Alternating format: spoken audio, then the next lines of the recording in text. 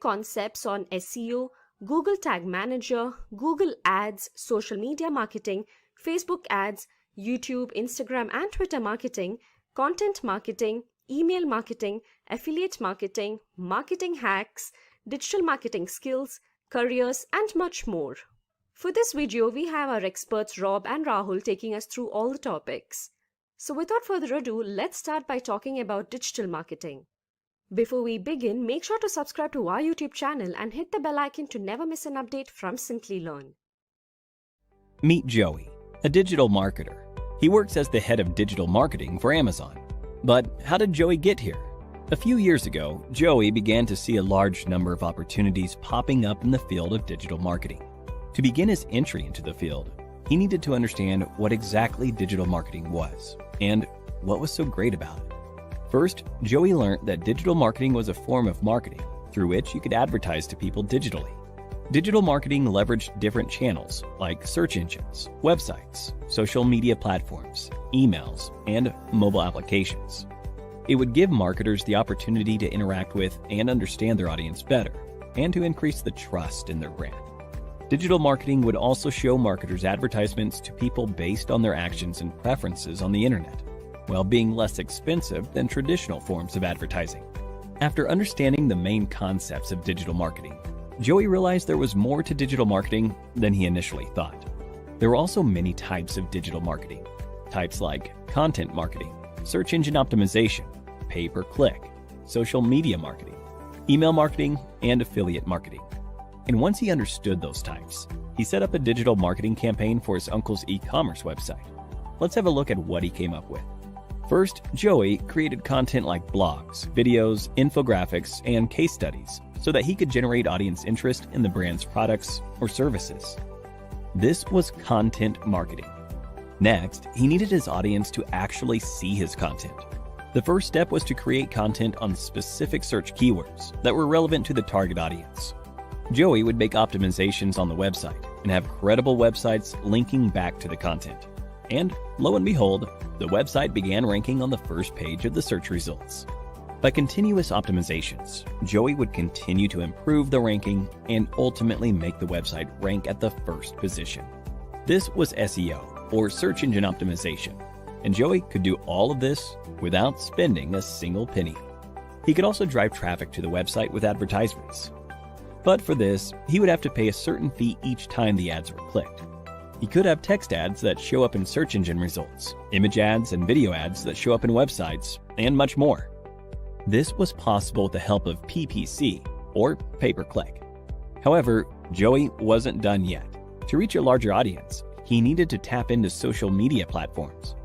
He would use social media platforms like LinkedIn, YouTube, Facebook, and Instagram to advertise the brand's content. He would use these platforms to advertise the brand's products or services with posts, images, videos, and more to bring out the brand's story and engage with the brand's audience, who spend a lot of time on social media. Like PPC, he could use the platform to advertise the brand's products or services with text, image, and video ads, which needed to be paid for. That's social media marketing. Joey realized that a large amount of the audience weren't visiting the brand's website a second time. He needed to keep them engaged, nurture them, to make sure they purchased the product. For this, he would send them emails that helped them better understand the products they visited on the website and assist them in the buying process. He would also send emails to advertise his products or services to potential customers, that is, with email marketing. And finally, although Joey was able to grow the brand's funnel, he wanted more traffic from third-party websites. This could be achieved with affiliate marketing. Affiliates would promote the brand or product to their audiences for a fee with the help of email signups, registrations, conversions, subscriptions, etc. After setting all of this up, Joey had the hardest part of the process to get through: the wait. Although Joey had worked really hard on each of these forms of digital marketing, he only had moderate success. That's when Joey realized he had to gain more knowledge and experience. So he decided to get certified and get ahead in his career with the help of Simply Learn. He took up Simply Learn's digital marketing certification and got the skills and training he needed to become an expert digital marketer. And now, you know where he is. You too can do the same and grow in your career by clicking on the top right corner.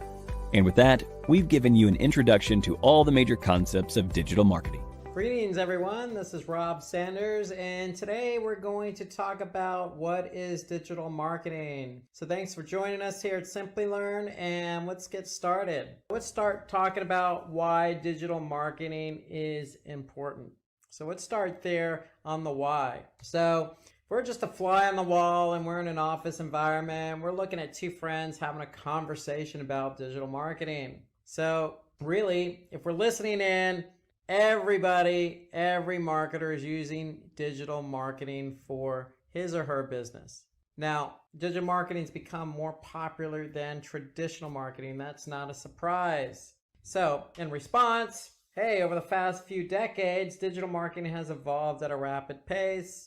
These days, a lot of people spend most of their time on the internet. So, what happens in the internet every 60 seconds?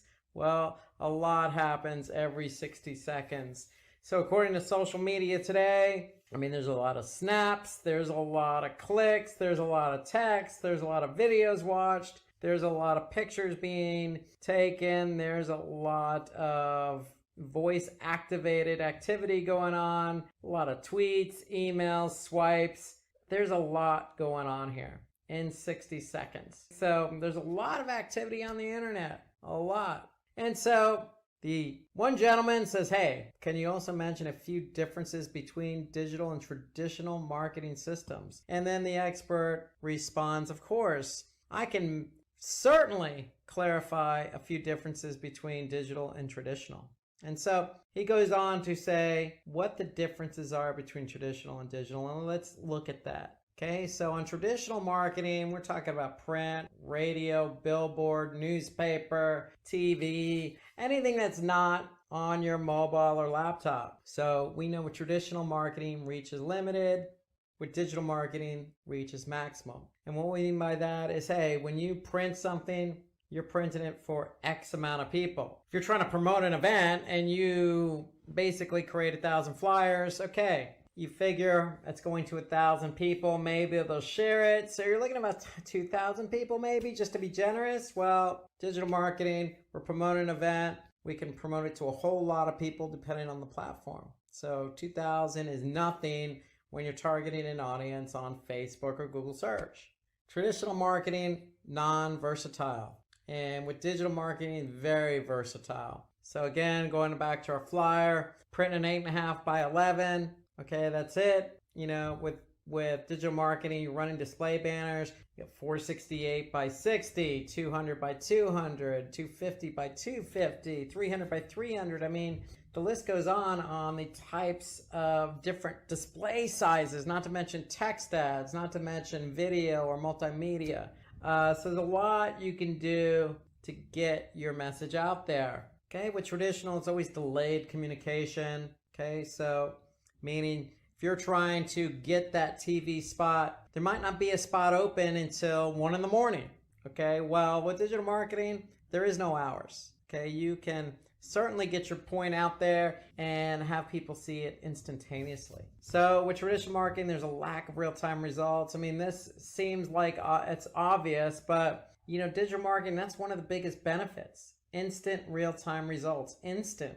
Okay, nowadays, going to analytics, you can look at real-time reporting. Okay, so we could see real-time results. Okay, traditional marketing can be very costly. If you're not only doing postcards and printing postcards, but you have to mail those postcards. So there's postage fees.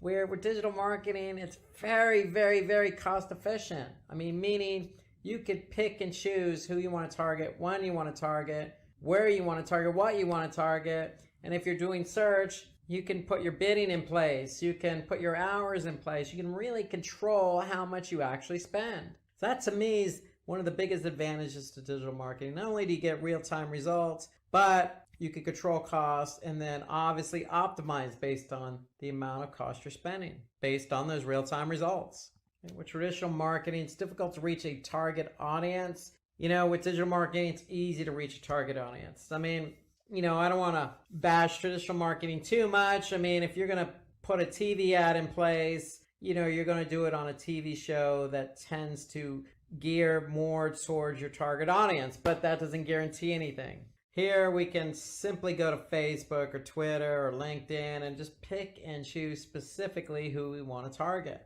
when we want to target them. So it just becomes a lot easier to reach a targeted audience on a digital marketing platform. And then with traditional marketing, poor campaign measurement. With digital, you have easy to measure and optimize campaigns. And what we really mean by that is because you get instant time results, because you can control costs, because you can reach your target audience more easily, all those are a result of, okay, you can measure and optimize. Based on what our audience is seeing and how much they're spending to see it, we can quickly make adjustments in order to optimize the campaign for better performance. So that's generally what that means. That's a culmination of pretty much everything that we've listed as a benefit for digital marketing. Okay, so now why digital marketing has been answered with all the benefits that it carries. Let's talk about the what is digital marketing. So you know that, you want to do digital marketing. So how do we go about that? What is it exactly? Well, let's just define it. Digital marketing is just the act of promoting a company's product or an individual's product or service with the help of a device or technology. And so obviously when we talk about device, we're talking about maybe a laptop, we're talking about a mobile device. And when we talk about technology, it could be an app, it could be, a cloud-based platform. Okay, it could be a piece of software. Okay, so a lot going on the digital side in terms of variations and what you can do. But that's in a nutshell what digital marketing is. You're really just using technology to promote your product or service. So we know because of the benefits in digital marketing, you can promote your campaign on different platforms. Okay, so all those benefits we mentioned about instant real-time results, cost efficiency, optimizing campaigns, you could do that on search, you could do it on social, via email, on mobile apps, etc. So that's what we mean by with the help of digital devices and technology. Well, these digital devices and technology come in the form of search engines and emails and mobile apps, etc. So when we want to go and promote our product or service using a campaign, we have different options. So there are different types of digital marketing channels that we could choose from. And let's just go through that list of digital marketing channels. And the first one is what I consider the king of them all, and that's SEO. So SEO stands for search engine optimization. There's search engine marketing, there's email marketing, affiliate marketing, social, content, mobile, and then we can get into subsets of each of these digital marketing channels. But really, we'll start with SEO because that's the king. And to me, that's basically increasing the quality and quantity of relevant organic traffic on the search engines, including Google. So depending on where you're located in the US market, Google has a large market share. So you want your pages on your website to be found and clicked on organically.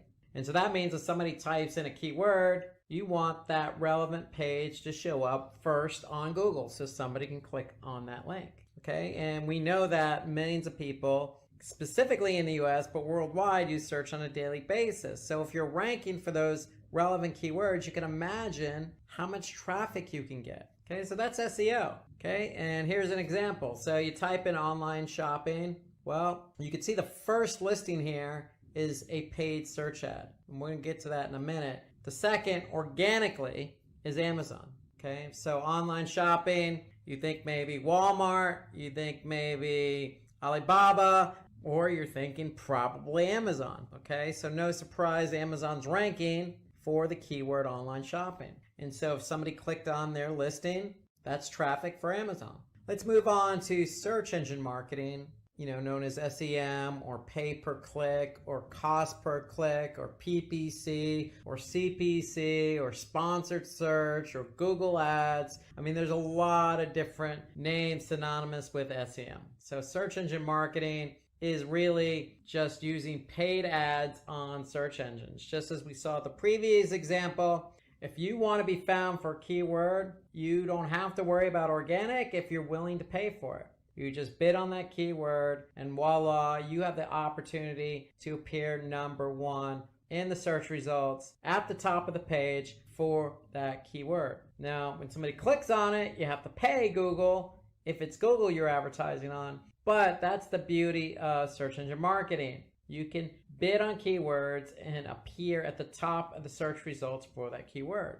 Example here, if we go back to online shopping, well, myus.com is bidding on that keyword online shopping. So they're actually appearing above Amazon's organic listing. But that's what they want to do. They want to be found for that keyword. So if they're not ranking for it organically, well, they're bidding on it. And if somebody happened to click on that listing, then myus.com is going to pay Google something depending on what the cost per click is. And so that could be anywhere from 1 penny to $100. It depends. Depends on the keyword. Depends on who else is bidding on the keyword. Depends on the location. Depends on the time of day. Depends on quality score. There's a lot of factors involved and regarding what you pay. However, the benefit of SEM is visibility and getting traffic to your website for keywords you're not found for. So that's why SEM is such a popular choice for a lot of companies. Okay, let's talk about digital marketing. That's a traditional type of digital marketing channel. It's been around a long time. You know, we all send emails on a daily basis, and we probably all receive emails on a daily basis. Just as an effective way to capture leads and convert them to customers, because with email, you can personalize your emails and you can send your emails to a segmented audience. Okay, so if you have emails from females who are 35 years of age to 44 that live in, say, the southern part of the United States, you can segment that, send them an email, and cater that email directly to that audience. And of course, you can put some nice call to action in there. You can design it really snazzy, and you can track it just like you can any other digital marketing channel. So email is a very effective way to really reach a target audience, because everybody, for the most part, has a functioning email account. So basically, here's an example of an email that could go out. If you're selling a product and the product's promotion is about to end, well, get that email out to your target audience. Let them know that, hey, you have until tonight to purchase the product. And if you purchase it, you're going to get 30% off. And you can put the coupon code right in there with a nice call to action, and you can measure how many people click on that email, go to that web page, and purchase the product using that coupon code. So that's an example of email marketing. Okay, we have affiliate marketing. So affiliate marketing is an effective way for digital marketers to basically create a sales force of people. So basically what you're doing is you're getting merchants to promote your products and services. And you're using usually a third-party broker like Commission Junction or CJ.com as an example to introduce you, the person selling the product, the merchant, with the affiliate. So that affiliate could likely be a merchant, him or himself. And they can basically be a good partner of yours by publishing your product or service on their website so that they can sell in order to get commissions. So it's all based on a commission. So you basically are going to use a third-party affiliate like CJ, get all these affiliates to work for you. They're going to promote your product or service. If they do sell your product or service, you're going to pay them a commission. That's more or less how it works with affiliate marketing. And, with affiliate marketing, to me, it's a good way to, really promote your product or service. And you can pick and choose the affiliates or the publishers of whom you want to work with. So here's an example of affiliate marketing at work. Okay, you basically see a banner. Basically, you could see earn up to 12% advertising fees with a trusted e-commerce leader. Okay, so if somebody clicked on that and purchased, for example, or joined, you could pay out that commission. Okay, let's turn our attention to social media marketing. So social media marketing, I wouldn't say it's fairly new. I mean, if I think about it, we're in 2019. And I remember talking about Facebook back in 2006. So you're talking about 13, 14, 15 years of social media. It's definitely evolved over the years. But the concept remains the same. It involves creating different types of content depending on the platform. Okay, so you could be on Pinterest or Instagram and be dealing with photos. Or you could be on Twitter tweeting out certain characters up to a limit. Okay, so it really depends on the social media platform that really drives the type of content you're going to promote. But we know social media can be effective because people use social media. I mean, Facebook is one of the more popular platforms. And if you want to get your product or service out there, you could certainly pay to have an ad on Facebook, or you could just post your content organically. Okay, that's the beauty of social. Most of your social platforms like LinkedIn and Twitter and Facebook and Pinterest and Instagram, they all have a paid form of advertising that you can use to promote your product or service. Or you can go the organic route and post content organically in hopes of driving traffic back to your website. So with social, you do have two options here, but social is interesting because there are a lot of different social media platforms out there. It really depends on your product or service. Okay, so an example of social media marketing, especially on Facebook. With Facebook, you got mobile and desktop, and you obviously have the opportunity to post something organically and have that liked or commented on or shared, or you can post an ad and get that liked, commented, or shared, or clicked, and have people go back to your website and fulfill the goal of what you want them to do. So moving on to content marketing. So content marketing is really an effective way of really distributing valuable content online. And when we talk about content marketing, we're talking about different types of assets. So it could be simply text in the form of a blog post, or it could be a video, or it could be an infographic, or it could be an image. Okay, there are lots of ways to create content these days, especially in digital marketing. And the great thing about content marketing is you're writing content for a targeted audience. So if you're trying to target an audience on, say, Instagram, then you know who your audience is and you know what the type of content you're going to post on there. So it could be in the form of a video or infographic or just a graphic. And so that's the beauty of content marketing, really putting yourself out there and depending on the platform, putting yourself out there with various types of content. So for example, if we look at YouTube, you can see this video here about digital marketing certified associate. Well, hey, you don't need to always write the content. You can produce the content in the form of a video and post it on YouTube.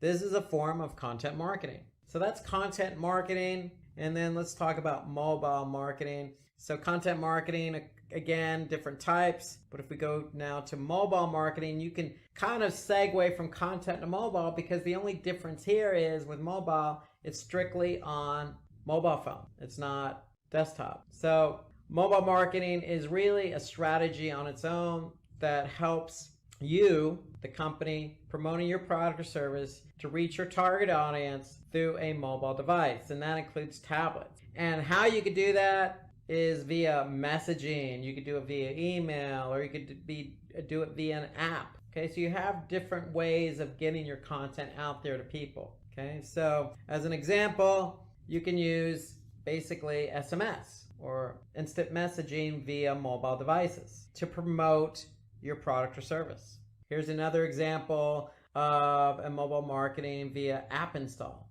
And so you can even compound that by running a, say, Google ad as an example, and running your Google ad on, say, just mobile. You could do a bit adjustment just for mobile, and the goal could be app installs. Okay, so, and you can even do a mobile or app extension. So there's lots of ways to really promote your app or your product or your service via mobile marketing. Okay, let's talk about the customer life cycle. So we know why we want to do digital marketing. We know what the digital marketing channels are, because we just talked about them, from SEO to social to affiliate to mobile to content to SEM. Okay, you have a lot of different digital marketing channels at your disposal. So now, how do we go ahead and approach our customers? So that's what we're going to talk about first. So we're going to talk about different stages of the customer life cycle. Okay, and the first one is the awareness stage. So we need to get our customers aware of what we're selling. or what we're promoting. Okay, so the awareness stage is really, what product does your brand offer? That's a question we want to get out there and we want to answer. Okay, what does a customer need your product? Or excuse me, why does a customer need your product? That's a question we want to answer with digital marketing. Okay, and what solution does your product provide? Okay, that's an answer to a question we want to make sure people understand. So these are questions that we want to be able to answer in the form of digital marketing, whether that be mobile or content. Okay, so getting our information out there that answers these essential questions. And if we could do that, then somebody's going to become aware of our product or service. Okay, so what product does our brand offer? Why does the customer need it? And what solution does it provide? Okay, those are some key questions that people tend to ask themselves when they look at a brand. Okay, and when they look at a product, hey, do I really need this? Is it going to help me in my life? Okay, and who is selling this? I mean, who is this brand? I mean, those are just things that run through people's mind intuitively, that with the right messaging, the right channel, the right type of asset, the right targeted audience, you can quickly make somebody aware of your brand's product or service. In this stage, it's help potential customers discover your brand with the help of these different marketing channels. So in the awareness stage, content is key. So it's, to me, if we have a website, we need a blog, because if somebody does come to our blog from, say, organic search, SEO, then we can write about that product or service via blog and talk to our customer, talk directly to our targeted audience through that blog. And if we're not ranking organically, we can use paid search to promote it, because paid search on Google, for example, basically we can be right at the top of the search results. And so somebody can actually see it when they do a search, because we know millions of people use search on a daily basis. You could do social media marketing. Okay, so you can publish that product or service on Facebook while you're building your community. And you can use affiliate marketing to help get the word out by using CG.com as an example. Build up a sales force of people, these publishers that are going to put your product or service out there. So to me, in the awareness stage, these are the digital marketing channels you could focus on. Now, I will say one thing about display ads. Display is part of search engine marketing. You could use display because you can reach a large number of people. So even though it's listed here low priority, in the awareness stage, display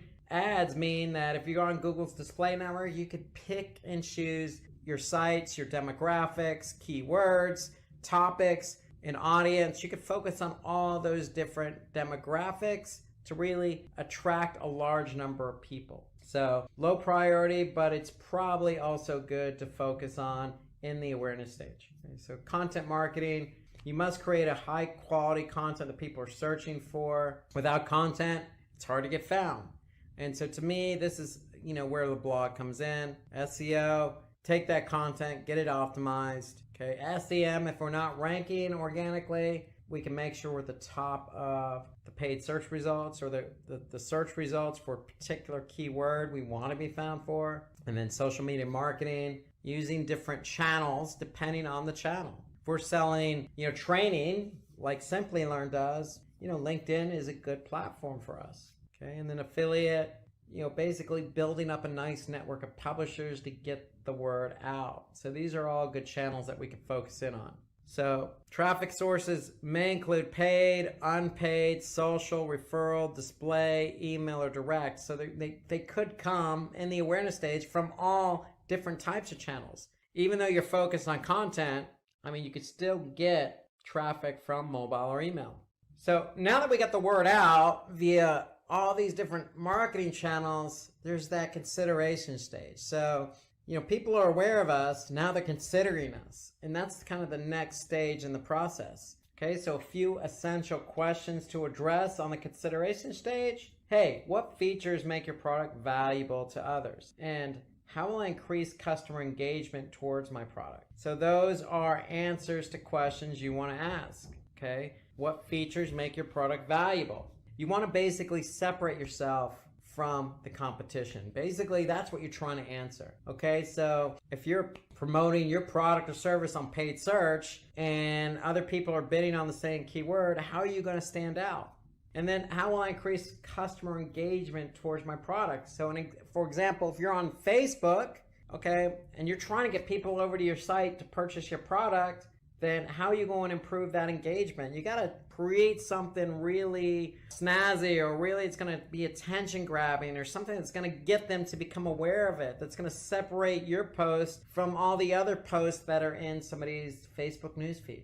Okay, so you really have to work hard to really convince somebody to get their consideration towards your product or service. So in this stage, your customer considers your product, so help them understand how your product is valuable. Okay, to me, email works really good here, because if you have a targeted audience, this gives you the opportunity to really answer these questions in that particular channel, email. You could support that with a promotion. And display, I think display is a good option here too, because even though, people are trying to become aware, you can really hone in and really get them to take that next step. Okay, with display, you can even do remarketing. So if somebody's been to your site because they're aware of your product, they're curious, you can cookie them and remarket to them via display. So display to me is a good channel to use here.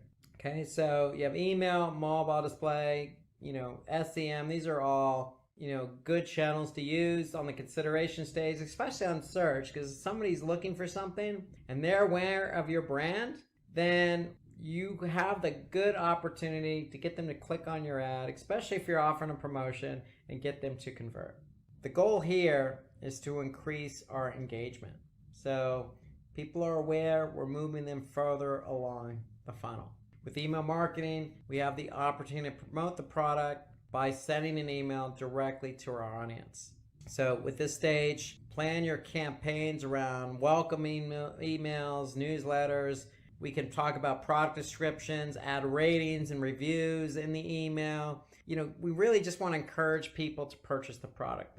We're trying to sway them over. So email is a good source to allow us to do that. So with mobile marketing, we can promote the products by sending relevant messages to our target audience. Display, again, retargeting, because we can retarget an audience that has been to our website, already did some research about our brand, our product or service, and now we're going to reach back out to them to sway them. So remember, we want to encourage customers to buy a product by creating detailed articles about the product. That always helps, and that's content. Okay, we want to opt for a customer testimonial. Okay, that helps sway people, and add some guest blogging. Okay, we can have ambassadors blog on our behalf, or we can go out and blog on somebody else's site. Okay, so blogging works both ways. It's ways of showing yourself and telling people, hey, we know you're looking for this product. Here's why you want to choose us. Okay, moving on from the consideration to the purchase stage. So they're aware of you, they're considering you, and now we're on to the purchase stage. So the questions we want to really make sure we address here are, how are my prices compared to my competitors? And is my brand more credible than others? Okay, so they're considering you, but that price point, and it may not even be the price, it could be the shipping. For example, the price could be good, but the shipping cost could be high. So you really want to do some due diligence and research on what your competitors are doing. Credibility, that goes back to the consideration stage, and testimonials. You want to make sure you have reviews and testimonials to really elevate what you're trying to tell customers, and that is, hey, I have a good brand, I have a good product, I have a good service. Come buy my stuff, come buy my product and service. But you really need to support that claim. You just can't go out and say it. And so supporting that comes in the form of what other people say. And that could be reviews. That could be comments on a social media platform. It could be, stars on, say, Yelp or Google My Business. Make sure you do your due diligence and make sure you get people to, review you or provide testimonials, because people are going to do their due diligence before they purchase, especially if it's on Google My Business or Yelp or TripAdvisor or whatever it is you're trying to sell. They're going to be able to see those reviews. And so do your due diligence to get the reviews. And if it is a negative review, hey, that's okay. You can't please everyone. You're going to get them. That's the world we live in. Just make sure you show your upper hand and respond even to the negative as well as the positive reviews that you get. That actually bodes well to some people because, hey, it shows that I made a mistake and you're willing to correct it. And so people actually see that. That could be the tipping point to getting them to purchase. Say, look, hey, this brand really cares because they're really responding to people. They're not ignoring negativity. Okay, just those small things that can get people to change their mind. Now with the purchase stage, according to eConsultancy, 83% of the online audience require encouragement to complete a purchase. Encouragement, what does that mean? Well, it could mean providing a promo, giving them that extra incentive. You know, if you don't offer promo, consider it, especially on the email. And the example we looked at earlier, sending out an email means that if the promo is going to end at midnight, send that email out and tell people they have until midnight. And if they purchase today, you'll even increase it to 20%. And email is a good channel for that. Mobile can reach a lot of people through SMS.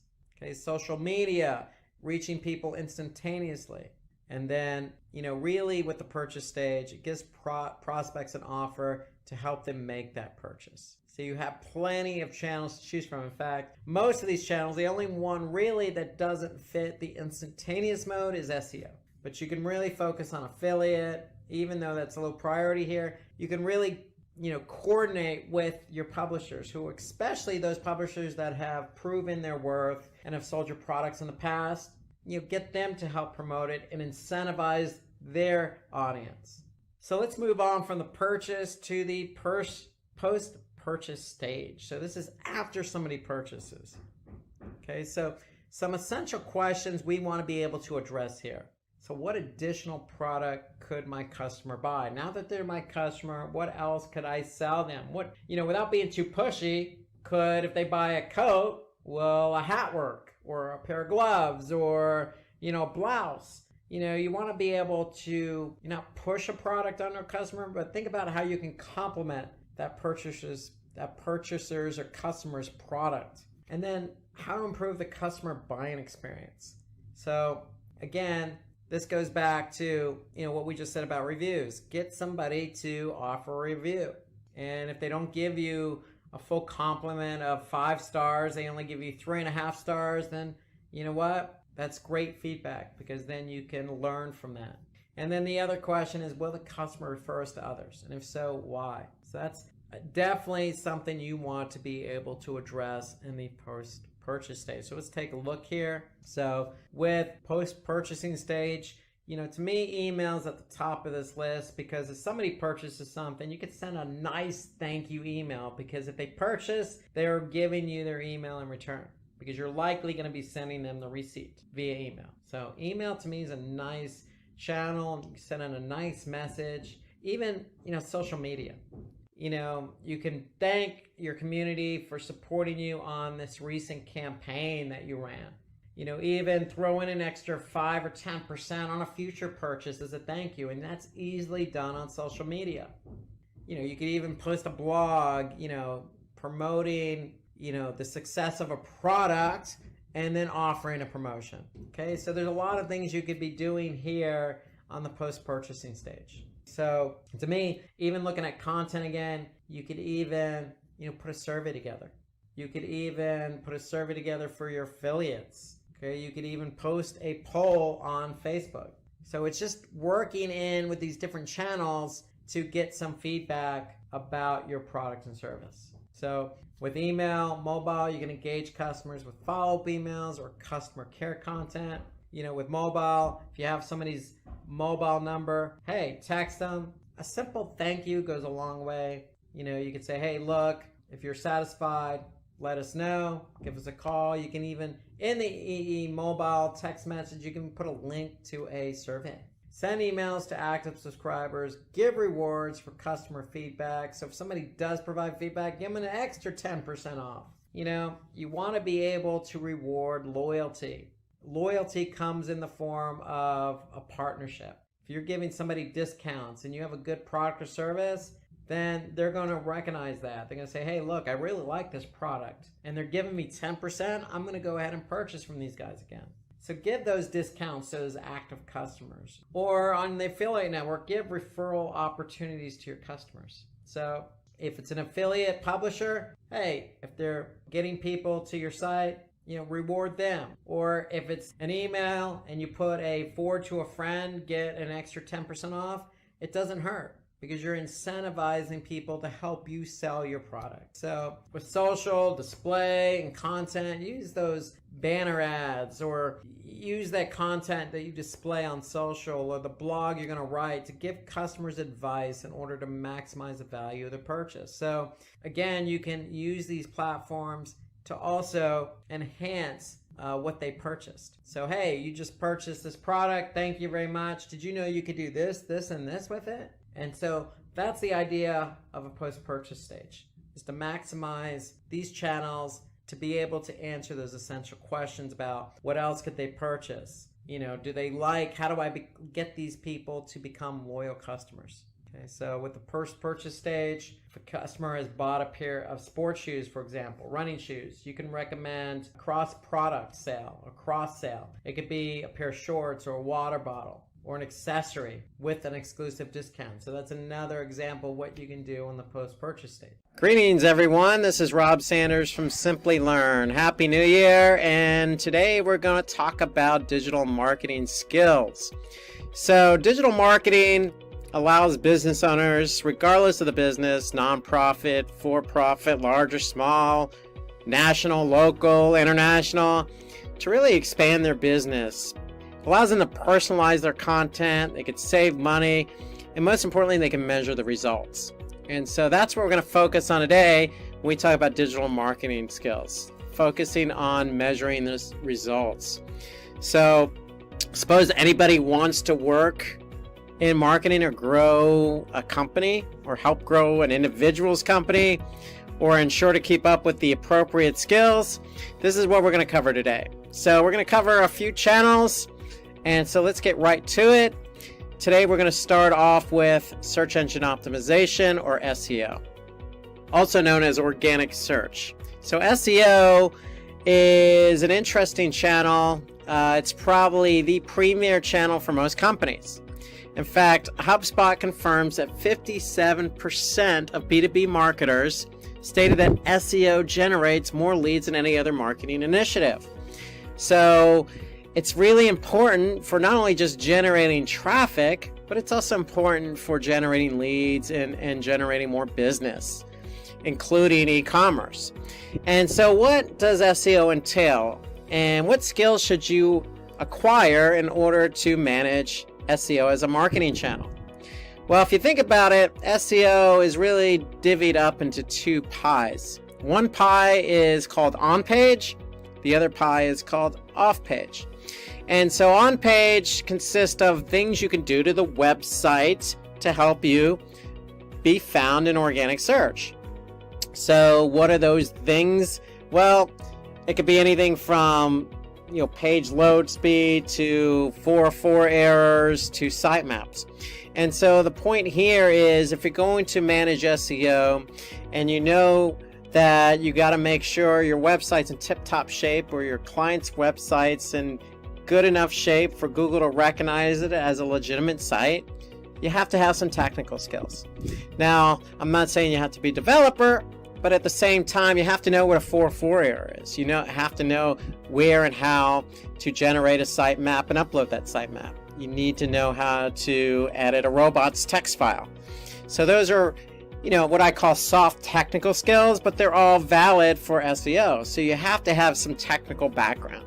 Staying in the on-page pie, okay, you need to make sure you have not only skills to write content, but skills to optimize content. So you need to be aware of all the different elements on a page in order to optimize that page. So again, that entails, some copywriting skills, but more importantly, and probably more challenging, is to take those copywriting skills and enhance them for SEO. Okay, so making sure that you're able to understand what it is that you need to do to get a page optimized so it can rank higher in the search engine results. Okay. So those are on-page skills. And then you got the other piece of the pie, which is off-page. So understanding, what it takes to make sure your site is relevant. So it's understanding different metrics, off-page metrics like page authority, domain authority, external links, internal links.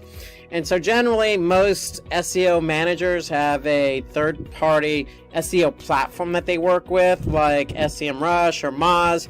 So it's understanding how to work with those platforms to measure off-page results. So we always say that SEO as a digital marketing channel is an 800-pound gorilla. Well, it is, because you have on-page and off-page to worry about. So the two of those together, is quite a task in order to rank. And so what brings SEO and all digital marketing channels is understanding the metrics and understanding what you're seeing in order to measure results and improve upon those results. Okay. So that's really the theme for all these digital marketing channels we're going to talk about today. It's really about, what metrics and how do I measure the results? And so when we look at SEO in terms of measuring results, on the on-page side, you're going to have to do some keyword analysis. You're going to have to understand, what volume is. You're going to understand how to get the competition numbers, and you're going to have to understand what keywords to choose. So that in itself is a skill, being able to choose keywords based on several metrics. Then you're going to have to be able to ascertain, what pages and what keywords are driving traffic and how those pages are performing. And then again, the off page, you got different metrics like domain authority or page authority. You have external links, internal links. You have no follow and follows, and a lot of these little metrics related to off-page SEO. So you're going to have to understand what those metrics mean. And if you can understand what those metrics mean, and then more importantly, act on those metrics, then that's what's going to help you improve your results in terms of SEO. So again, that's going to be the common theme here. So I'm just going to highlight again those metrics that you're going to need to understand in order to better manage SEO as a channel. Again, on the on-page side, you need to understand the technicalities involved, but for example, page load. What's a good page load time? What's a bad page load time? From a keyword perspective, what's good volume? What's bad volume? What's good competition? What's bad competition? So if you can understand the intricacies of the measurements related to SEO, then that'll help you improve upon this big channel called organic search. So SEO is the practice of getting relevant traffic to the website, from organic search results.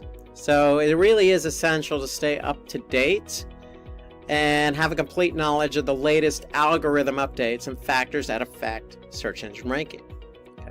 So that's SEO. Let's transition to search engine marketing, also known as paid search, sponsored search, Google Ads, Bing Ads, pay-per-click, cost per click, a lot of acronyms, a lot of ways to describe it.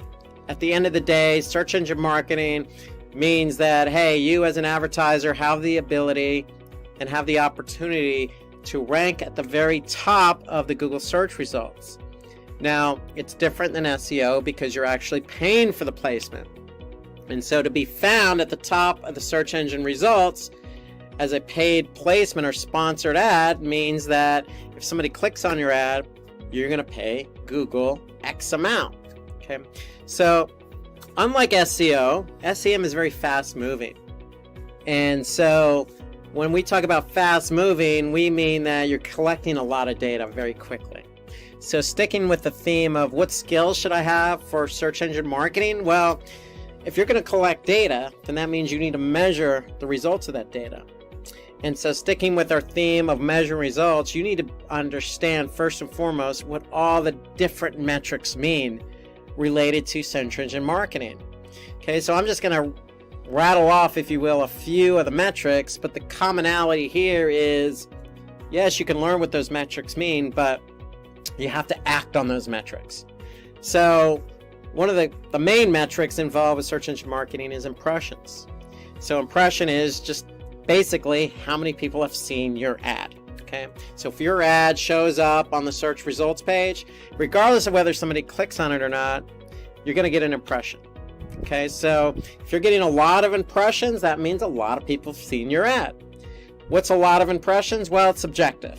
Okay, so it could be 1,000 impressions or 10,000 impressions. At the end of the day, that's how many people have seen your ad. Now, more importantly, you have another metric called clicks. Clicks means how many people actually saw your ad and then clicked on your ad.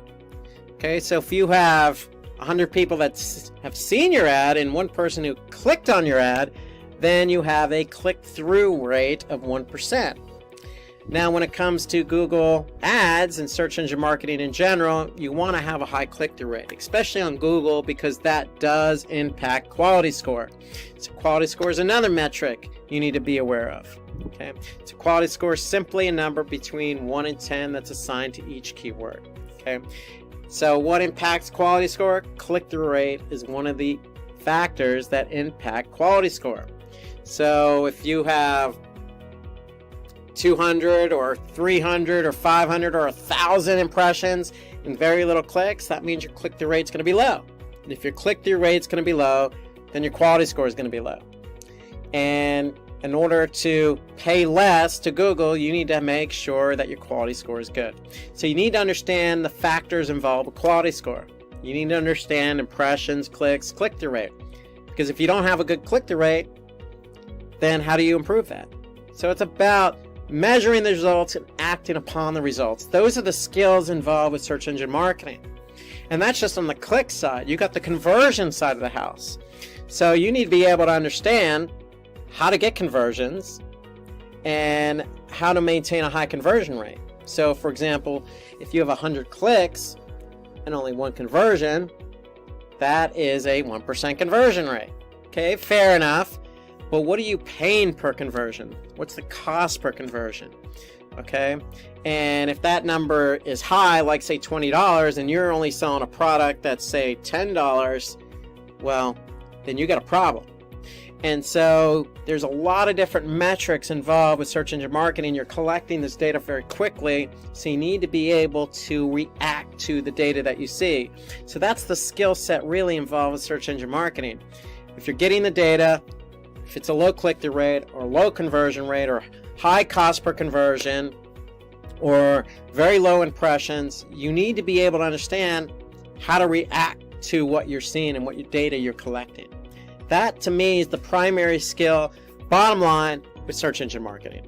And there are other skill sets involved, don't get me wrong. I mean, it's nice to be able to write copy, because with search engine marketing, typically the ads have very few characters involved, so you need to be able to write a compelling ad to convince somebody to click on your ad. And so writing copy, being able to understand your target audience, those are all things involved with managing search engine marketing. But really the key component here is, again, measuring the results. Okay, let's switch over to a traditional marketing channel, email marketing. You know, one of my favorites. You know, listen, we're all bombarded with emails, and you know what? It becomes cumbersome at times. I mean, it's easy to just disregard an email. And so to me, the key here, if you're going to do email marketing, you need to have a certain set of skill sets. And so what that skill set is really understanding your audience. Because if you send an email to a certain set of recipients, you need to hope that that email is relevant to that audience. Okay, so you need to be able to really identify who it is we're sending this email to. And a recent study done by Statista stated that 49% of consumers really like to receive promotional emails from their favorite brands. So if you have a very strong brand, then email marketing is probably a good channel for you. If you don't have a strong brand, or nobody really knows about your brand or your product or your business, then email marketing could be a little bit of a steeper hill to climb, if you will. But really, email marketing it involves emails that promote the brand's products and services. And if you could target the right audience, or making sure you have the right audience, then you got a good chance of having successful email marketing campaigns. But when it comes to emails, it's like having a blank canvas. You can be as creative as you want as long as you're talking to the audience. So the big skill set here, again, is copywriting and having some, creativity involved with that copywriting. Saying the right things, but not saying too much. At the same time, making the email aesthetically pleasing as possible, so that when somebody does open the email, they're going to be able to react to it. So, writing copy with strong call to action, or really relevant copy that really talks to the audience. Those are all keys for email marketing, in my opinion. Also, one thing we didn't bring up in search engine marketing, but it certainly holds true with search engine marketing as well as email marketing, and that's A/B testing. And so A/B testing is simply taking an original and creating a variant and testing the two to see which one performs. Well, you could certainly do A/B testing with email marketing.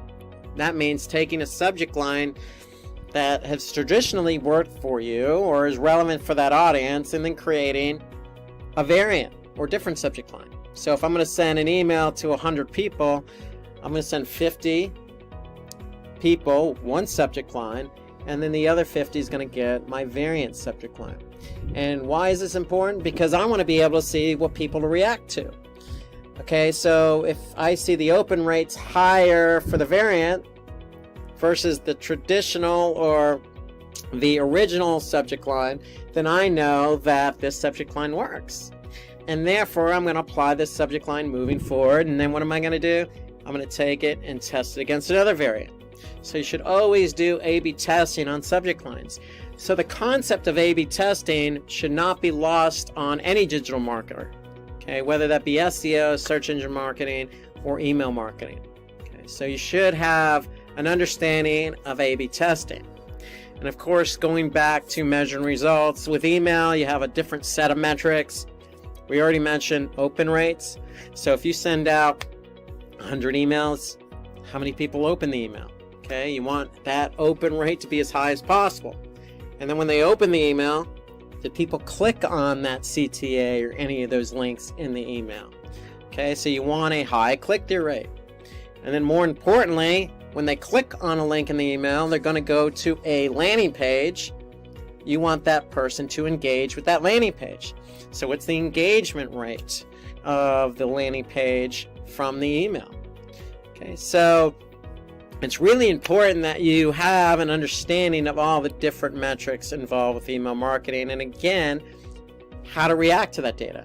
So if you're getting a low open rate, could it be the subject line isn't that good? Possibly. That's why you have to do testing.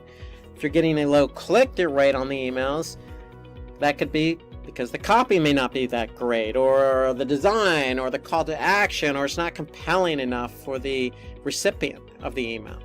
And then again, the engagement rate on the landing page. If you have a low engagement rate, a low conversion rate, you got to look at that and figure out how to improve that.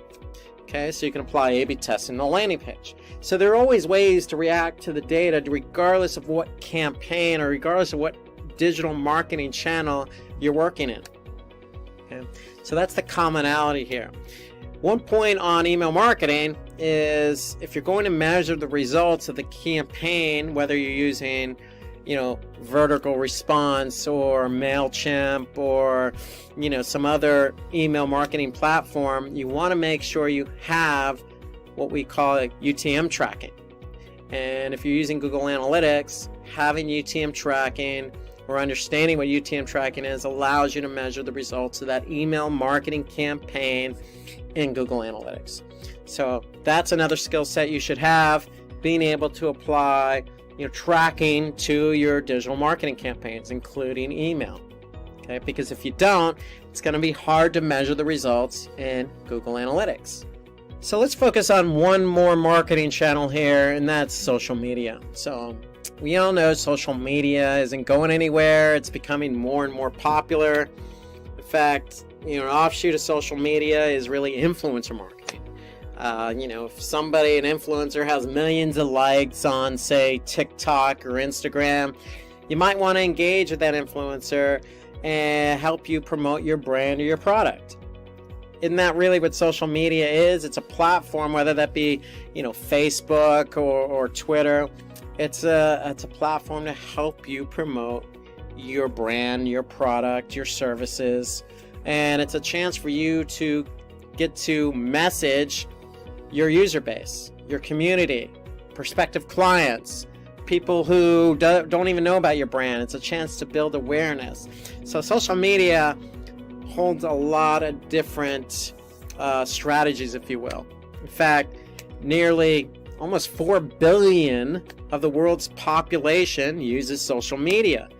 Let me see, there's 7-something billion people in the world. Well, that's a large percentage. A majority of the percentage of the world uses a social media platform. Okay. In fact, just like SEO, when you need an SEO platform, there are plenty of social media platforms. There's Later, there's Sprout Social, there's Hootsuite, there's Buffer. In fact, Buffer confirmed that 73% of marketers believe social media marketing has been somewhat effective or very effective for their business. And that's promising because social media, in my opinion, having been in this industry a while, it can be a very fickle channel. Meaning, if you're trying to promote a product or service on Facebook, and it's going to be very hard to pull that person away who's engaged with their Facebook feed. Not only just to get them away from the Facebook feed onto your website, but then to turn around and allow that person to try and convert, okay, based on what you have on your website. So it's challenging enough just to get them away from the social media platform, let alone converting. So that's why when I say very fickle, but it's somewhat encouraging if Buffer's telling us that marketers believe that social media marketing can be effective.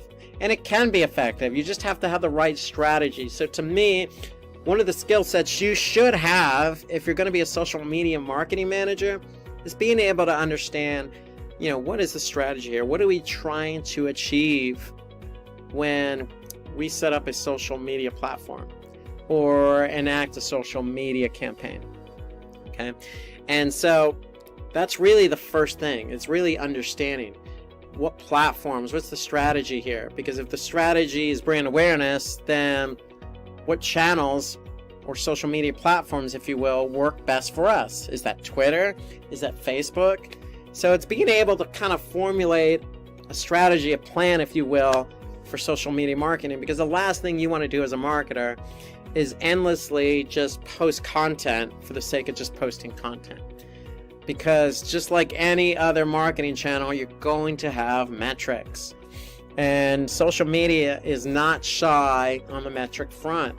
Okay, so you have reach, you have impressions, you have engagement rate. In fact, every social media channel has its own set of specific metrics, whether that be likes, followers, shares, reviews, stars, if you will. So it really depends on the social media platform that you're using. But at the end of the day, you need to be able to measure the results. If you're posting, let's just say on Facebook, and your whole job or strategy is to entice engagement, meaning get people to share that particular post or act on that post, then you need to be able to measure the engagement. How many people saw the post? How many people engaged with the post? Okay? And so, just like any other marketing channel, you're collecting data and you need to react to that data. But more importantly, it's about being able to, put a strategy together first. And then I would, a skill set I would recommend you have is understanding all the different social media platforms that are out there. I just named Buffer or Hootsuite or Sprout Social. They're all good in their own right, but they're all going to have different features. So to me, understanding what social media platform works best for you. You want to choose a social media platform that, allows you to control what posts you schedule, when you schedule them, how they're scheduled, what platform they're scheduled on. At the same time, you want a social media platform that's going to help you understand the engagement that you're getting from that platform. And you probably want a social media platform that allows you to, quote unquote, listen in, if you will, on what users are, reacting to in terms of hashtags or what's trending on that particular platform. Okay, so you want a listening tool, if you will, as part of that social media platform. So it's understanding what platform you want to use when it comes to social media marketing. It's understanding what strategy that platform is going to help you enact. Okay, and then it's also that social media platform that's going to help you understand the data so you can react to the data. Okay. So those are all, to me, the skill sets you need as a social media manager. And then an offshoot of social media is paid social. So just like search engine marketing, you can advertise on, say, Twitter, LinkedIn, Facebook on a cost per click basis, meaning if you're showing your ad on LinkedIn and somebody clicks on it, you're going to pay for that click. You're going to pay LinkedIn, or you're going to pay Twitter, you're going to pay Facebook. So it's understanding, the skill sets involved with paid social is understanding what assets you can have when advertising on these platforms. Can you use video on LinkedIn or Facebook? Can you use what type of images, and how big do those images need to be, and can you have wording on those images, or what are the guidelines involved with having images as part of your ads? So having a full understanding of the types of assets that you can run in terms of your advertising on social media is very important, in my opinion, because it's always changing. And you want to be able to put the best asset, the best message. You want to put your best foot forward when advertising on social media. And of course, when you do advertise, again, a whole nother set of metrics. How many people saw your ad? How many people clicked on your ad? How many people engaged with the landing page? How many people converted? What was the cost per conversion? So all of those are metrics that we covered in search engine marketing. They apply with paid social. So you have the opportunity on paid social. You have the opportunity on social media to really get your message out there. It's really understanding what kind of data you're collecting, what are the results of the ad or the post, and how do you react to that? And that's really the common theme with digital marketing skills. If you're not a big fan of numbers, you're not a big fan of Excel, if you will, or spreadsheets, if looking at a mountain of data scares you, well, then you might want to think otherwise when going into digital marketing. But if you want to embrace the data, then digital marketing is really a great career, because if you can get the data and you know how to react to the data, then you can be successful in any campaign you run. All right, that should do it for today. Thanks for joining. Look forward to reaching out to you for more of these webinars. Feel free to email us or go check out our website at simplylearn.com. Thank you so much, and I'll see you soon.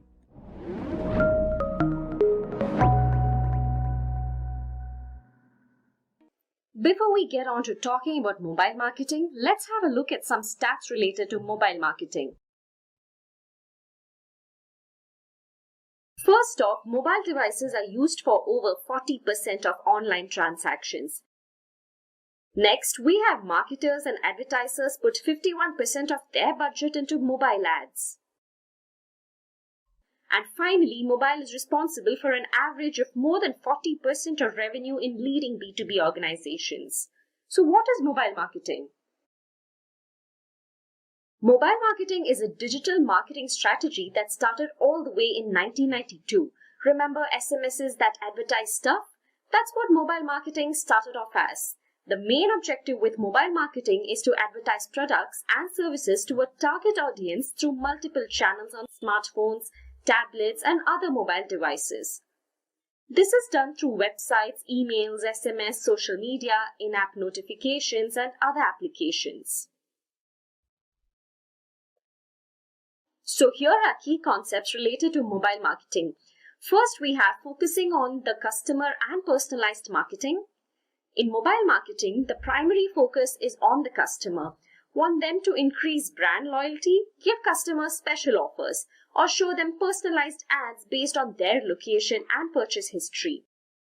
Basically, by focusing on the customer, it gives them the feeling that the brand is directly interacting with them, and as a result, their loyalty towards the brand greatly increases. Next, we have identifying trends with data. By leveraging data, different trends can be identified.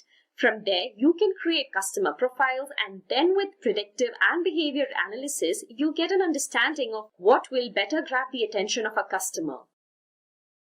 Then we have testing. Testing provides insights and learnings that would be extremely important to the success of the campaign. For example, say you do an A/B test. With that, you'll get the optimal variant of the two, as well as further understanding of what works and what doesn't. And finally, understanding mobile analytics. Having some experience with mobile analytics with some of the metrics that need to be focused on, like engagement ratio, cost per install, and average revenue per user, are very important for mobile marketing. Experience with mobile analytics tools can also help with insights that would help future decisions and experiments. So if you're interested in getting certified in mobile marketing, you have options like Mobile App Marketing 2020, ASO, Advertising and Monetization by Udemy, and you also have Digital Marketing Specialist certification by Simplilearn. Now let's go to number 9, CRM or Customer Relationship Management. Here are some interesting stats. It is stated that towards the end of 2019, 86% of customers are willing to pay 25% more for better customer experience. Also, CRM marketing will be worth $73 billion in 2020. Finally, businesses that leverage CRM software see sales increase by 29%, sales productivity increase by 34%, and sales forecast accuracy increase by 42%. Now that we have looked into these stats, let's understand what CRM is all about. CRM is a technology with which an organization's relationships and interactions with existing or potential customers are managed. It's basically a collection of strategies, tools, and technologies, and CRMs aim to develop new customer relationships, retain them, or acquire new ones. Along with that, it also helps companies with sales, marketing, and service management. CRMs mainly store data like purchase history, personal information, and purchasing patterns. So here are a few areas to focus in CRM. First, we have data analytics. CRMs provide a number of different metrics that can be analyzed and whose results can be incorporated into forthcoming campaigns. Now, although what metric you focus on entirely depends on your requirements, here are some of the commonly used metrics. There's customer churn, which is basically customer attrition. There's NPS, which is a measure of how satisfied your customers are. There's customer retention cost and first contact resolution rate, which is the percentage of customer support tickets that get resolved at the first shot. Next, understanding how different CRM tools work. There are loads of options to choose from when it comes to CRMs. There's Salesforce, HubSpot CRM, Zoho CRM, Microsoft Dynamics, and much more. It is really important to have experienced at least the most commonly used ones, since each of them have their own nuances, advantages, and disadvantages. Now let's have a look at some of the certifications. We have options like Salesforce Administrator Certification Training Course by Simplilearn, Dynamics 365 by Microsoft, and finally HubSpot Academy Sales Professional Credential by HubSpot. So now let's go to number 8. At number 8, we have designing. Like usual, let's have a look at some of the stats. Did you know that 32% of marketers say visual images are the most important form of content for their business, with blogging in second? Well, 70% of companies invest in content marketing, which could include visual marketing strategies. So now let's take a closer look at designing. With designing, the objective is to communicate as well as promote the products or services the brand is advertising in a visually appealing manner. Designing goes hand in hand with a great copy though. Even if you had the best looking creative in your ad, it's possible it won't catch on if the copy accompanying it isn't good. You might wonder, what does designing have to do with digital marketing? Plenty actually. If you have an understanding of designing yourself, in the scenario where graphic designers are unable to bring your idea to life, you could do it yourself, deciding for yourself what the content will convey. Not only that, you might be able to provide some insight in the designing of the creative for the ad. Next, let's have a look at key concepts of designing. Firstly, a basic understanding of design philosophies are necessary, which means you need to know about concepts like using attention grabbing and relevant images, the golden point rule, and much more. Then, there needs to be an understanding of tools like Adobe Photoshop and After Effects. These are some of the most commonly used tools for creating creatives, and even the basic experience with these software could be extremely useful later on. Now, let's have a look at some certifications. We have certifications like Graphic Design by Coursera, Introduction to Graphic Design by LinkedIn, and Fundamentals of Graphic Design again by Coursera. Next, at number 7, we have listening. Now let's talk about social listening. Social listening is a method through which a brand can learn about what customers are saying about them and the industry online by monitoring digital conversations. The brand's social media channels can track, analyze, and respond to conversations and feedback, improving their relationship with the users who may become potential customers, and thus increasing loyalty of present customers. And it's a proven fact that customers are drawn towards brands that are prompt in response. Now let's have a look at some key concepts. Understanding how different social media platforms work. How is each platform different from the other? Where does most of your audience come from? Which platform is better suited for your content? Those are the questions that need to be answered. Then, experience with popular social listening tools like HubSpot and Hootsuite. These platforms can help with a number of different situations like PR crisis, respond to customer complaints, find user-generated content, to obtain competitive intelligence, take suggestions, and much more. Next, at number 6, we have copywriting. First, let's have a look at some stats. It is stated that 64% of B2B marketers outsource their demanding copy needs. Next, it also says that a compelling copy draws 7.8 times more site traffic and produces brand recall, which brings higher engagement rates. Now, let's talk about what is copywriting. Copywriting is an act of creating promotional texts that could be advertised in brochures, notifications, billboards, emails, and so on. The primary objective here is that the written content called copy or sales copy increases brand awareness and persuades individuals to take a particular action, be it signing up to a website, buy a product, and so on. Now let's have a look at some key concepts of copywriting. First, understanding the customers and the competition. So from the customers, several bits of vital information can be obtained, like what kind of writing gets the maximum amount of engagement, what kind they dislike, and much more. Likewise, from the competition, you can find out what kind of writing they have success with, what they are doing better from your brand, and so on. This one goes without saying, but to have success with copywriting, you need to be well versed with grammar and have sufficiently good writing skills. Let's have a look at some certifications now. Here we have the Creative Copywriter Academy.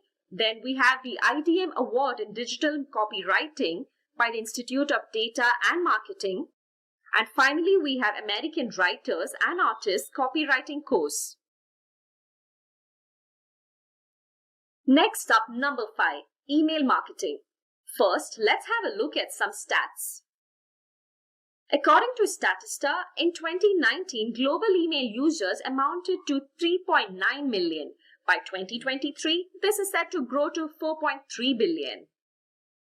Next, it also states that 81% SMBs rely on email as their primary customer acquisition channel and 80% for retention. Next, again by Statista, it states that 49% of consumers would like to receive promotional emails from their favorite brands. So now let's have a look at email marketing. Email marketing is a method for performing digital marketing by using emails to promote products and services to a highly targeted audience.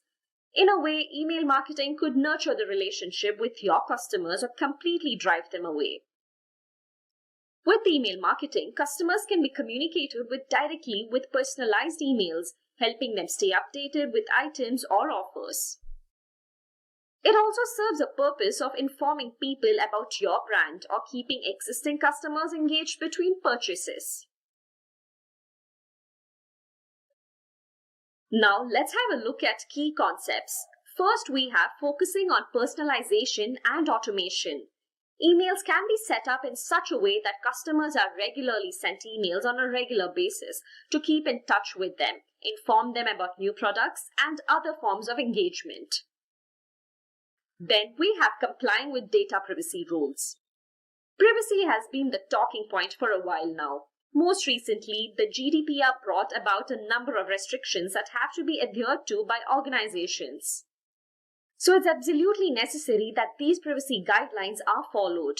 Or would you rather spend £10 million? Next, experimenting with different kinds of content. Emails can have images, GIFs, or videos attached to them, and each of them can impact your customer base in a different manner depending on their requirements. So different kinds of content need to be experimented with to determine the one that works best for you. And finally, understanding popular tools and metrics. To be successful at email marketing, it is absolutely necessary to be experienced with tools like HubSpot and MailChimp. These platforms come with a number of features like contact segmenting, autoresponders, service and app integration, A/B testing, and much more. Next up, we have certifications.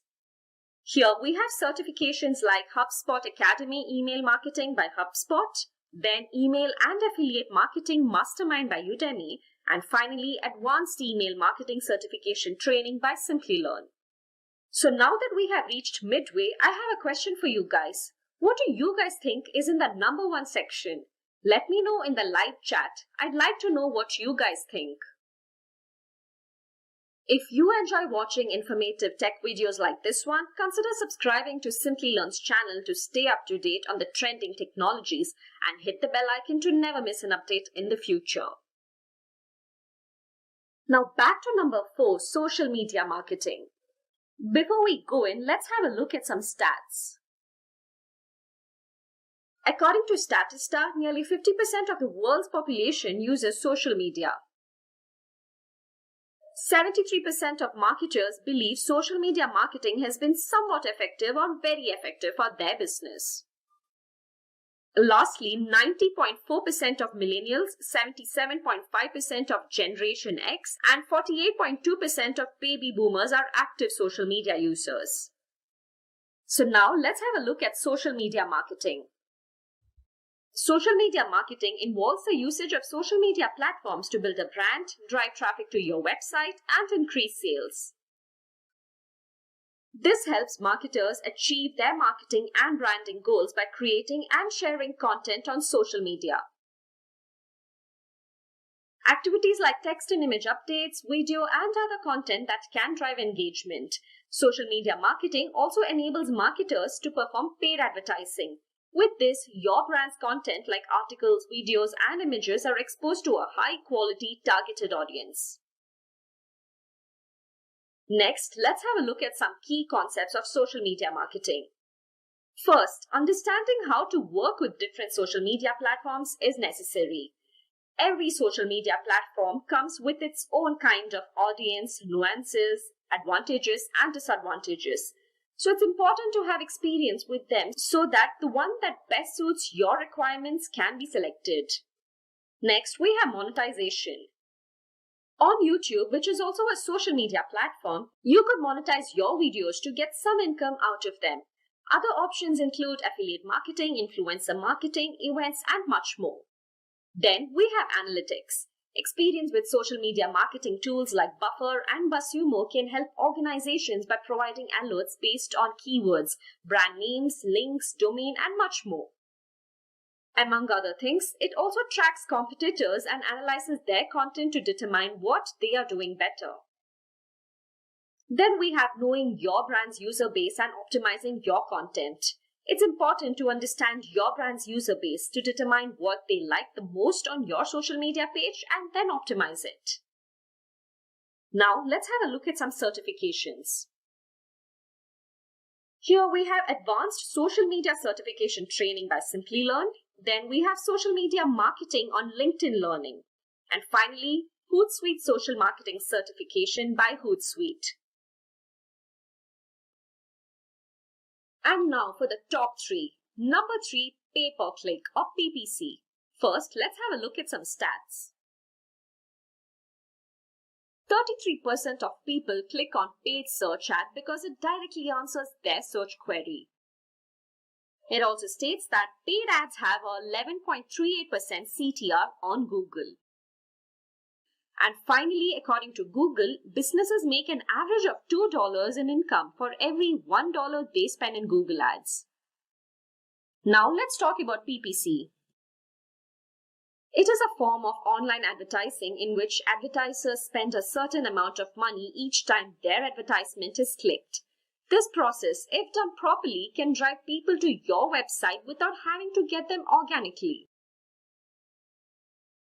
Search engine marketing is one of the most popular methods to perform PPC. For PPC, most search engines are part of an automated process performed by the search engine to determine how relevant and valid they are to appear in the search engine result page. Now let's have a look at some key concepts of PPC. First, it's important how different search engines and their advertising works. Each of them have their own but somewhat similar rules, prices, restrictions, and so on. Then we have Google Ads, one of the most popular and lucrative players among the search engines. Google Ads provides marketers with a sizable chunk of the internet to advertise to.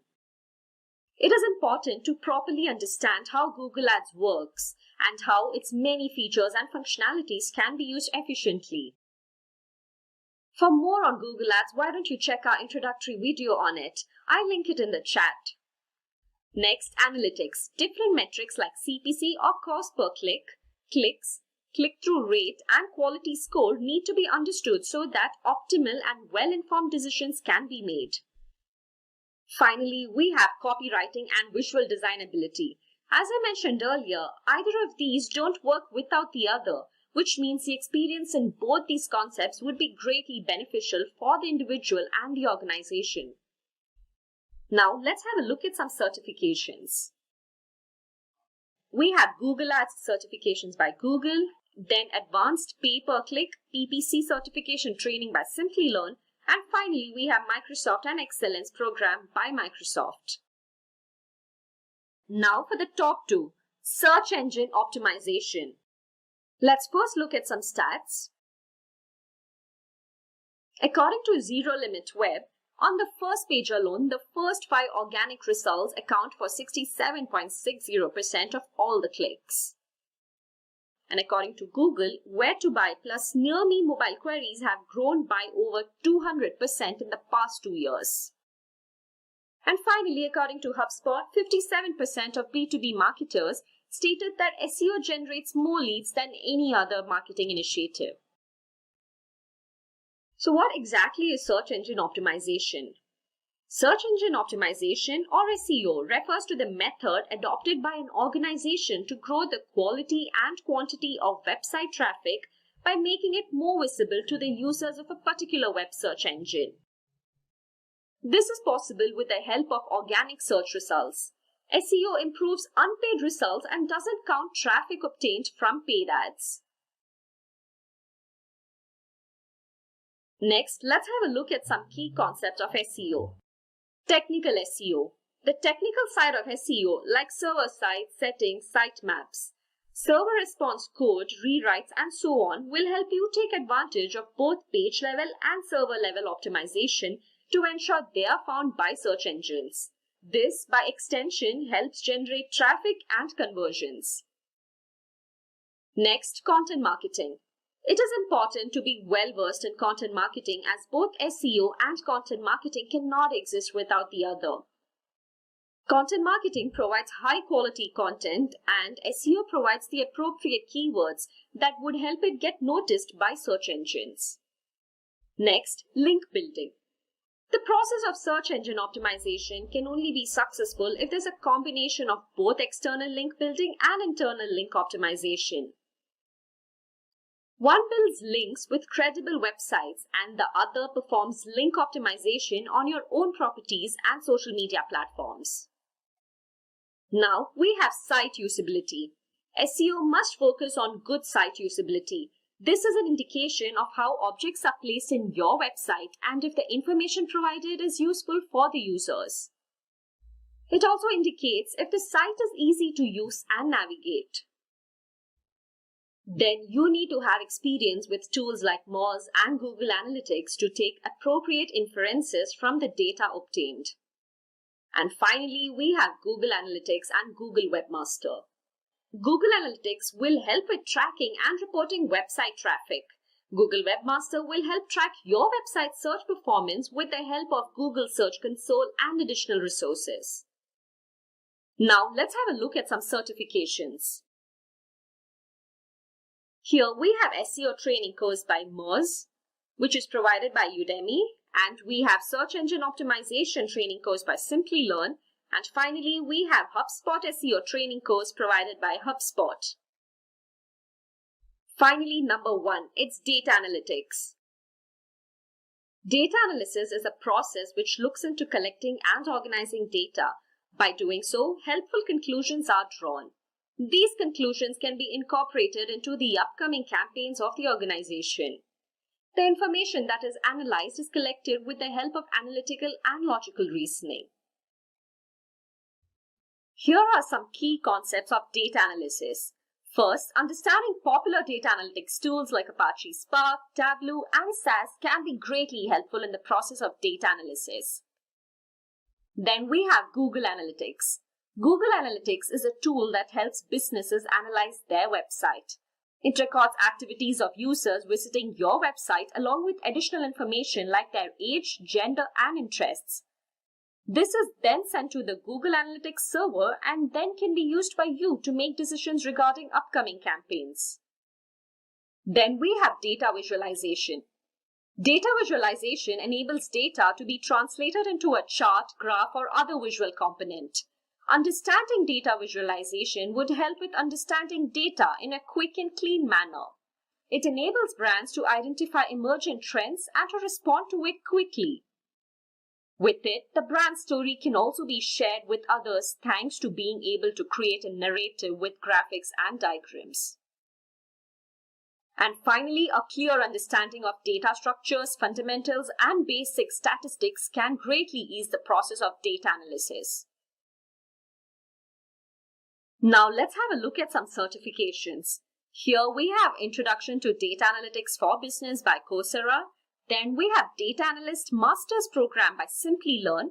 And finally, we have MicroMasters Program in Marketing Analytics by edX. Today, I'm going to tell you how you can become a digital marketer. So first off, let's answer the most important question. Who is a digital marketer? Now, a digital marketer is responsible for several things. Let's go through some of them. First off, they're responsible to develop as well as manage marketing campaigns to ensure that the goals of the organization are fulfilled. They need to create a marketing strategy which is based on analyzing their competition as well as the benchmarks within the industry. They need to drive website traffic as well as acquire leads, which are then worked upon by the organization or the business. They need to utilize web analytics tools so that they can measure and optimize a campaign, which is basically figuring out how well the campaign is doing, and if it's not doing well, how they can make it better. And finally, they need to be able to enhance brand awareness, which is just letting people know that the brand exists and how the brand can make their lives better. Next up, let's talk about how to become a digital marketer. To become a digital marketer, you need a certain set of skills. Skills like search engine optimization,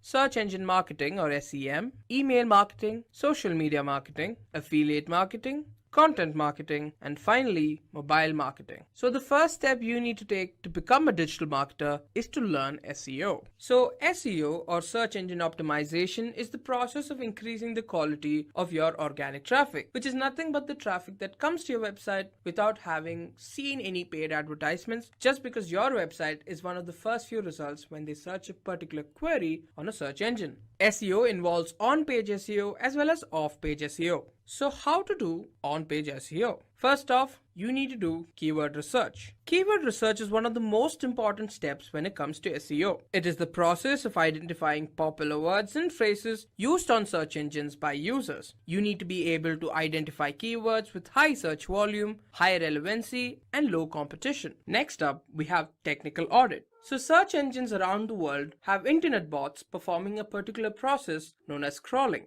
In this process, these search engine bots, also known as spiders, scan a website and copy the entire website's content and store it within the search engine for it to index.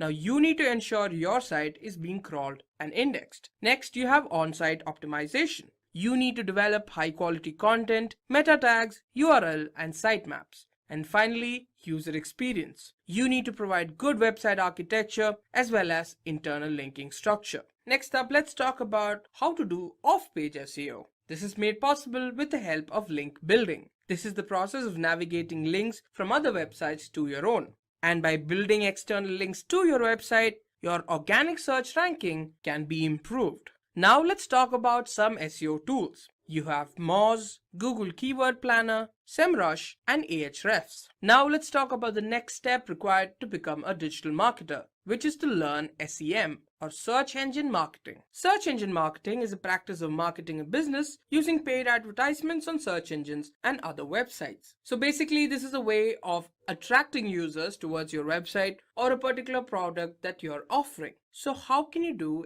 SEM or search engine marketing? First off, you need to determine your goal and define a budget. You need to ensure that you have a goal in mind. For example, do you want more leads? Do you want to increase traffic or improve brand awareness and much more? After you're done with that, you need to define a budget. How much money are you ready to spend to achieve this goal? Then you need to choose a list of relevant keywords, which is keywords on which you'll be bidding to advertise. You need to finalize your keywords and then bid on them, which is basically, are you ready to pay for how many clicks you're getting or for acquiring customers or making them leads and so on. You need to create a compelling headline for your ad campaign. You need to monitor the performance of campaigns and measure results, which is basically finding out whether the campaign is working out well, and if it's not, to optimize it so that it works the next time. And you need to target your audience with remarketing campaigns. For example, if a customer does not go through with the conversion process, they can be added to the remarketing audience so that they can be advertised to again. Some of the popular SEM tools are Google AdWords Editor, FB Ads Manager, Bing Ads, and AdRoll.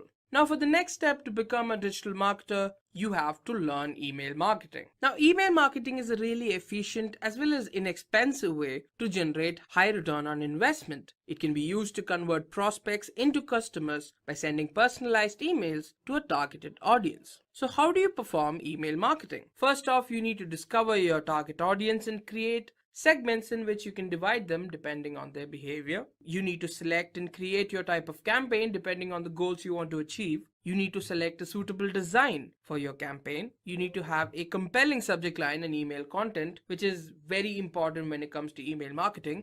You need to send campaigns immediately or schedule an email. And finally, you need to measure results such as open rate, click-through rate, response rate, and so on. You also need to perform A/B testing to find out what works and what doesn't. Some of the popular email marketing tools are MailChimp, HubSpot, Marketo, Sendinblue, and so on. And now for the next step, you need to learn social media marketing. Social media marketing involves the promotion of your product and services on different social media platforms using different types of content. Now this could be just sponsored posts, video advertisements, images, articles, and so on.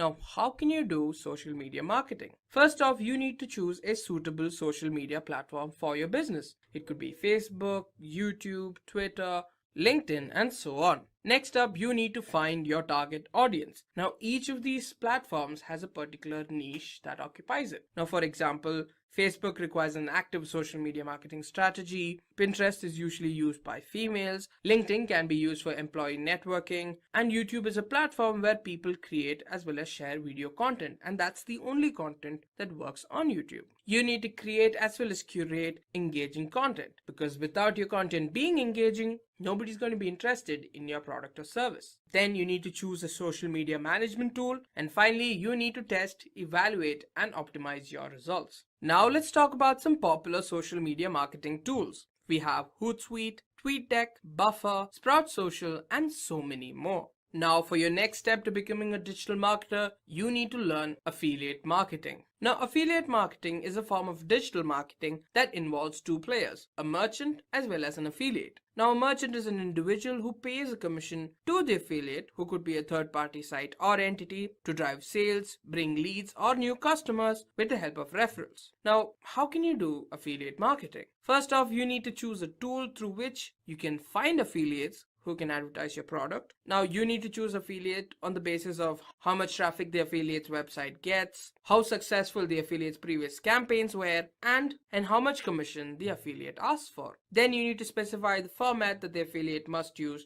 when they're advertising your product or service. You need to keep a record of the customers who purchased your product or service through the affiliate, and finally pay the affiliate based on the commission rates. Now let's talk about some of the popular affiliate marketing tools. There's CJ Affiliate, Volume, Has Offers, and Awin. Now for the next step to becoming a digital marketer, you need to learn mobile marketing. Now mobile marketing enables a business to communicate with a targeted audience through any mobile device. This is through SMS, emails, MMSs, and so on. So how do you do mobile marketing? First off, you need to create a mobile buyer persona, which is, what kind of person is using the phone. You need to set business goals, like what goals, basically determining what goals you want to achieve with the mobile marketing campaign. Then you need to conduct your campaign and reach your target audience with a personalized message to these users. And finally, you need to monitor these metrics and optimize them if required. Now let's talk about some popular mobile marketing tools. There's SlickText, Localytics, AdMob,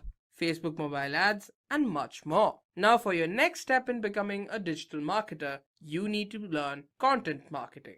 Content marketing is a pull marketing technique of creating as well as sharing valuable content. Now this could be blogs, videos, or articles which solves the problem of the target audience. This holds their attention by adding value to their lives and can end up converting their interest into a purchase. So how do you do content marketing? Firstly, you need to define your goals, as in what you want to achieve. You need to define your target audience. Then you need to determine what kind of content you are creating.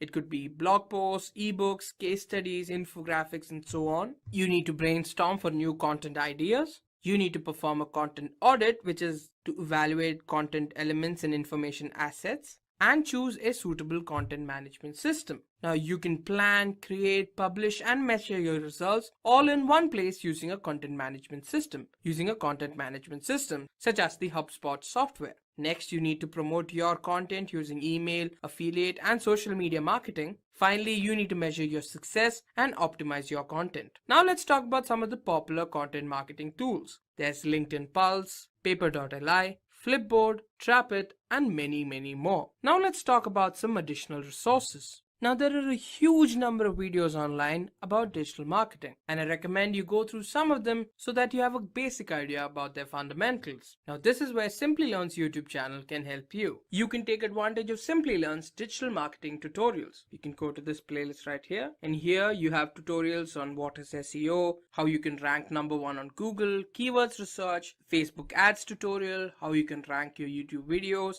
Facebook advertising tips and tricks, social media marketing, Google Tag Manager, Google Analytics, and so much more. Now let's have a look at the salaries of a digital marketer. In the United States, the average salary of a digital marketer is approximately $65,000 per year. Similarly, the average salary for a digital marketer in India is approximately 5 lakh rupees per year. Now, let's talk about how you can become a certified digital marketer. Now, there are a number of different certifications available for you. There's the Google Ads Fundamental Certification, the Facebook Certified Planning Professional Certification, the HubSpot Content Marketing Certification, the Hootsuite Social Marketing Certification, and Simplilearn's Digital Marketing Specialist Master's Program. Now here's another way Simplilearn can help you.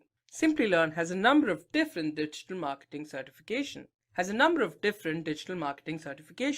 Let's talk about the Digital Marketing Specialist Master's Program. In this program, there are a number of different certifications, such as the Digital Marketing Certified Associate, Advanced Web Analytics, Advanced SEO, and so on. The certification also provides the OMCP certification exam voucher worth $395 upon the completion of the master's program. It has 45 plus projects and can help you get a salary of close to 17 lakhs per annum. It is also accredited by Hootsuite, Facebook, the OMCP, and so on. So now let's have a closer look at the digital marketing course or the Digital Marketing Certified Associate Certification Training. Now this certification provides 53 hours of instructor-led training, 40 plus hours of self-paced videos, instructor-led online project mentoring sessions, helping you prep for examinations from the OMCA, Google Ads, and so on. It has industry accreditations from Hootsuite, Facebook, and the OMCP. And it covers more than 35 tools such as Facebook Insights, YouTube Analytics, Crazy Egg, Google Keyword Planner, Google Ad Manager, LinkedIn Ads, Buffer,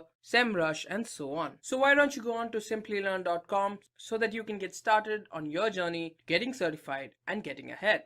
Hey guys, welcome to this video on digital marketing career, jobs, resume, salary, skills, roles and responsibilities. So, without further ado, let's jump right into it. The 21st century has given us many things to be thankful for. From technology to healthcare, our lives have greatly improved for the better. And many of these things wouldn't have been possible without the internet. Not counting about the several ways it has improved our lives, the internet has also made the life of marketers a whole lot easier. Earlier, unless you had lots of money or were very popular, your brand's popularity would be limited to your locality. But thanks to the internet, you can advertise your content to anyone, anywhere in the world. The whole world is now your marketplace. And that is because of digital marketing, which is the process of advertising goods, services, and your brand with the help of digital channels like websites, social media platforms, search engines, and so on. Digital marketing has the following types: search engine optimization, content marketing, social media marketing, search engine marketing, affiliate marketing, native advertising, marketing automation, and email marketing. But you might be wondering, who can ensure these digital marketing concepts are incorporated into a brand's marketing campaigns to ensure the best possible output? A digital marketer, of course. So now, let's talk about everything related to a digital marketer. But before we can get started, let's go to a more familiar setting on where a digital marketer belongs and strives: the office. Now, let's start by talking about who is a digital marketer. A digital marketer is someone whose objective is use digital channels like search engines, social media platforms, affiliates, and other opportunities to generate leads and build brand awareness. Everything the digital marketer is aimed at helping the brand grow. But that's not where his or her responsibilities end. A digital marketer is also responsible for developing and managing marketing campaigns. This means that the success of the entire marketing efforts of a brand or an organization entirely depends on how competently a digital marketer develops the marketing campaign. The work doesn't end there though. The digital marketer also needs to manage the campaigns.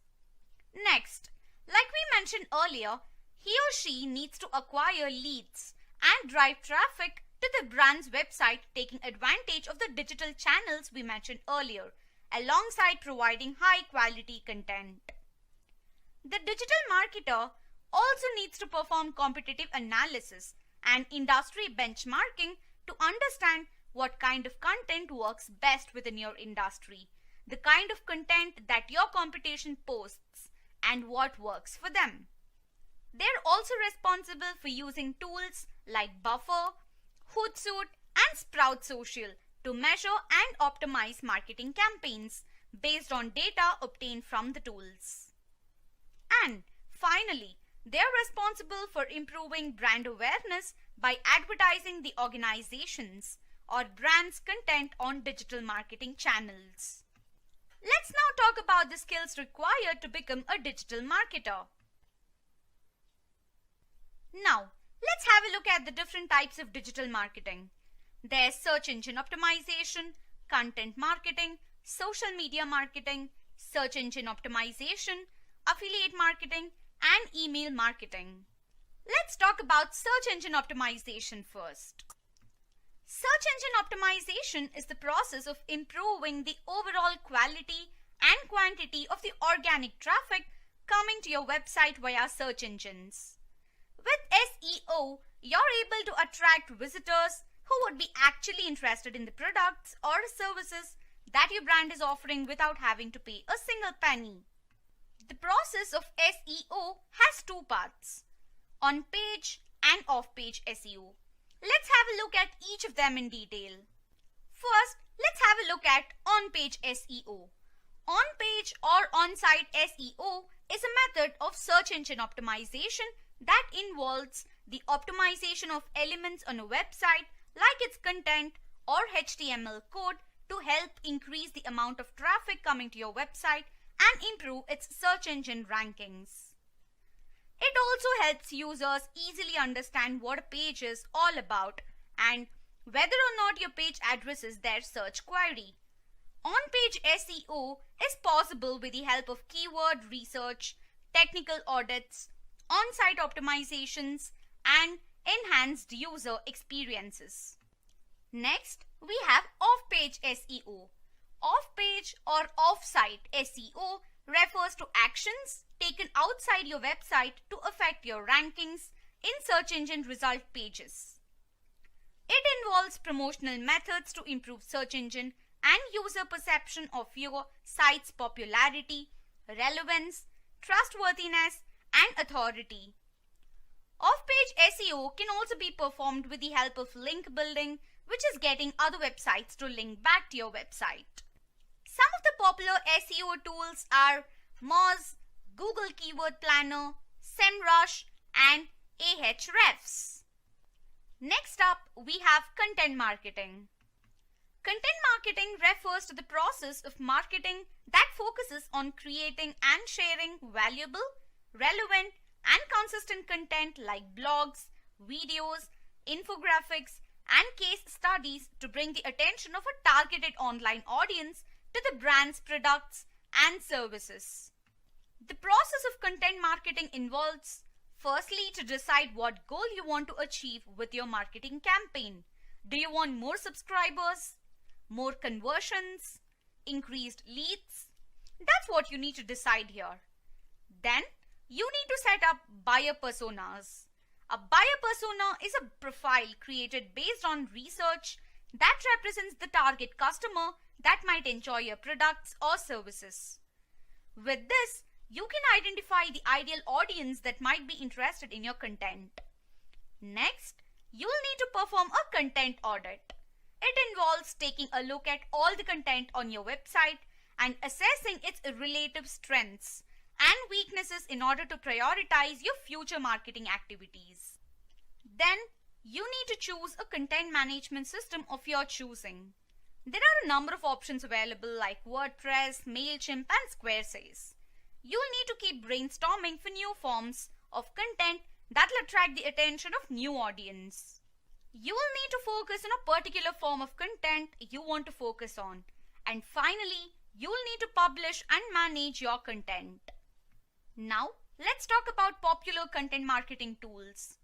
There's Buffer, BuzzSumo, FollowerWonk, and Hootsuite.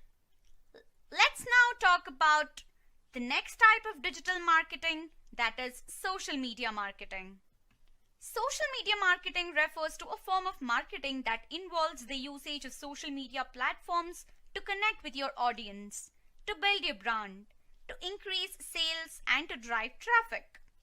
You will need to listen to and engage with followers, analyze results, and run social media advertisements.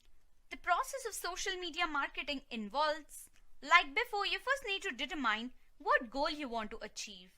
You'll need to determine whether you need increased conversions, email signups, lead generation, or any other marketing goal. At this stage, you'll need to determine what your audience enjoys the most. You'll need to find out which files get the most amount of engagement, likes, or shares. Then, you'll need to research about your competition within your niche. See what kinds of content they post, what content of theirs receives the most engagement from their audience, and how you can make similar content. You will then need to perform a social media audit, through which you can analyze content on your social media profile and understand their strengths and weaknesses to determine what kinds of content you can post. Then, you will need to create an account on a social media platform of your choice, like LinkedIn, Facebook, Instagram, Twitter, or YouTube, and start creating marketing strategies on how to make the most out of them. You should also take into consideration other brands that have already established themselves in social media for inspiration. You can analyze what kind of content they post and how you can replicate the same. You will then need to create a social media calendar. These are spreadsheets or applications that will enable you to plan your social media posts in advance. You can plan when content will be shared, manage them, and track the deadlines. And finally, you will need to keep testing, evaluating, and making adjustments to your marketing campaigns to finally reach the sweet spot where you have a perfect social media marketing campaign. Here are some of the popular social media marketing tools. There is Hootsuite, TweetDeck, Sprout Social, and Buffer, just to name a few. Next up, let's have a look at search engine marketing. Search engine marketing, or SEM, is a marketing process that involves websites increasing the amount of traffic as well as their visibility on search engine result pages by taking advantage of paid advertising. Let's now take a look at the process of search engine marketing. First off, as usual, is to determine what goal you want to achieve with your SEM campaign. More leads, conversions, subscriptions, you decide. Then, you will need to research what kinds of keywords you want to advertise on. This is a really important decision that carries a lot of monetary weight, as choosing the wrong keywords may have your brand competing against larger ones. In a bidding battle, you have no chance of winning. You will then need to decide on what keywords you want to advertise, and then start bidding on them to ensure that a user sees your ad when they search for that particular keyword. You will need to set up a headline for your ad campaigns, as a well-written headline for your ad can make the difference between a potential customer coming to your website and buying your products and then being completely turned off by your brand. You will need to monitor your campaigns and measure how well you're doing so that you can make the appropriate adjustments. And finally, you will need to make sure you make regular optimizations and adjustments based on the data you've collected and retarget potential customers to renew their interest in your brand. Some popular search engine marketing tools are Google Ads, Facebook Ads Manager, AdRoll, and Bing Ads, just to name a few. Next up, let's take a look at affiliate marketing. Affiliate marketing is the process of paying an affiliate, who could be a particular website or other entity, to advertise a merchant's products. The affiliate usually promotes the product and earns a commission for each sale they make. This is usually done using referrals via registrations, email sign-ups, conversions, and subscriptions. Here's the process of affiliate marketing. First, you will need to decide the affiliate network you want to choose. The affiliate network is like a favor for both merchants and affiliates. Here, a merchant gets to decide which affiliate they want to work with and vice versa. As a merchant, you will need to set up specific rules, guidelines, image specifications, commission costs, and other details that an affiliate needs to accept before they can apply to advertise for you. After this, affiliates apply to advertise on the merchant's behalf. The merchants decide which affiliate they want to go with and would be the best representation of their brand. Now, once an affiliate has been selected, he or she places ads on their website or the platform of their choosing, advertising the merchant's products. Interested customers then click on these ads and are sent to the merchant's website. If customers make a purchase, the affiliate network makes a note of it. The transaction is then validated and credited to the affiliate. And finally, the affiliate is given his or her commission, and likewise the process repeats itself. Here are some of the popular affiliate marketing tools. We have CJ Affiliate, Volume, Awin, and has offers, just name a few again. Now, we are having a look at the last type of digital marketing, and that is email marketing. Email marketing is the process of using personalized emails to convert prospective users into potential customers. Here's the process of email marketing. First, you decide on what goal you want to achieve with your email marketing campaign. Then, you decide what kind of emails you want to send. Is it a welcome email, a newsletter, a lead nurturing email, a re-engagement email? That's what you've got to decide here. Next, you can choose an email marketing tool of your choosing. These tools can help you with templates for emails, create email lists, track performance, and do much more. You will then need to attract users with a reason to subscribe to your emails, with attractive opt-in advantages like exclusive access to sales, discounts, and so on. You will need to plan emails and their respective follow-ups with an email calendar. You will also need to create an attractive subject line and copy that will attract the attention of potential customers. But the job isn't done. After creating an attractive subject line and copy, your email also has to have an attractive design. And finally, you will need to perform A or B tests and use analytics to measure how well your campaign is doing. Based on this, you can make the appropriate adjustments to make sure the upcoming campaigns are a success. Some popular email marketing tools are MailChimp, HubSpot, Sendinblue, and Marketo, just to name a few. Now, let's take a look at some digital marketer careers. Here are some of the most popular job roles you can have. We'll be talking about the salaries of these job roles, courtesy of Glassdoor. First, we have Digital Marketing Manager. A digital marketing manager earns approximately $75,000 per annum in the US. In India, he or she can earn approximately 7 lakh rupees per annum. Next, we have SEO Manager. In the United States, an SEO manager earns approximately $62,000 per annum, whereas in India, an SEO manager earns approximately 5 lakhs per annum. Then we have Search Engine Marketing or PPC Expert. A PPC expert in the US earns approximately $74,000 per annum, whereas in India, a PPC expert can earn approximately 4 lakh rupees per annum. Next up, we have the Social Media Manager. In the US, a social media manager earns approximately $50,000 per annum. In India, he or she can earn approximately 5 lakhs per annum. And finally, we have the Content Marketing Manager.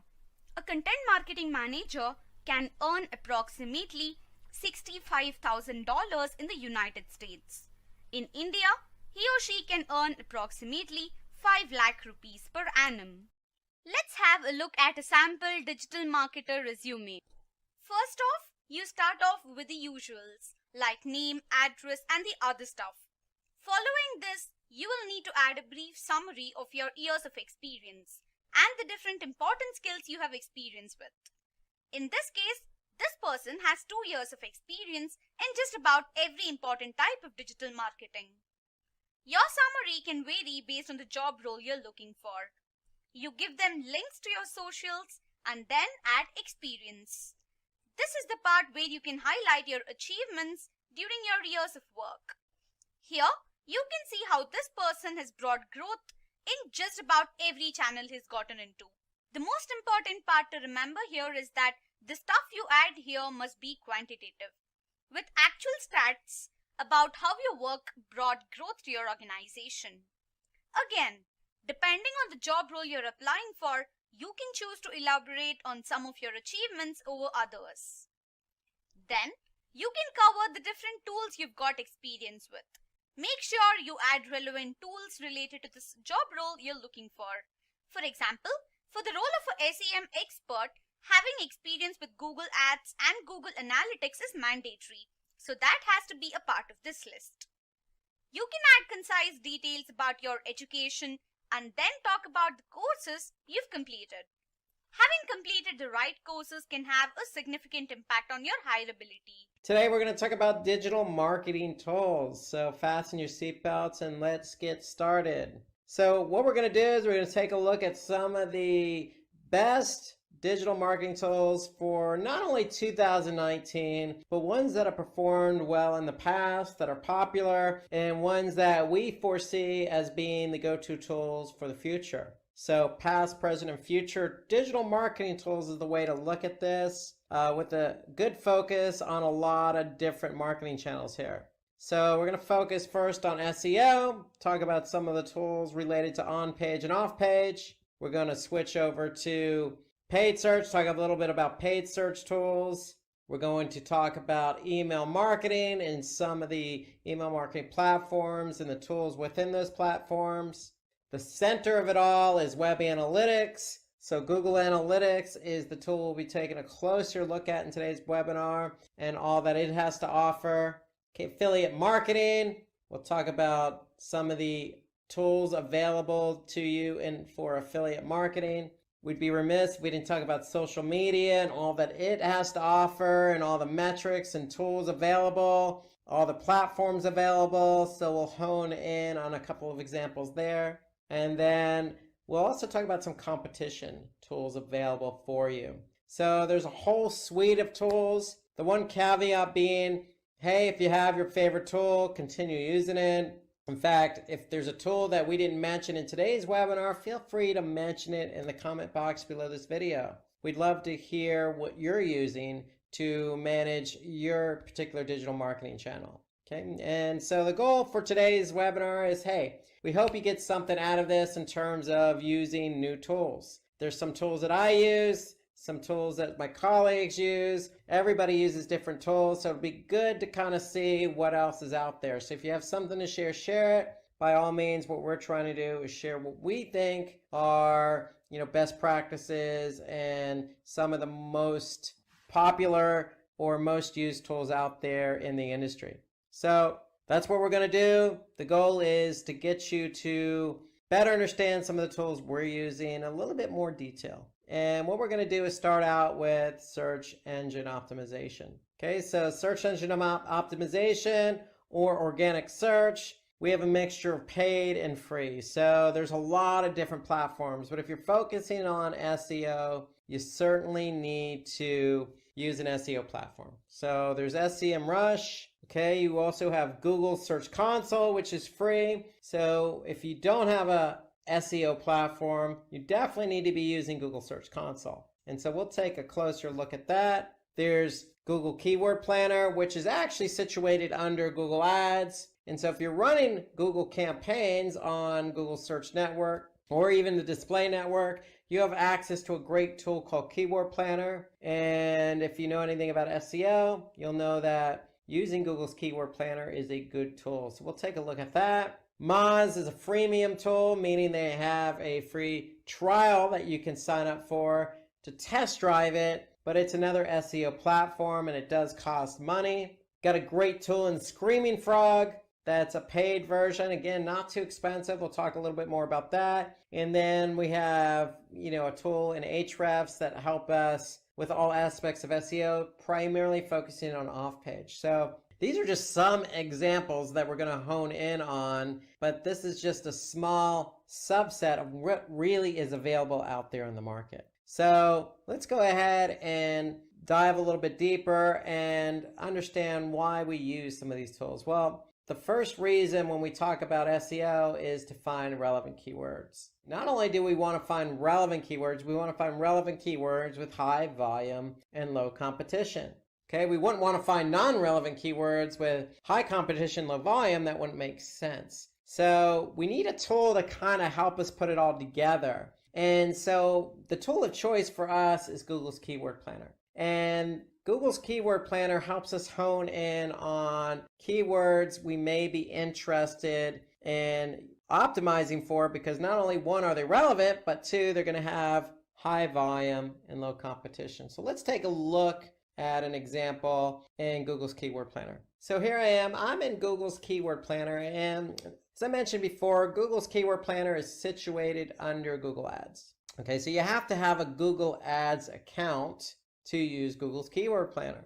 And so when you're in Google Ads, you simply go to Tools, and then under Tools, you're going to select Keyword Planner. So what we want to do is look for keywords. We're focusing on organic search, not necessarily paid search. So organic search, we want to hone in on some keywords. So let's just use one of the examples that Google's given us here, meal delivery. So we're going to just type in meal delivery and get some results. So notice I can enter a domain as a filter. And so in other words, hey, I could say, look, hone in on keywords related to this website if I wanted to. But I'm asking Google, hey, just give me something closely related to meal delivery because that's my business. So I'm going to click Get Results. Notice I can add another keyword if I wanted to, but I'm just going to stick with one keyword. But there are certainly other keywords that I can certainly hone in on if meal delivery is my business. And so let's just hone in on that one keyword, meal delivery. We want to be found organically for that keyword. So what Google Keyword Planner does is not only give us the keyword and other keywords relevant to that, but it gives us the average monthly search volumes. And this is an average over the course of the last 12 months. And notice here, I get a column for competition. So I'm able to see whether that's a very competitive keyword or not. And then just to give you an extra edge when you're choosing keywords, you can get a sense of what the keyword may cost if you wanted to bid on that for paid search. So for meal delivery, I can see it's anywhere between $7.46 and at the top of the page, high range, $16.61. So that should alert me to the fact that, hey, if I'm going to try and optimize for this keyword, I know it's competitive because not only Google is telling me it's competitive by telling me high competition, but I know that the cost per click seems a little bit high. And what is a little bit high? Well, I can see some other keywords here that, $1 to $3. Okay, I could see some other ones that are even lower than the $7 they're suggesting. So that's an indication that the keyword is highly competitive. So the idea here using Google's Keyword Planner is, one, we want to get an idea of what other keywords are out there that are relevant. So it helps stimulate some ideas for relevancy. Two, we can get an average monthly search volume. So we want to know on average over the past 12 months, how many search queries I can expect from this keyword. And then three, I can get a sense of the competition. How competitive is this keyword? So if I try to optimize for this keyword and I want to rank for it organically, is it competitive? If it's competitive, then it's probably going to take me a bit longer to be found for this keyword on page one of Google. So that's the whole idea behind Google's Keyword Planner. And note that you could change some of the settings here. So if you want to choose a different language, okay, you can hone in on a longer or shorter period of time. You can even choose a specific location. So I chose Texas. I can certainly choose the entire United States to get a sense of what the volume would be for the total US. So you have settings that you can change and manipulate to get you the data you need to choose keywords. So that's the whole idea behind Google's Keyword Planner, to find relevant keywords, high volume, low competition. Now, alternatively, I can certainly use another tool to find keywords. So I have a Moz account, so I logged into Moz. And Moz has a tool called Keyword Explorer. So if I use that same keyword I used in Google's Keyword Planner, mail delivery, I'm going to ask Moz to give me some data on that keyword. So this is for the entire United States. And again, I can change that if I wanted to. Okay, so I can hone in on a specific country or different country. So what Moz is telling me, hey, for this keyword in the entire United States, I'm looking at anywhere from 11,500 to 30,000 on monthly volume. Now what Moz does is they give you a difficulty score. So a difficulty score is a score between 1 and 100. And so I could see this is pretty much right down the middle in terms of difficulty. Okay, so if it's 0, it's an easy keyword. If it's 100, it's very difficult. And then that means you have a lot of competitors who are optimizing for this keyword, that are ranking for this keyword. And so Moz gives us the volume, they give us the competition, and they, just like Google's Keyword Planner, gives us some other keywords that we can potentially hone in on. So here I could see keyword delivery plans, delivery services, etc. So I can see a lot more suggestions than what's listed here. So Moz delivers a bunch of other analysis related to the keyword. You know, they also give you some good keyword suggestions. So Moz is a good alternative tool, and we'll be coming back to Moz related to SEO for some other of its features. But for now, if you don't want to necessarily use Google's Keyword Planner because maybe you're not running Google Ads, you can always use Moz. Now remember, Moz has basically a freemium version, meaning you can sign up for a free account. And you could sign up for a free account as a test trial, and you could test it for a period of days and leverage its tools during that free trial to get a better sense of how these tools work. So we want to be able to use Moz. We want to be able to use Google's Keyword Planner, not only to search for all those relevant keywords available to you, but we want to be able to choose keywords with high volume and low difficulty, low competition. We also want to select primary and second keywords wisely. So remember, when you optimize, you're optimizing a page for more than one keyword. So you want to be able to have a nice portfolio of diverse, relevant keywords with high search volume and low difficulty. And then you want to be able to identify those keywords that your competitors are ranking for. So Moz gives you that information.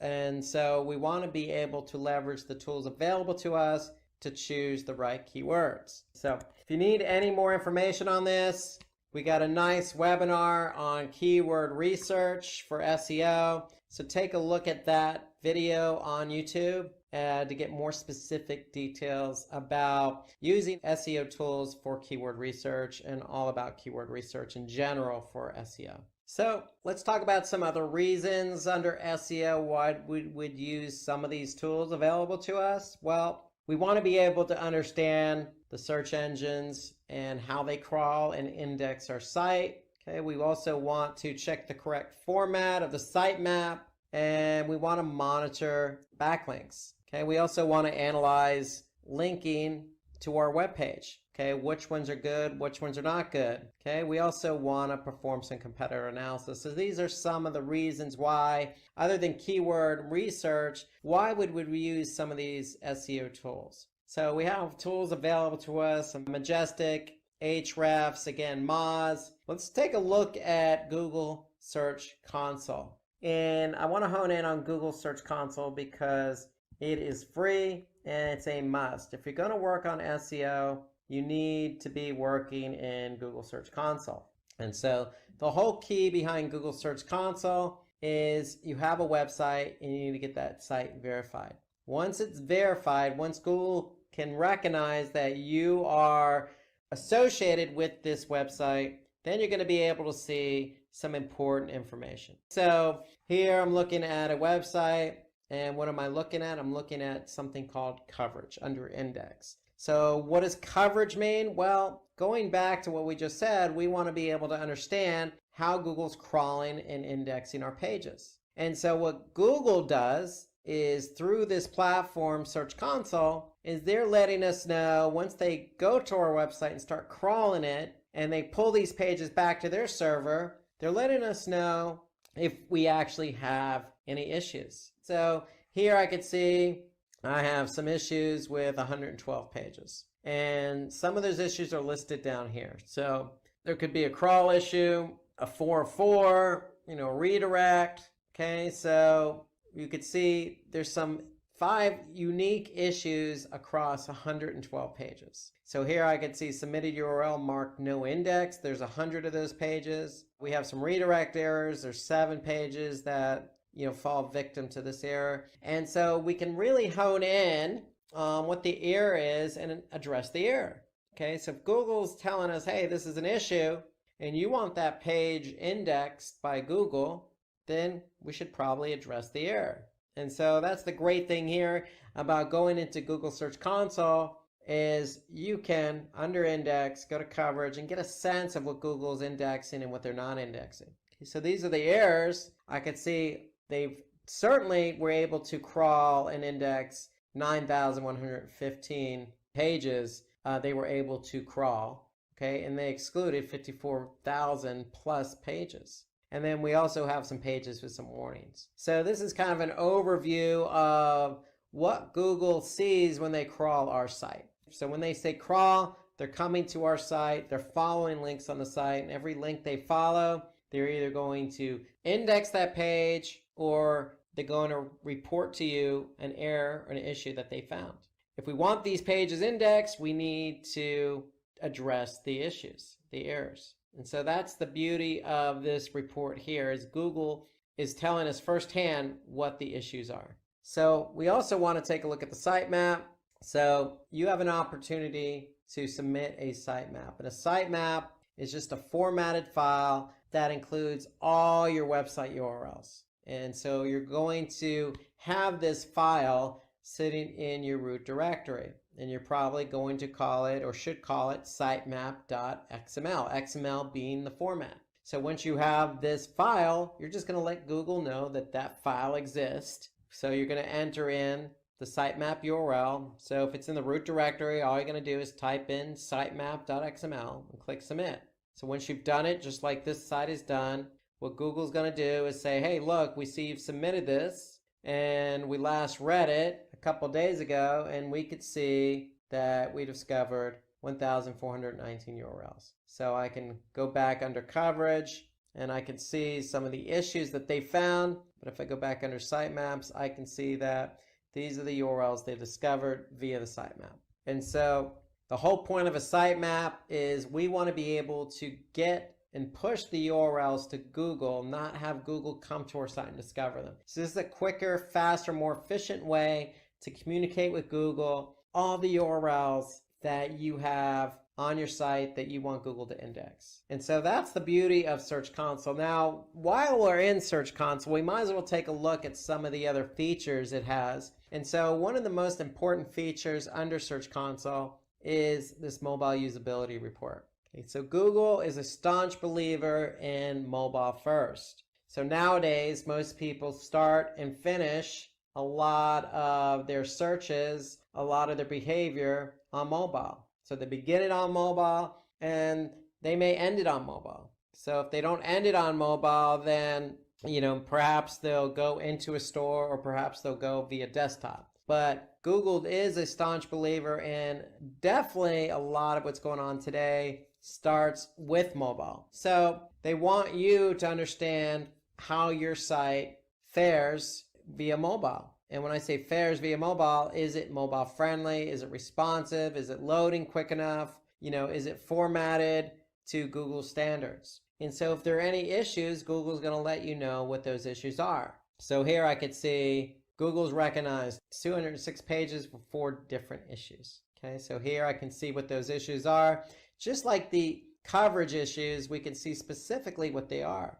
And so here I can see for 206 pages, text too small to read, click elements too close together, the viewport not set to device width, and then content wider than the screen. So there's 10 pages that fit under this error. And if I actually click on it, the error, I can see what those 10 pages are. And so when we're done, we can actually, when we address the issues, we can actually have Google validate whether the fix has been made. So you can definitely use this as a means of communicating directly with Google. Telling Google, look, I see what the issues are, I'm going to fix them, and then I want you to validate them. Okay, so this is important because if you can communicate with Google and let them know, hey, we do recognize the errors, we are fixing the errors, please validate them.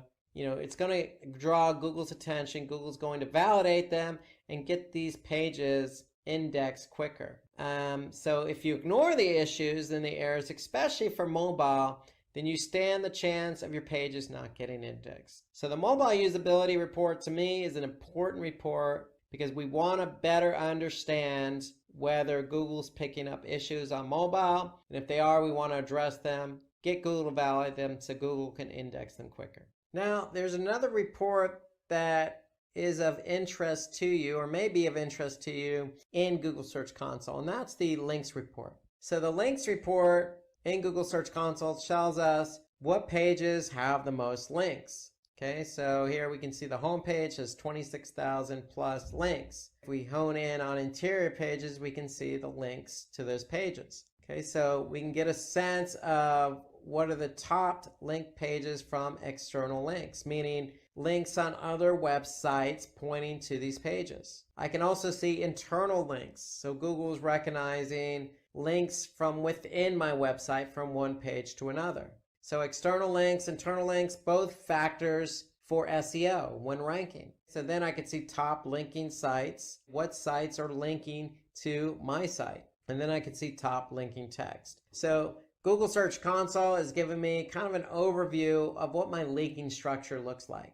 Okay, so externally, I want links from other websites pointing to various pages on my site. And I certainly want my pages linking to one another on my site. And so I'll be able to better understand what that structure looks like using Google Search Console's links report. Okay, there's one more report that I think is of interest in Google Search Console, and that's the performance report. So the performance report is a report that actually you can link up with Google Analytics. So you could see the same report in Analytics if you're able to link up Google Search Console with Analytics. And you should be able to do that. All you need to do is make sure you use the same email address that you use for Analytics and Search Console. So it needs to be the same email address. You could certainly link up the two and have this data imported into Google Analytics. So what is this data that we're talking about? Well, it's called performance. So what we can actually see is the queries, the actual queries people are typing in to Google. So when they're typing them into Google, we can actually see how many impressions the keyword queries received and how many clicks the keyword queries received. And then I can see click-through rate and average position. Okay, so here I can see for this particular keyword on the first line, I could see over the course of the last 3 months, it received 209,297 impressions. So what does that mean? That means this keyword was used at least or typed in as a query at least that many times. And that's how many times my listing appeared in the Google search results pages based on this particular query. And so as a result of somebody typing in this query 209,000 plus times, this site received 120,000 plus clicks. So to get a sense of the click-through rate, all you would need to do, and Google can obviously do this for you, is you would simply just divide the 209,297 into the 120,397. Okay, so that's really going to give you, your click-through rate, and the click-through rate in this case is 57%. So over half of the clicks occur when this listing appears for this keyword. Okay, so we can get a sense of the click-through rate for each one. Okay, and you could simply just use the filtering here. Now, we can also see average position. Okay, so we could see a little bit more than that too. We can go from queries to pages. We can go from pages to countries. So we can get a sense of how many impressions and clicks I'm receiving by country. And importantly, we can see by device. So here I can see a majority of the people who conduct a search related to my website primarily do it on desktop. Now, I mentioned the beauty of the Google Search Console Performance Report is that you can link it up to Google Analytics. And when you do that, all you need to do then is go to Acquisition, Google Search Console, and then from there you could choose landing pages, countries, devices, or queries. So I can see the same data that I see in Search Console, but this time I'm looking at it in Google Analytics. And so here I can see what my search queries are, my clicks, my impressions, my click-through rate by search query, and then the average position. So that's the great thing about that performance report, is that when I link up Google Search Console with Analytics, I'm able to see that data in Analytics. So that's an added bonus, so to speak. Now, let's talk about some other reasons why we're going to use these SEO tools available to us. And so we already listed a number of different reasons, ranging from sitemaps to keyword research. But we also want to hone in on, what domains are driving links to our site. So I showed you an example in Search Console. We also want to, maybe identify and disavow poor backlinks. So Search Console is a great tool for that, because if we don't want to be associated with a particular website, we can certainly disavow that link. We could track a number of follow and no follow links. Okay, we could track our website's rankings. We can measure click-through rates and impressions, just as we did with Search Console. We could track keyword ranking for desktop, mobile, cross locations, just as we just did with the Search Console Performance Report. We can identify top performing, gaining, and losing keywords. Again, the performance report. So we could certainly look at the Google Search Console report, but if you have a platform like Moz, you can certainly also look at a lot of that data available. So for example, rankings. So if you have a Moz account, we can certainly go into rankings. Okay, and we can see for the keywords that we've chosen that we want to optimize for, we could certainly see where they rank. The great thing about Moz is it's a great tool, not only for rankings and on-page optimization, but for off-page optimization as well. So if I go ahead and take a look at a domain, for example, I'm just going to type in this domain. I'm going to be able to get what they call a domain authority. So a score out of 1 in 100, I'm able to see how authoritative my domain is. And how authoritative a domain is based on the quality of links pointing to it. So Moz gives me some good insights as to how many linking domains, how many inbound links I have, ranking keywords, and it goes into detail as well. So here, if I click on the linking domains, I'm going to be able to see the actual domains pointing to my site as an external link.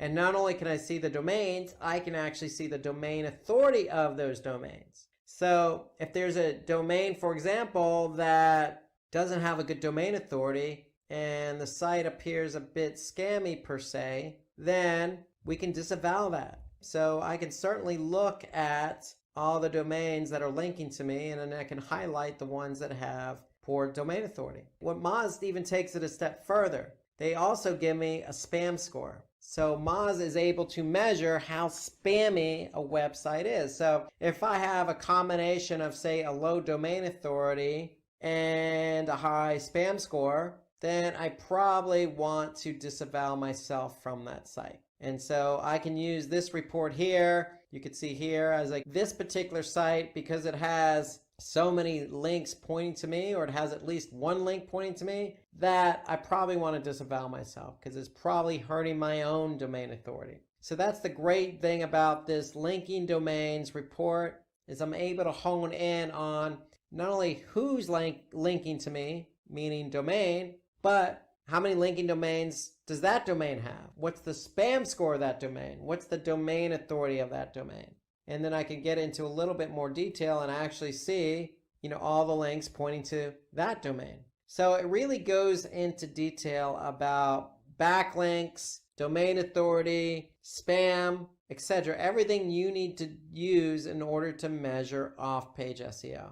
So that's the great thing about Moz is they have not only on-page SEO tools, but off-page SEO tools. And Moz is a freemium, so to speak. So here you can see if you just go to moz.com/free-SEO-tools, you'll be able to use some of these tools available to you, not just for SEO, but also for local SEO as well. So here, you like some of these tools, you can start your free 30-day trial. So I use and lean on Moz a lot for all that it has to offer, from choosing keywords, to rankings report, to checking issues on my website, to even checking who's linking to me. So this fits in the mold with everything I need to do for SEO. So in addition to that keyword research video, you could certainly lean on some other webinars that we've done in the past on SEO. So we've done a webinar on SEO tools, and we've also done a webinar on SEO tips and tricks. So if you want any more information about the tools we covered or SEO in general, take a look at those two videos and check them out. And that should kind of complement what we talked about with using some of the tools, Google's Keyword Planner, Moz, and Google Search Console. Okay, let's switch over to email marketing tools. And so with email marketing tools, we have a lot available to us in the form of reporting, in the form of platforms, in the form of tools that really help us go from A to Z on our email, choosing what email to send out, to creating a list, to measuring how the email campaign went. And so we could start with MailChimp because MailChimp's a freemium version. When we say freemium, meaning they have a free trial available, then you're expected to upgrade. But MailChimp to me is a tool I use. I like the interface, very easy for beginners. So we're going to take a look at MailChimp, but there are certainly many others available. Marketo is a good tool. Marketo is a good tool because if you have a business and you're trying to funnel people through your pipeline, so to speak, meaning they sign up as a lead and you want to nurture that lead from the beginning to the end, meaning at the end they're actually going to turn around and purchase. Well, Marketo is a good tool for you to use because you can then set up drip campaigns, or also known as email campaigns, so that you're talking and communicating with that particular prospect through every point in the funnel. So that's the great thing about Marketo. It has drip campaigns available along with some other features. There's HubSpot as a very powerful tool. It does a lot, from creating landing pages to A/B testing to social to email. So this is another freemium tool that you could use. You have another freemium and Sendinblue email platform, and then you also have ConvertKit, another email platform. There's more dimension that we can't even fit on this screen. Now, if you have a favorite email marketing tool that you use, Constant Contact, Vertical Response, there are plenty out there. Emma, feel free to note that in the comment section below this video. I'm curious as to how many people actually use different tools, because there are literally so many email marketing tools out there. Why? Because email marketing has been around probably the longest amongst all the other digital marketing channels. And a lot of people use email on a daily basis. So it's no wonder why there's just so many tools available. And so with these tools, you could certainly send bulk emails. Now, in the case of Marketo, you could send emails to a segmented audience. And so that's actually what you want to do as a strategy, is always send emails to a segmented audience. You want to use a tool where you're going to be able to create campaigns, then send those campaigns to, again, segmented contacts, and then be able to design your email around that particular audience. So you have a good tool when you can do that, when you can really segment for your audience. Okay, you want to be able to use a tool that's going to be able to segment your users, use transactional emails, meaning, hey, look, if somebody went ahead and purchased, can you follow up with an email? And creating workflows, just like I mentioned with Marketo, you want a workflow set up where, hey, if somebody does this, you're sending email B, etc. So you want an email marketing tool that's flexible enough to handle what your business strategy and goals are. Okay, so you want to be able to also use a tool that, has various email templates available. Okay, you don't want to be stuck with just a vanilla template. Again, you want to be able to customize an email for your audience. You want to be able to manage your list appropriately, meaning if you have 10,000 users or emails in a list, you want to be able to manage them accordingly, break them up or have sub-lists, so to speak. And then most importantly, you want to make sure you have a platform that not only does its tracking on its own, but will give you some detailed insights, meaning, what percentage of users opened your email, what percentage of recipients clicked on your email, what links did they click on, which emails bounce. So you want some detailed insights right in the platform that you're using. It just makes it more simpler and easier and more effective to manage. You certainly want to create those smart automated campaigns, meaning you don't even have to send out the email. And then you want to be able to have some flexibility to set up email delivery based on a specific time of day. So these tools also allow you to segment contacts based on geolocation. You want to be able to use a tool that allows for multivariate testing. Again, you want to analyze performance and optimize campaigns. You want to trigger automatic responses. Somebody purchases something, are you using a tool that will automatically send that email out? So these are all the reasons why you would use an email marketing tool. So let's dive in and take a look at an example, and we're going to use MailChimp as our example today. So let's dive in and take a look at MailChimp. So with MailChimp, once you log in, you're going to be able to see some historical campaigns that you've sent out, or you're going to be able to create your own campaign. And so this is kind of under campaigns, you can kind of see an overview of the ones you've sent out, or if they're in draft mode, you'll be able to see they're in draft mode, so you can go ahead and edit them. So here we have one that was set up on August 26th, and it's still in draft mode, so we can go ahead and edit that. So if we just click edit, we have the flexibility to, pick and choose who we're sending this to, who it's from, what the subject line is. And then we can certainly design the email. So if we click design email, again, this is important because with email marketing, you want to be able to cater your email to your intended audience. So if you're selling men's shoes, your audience should be men. Okay, so you don't want men to receive an email about women's shoes. It sounds like it's common sense, but the point being, you want to be able to use an email platform that's going to be able to allow you to put two and two together, the message and the design with the intended audience. And so here you can see MailChimp allows us to do that. Okay, you can see some of the layouts here. Okay, you also have themes that you could choose from. Okay, you could search for different themes, or you can even just code your own.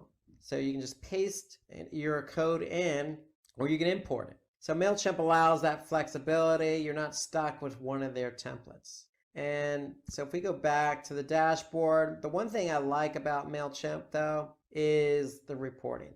Okay, so yes, it is easy to choose a template and map that template to your audience, but I really like the reports that they have to offer. So, here you can see there's some lists that we've sent to, and if we choose one of our audience lists, then we can see some really detailed reporting here. And so here I could see this email that was sent out in June. I could see it was sent to 95,000 plus subscribers.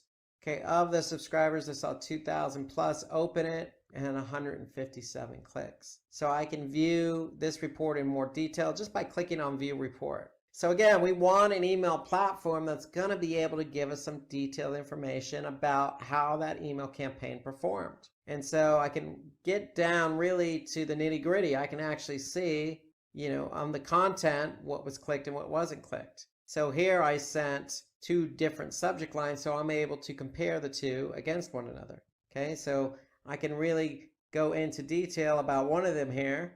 So if I click View Report, I can specifically see what the average for this list is. So here I'm able to compare against the list average, and it's 16%.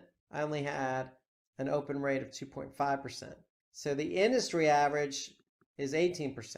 And so here I'm able to see the list average for the click rate and the industry average for the click rate as well. So then I can see some specifics about it, how many people unsubscribed.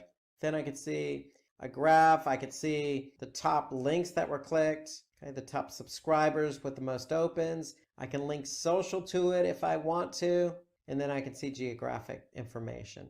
So the point being is MailChimp really goes into some nice detail here about the email campaigns and how they performed. So the great thing is too, with the MailChimp, you can link it with Google Analytics. You can link it with e-commerce. Okay, so if you have an email and you're selling products and somebody purchased that product, MailChimp is able to integrate in with your shopping commerce platform. For example, WooCommerce. So if somebody did purchase, you can send out that thank you email.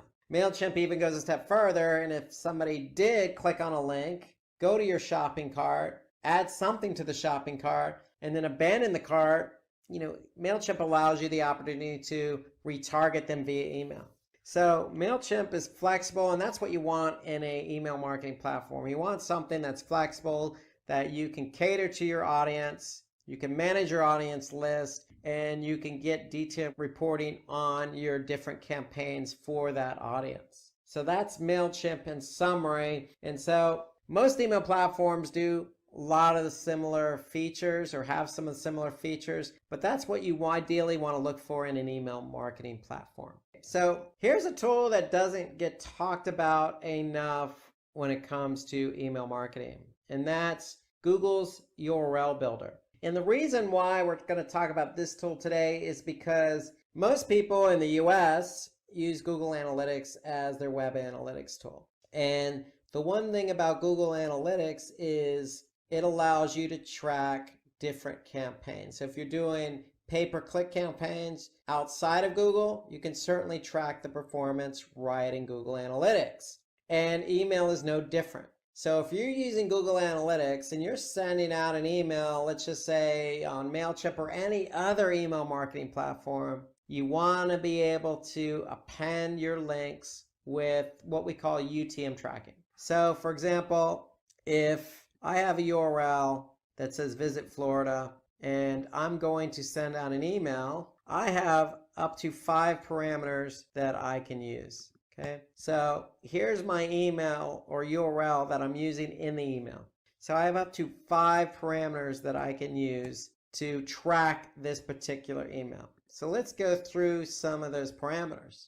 So the first one is campaign source. So what's the source of the campaign? Well, we could certainly identify MailChimp if we're using MailChimp as the source. Now, the thing about the URL builders, you always want to use lowercase because Google Analytics is case sensitive. So as a rule of thumb, just stick with a lowercase. So our source is going to be MailChimp because that's the platform we're using. If you're using, Constant Contact or Vertical Response or some of these other ones, ConvertKit, then go ahead and put in that platform as the source. Now for the medium, which is the means in which we're driving traffic to the site, let's go ahead and put in email because that's what we're using to drive traffic to this particular page. Now, what's the campaign name? Well, we're in summer, so we're going to call this the summer promo. So the summer promo here is Visit Florida Beaches. Okay, so we're going to send this email out to the masses,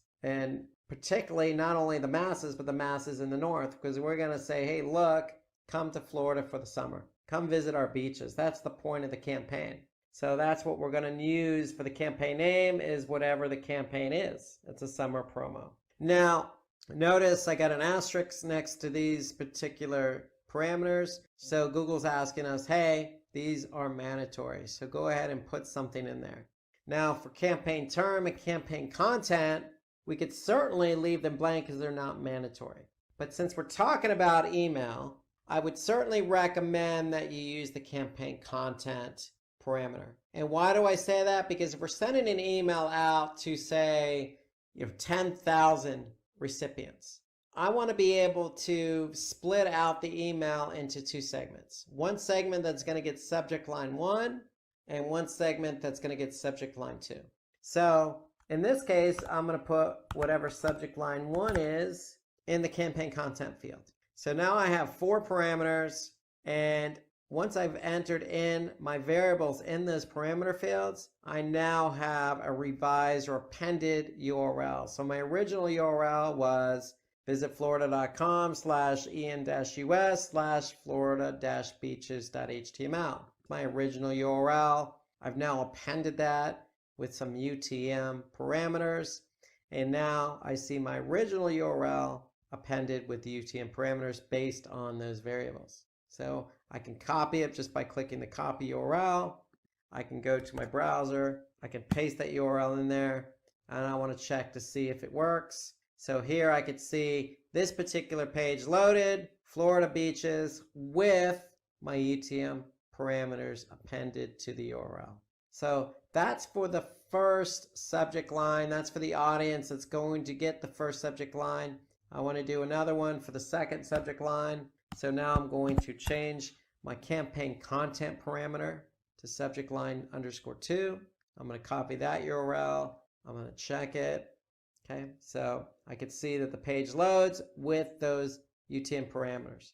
And so now what am I going to do? I'm going to use the first URL and the second URL in my email. Okay, so any link that I have, in this case, I'm using subject line 2. So for the email with the second subject line going to that segmented audience, this is the link I'm going to use in the email. So if you have 1 or 2 or 3 links in the email, this is the URL you're going to use. Because when somebody clicks on that link, you're going to be able to see that click in Google Analytics. So if I jump over to Google Analytics, after I sent out my email, I'm going to go to Acquisition, I'm going to go to Campaigns, I'm going to go to All Campaigns. Now, based on the variables I put into my parameters, meaning source, medium, campaign name, content, or term, that's what I'm going to look for in Google Analytics. So we could start with source and medium. So if I click on source and medium as my primary dimension, here I can see MailChimp, and the actual dates was used as part of the variable for source. And then what can I see? The medium being email. So now I can see for this email that was sent out in MailChimp in May, I could see how many users, how many sessions, and more importantly, how many conversions. So we could certainly hone in on that particular email if we wanted to. If we choose some of the other parameters available to us, so here I could see the campaign name. Okay, so I could see exactly what campaign, what source, what email drove in traffic and conversions. And if I'm doing subject line testing, I can choose content as my parameter. So here I'm going to change it to content. And now I can see the subject lines. In this case, if I go back to my source medium, I'm going to be able to see what subject lines from my emails generated the most traffic. And not only the most traffic, but also conversions. So that's the whole point behind using the URL builder. Again, you're taking a URL that you're going to use in email, and then you're going to append that URL with different parameters. Campaign source, campaign medium, campaign name, and then optionally campaign content or campaign term. Okay, once you've entered variables into those parameters, you're going to get an appended URL, which you can then use in your email. So when the email gets sent, you're going to go back over to Google Analytics, and you're going to look at the results of that campaign, of that source, of that medium, of that content, i.e. subject line. And so that's why the URL builder is so important, because MailChimp gives us some good insight as to how the email performed in terms of open and click rates. But what we really want to see is how that campaign performed once it drove traffic to my website. So that's the whole idea behind the URL builder. If you're using Google Analytics, you'll be able to use the URL builder with whatever email platform you're using. So let's move on to Web Analytics Tools. And this is an important section because Web Analytics Tools kind of the central focal point of all digital marketing. And it starts really with Google Analytics. Google Analytics is a freemium, meaning that they have a free version that you can use. There is also a paid version of Google Analytics. But given the advent of Google, its popularity, especially in the United States, a majority of users are using the free version of Google Analytics. So it's a very popular tool, especially for marketers.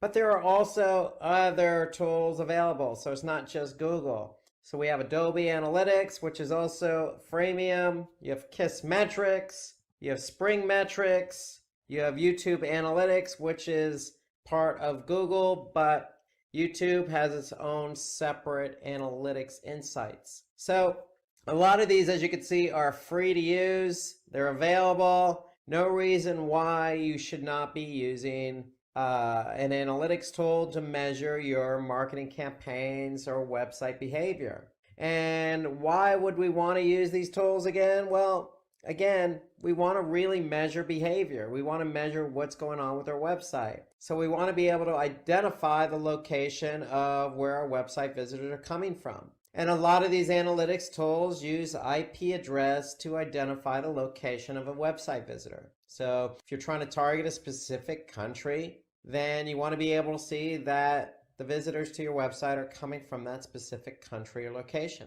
We also want to measure the engagement of our website behavior. So we get traffic to the website. What are they doing? How long are they staying? What pages are they visiting? So this is the overall nature of really why we want to use web analytics, to measure how successful our website is at treating our website visitors with the same courtesy you would if you had a brick and mortar store. Somebody comes into your store, you want them to find what they're looking for quickly. You want them to be happy with their experience. You certainly want them to pay for the products very quickly and easily and efficiently. And you want them to come back. And that's no different than a website. So we want our website to perform in a manner that's going to suit our audience. And that's why we want to track engagement. So why else? Well, we want to really look at who's coming. Are they returning visitors or new visitors? You know, ideally, you want a nice mix between 50% new and 50% returning, because you know returning visitors are loyal. There's some loyalty to that. They already know your brand. They're coming back to your website.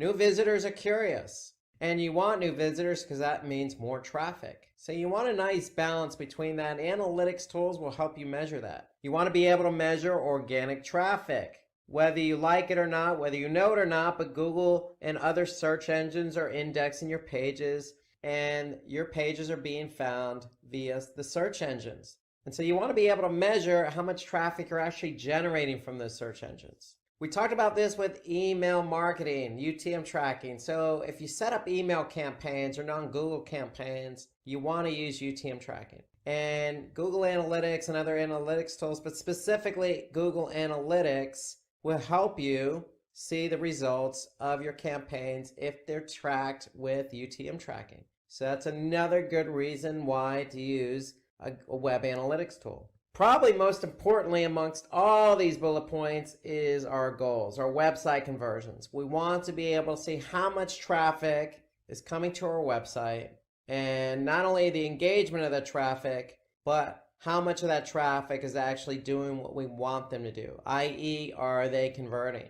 And we want to optimize our sites and channels performance. So the whole idea of collecting all this information is that you can turn around and improve performance. So if your bounce rate is high, well, how do you lower bounce rate? Well, we need to do something about that. And analytics tools will help us identify what's not working from our site perspective and from a channel perspective, and we can take action to improve performance. So that's the whole idea behind optimizing our site's performance. So let's jump into Google Analytics and let's take a look at everything we just talked about in those bullet points. So about improving website performance, measuring engagement, looking at our goals and conversions, measuring campaigns with UTM tracking, all those good things that we can get in a good analytics tool. So Adobe, Mixpanel, Spring Metrics, they all work in a similar fashion in that they're really measuring website behavior. And so if we're in Google Analytics, really what we're doing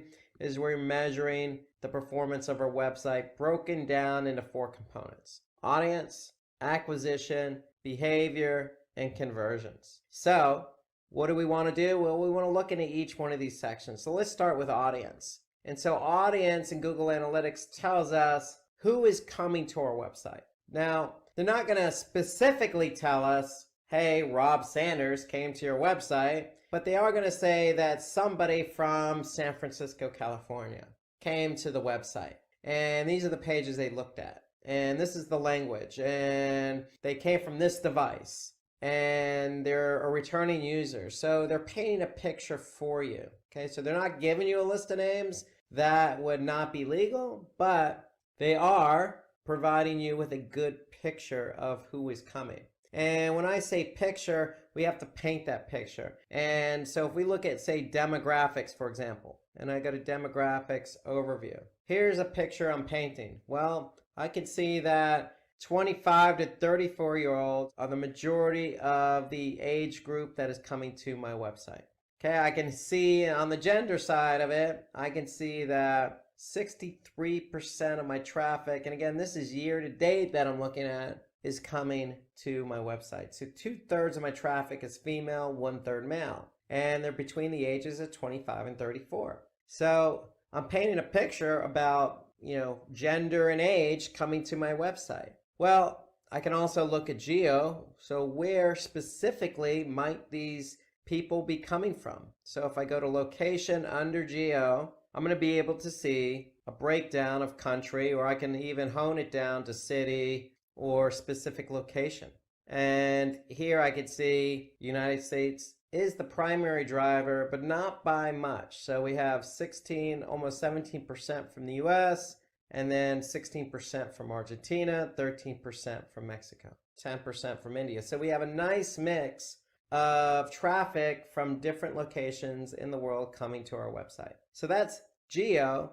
But more importantly, let's take a look at mobile. So if we go to mobile overview, how are people coming to our website? Are they on a desktop or a laptop? Are they using their mobile device? Are they using a tablet? And so Google Analytics breaks it down very nice for you. And so we could see percentages and actual numbers by device category. And so in this case, I could see year to date, I could see 62% are coming from desktop, 35% are coming from mobile. And so that's important because most people start their journey from mobile, and that is growing, and that's going to continue to grow. So you want to keep an eye on mobile. So to me, this is one of the more important reports under audience because people who come from mobile have a different, not only experience, because the website should be responsive to the mobile device, but their mindset is going to be different. They're actively looking for something. They're probably going to either then follow up on their desktop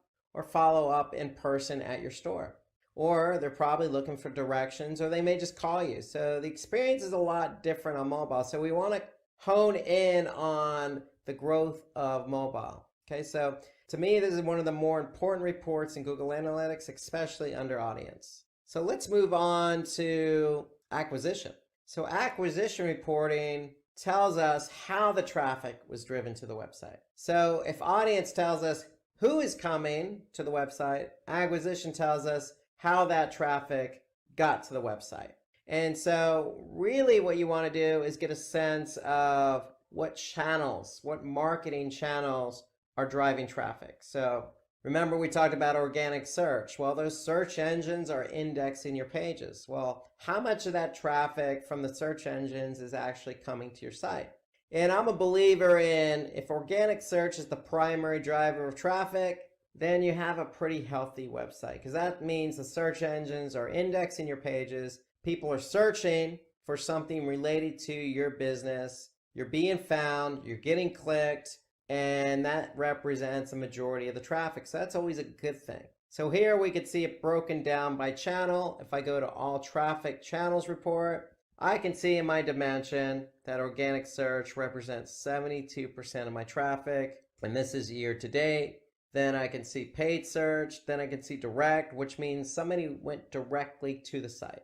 I could see referral, email, social, then I could see more paid search broken out. So these are the different marketing channels. Now, analytics allows you to look at a specific source and medium. So the source would be the actual website or search engine, and the medium would differentiate how that traffic actually got to the site. So if we're talking about a search engine, did they come to the site via paid search or did they come to the site via organic search? And so all we need to do is change our primary dimension from default channel grouping to source and medium, and we can see specifically the breakout of the different sources and mediums driving traffic to the site. So here I can see Google Organic at 71%, and then Google CPC or cost per click at 16% of our traffic. So then I can look down, I can see email in here, Bing Organic, I could see some referring sites, I could see some social in terms of mobile Facebook. Okay, so we could see a mix of the different sources and mediums driving traffic to the site. Okay, so you don't always have to look at channel per se, you can look at it via source and medium. And if you're running Google Ads, under acquisition, analytics has a whole section of Google Ads reporting.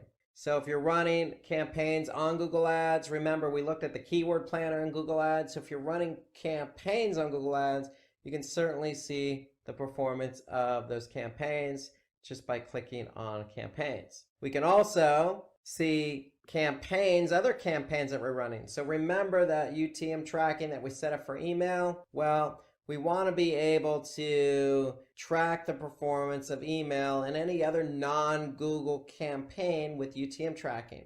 So when we do that, we'll be able to go to campaigns, all campaigns, and we'll be able to see the campaign performance. If we look at source and medium, we'll be able to see what campaigns drove traffic to the website. So here I can see vertical response email as a driver of traffic. So that's the campaign reporting. And then also if you have Search Console. So we looked at Search Console earlier when we talked about SEO tools. Well, remember I said you can link up Search Console with Google Analytics. Well, here's Search Console, and we could see queries, devices, landing pages, countries. So all the performance metrics that we could see in Search Console, because we have it linked up with Analytics, we could see it right here. So this gives us a nice snapshot of what keywords are driving traffic to the site organically. I could see the impressions, I could see the clicks, then I could see the click-through rate, and then the average position. So in theory, the higher something ranks, the more traffic you're going to get. So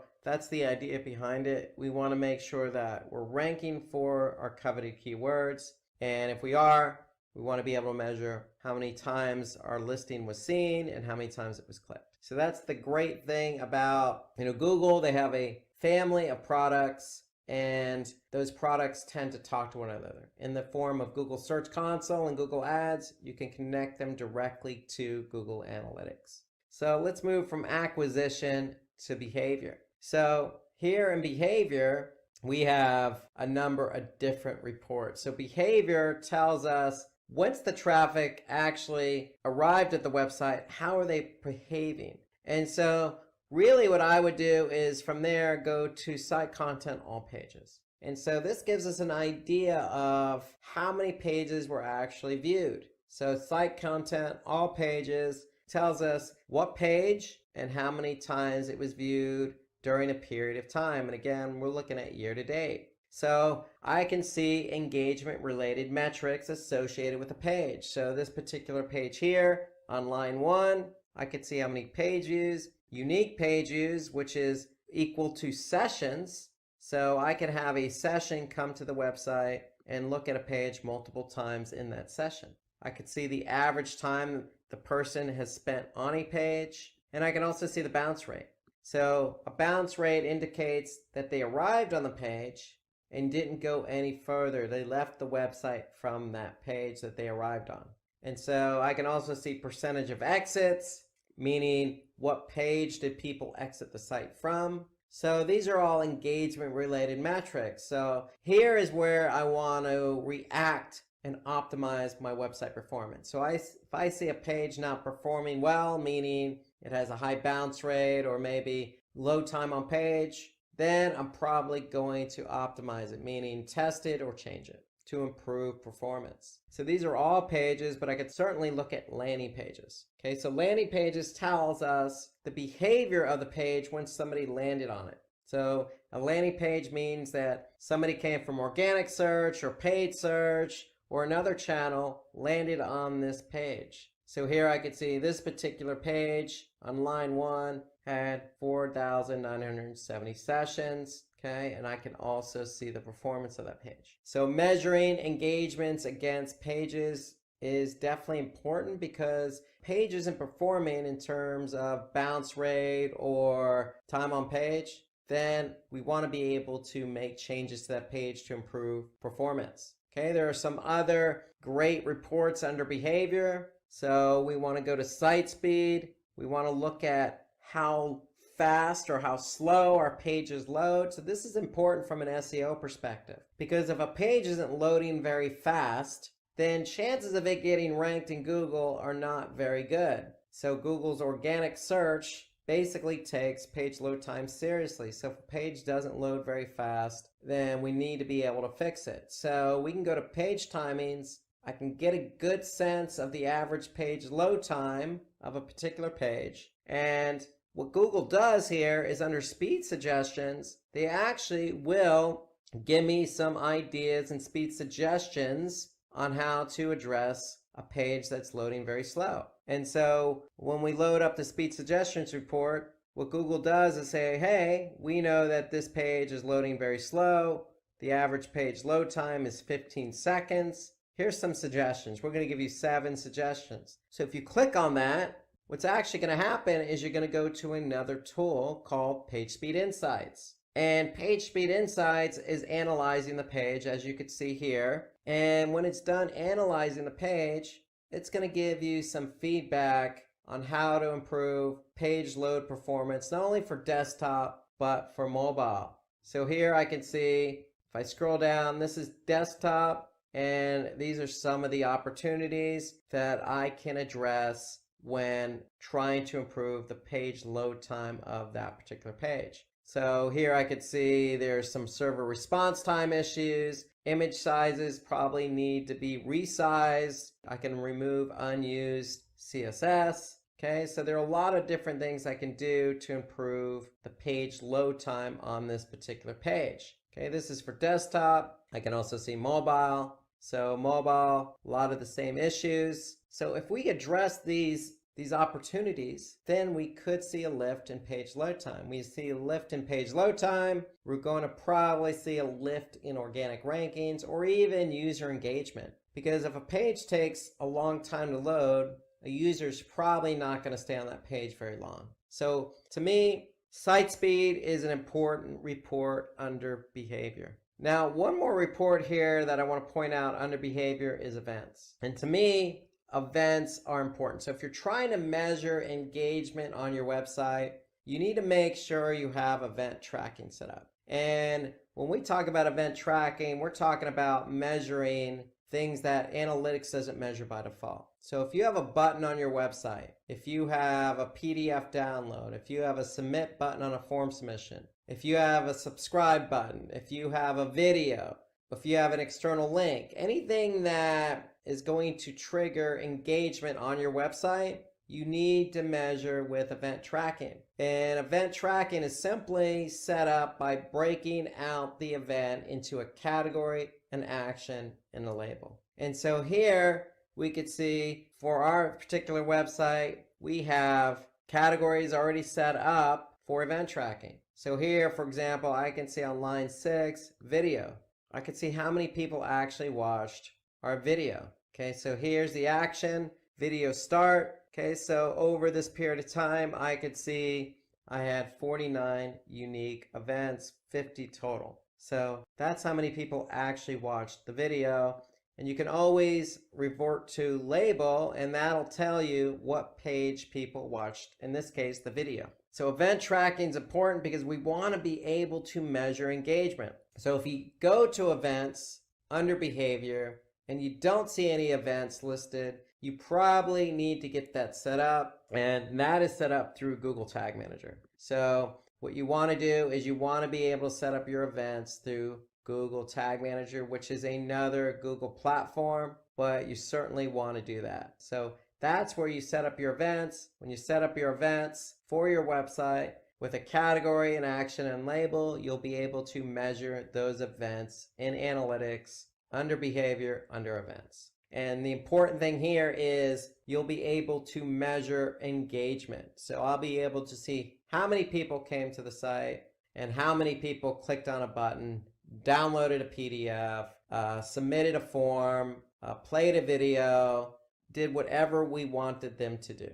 So events are important. So let's move from behavior to conversions. And this is important because we want to be able to measure conversions on a website. So analytics has 4 types of conversions. So if I go to admin down at the bottom, and then I go to goals, I could see that I have 4 different types of goals that I can use. Now, right now, I have event-related goals set up for the website, for this particular website. So we just talked about event tracking. So if you're measuring a button click on your website, you can certainly turn that into a goal. And so all you need to do is tell analytics, hey, this is the particular category, this is the particular action. So for example, if I click on this particular goal and take a look at it, I can see that we have a category set up that anything that resembles donate now, okay, or donate, go ahead and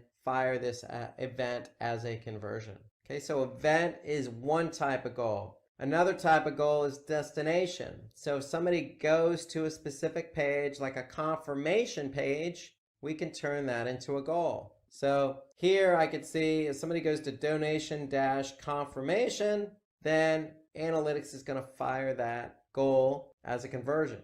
And we're going to see a conversion against a different metric or different dimension, like channel or audience. Okay, so destination is the second type of goal. The third type of goal is duration. So how long did somebody stay on my website? So in this example, if they stayed at least 1 minute and 30 seconds or more, then analytics is going to count that as a goal conversion. Okay, so duration is the third type, and then the fourth type is pages per session.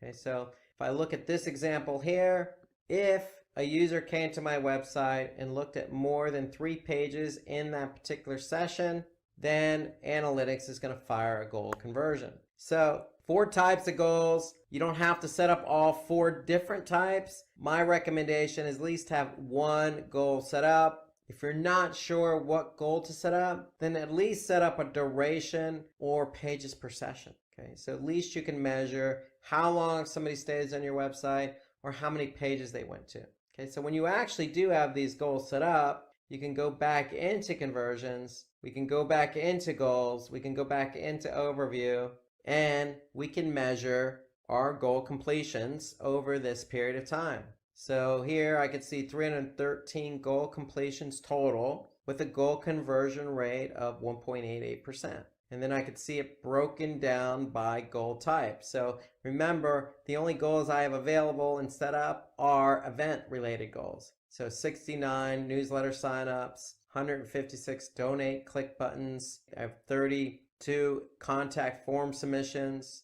37 email click completions, and then 11 phone number click completions. So I can measure engagement as a goal. And so goals generally are important to the business. So you want to make sure that if you have a goal for your website, then you want to be able to set that up as a goal in Google Analytics. So that way, when you're looking at example channels, if I go back to my channels report, I can then measure channel by goal conversion.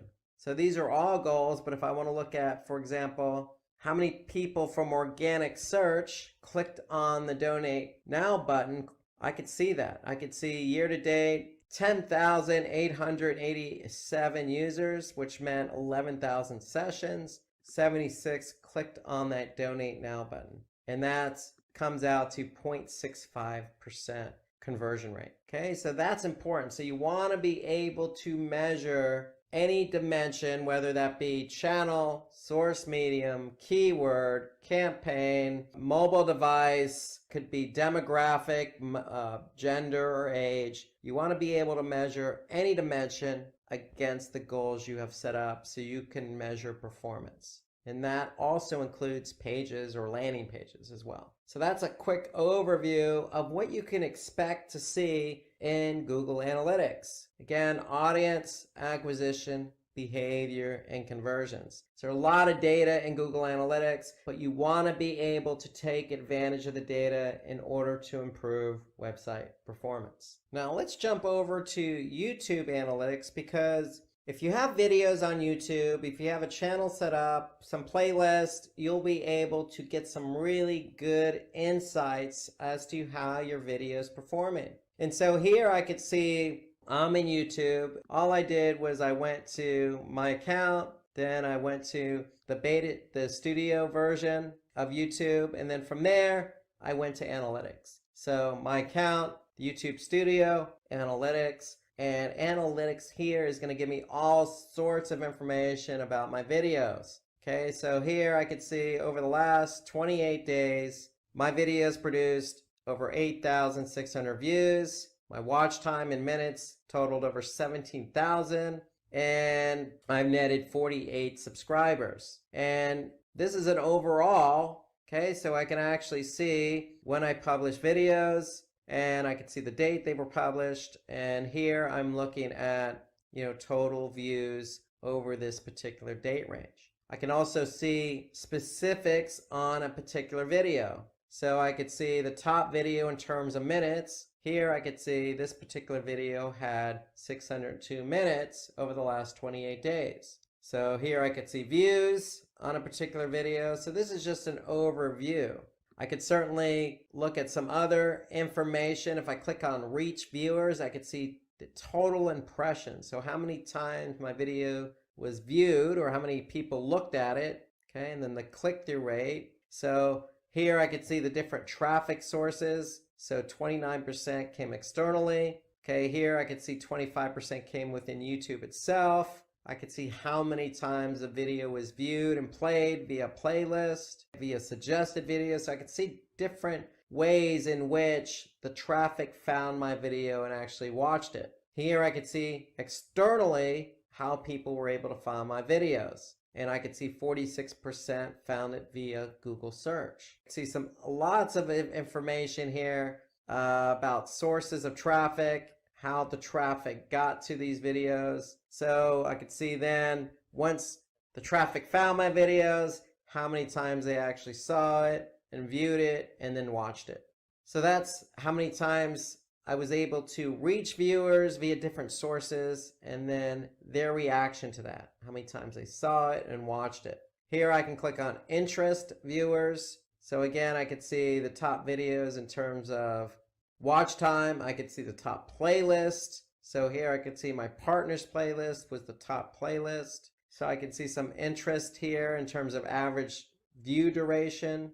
And then here we have build an audience. So we can look at specific audiences if we have them built in YouTube to see how many people actually watch my videos. So here I can see 88% of the people who watched my videos over the last 28 days were not even subscribed. So that tells me a lot of people are finding my videos, spending some time watching them, but they're not subscribed. So we're trying to get them to subscribe to our channel so they can watch more. So a lot of information here in YouTube itself about how our videos performed. Again, this is good insight because ideally what you want to do is you really want to take a look at a specific video, see how it's performing. So if I just click on one particular video, I can actually see the audience retention over the course of the video itself. I could see the ways in which people found the video. Okay, again, externally or via YouTube search. I could see how many people liked it or disliked it.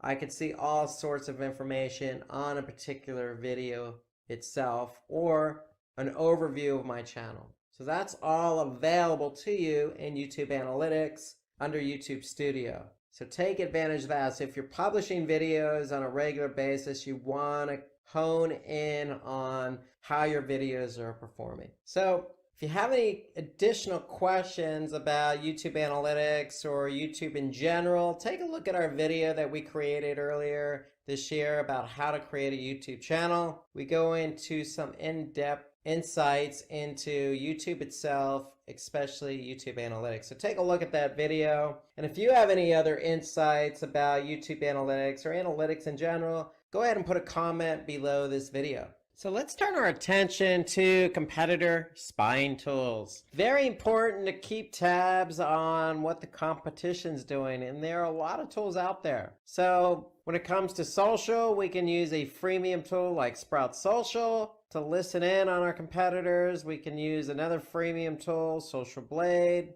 There's a popular tool out there called SpyFu. That's freemium as well. Moz, we looked at Moz earlier for keyword and organic. Moz is a great tool for also leveraging our competitors in terms of backlinks. And BuzzSumo, so that's another freemium tool. Again, there are lots of tools out there. These are just examples of some of the tools that we use here at Simply Learn. I use personally and professionally to get a sense of what our competition's doing. So why would we want to use a competitor spying tool? Well, it may sound like a very straightforward question, but there are lots of reasons why. And so let's look at some of these reasons. And the first reason is we really want to identify, our competitors' backlinks and monitor changes in their ranking. So the reason why we have this as the top bullet point is because SEO, organic search, is a long-term strategy. On-page, off-page, website, very technical and creative. There's a lot going on with SEO,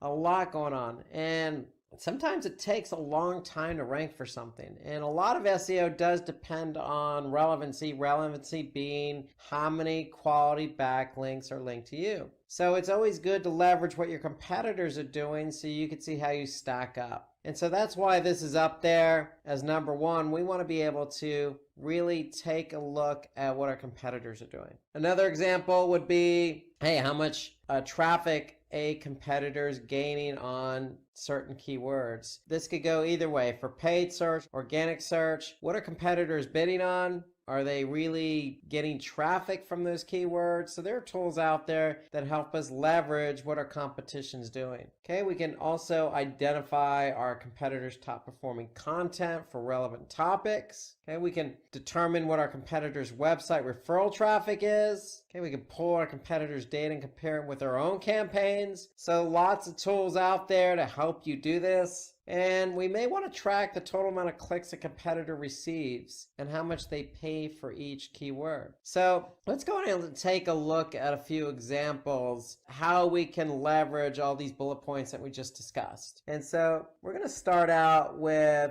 Sprout Social. And Sprout Social is a tool I use. It's a social media platform. There's a lot of things you can do with Sprout Social. Definitely generate reports for your social media platforms. You could set up posts that get published at a certain time and day. But there's also one particular tool in here called listening. And so what we could do is we just put in, for example, RV rentals in Twitter. So what we're doing is we're actually listening to see who else is tweeting about RV rentals. So we could do this for Twitter, we could do it Facebook, some other social media platforms. The whole idea here on Sprout Social is to get a sense of what our competitors are doing. So we could have easily put in a brand name. We're just going general here because we want to rank for the keyword RV rentals. And so here we could take a look at, what some of these particular brands are doing, like Go RV Rentals, Cruise America RV.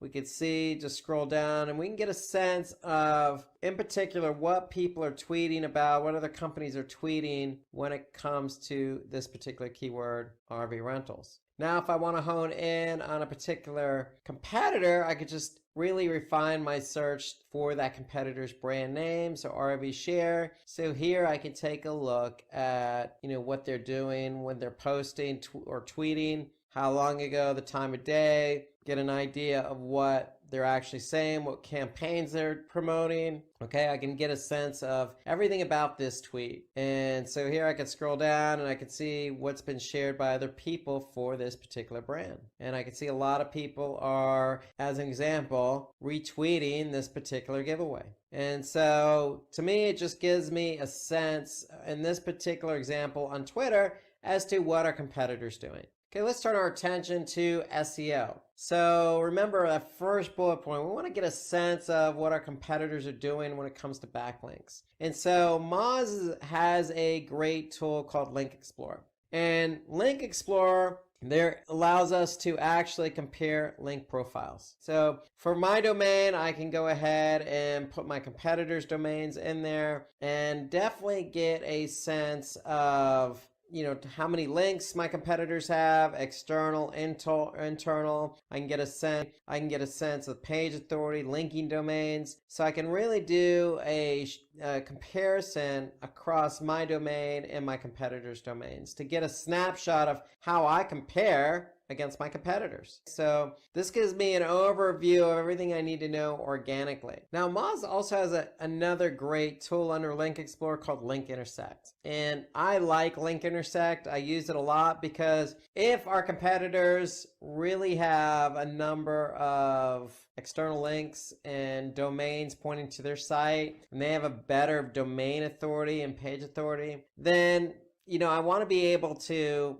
see what they're doing, where they're linking, who's linking to them. I want to be able to get a snapshot of why is their domain so much better than ours in terms of authority. And so the Link Intersect actually allows me to do that. So I can go ahead and put my competitors' domains in there, and then I can find opportunities. And so you just click on opportunities and you can see where my site intersects with their site. And if it doesn't actually intersect, then I have an opportunity to actually try and get a link on that particular site. So that's what the Link Intersect report does. It allows me to see where my links intersect with my competitors. And if it doesn't intersect, then I have an opportunity to generate a backlink. So that's ideally what the Link Intersect tool is. In Moz, it allows me to really get a sense of where I'm linking and where my competitors are linking. Now, what we can also do is also take advantage of another report under Moz's Link Explorer and the Discovered and Lost report. So we could put in our domain, or we could put even our competitor's domain in there. And we can get a sense of what domains were found and linked to them. So really within Moz, we can get a good snapshot of what websites are linking to our competitors. We get a good snapshot of the overall links to our competitor sites, and specifically what sites. So the whole idea is if it's good for our competitors, meaning they're linking from a site that has a good domain authority and low spam score, then it's probably a site I want to be able to tackle as well. Okay, so you have Discovered and Lost. Okay, you have comparing link profiles, and you have Link Intersect. So those are three good reports you can leverage right in Moz's Link Explorer tool. Now there's one more report we can leverage in Moz, and that's the inbound links report. And so we can go ahead and type in our competitor's domain here. And again, we can get a snapshot of what their domain authority is, page authority for the home page. But really, this is what we're after, linking domains. So this particular domain has over 9,000 linking domains. So what we can do is actually go through and see, based on domain authority, I could sort by domain authority where these pages are being linked from. And so here I can see Reddit. So a lot of Reddit here, which is a good site for backlinking, New York Times. So, there's a lot of different sites here, Washington Post. So I can get a good snapshot of my competitor by seeing every link that's pointing to them. Now, of course, I don't want to go through 9,000 links. I can really just hone in on a specific link source or link type or link state. So I can really filter it if I wanted to. I can export the report and do some further analysis. But really the whole idea here is I could see what URL is linking to this particular competitor site, what the anchor text is, what the page and domain authority is. So this gives me a really good insight on all the backlinking that my competitor has. And again, if I'm trying to catch my competitor, it's probably not a bad idea to look at what they're doing and even copy what they're doing in terms of backlinking. So if we're not on Reddit, then we probably need to be on Reddit, because if that's where our competitor is and they're getting good link juice from Reddit, which has a domain authority of 90, then hey, if it's good for the goose, it's good for the gander, so they say. So inbound links is just another good report you can leverage in Moz under the Link Explorer reporting tool. Now, if I want to get a good snapshot as to what my competitor's doing on search exactly, well, look no further than SpyFu. So SpyFu is another tool that you can leverage from a PPC SEO perspective. You know, from an SEO perspective, you got some backlinking data as well, just like you did in Moz. From a PPC perspective, you can get some good keyword insights. And so here, I just went ahead and typed in the domain. And what this is going to do is just give me an overall snapshot for my competitor's domain. So here I could see, you know, how many organic keywords they're found for, the estimated monthly SEO clicks they're getting based on the volume of those keywords. Okay, I could see here the keywords their top competitors also rank for, the rank history, 12 years. So this particular domain's been around a long time. Okay, so that's on the organic side. I can flip over to the paid side, and I could see that they are doing paid search. I could see 5,000 plus keywords they're bidding on. Okay, based on that, what they're actually paying. And then I could see, you know, some of the other competitors listed here from a paid perspective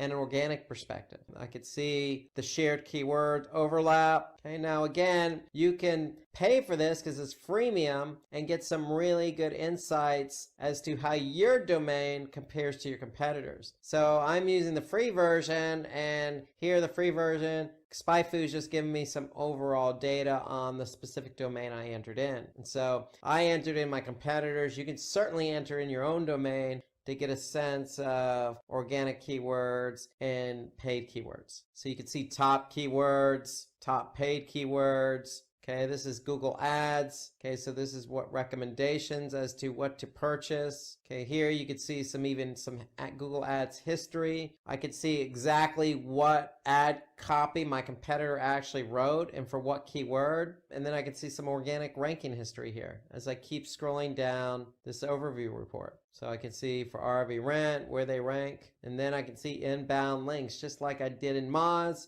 SpyFu is providing me with some insight as to, hey, what links are pointing to them and what the domain strength is and how many clicks they expect to receive. So this is all free data. Take it or leave it, but it's all free data available to you under SpyFu. So SpyFu gives you kind of an overview for free, some really in-depth analysis if you actually pay for it, and it just really hones in on what your competitors are bidding for paid-wise and what they're ranking for organic-wise. And so SpyFu is a really good tool to leverage if you just want to get a snapshot of how your competitor overlaps with you. So let's turn our attention to Google Analytics, because in Google Analytics, under Audience, I can go to benchmarking, and basically the benchmarking reports allows me to see what the industry as a whole is doing compared to my own website. Now, the caveat here on this particular report is that it's all anonymous data, so I can't exactly see what competitor is doing what in this report, but if I hone in on my industry, in this case autos and vehicles, and I hone in on a specific country or adjust the size of the daily sessions that I get, then I can see, hey, analytics in this case, in this example, is sharing 8,863 web properties. Okay, so they're sharing the data for over 8,000 web properties, and I can compare those web properties against my own. So if we're all in the same industry, it gives me a sense here as to how I stack up against the industry as a whole, in this case, as it pertains to channels. So you can see here,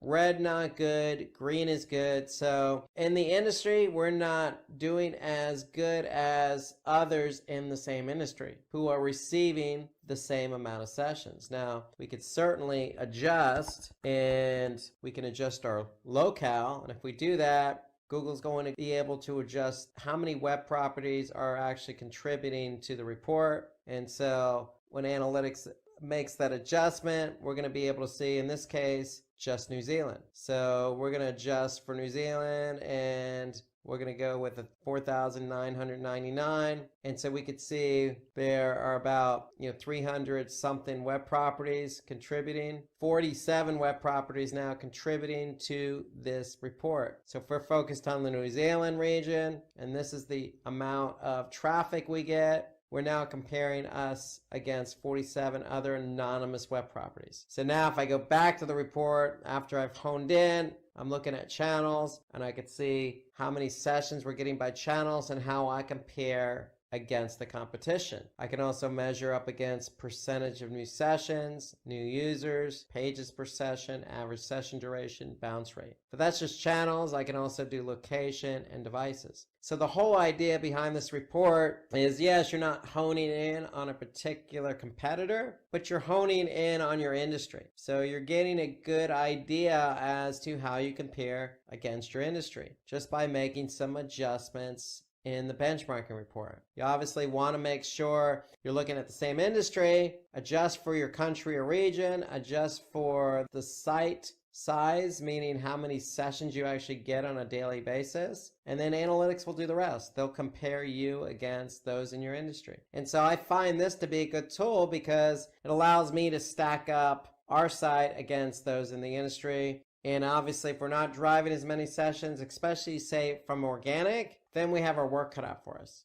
Okay, so that's the whole idea behind the benchmarking report. Now, if you want to get some good insight as to what the competitors are doing and you don't want to use a tool, well, look no further. You can always go to google.com. Okay, so this is how we used to do it back in the day before all these tools became available. You just typed in a keyword, and we're going to type in RV rentals, and now we're going to be able to see who's bidding on that keyword. So we could see we have a number of different companies bidding on the keyword we're interested in. Okay, here I can see some featured snippets. Okay, and then I can see some organic search results. Okay, if I scroll down, I'll be able to see some other companies bidding on that same keyword, meaning they're paying for RV rentals. So if I clicked on somebody's link here, they're actually going to pay Google for the click. And so this just gives me a good sense of how many people are actually trying to rank for this keyword or trying to be found for this keyword. So that's all I did. I just did a search. Now, from an organic perspective, if you really want to hone in on your competition, you can always do the syntax all in title, colon, and then hit enter. So now I could see I have 163,000 results. And what does that tell me? That tells me that I have 163,000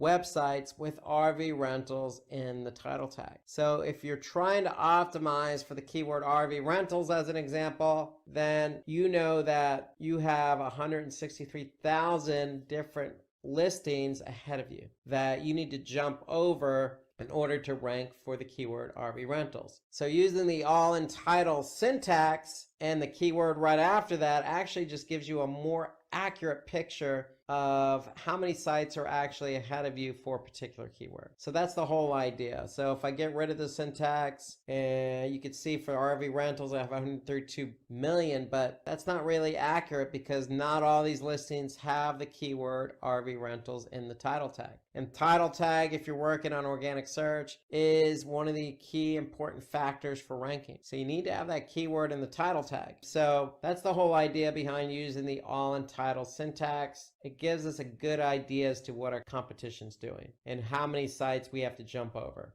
to get to number one on Google. Now, if you're running Google ads, just as we did with RV rentals, we went up there and we typed that in as a query and we saw how many advertisers there were for RV rentals. Now, if we are running our own campaigns, Google Ads actually has a good report that I really like. It's called Auction Insights. And so you can get to Auction Insights just by clicking on Campaigns, and then from Campaigns, click on Auction Insights. And what Auction Insights allows us to see is what competitors or domains are bidding on the same keywords we are. And so what Google does here is it allows us to actually see where we stack up against our competition for all the keywords we're bidding on. And so here I'm looking at year to date, and here we can see us, and I can see our competitors. Okay, so I can see impression share. So if we're talking about one keyword, every keyword has 100% impression share. How much of that impression share are you getting? And when we say impression share, meaning eyeballs. When we talk about eyeballs, are we getting a majority of the eyeballs, or are competitors getting a majority of the eyeballs? So we can see our average position. I can see how often I overlap with my competitors. Okay, I can see how often I'm above a particular competitor. I can see what percentage I'm at the top of the page versus my competitors, the absolute top of page rate, and then I can see how often I outrank my competitors, and vice versa, how often my competitors outrank me. So I can see all this good insight as to what competitors are bidding on the same keywords I am. Okay, so this is if you're running Google Ads. Okay, so if you're running Google Ads, okay, you can just click on the Auction Insights report. You can find that at the top navigation just by clicking on Campaigns. And by doing so, you'll be able to gain some insights as to where you stack up from a paid search perspective against your competitors. So let's turn our attention to paid marketing tools. So if you're doing some advertising on Google, Bing, LinkedIn, you probably want to work within those platforms as the tool of choice. So, if you're doing paid search on, say, googlesearch.com or display, you could be doing display advertising on, a network like AdRoll or Google, or you could be doing social media paid ads, say on Facebook. So whatever it is you're doing, you probably want to work within that platform itself to get the ideal data that you need. Okay, so here are some of the tools, some of the places you can go. Of course, if you work in Google Ads, you also have Google Ads Editor that you can leverage. Okay, and I'll show you that in a couple minutes. You have Google Ads Keyword Planner. Of course, both of these are paid if you're running campaigns. Okay, so Bing, if you're running campaigns on Bing, okay, you get all this good data that you can digest through some reporting. Okay, you also have some third-party tools out there that you also have to pay for in WordStream. Okay, so WordStream is a third-party tool that you can leverage. Bing and Google are actual advertising networks, so you would advertise on the platform itself and get all the data you need right in the platform and leverage a lot of the tools that they have available in the platform. As I mentioned, you could also use Google Ads Editor. So Bing also has their own editor as well. And as well as Facebook. So you can use an editor type version, and I'll show you that here in a couple minutes. But let's talk about why we want to use the tools in the platform itself. Well, we want to be able to monitor how our ad's performing. So which ad receives the most traffic, as an example. We want to identify keywords that are performing for us. Okay, so are keywords converting, not converting? Are they costing us a lot of money and not netting a high enough return for us? So we want to keep an eye on that.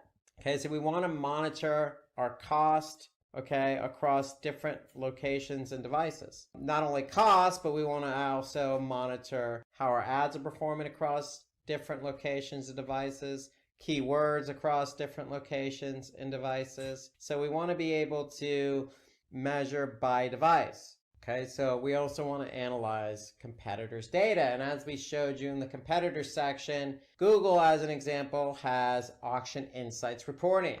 Analytics has benchmarking.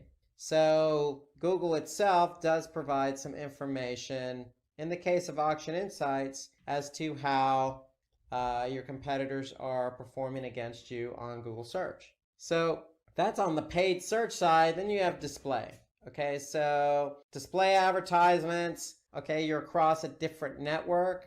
So there are different types of networks out there. For example, AdRoll.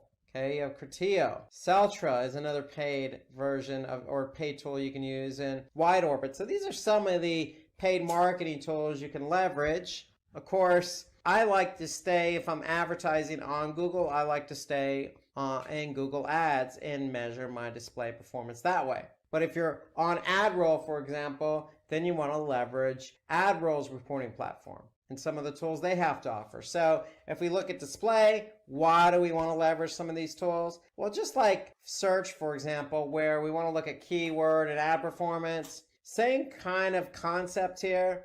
We want to be able to monitor whether we have the right keywords and right customer engagement. So when it comes to display, we want to be able to make sure we're choosing the right audience. Of course, that means looking at not only audience insights, but our target insights as well. Are we reaching the right audience when it comes to display? And Google has a good breakdown that I'm going to be able to show you here in a couple of minutes. Okay, so we want to improve our campaigns by monitoring our competitors' display ads as well. So there are tools available that'll help you do that. And that's on the display side. And if we look at social, okay, what tools can we use on social? Well, you got Facebook Ads Manager, okay, you got Ad Espresso, Quaya, Tweepy, you got all these cool paid search tools. Again, I usually stick with where I'm advertising. So if I'm advertising on LinkedIn or Twitter, I'm going to leverage that platform, but just know that there are other tools available for you. So with social, like display, it's all about targeting our audience. So for some of the tools like on Facebook, we can review and relaunch our ad campaigns based on target audience. We can measure conversions and gain insights in this example about Facebook users. How are our users interacting with our ads? And then we want to target people based on their activities such as purchase intent, device usage, travel preferences, etc. So social allows us to do that. And then with Facebook as an example, we can monitor any A/B test we run. For example, if we're running call to action test, we can measure the results of that right in Facebook. And I'm going to show you an example of that here shortly. So let's jump right into Google Ads and look at some tools available to us from the search side of the house. So if we're running search campaigns, right in Google Ads, we could see campaign data, we could see keyword data, we could see ad data. So for example, if I want to see what ads are performing, I'm just going to click on my ads and extensions. Okay, and here are my ads. And now I could see what ads are performing in terms of clicks, click-through rates, etc. And so that way I can go ahead and pause ads, activate ads. So that's right here in the Google Ads platform itself. Now, if I want to look at specific keywords, I can do that. So I can see what keywords are driving traffic and clicks. Here I could just sort by clicks. And now I could see not only what keywords are driving clicks, I could see what the click-through rate is. I can see the impressions, how many people actually viewed my ad after typing in a keyword query that I'm bidding on. I could see how much I've paid by keyword. And more importantly, I want to be able to see conversions or conversion rate. And then with Google Ads, you have quality score. So we want to be able to measure quality score. So this is Google Ads keyword reporting. And so the great thing about the keyword reporting is that there's some other features available to me here. So here I can add negative keywords, okay, just by clicking on negative keywords. I can also see a search terms report. And so when it comes to search terms, I can actually see what specific keywords people typed in. And based on the keyword that somebody typed in as a query, I can see what match type triggered that particular ad. And so if I see a keyword query that I don't particularly care to be shown for, or want my ad shown for, then I can go ahead and just select it and I can add it as a negative keyword. Okay, so that tool is available to you right in Google Ads. Okay, and then you have the auction insights. So we review the auction insights when we're looking at competitive analysis. And so here, if we look at the auction insights, we'll be able to adjust our date range and we'll be able to see basically, who else is bidding on the keywords and what their impression share is, what their average position is, what their overlap rate is, position above rate, top of page, absolute top of page right now ranking share. So once we have, Google has data, then they'll be able to share that information with you. Okay, so that's just keywords, but there's a cool tool that I really like, and I leverage it for SEO and pay-per-click, and that's Google's Keyword Planner. So if you click on Tools, and then you can click on Keyword Planner, we'll be able to leverage the Keyword Planner. And the whole idea behind the Keyword Planner is, do we want to discover new keywords? Or for the keywords we have selected, we can get volume and forecast on that. So here, let's type in a keyword, mail delivery. And if I click Get Started, okay, so Google's going to give me some other keyword ideas, and they're going to give me what the average monthly searches are for that keyword. They're going to let me know the competition. They're going to give me a range in terms of how much I can expect to pay for that keyword. So if I happen to click on that keyword, I can add it to a plan. And then once I've added to a plan, then I can go ahead and look at that plan and measure what kind of volume I'm going to get and how much I can expect to pay. So now once I've added my keyword to that plan, I can go ahead and see how many clicks and impressions and costs and click-through rate and average cost per click I can expect to spend. So, and this is based on a maximum CPC of $2. So I can go ahead and adjust my plan accordingly if I want to, in order to see basically how much I can expect to spend. So that's the whole idea behind the Keyword Planner in terms of choosing new keywords. And once you choose keywords you're interested in bidding on, you can actually do a forecast to see exactly how much you can expect to spend, how many clicks, how many impressions you can expect to get, and if you have conversions set up, how many conversions you can expect to receive. So that's all part of Google's keyword plan. That's viewing, forecast, as well as choosing keywords. So there are so many different tools and features within Google Ads. We need a whole segment just on this. So really, I'm just going to highlight some of the more important tools and features. So I mentioned the keyword planner. I mentioned the campaigns, keywords, and ads reports.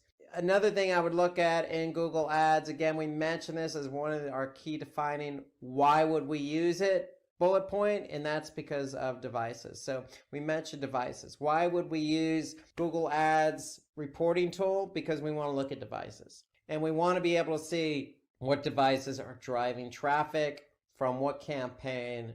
And then the cool thing about Google Ads is right in Google Ads platform, you can go ahead and do a bid adjustment. So if I increase my bid adjustment, for example, on mobile phones, then my particular ad in this particular campaign is going to show more than on computer. So I can always decrease it. For example, do a bid adjustment on computer, and that means I'm going to show my ads less. So I can go ahead and do bid adjustments based on device. That's the cool thing of working right in Google Ads platform, is you can make adjustments right here in the platform based on devices. Well, you also have locations too. So we mentioned that as one of the reasons why we want to use some of these tools. And if I see a particular location I'm not interested in advertising, well, I can always select it and I can always just pause it or remove it. So, or I can change the bid adjustment on a location as well.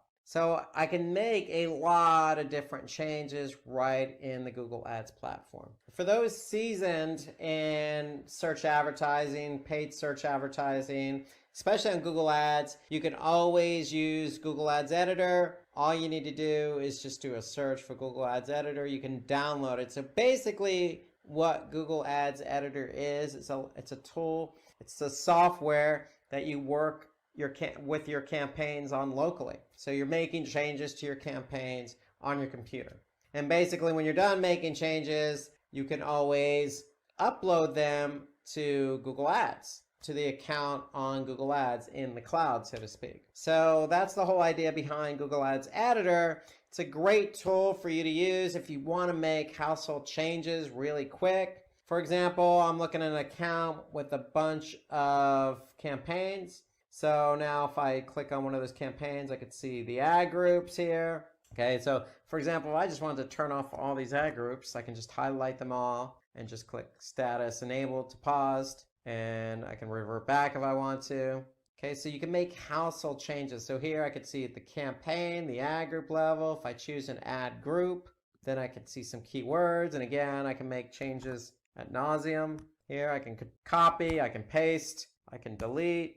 Okay, so I can make a lot of changes really quick right in Google Ads Editor. And that's the whole point of Editor, is to go ahead and work locally while somebody else is working locally on the same account. You could both be working simultaneously and being more efficient on getting things done in the campaign. Now, if you are working with somebody else on the campaign, you want to make sure that you get recent changes. So if I say get recent changes to all campaigns, what Google Editor is going to do is contact Google Ads in the cloud and download all those changes. So here I can see the changes being downloaded in Editor from Google Ads.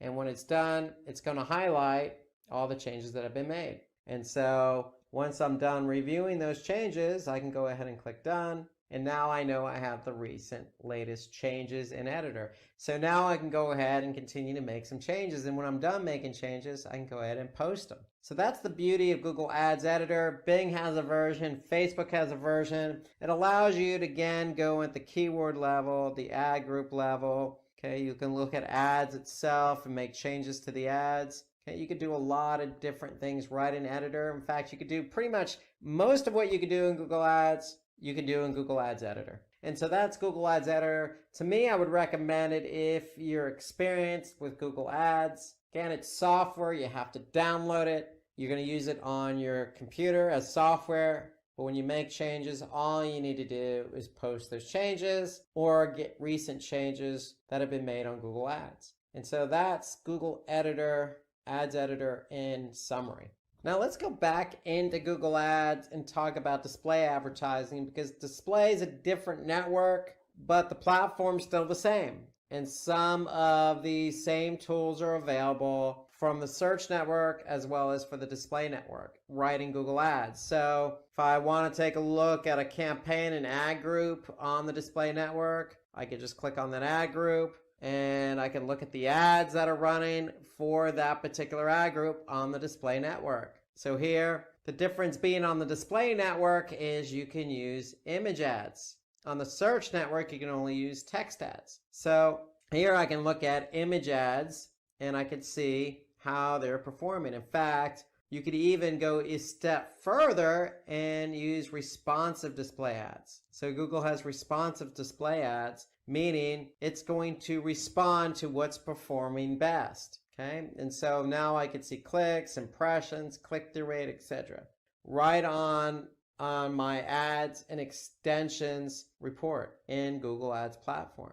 Now, this happens to be a retargeting campaign. So if we click on audiences, we'll be able to see what audiences we're targeting here. Okay, so when this report loads, when you run retargeting campaigns, you're targeting a specific audience. And so we want to be able to see, okay, of the audiences we have set up, what audience is performing best. Okay, so here I can see a breakout by audience. Again, I can see the same metrics I could see on the search side. I could see clicks, impressions, click-through rate. More importantly, I want to be able to measure conversions.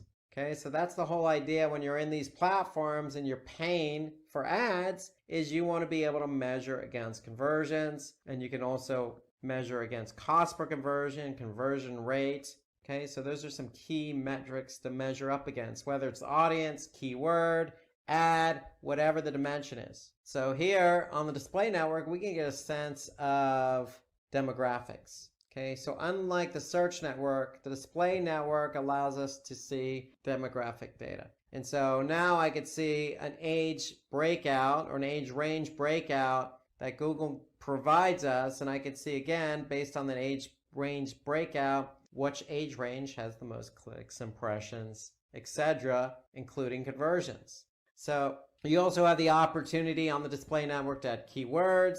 You have the opportunity to add topics, and you have the opportunity to see placements or run placements. So here, if I click on where ads have shown, I can actually see where my ads have shown up for this display campaign. And Google Ads allows you the ability to go ahead and you can exclude it from the ad group or exclude a specific placement from a campaign. So you could take action on a specific placement. And I can see the type of placement, whether it's a mobile app, whether it's a site. I can go ahead and see exactly where that placement was. So that's the placements report. You have demographics, you have audiences, you have keywords, you have all these different reports available to you on the Google Ads platform. So before we jump over to social media, paid search advertising, I just want to remind you, we do have, a nice tutorial on Google Ads. Okay, so take a look at the Google Ads tutorial we have set up on YouTube. Okay, if you search for Google Ads tutorial 2019, this is a good tutorial on everything related to Google Ads. So check out this video because in today's webinar, we're just mentioning tools across the board. And if you are advertising on Google Ads, as most people do, then you could see just how powerful it is and all the different features that are available. So take a look at the video. It's a nice complementary video to this one, this digital marketing tools, and this will give you a nice and deeper insight into everything that's available on Google Ads. And if you have any tools or features on Google Ads, whether it's the search network or whether that's the display network,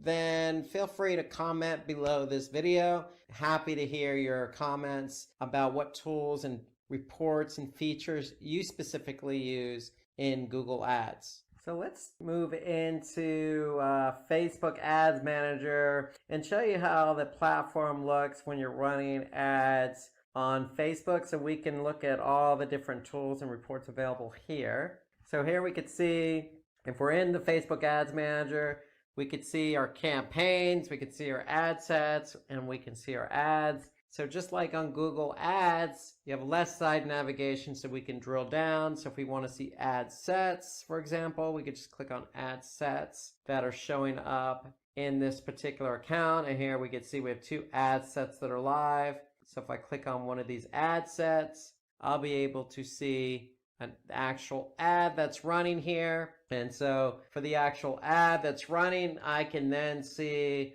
the results of that ad and how it's performing. For example, how many clicks it's received, what the reach is, what the impressions are. So impressions similar to Google Ads, how many people are actually looking at the ad. And then I can see the cost per click here at $1 as an example. And so now I can go in and I can go ahead and look at the ad performance and go ahead and change out that ad if it's not performing to my expectation. So if I click on more tools and then creatives, I can just simply click on creatives and then I can actually see the creatives I actually have running for that campaign I selected. So now I can see all the creatives that are running and I can see the results of those creatives. So Facebook Ads Manager also has different reporting. So if I click on the reports pull down menu, you can see here, I can see some standard reports by ad set, age and gender, and then I can see all reports here listed out by placement and device, time of day, country, etc. So if we just look at age and gender, we'll be able to get a breakout age and gender here. So you can see by campaign, I'm looking at all campaigns here, and I'm looking at just age and gender. I can certainly deselect one of these, and I can look at a specific time range. So now I could see who's looking at my ad specifically. So here I could see 35 to 44 female. I could see the reach, impressions, and how often they're actually seeing my ad. Now this is key for Facebook because if somebody's seeing your ad a lot, they're probably going to tune out to it. So that's what makes the frequency metric so important on Facebook, because then we can go ahead and turn off that particular age and gender if we needed to. And we could see how much we spent. So this just gives you some idea of the type of reporting that's available in Facebook Ads Manager. Now the great thing about Facebook reporting in Ads Manager is, I can group or ungroup my dimensions if I needed to. I could change the view and arrange columns. I can get rid of columns, just as you would in Google Ads reporting. Very similar stature here. So I have a lot of flexibility here on how I review the reports. You know, you got different metrics that you can pick and choose as well. Okay, and you got lots of different flexibility when you're looking at the reports on how your campaigns are performing. Now here I can pick and choose. I can choose campaign, ad set, ads, objective. Again, I can choose different demographics. So I have a lot of options available to me in terms of how I want to, view the performance of my campaign, view the performance of my ad set or my ad. Now remember, if you're in Facebook, you can always go in and edit the campaign. You can edit the ad set. Remember, in the ad set, that's where a lot of your decisions are going to be made, including how you want to drive the traffic, okay, what your budget is. Okay, you can basically choose your audience here. So you're going to be able to choose what type of campaign it's going to be. And based on that campaign, you're going to go ahead and choose the kind of audience you want to focus in on. You're going to be able to choose the location, the age range, the gender. So all of this is going to be set up in the ad set or the campaign or the ad. If you go ahead and edit an ad, remember you can do A/B testing as well. So you have a lot of different options and features available to you right in Ads Manager when you're managing your paid search campaigns on Facebook. So if you want some more information about all the different features and tools in Facebook Ads Manager, check out the Facebook Ads Tutorial 2019 webinar that we did earlier this year. In addition, you can also look at another one that we did on Facebook called Facebook Advertising Tips and Strategies. So that should give you some sense of everything related to Facebook ads and how to take advantage of the Facebook Ads Manager platform. So if there's anything on social that we may have missed or that you use, feel free to add a comment below the video. We'd love to hear your feedback. Okay, let's talk about some affiliate marketing tools. Let's turn our attention to affiliate marketing. A lot of affiliate marketing platforms out there. The number one probably is Commission Junction, also known as CJ. They're an affiliate platform. They have a freemium model, meaning you can have a free trial, but basically you're going to have to move on and pay for the platform. Likewise for House Offers, you have volume. You really, when it comes to affiliate marketing, a lot of platforms out there. Click Inc, Awen. So a lot of these are brokers per se. And when I say brokers, like for example with CJ, you as a merchant or you as a publisher can get in touch with a merchant. You as a merchant can get in touch with a publisher, meaning CJ helps bridge the gap between you finding somebody to build your network with.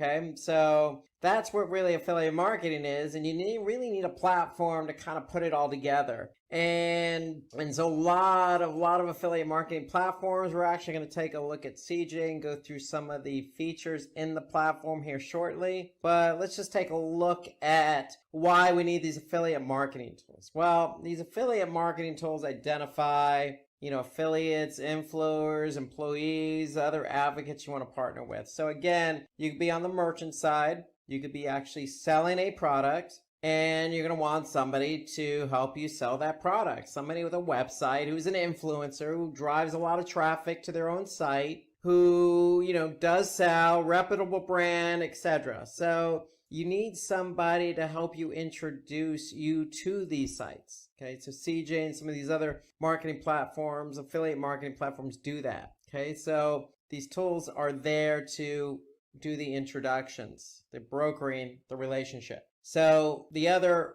benefit here is you can contract with affiliates and track the traffic and conversions. Well, what do I mean by that? Well, if you do use CJ.com, by no means am I only endorsing that platform. There are plenty others out there. But whatever platform you use, you're going to want to be able to set up terms and conditions with that particular affiliate. So you could set up a terms and conditions for, say, 10% off all sales. as an example. Okay, well, you're going to need a platform that will help you broker that contract. Okay, contract terms or program terms. Furthermore, you're going to need a platform to help you track, hey, is this affiliate helping me drive traffic, or is this affiliate driving traffic to my products, and is this affiliate helping me sell? So these platforms help you do just that. Okay, so you can gain high website rankings with the help of your affiliate, meaning that, hey, your affiliate can be promoting your product, and if they're promoting your product, you have a chance to show up via paid search, organic search, off other websites, so social. So you have a lot of benefits to working with affiliate marketing in itself, and the tools available will help you gain website rankings as one example. We want to be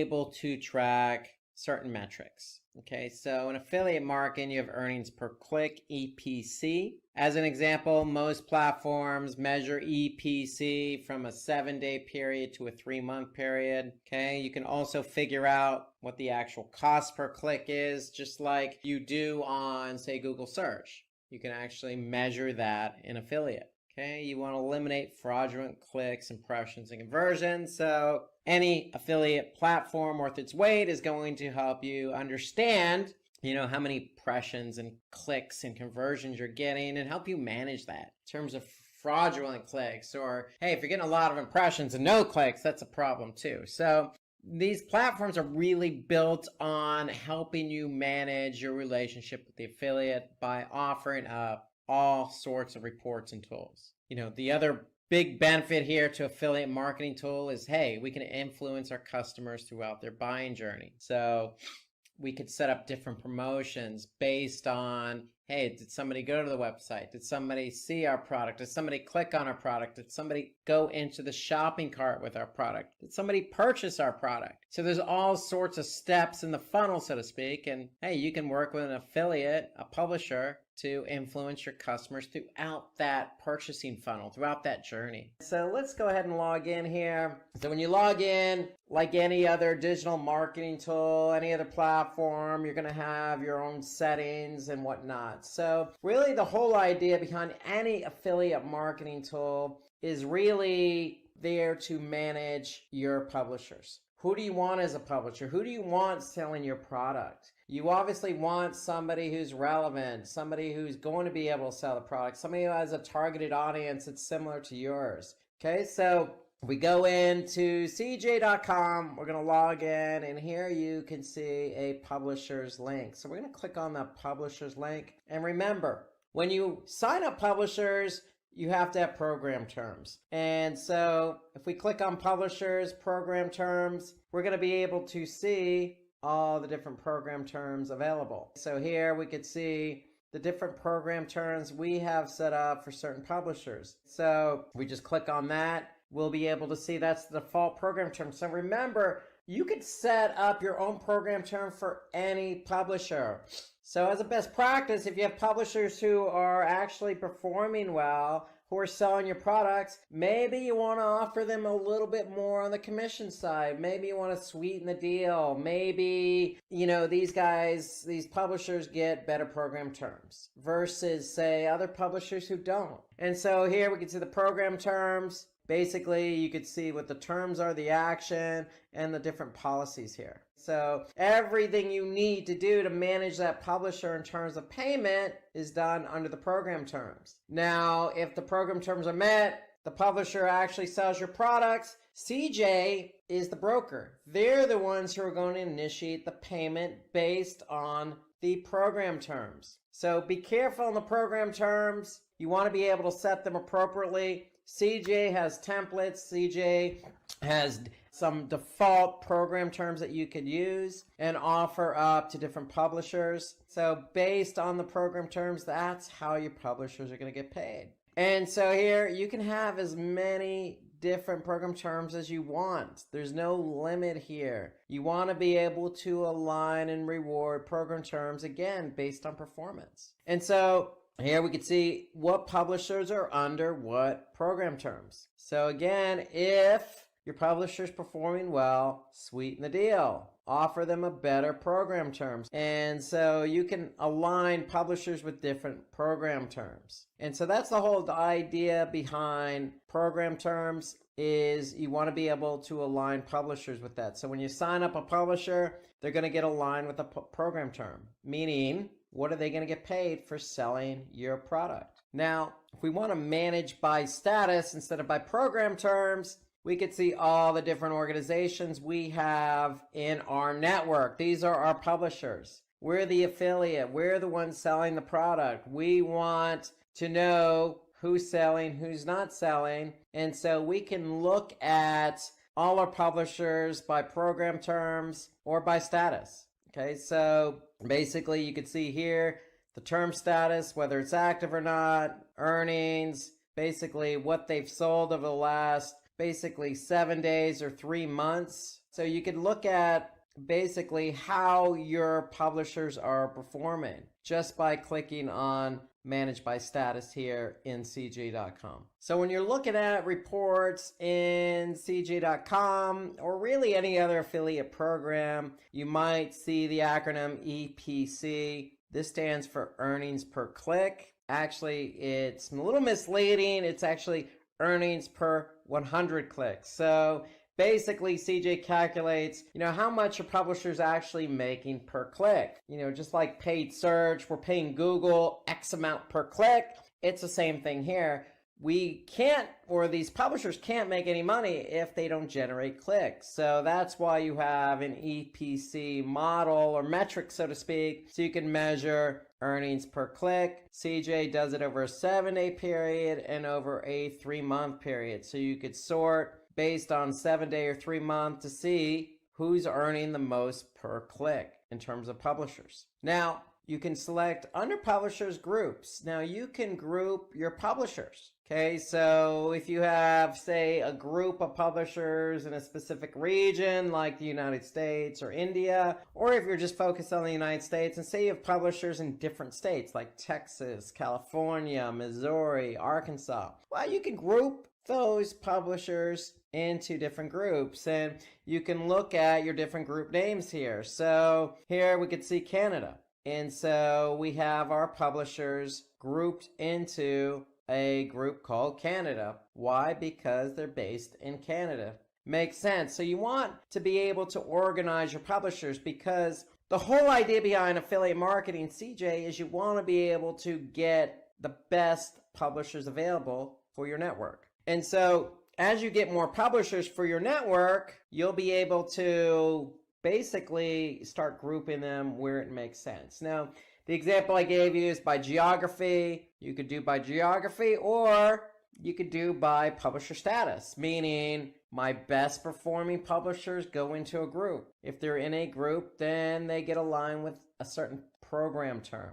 So you could group your publishers any way you want, by status, meaning they're selling more, these are our best performing publishers, or by region, or, by promotion. I mean, how you group your publishers is totally up to you. However, take advantage of the option to create publisher groups, because the whole idea, again, I'm going to repeat it, is you want to get publishers and you want to start building your base of publishers, because the more publishers you have, the more chance you are to sell your product. Remember, if nobody clicks on your product, then nobody's going to buy your product. So if you have publishers who are promoting your product for you, then you have a good opportunity to sell it. So the more publishers you have on board, the better the opportunity. So now once you have publishers, you can start grouping these publishers accordingly to whatever makes sense. It's a business decision. Just know the options available in CJ to group publishers. Let's turn our attention to social media marketing tools. Social media, always a great topic to talk about. So we're going to finish up all our digital marketing tools with social media. We talked about SEO, paid, competition, affiliate, email, web analytics. It's just appropriate to finish up with social media because social media has so many tools available. So many. Okay. The first one I can think about here is Hootsuite. Hootsuite is a great social media marketing tool to use. Okay, it's a freemium. Okay, you can set up a free trial here. You basically a base account, and then you can use Hootsuite to do a lot of things. Anything from setting up landing pages to actually publishing content to listening. Hootsuite, to me, is one of the most powerful social media marketing tools available. You got Buffer. Buffer is a paid version, but you can actually set up a low cost or free account actually on Buffer and then move to a paid account. Okay, you got TweetDeck, it's been around a long time. That is actually free, and I would recommend TweetDeck, and we're going to take a look at that here in a couple minutes. Okay, and then you got Sprout Social. Sprout Social is another social marketing platform similar to Hootsuite. Do a lot of reporting, a lot of publishing, a lot of listening. And so we're going to take a look at Sprout Social today as well. Before we do that, let's go over why these tools are important to us. From a social media perspective, you're pumping out a lot of content. So you need to be able to smartly, efficiently, schedule and manage your post. Okay, so you're not just working likely with just one platform like Facebook. You're probably on a number of different platforms. Depending on your business, depending on your bandwidth, depending on what you're selling, your products, etc. Your audience obviously has a lot to do with it. It could be Instagram, Pinterest. You want to be able to consolidate all that and manage it in one place. And that's what social media marketing tools do.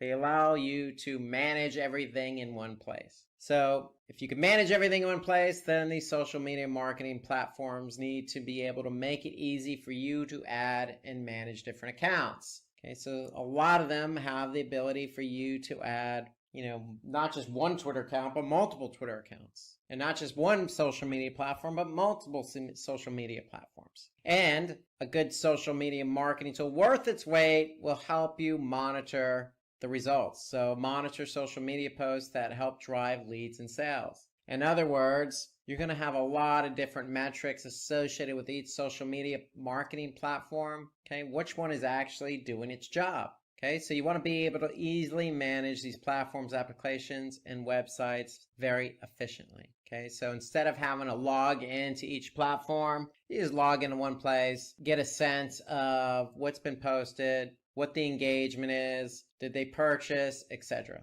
And what you want to do is be able to individually customize every social media post across different platforms. So it just makes it a lot easier to do that in these social media marketing tools. Okay, you don't want to send out a blanket message across different platforms. You want to be able to go ahead and customize a post depending on what that post is, depending on what the product is, what time of day, what target market, what target audience. So customization is a lot easier using these social media marketing tools. You want to be able to engage with brand advocates. So listening is a good thing with social media marketing tools. Using the listening functionality so you can actually see who is a brand advocate, who's not a brand advocate, who's an influencer, who's not an influencer. And then, of course, you want to analyze the behavior of your audience and optimize individual posts on real-time data. So if, for example, you post something using one of these social media marketing platforms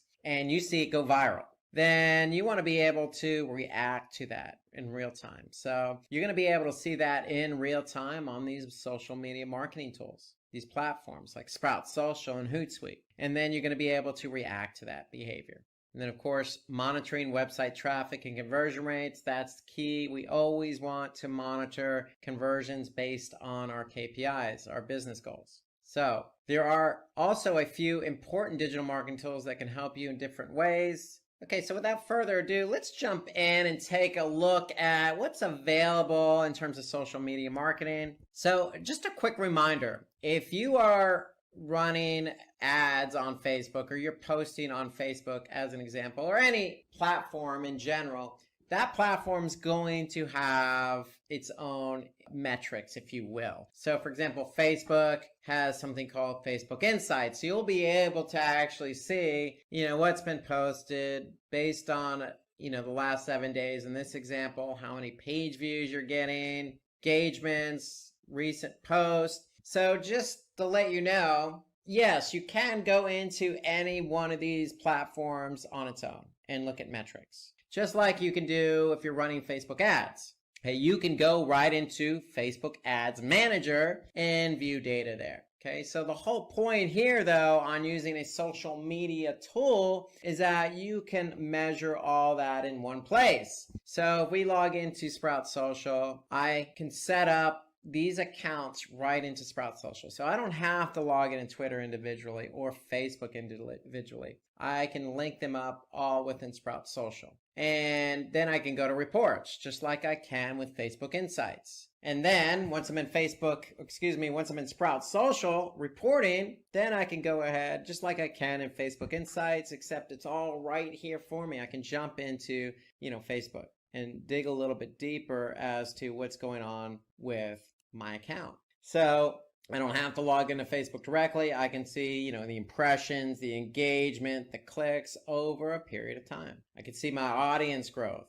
I can see my publishing behavior, how often am I publishing. I can see the top post individually. I can see impressions by day. A lot of this same material, same information is already in Facebook Insights. So if it's available in Facebook Insights, you're definitely going to have it available in a tool like Sprout Social. So you want to be able to just efficiently log in and jump from one platform to the other. So here, I can go to Instagram, and look at Instagram data, or I can look at Twitter information. So you want to be able to efficiently jump from one platform to the other using, in this example, Sprout Social. Now, as I mentioned, as part of one of the benefits of a social media tool is that you can publish content. You want to be able to publish content because you want to be able to organize and schedule accordingly. You don't want to be submitting and publishing content right after one another. Okay, you want to be able to spread it out efficiently and effectively. And so here we could see, we could publish and schedule content accordingly. So all we have to do is click compose, select a profile, write whatever we need to do. We could schedule it for tomorrow at a specific time. And there you go. Voila, scheduled. So this is on Twitter. Okay, so, we could choose another platform here. It's just that easy to schedule. So you want to be able to schedule accordingly because, again, when you schedule something, then you want to look at the behavior of it. So it's just as simple as going from publishing to reporting. And then based on when something got published, you could see the reaction of it and react to it. So another thing here that I like about Sprout Social, Hootsuite, a lot of these other platforms do it really well. You got listening tools. So you can listen in on conversations that are being had. For example, mail delivery. If we do mail delivery on Twitter search, we'll be able to see what's been tweeted about mail deliveries. If that's the business we're in, we can refine our search and choose a specific location, a radius to hone in if we're local. Okay, so this is Sprout Social's example of listening. Here, let's take a look at another example. I'm in Later.com. So Later, very similar to Sprout Social in that it does a lot of the same things. You can actually schedule content on a particular platform. And one thing I like about Later here, you can actually see it visually. You can see a calendar and what's been scheduled. So I could see today I have something scheduled at 1:15 local time. And again, I have 5 profiles set up for this account.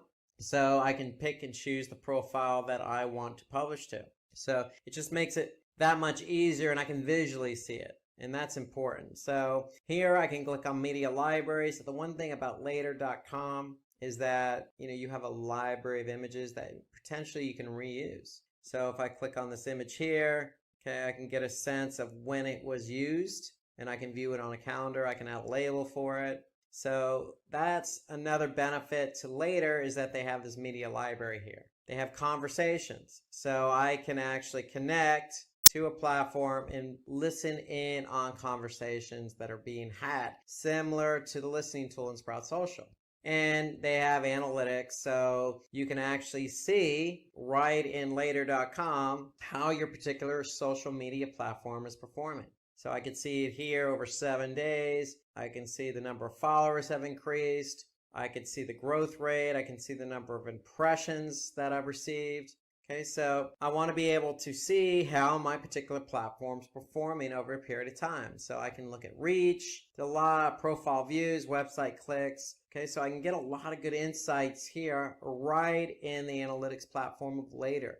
You can look at specific post performance. So if we posted something, I could see basically how many likes it received, how many comments, impressions, the reach. And then if I wanted to, I can click on details and get more specific information on it. Engagement rate, okay, discovery, actions, comments, saves, etc. So later.com goes into some nice detail about post performance. They even have data on hashtags. So if you use a hashtag, you can actually see how many times the hashtag's been used or saved, how many impressions it's received. Okay, so they really go into some nice detail here about how your post and how your accounts are performing. And here's a tool I really like, I've been using for a long time, and that's TweetDeck. So what TweetDeck does is connect with your Twitter account. So you can see in a different visual, so to speak, of how your Twitter account looks in terms of your feed. Here I can see this is my feed here.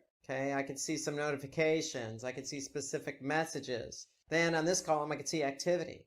Okay, so I can add different columns here if I wanted to. And basically by adding columns, you could see I can look for what's trending as an example. So I'm going to add in a column that says trending. And so now I can go in and see, okay, these are all the different things that are trending on Twitter. So you can actually add a column and pay attention to something really specific. Okay, so for example, search. Okay, so right now I have men's health, but I could type in, let's just say World Cup. Okay, so I could see you got the cricket World Cup, you got, the soccer, football World Cup going on. So, we could pick a particular topic to follow if we wanted to. So again, here I'm following men's health. So I can now see, everything that's been posted on men's health. Now, if I click on, for example, one of these hashtags here that's trending, I can actually see who's tagging or using that hashtag Friday Feeling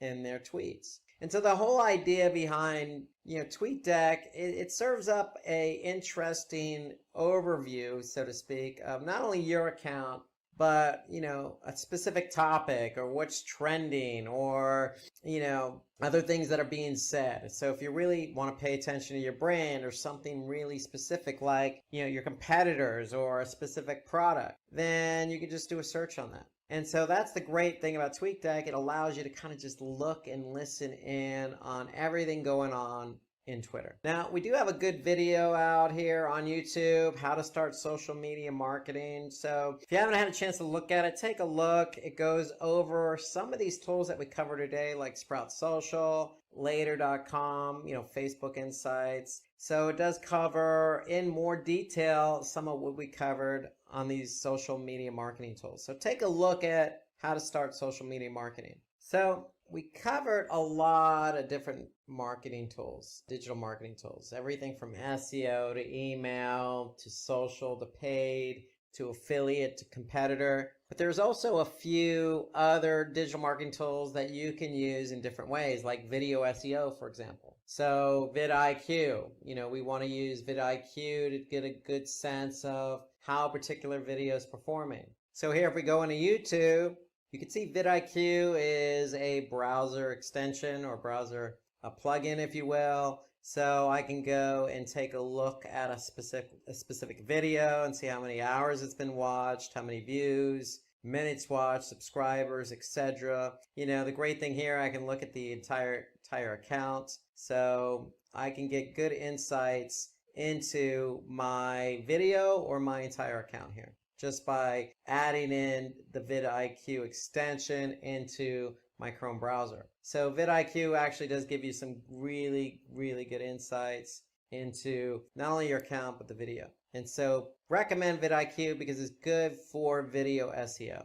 Okay, there's also tools related to content optimization. So, if you're doing SEO and you have a lot of content on your site, well, you know what? We want to be able to use a tool, maybe a third-party tool, to give some objective reasoning as to what more we can be doing. So you got tools like SEO Site Checkup or Site Analyzer. These are paid tools, but if you're really heavily invested in SEO, then they may pay dividends for you. You want to be able to make sure your content is fully optimized to the fullest according to Google's algorithms. And so you maybe want to invest in that third-party tool. So these are good tools to use for content optimization. There's also other Reddit, but there's Keyword Planner in Google. There's also WordStream. There's a lot of different keyword tools out there. So you may not have a Google Ads platform. And so if you don't have Google Ads, then you may not be able to gain access to Google's Keyword Planner. So having a third-party keyword tool will pay dividends as well, because those dividends pay off in the form of not only pay-per-click, but also SEO. And if you're heavily invested in content, heavily invested in social, then you may want to take a look at the keyword tool, Keywordit, and it's primarily used for Reddit. We talk about page load time. So we looked at that in Google Analytics. We know that it heavily impacts SEO. So there are other tools available. You got a third-party tool here that's free, SolarWinds Pingdom. You actually have PageSpeed Insights by Google. So these are free tools that you could take advantage of in determining how you can improve your page load time. My favorite topic, conversion rate optimization. So you got a couple in here, Crazy Egg and Zarget. Okay, so I'm going to show you another tool called Hotjar. So here, if you log into hotjar.com, you can set up an account. It's actually free. And with a free account, you can have Hotjar measure the heat map, not only the heat map, but the click mapping, the scrolling of a particular page. And so here you can see we're looking at a particular page here. So Hotjar allows me to, see on that page where people are clicking. I can also see where people are moving. I can also see, the scrolling of a particular page. Okay, so you can see here on the page, I can see people are moving over here to the right. That's where they're clicking mostly. If I switch over to move mode, then I can see on that particular page where people are actually moving their mouse. And then I have my scroll analysis. So I could see, how far down people actually scroll on the page. And so again, with a paid account, you can measure up to 10,000 page views. With the free version, you can measure up to 2,000 page views. And so 2,000 page views allows you to get some insight as to what people are clicking on or where they're moving or how they're scrolling on a particular page. And so I definitely recommend Hotjar. They also do funneling. They also do forms, polls, lots of other tools available in Hotjar. So hotjar.com is a tool I would recommend as well. So one final tool, and I'd be remiss if I didn't mention it, and that's Google Optimize. So Google Optimize is a Google platform that allows you to A/B test. And so A/B testing means that you have an original page and you're changing one element on that page to see which one performs better. And so with Google Optimize, it's just very easy to set up, to run. And the whole point of Google Optimize and A/B testing is to improve website performance. So here you can see I have an account set up on Optimize. You can see we're running one test here, and we're just testing one element versus the original. So we move photos to the top of the page. The original didn't have the photos to the top of the page. And so we can go into reporting here. Google Optimize does all the heavy lifting. And so here you can see we can look at bounces, or we can look at, basically measure the test up against a metric that's important to our business. And again, the whole point is to improve website performance. And so definitely take a look at Google Optimize. We'll have another webinar in the future on the topic, but to me, Google Optimize is free. You can run up to 5 tests. Okay, and if you can run up to 5 different tests, then that means you have the ability to really improve website performance. Okay, so Google Optimize is a tool that I would recommend. Carl has a website on cake recipes.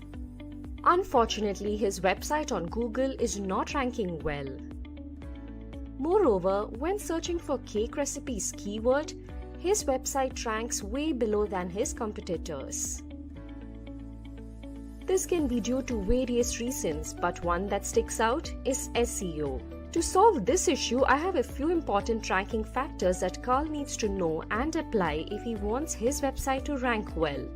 Before we get started with the ranking factors, let me first explain what SEO is. SEO is the practice of getting traffic from organic search results on a search engine like Google, Bing, etc. Depending upon the keyword, search engines rank websites based on what content they consider most relevant to users. Without further ado, let me tell you the top 5 ranking factors which can help Carl to rank his website. First is content quality, then it's page speed of a web page. After that, it's website structure. Next is SSL certificates. And finally, it's backlinks, which is the most important ranking factor. Let's have a look at good content quality. A good content quality is an essential factor that helps a website to rank on Google. Google ranks content that completely answers a user's query. In our case, cake recipes. Also, longer content rank higher on search engine results. Apart from longer content, you can also optimize your content with few techniques, such as you can start with a comprehensive introduction. This article on the best vanilla cake I've ever had is a good example of having a comprehensive introduction. Ensure to write content relevant to the chosen keyword. For example, if your keyword is cake recipes, ensure to write a content on how to bake a cake rather than focusing on cake decorating ideas. Always create a click-worthy title and include LSI keywords in your content. In SEO, LSI stands for Latent Semantic Indexing. They're used to drive content traffic and create more visibility on SERPs. An easy way to look for LSI keywords is on Google SERP. Some of the LSI keywords for cake recipes are easy cake recipes, vanilla cake recipes, chocolate cake recipes, and a lot more as shown on the screen. Ensure your heading and subheadings consist of keywords. For example, all the heading and subheading for this article have the keyword cake. Build a comprehensive internal linking structure of web pages. It helps in spreading link equity across the site. It is important to create a simple internal website link structure. In the below example, a bot crawls on web page 2 by following internal link of the web page 1. Next, add suitable images with descriptive alt text. Here, using relevant images can help search engines understand what your content is about, and this method helps in site ranking. For example, for Carl's website on cake recipes, he should use suitable images like wedding cakes, birthday cakes, etc. Incorporate call-out boxes as it will highlight the important information and increase the dwell time. For example, if Carl wants to sell his cake, he should place call-out box with contact details immediately after the cake recipes. Ensure your web page is completely crawlable for bots as it will enhance website ranking. Here as you see, this website is high up on the Google SERP because every web page in it is crawlable by bots. Next, opt for mobile-friendly designs. It will result in good user experience. For a mobile-friendly design, always prefer short and crisp sentences for easy reading. A poor example and a good example of mobile-friendly designs are shown here. And most importantly, update the content regularly. By doing this, search engine rearranges your site's ranking. For example, the Sally's Baking Addiction cake recipe blog ranks at number 1 on Google. The reason? It updates content regularly. Next, we have page speed. Page speed defines how fast the content of a web page is displayed on the screen. It is important to ensure that a page speed isn't slow, otherwise it will result in high bounce rate. Page speed can be optimized through improving your server response time. This can be done by fixing major issues like slow database queries, slow routing, or a lack of adequate memory. Use a simple website design and reduce the image size that is larger than 150 bytes. Next, use a content distribution network as it distributes the load of delivery content in multiple geographical locations. You can also optimize your code, minify files. If your website has numerous CSS and JavaScript files, you can minify and combine them. Google says slow page speed results in high bounce rate, as you can see here. Next comes optimizing title tags and URL. A title tag summarizes the website's content and URL is a web address. Title tags are displayed on SERPs. It is a clickable headline for a given result. Title tags are displayed on SERPs. It is a clickable headline for a given result. For example, chocolate cake recipe, carlcake.com is a title tag of a website, where chocolate cake recipe is the primary keyword, cake recipe is the secondary keyword, and carlcake.com is the brand name. Backlinko recommends writing a relevant keyword in the title tag is important, as it gives an overview of what your content is about. Now, talking about URLs, always refer a well-structured, short and simple URL. According to Backlinko analysis, short URLs tend to rank better than long URLs. Moving on to our fourth ranking factor, let's talk about SSL certificate. Websites using HTTPS server have a higher chance of boost in rankings. HTTPS is used for secure communication over a computer network. As you can see here, Google confirms HTTPS as one of the ranking factors. There are two ways to improve site security. You can protect your domain by enabling DNSSEC protocol or use HSTS to add an extra layer of security over HTTPS, whereas HSTS protects from hijacking. The next ranking factor is website architecture. The famous digital marketer Neil Patel says, the better your site structure, the better your chance of ranking higher in the search engines. Also, Backlinko confirms that an optimized website architecture helps bots to find and index all of the web page. A good site structure results in good user experience. Some of the ways to optimize your site structure are creating a logical hierarchy structure, which means a good site architecture not only makes content easier to find, but also helps to gain traffic. Include sitemaps so that the bots can easily access and index the content. Code your site navigation in CSS or HTML because these two languages are easy to code and understand.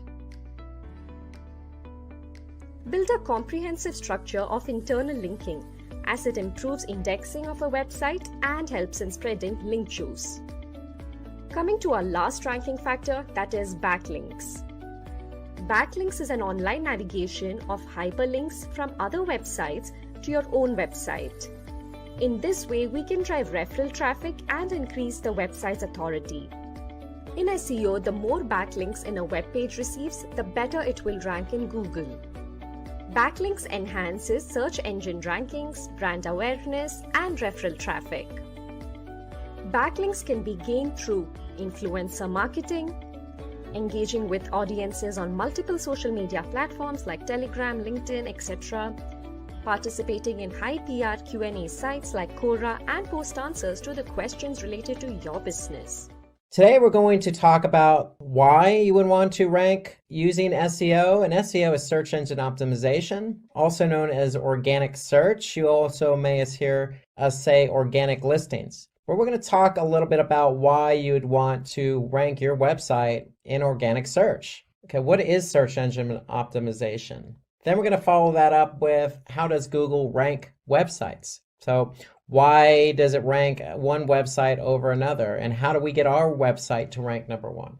Then we're going to talk about the different types of SEO or search engine optimization techniques so you can get your website ranked number one.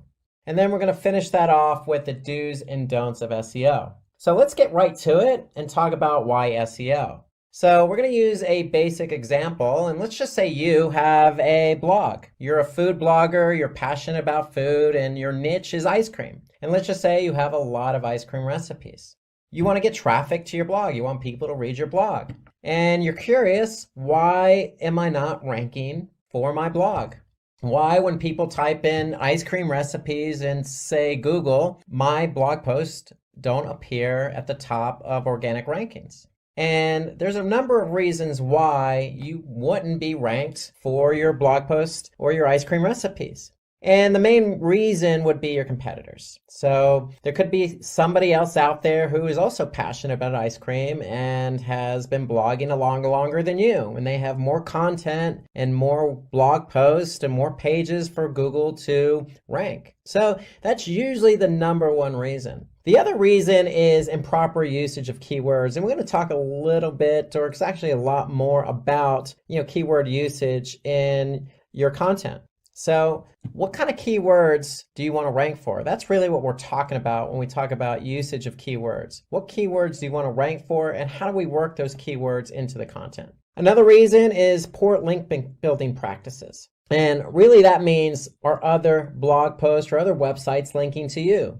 Also, are you linking to other pages on your website? And so it's all about link building. And with link building, it's internal linking. So are we linking from one blog post to another? And it's external linking. Are other websites of high quality linking to us? And so that's what we talk about when we talk about link building.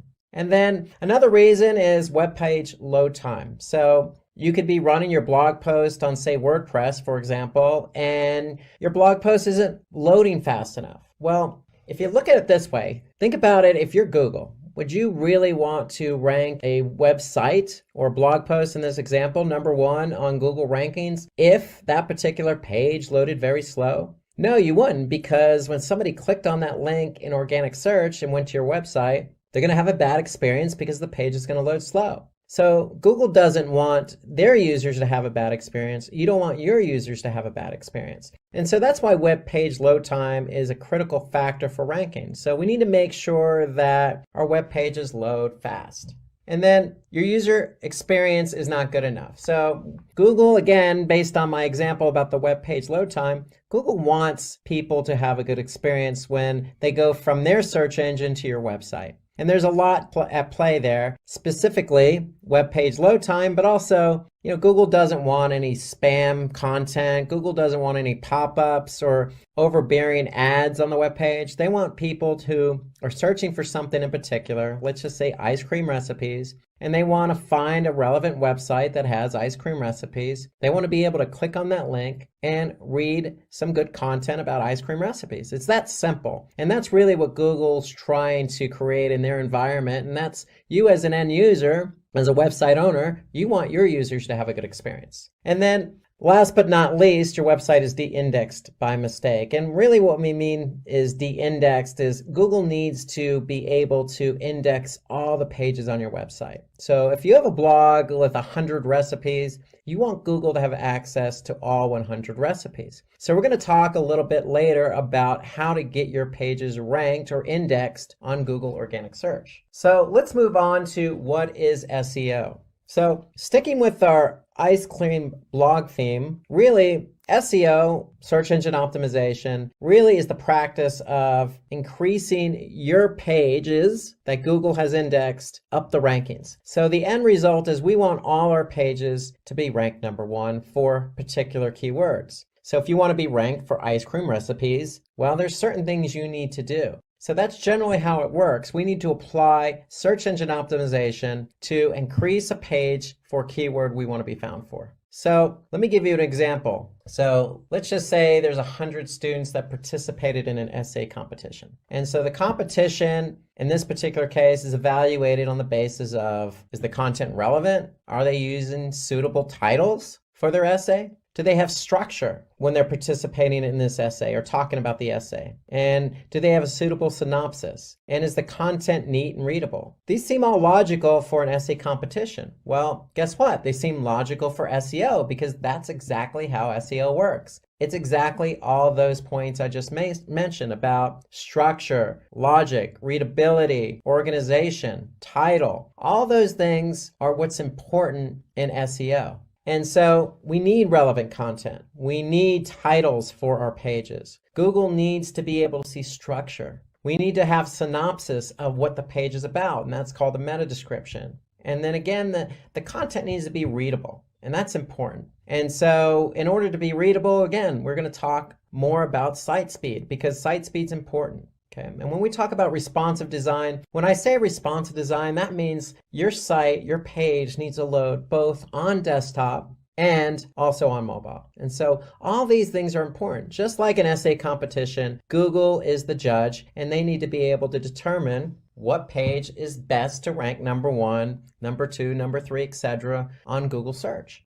And then link building. Remember I mentioned link building a moment ago? Well, link building internally and externally also plays a vital role. And so we're going to talk about that a little bit later in the class when we talk about off-page SEO. How does Google rank website? And basically, Google follows 3 basic steps to rank a website. They need to crawl your website. They need to take what they crawl back to their servers. And when they take it back to their servers, your web pages, they need to have them available for indexing. So when somebody actually types in a keyword into google.com, it'll be available to be found on organic search. So that's what indexing is all about. And then Google's job when somebody does type in a search query is to basically rank those pages that they've indexed from number 1 to infinity, depending on how many pages are relevant to that search query. So really it's about crawling, indexing, and ranking. So crawling is simply a process done by which Google has bots.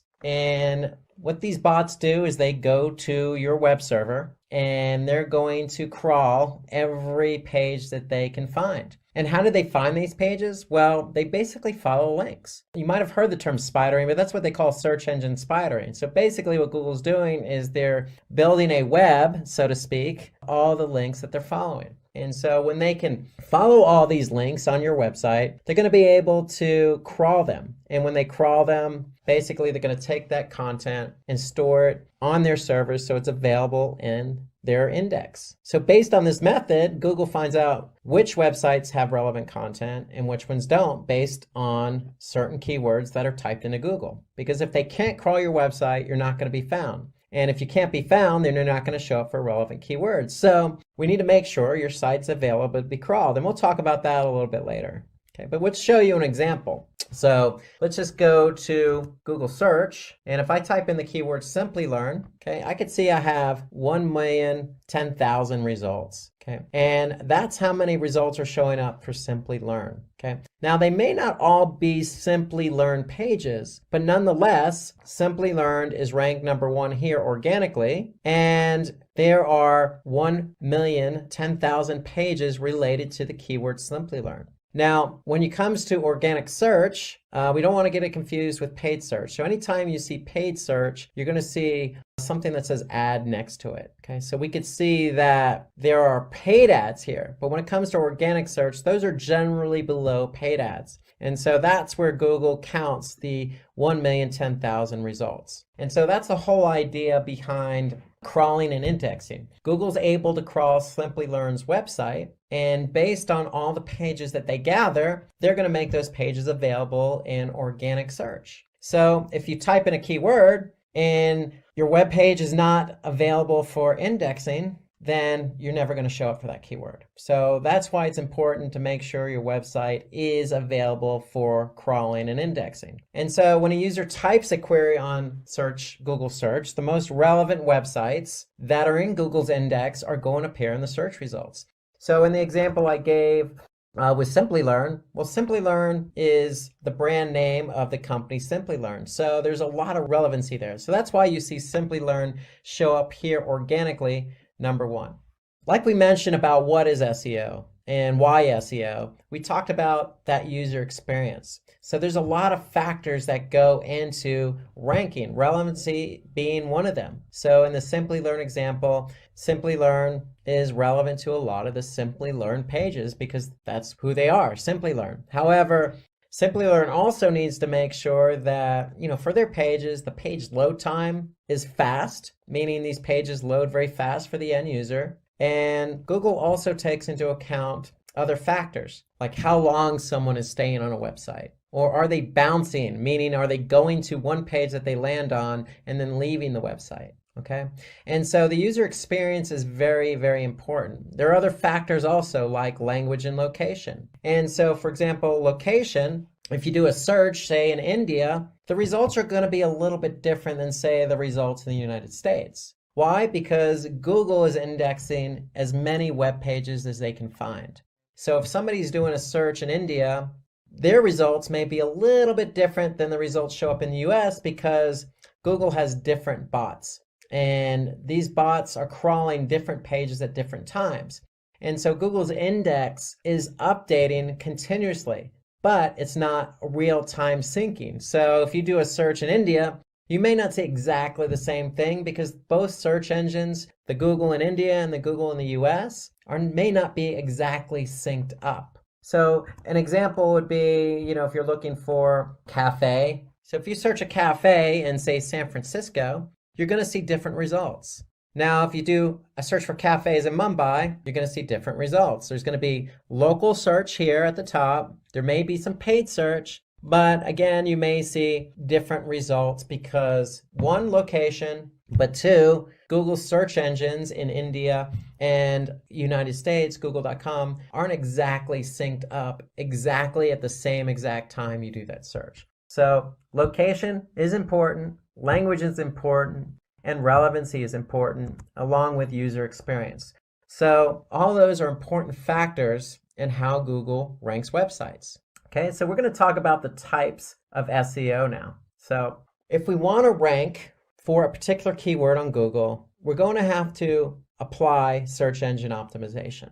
And so there's two strategies to search engine optimization: on-page SEO and off-page SEO. So first, we're going to talk about on-page SEO. So on-page SEO is nothing more than optimizing your own website. And so when we say optimizing your own website, there's certain elements on your website and on your web pages that we need to take into account. And so some of those elements are headers, meta descriptions, title tags, linking. So all of those elements are something we can control as an end user who wants to rank our web page and our website on Google. And before we do anything with our website, the first thing we need to do is understand what keywords we want to rank for. In order to understand what keywords we want to rank for, we need to do keyword research. And if you do anything in SEO, keyword research is the most important activity. That's the most important thing you can do for SEO. And why do I say it's the most important? Because you need to understand, if you choose a keyword that you want to rank for, you need to understand how much traffic you're going to get from that keyword. If you're ranked organically, say number 1 on Google, so how much traffic will you get if you're ranked number 1 on Google? So you need to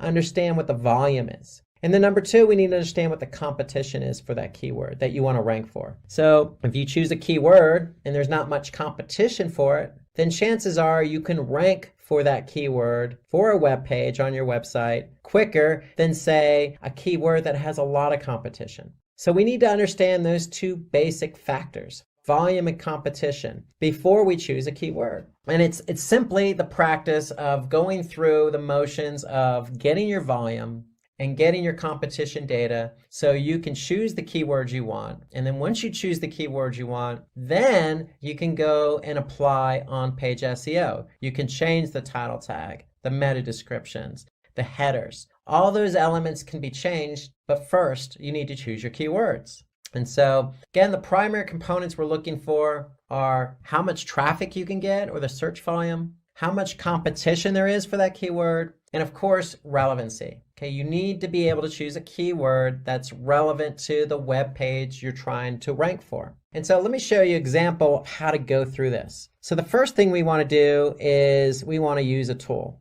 And the tool I would recommend is Google Keyword Planner. And why do I choose Google Keyword Planner? Because if we're trying to rank on Google.com or Google search engine, we want to be able to get the data right from the source. So Google's going to be able to give us information about how much volume a keyword has and how much competition it has. So let me show you an example. So if I want to use Google's Keyword Planner and I want to rank for the keyword how to become a digital marketing specialist, then I'm going to type that keyword into Google's Keyword Planner. And what Google's going to do is they're going to give me some trends about how much volume this particular keyword gets over the course of a year. And so for that particular keyword, I can see that there are trends that appear for both desktop and mobile. So mobile is important because people start their search process a lot of times on their mobile device. So we want to be able to get data from mobile as well as desktop. And so we could see a trend here that for each particular month, over the last 12 months, we can see how much volume this particular keyword, how to become a digital marketing specialist, gets per month. And so on average, over the past 12 months, I could see how to become a digital marketing specialist averages 30 searches a month. And this is on google.com. And so Google gives us the volume. What they also give us is the competition. And so here I can see Google says for that particular keyword, the competition is medium. And so in the Google's keyword planner, what they also do is give me other relevant keywords that I might think about optimizing for. Because you don't want to optimize for just one keyword. So how to become a digital marketing specialist, they're going to also offer up other types of keywords that are relevant. So just digital marketing specialist, social media marketing specialist. So for those keywords, I can see the volume. So for example, digital marketing specialist, I can see the average volume is 1,000 per month on average over the last 12 months. I can also see the competition is medium. But for some other keywords, I can see the search volume being high, like digital marketing course at 2,900 per month, but also the competition is high. And so what I would recommend as a best practice is to collect all your relevant keywords, okay? And put all your relevant keywords in a spreadsheet. And when you put all these relevant keywords in a spreadsheet, you want to get the data on those keywords. And the data I'm referring to is the volume and competition. So in this case, we have volume from Google Planner, Google's Keyword Planner, and I have competition from Google's Keyword Planner. And so if I go into a spreadsheet and I put all that information in here, I'm going to be able to see the volume and competition. And so that's important. However, one thing to note here is that Google's Keyword Planner, if I go back, just gives us low, medium, and high. And if I want to compare numbers to numbers, maybe I want to be able to get exactly the competition number for the keyword, how to become a digital marketing specialist. What I can do is go into Google and I can type in that keyword. So if I type in the keyword, how to become a digital marketing specialist, I can see there's 76 million results. So I could see 76 million results, 76.1 actually, and for the keyword, how to become a digital marketing specialist. Now that's a whole lot of results for this particular keyword, especially when the volume is only 30 per month on average. And so what I want to do is get a more clear picture of the competition. And so what you could actually do is type in the syntax all in title and then colon and then your keyword, how to become a digital marketing specialist. And when I do that, I get a different result. Here I can see only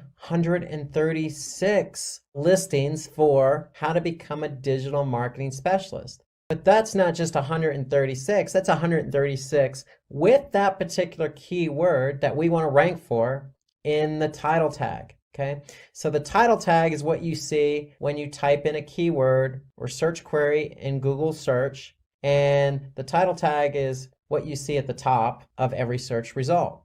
And so now I can see I typed in how to become a digital marketing specialist with the all in title syntax. And now I can see every listing, every one of these 136 results have that particular keyword in it. So I could see every one of them, how to become a digital marketing specialist. And why is that important? Because now that tells me I only need to climb over 136 listings to rank for that keyword, how to become a digital marketing specialist. And so the idea here is you want to get your volume from Google's Keyword Planner, but you want to get your competition from Google Search. And again, that's simply typing in the syntax, all in title, and then your keyword. In this example, how to become a digital marketing specialist. Once you get those two numbers, you're going to plug them in to your spreadsheet. And then once you do that for a number of different keyword queries, and these keyword queries, again, have to be relevant. Once you do that, then you can go in and pick the keywords you want to optimize for. And that's important because, again, if you're not sure about a keyword, then you want to do the keyword research so you can be sure of how much traffic you can get and how much competition there is. Those are three important factors in starting the process for on-page SEO. Okay, you want to create content for, say, a keyword like digital marketing. But digital marketing may seem a little bit broad. So you want to probably stay away from broader keywords because broader keywords tend to have a lot of volume, which is great, but they may also tend to have a lot of competition. But that's the whole point of doing the keyword research. Maybe it doesn't. Maybe there's more volume than competition. That's what you need to find out when you do the keyword research. You need to find those keywords that are relevant to your content, that have a lot of volume and low competition. And then once we identify those keywords, then we are free to go in and start optimizing our web pages for those keywords. And the first place we want to start is the title tag. So if you remember my example, going back here to our search, how to become a digital marketing specialist, we saw that every one of these listings had that keyword in the title tag. And the title tag is important because that's what users who use Google search see first when they type in a query and get results. So they're going to see the title tag. So the title tag is the most important element for on-page SEO. It's the most important factor because that's what people see. And so ideally when we choose our keyword, we want to make sure that keyword is in the title tag because that's what shows up in Google search. And that's what makes that particular web page relevant for that keyword query. So the idea behind a title tag, it's between 50 and 60 characters. And so we want to make sure we stay within that limit, no more than 60 characters, because what happens if it's beyond that, then Google will truncate the title tag. So if I go back to my search, you can see here on this particular title tag, Google truncated it, meaning they added the ellipses after the title tag because it exceeded the 60 character limit. So you want to stay within those character counts. And so the title tag is the first place you should start when optimizing your website. Because when we have the right keyword in the title tag and somebody types in that keyword, then chances are it's going to be relevant, they're going to see it, and they're going to click through to your website. And that's the whole idea behind ranking. We want to get clicks. So that's how the title tag appears. So when you optimize it, you're going to update the title tag, and this is how it shows up. It's going to show up at the top of your listing, okay, and it's going to be bigger and bolder than anything else Google displays. So the second thing you want to optimize is the meta description.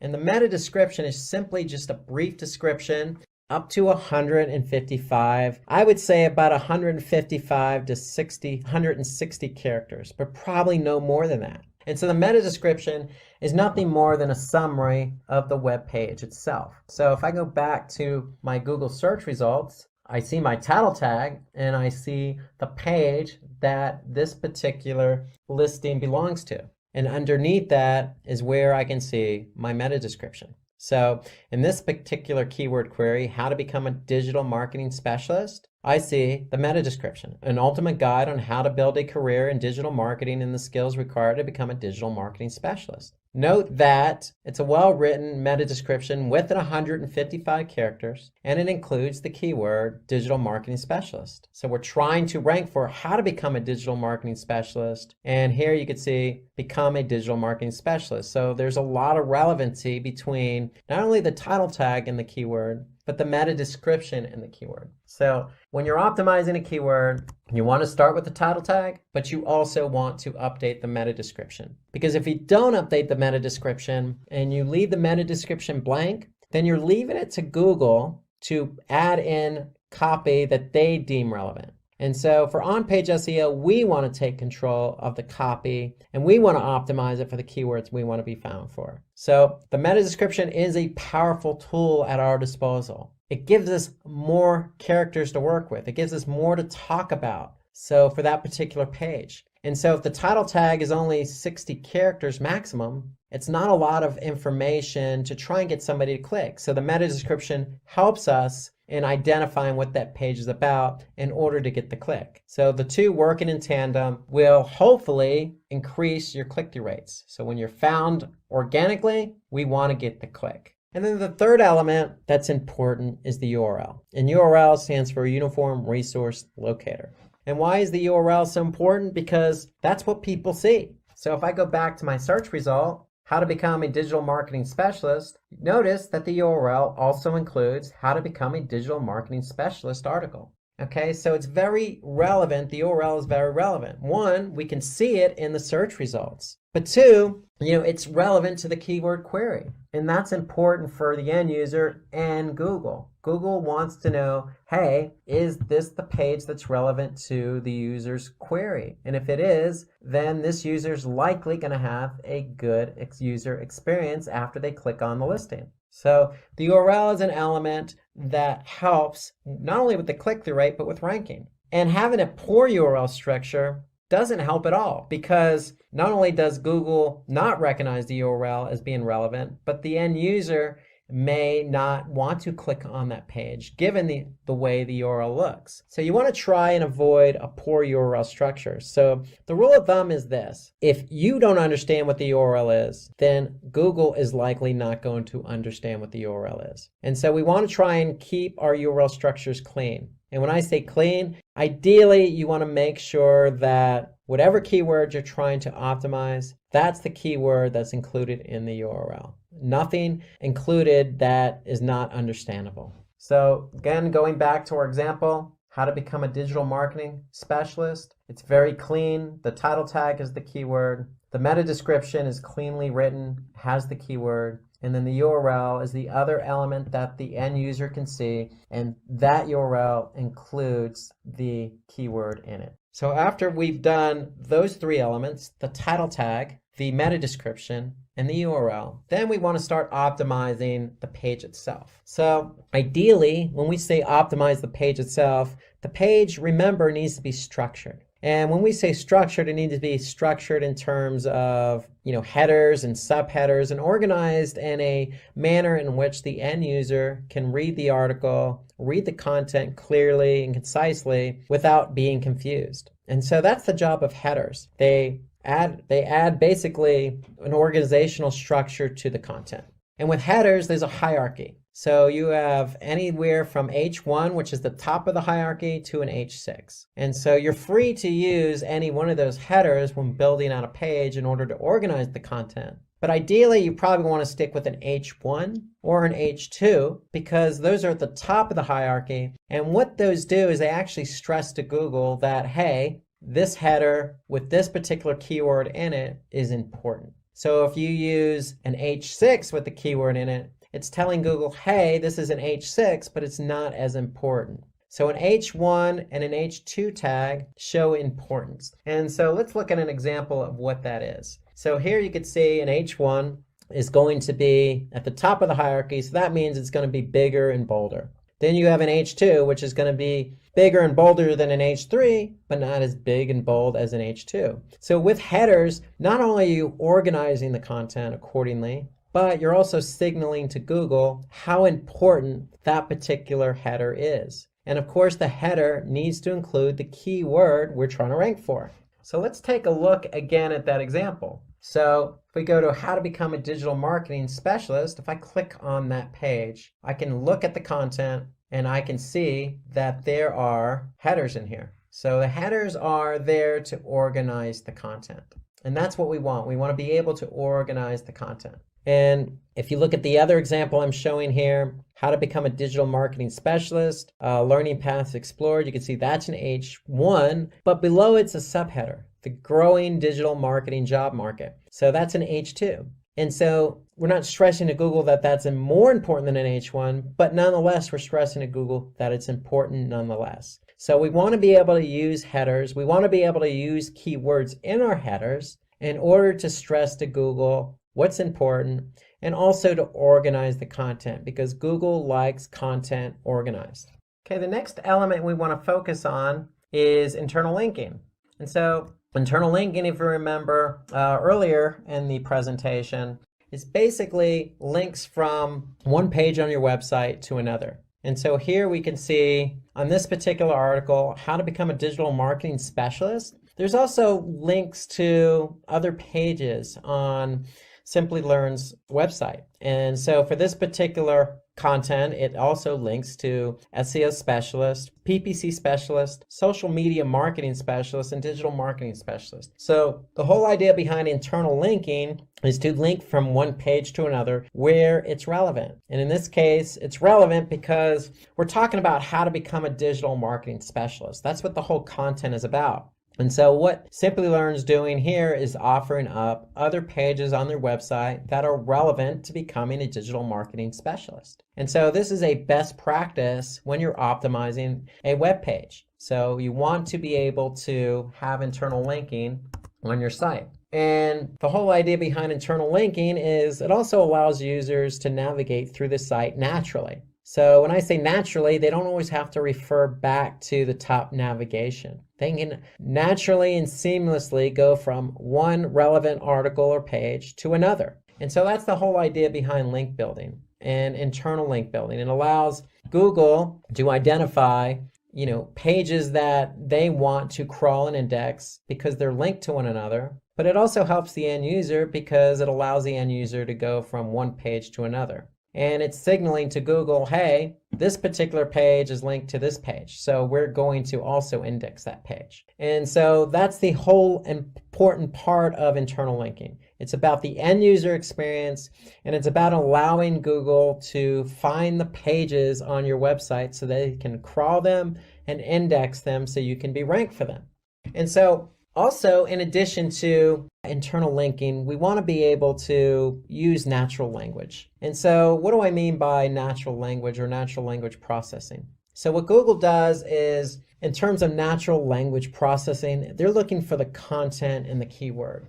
It needs to be relevant. So when your website is about digital marketing, you don't necessarily want to rank or try to rank for the keyword digital marketing. One, it's too broad. Two, there might be some competition. But three, you're probably not going to write something as broad like digital marketing. So ideally, what you want to do is you want to choose other relevant, related keywords that's going to be more natural. And so that's what we mean by natural language processing. We want to choose keywords that are more natural to the content you're writing. So instead of the keyword digital marketing, maybe we want to talk about the types of digital marketing, or digital marketing examples, or what is a digital marketing strategy, or how to become a digital marketing specialist. So those are all relevant keywords to digital marketing and more relevant to the content. Because if you try to rank for the keyword digital marketing, again, it's probably going to be a little bit broad, probably more competition, and not as relevant to your content. And as a result, probably not a good user experience. So think about some other keywords that you could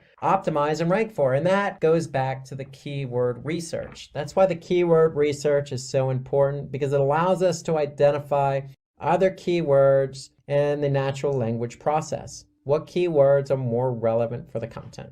And then another element to on-page SEO is the sitemap. And so with the sitemap, it's basically a list of all the pages on your website. And the whole idea of listing all the pages on your website in one document is it helps both users and search engines understand the structure of your website. So there are two types of sitemaps. One's an HTML sitemap, and that's designed for humans. So if you have a website with a lot of content, at the footer or the bottom of your web page, you probably want to have a link to sitemap. So if somebody clicks on that sitemap, they're going to be able to see all the pages on your website, structured in an organized manner. Well, an XML sitemap, and XML is just a different format. It's designed for crawlers. And so the whole idea, remember, is Google likes to crawl content. When they crawl content, they bring it back to their servers and index it. And so we want to be able to create a sitemap for Google or other search engine crawlers. And so XML is the format. So let me show you an example of how that looks. So if I go to simplylearn.com and simply type in, say, sitemap.xml, just as an example, I'm going to get this particular page. And this particular page displays two XML sitemaps. So these sitemaps are there for Google to go ahead and crawl, and nothing more than a list of all the pages on your website. And so this is a quick and easy way for Google to get a hold of all those pages so that they can index them. And that's the whole idea behind SEO. You want to be able to have Google index all the content you want to be found for the keywords you want to be found for. So it all starts with the sitemap. So let's go from on-page SEO, which in recap is basically optimizing certain elements on your website so that you are relevant for a particular keyword.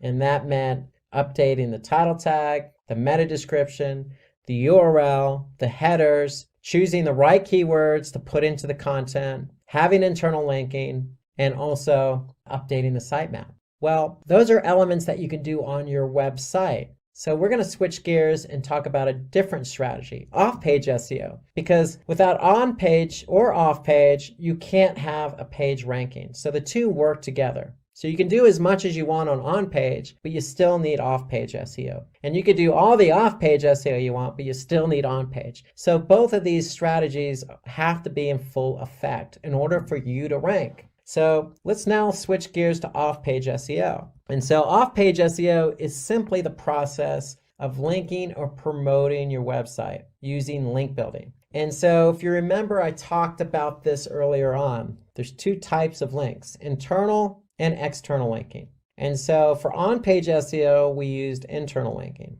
For off-page SEO, we're going to talk about external linking. And external linking allows us to improve our website's recognition or relevancy or credibility. And why do we want to improve our relevancy and credibility and trustworthiness and authority? Because we want Google to know that our web page is trustworthy. It is recognized by other websites, and it is relevant for a particular keyword. And so if we can do that using off-page SEO methods, then Google's going to rank our web page for the keyword we want to be found for. So it's really off-page SEO is synonymous with link building, and there's plenty of opportunities to do link building. It just comes down to creating a strategy. So again, some of the benefits to off-page, well, we talked about being credible and trustworthiness and relevant. We need to do that in order to rank. But there's some other benefits there. So if we have a link on another credible website, then it's likely going to increase the traffic to our own website. It also creates high domain authority. And so what I mean by high domain authority is if we have basically links to other web pages pointing back to us, then basically our domain authority is going to improve. And when our domain authority improves, other websites are going to want to link to us. So the higher authoritative we are for our website,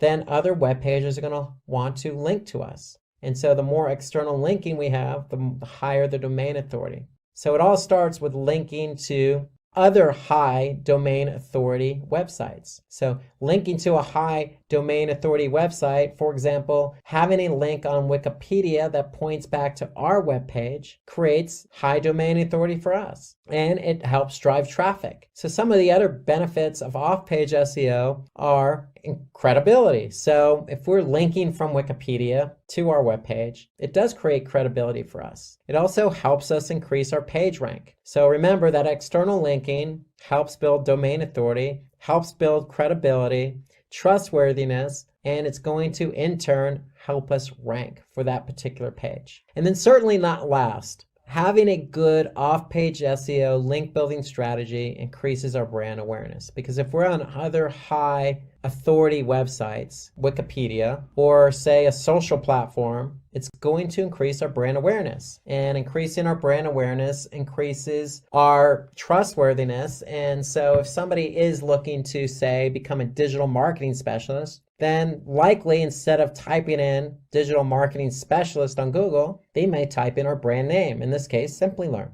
And so these are all the benefits to off-page SEO. So it's nothing more than having links on other websites that are pointing back to ours. And again, there's lots of benefits. It helps drive traffic and increases our authority. So those are things that we want to take advantage of when we want to rank. And the key behind off-page SEO or link building is always going to be content. So from an on-page SEO perspective, having quality content allows that content to be optimized for a relevant keyword and ranked. But also, from an off-page SEO strategy, having high quality content allows us to have other sites, and it doesn't necessarily have to be a website. It could be a social platform, or it can be another blogging platform or blogging website, link back to ours. Why? Because the content is original, it's natural, it's well structured, it reads well. And so that's the whole idea behind off-page. You can't have links on other websites if you don't have quality content. So one of the ideas behind off-page SEO is not only do you want to create good content, but you probably want to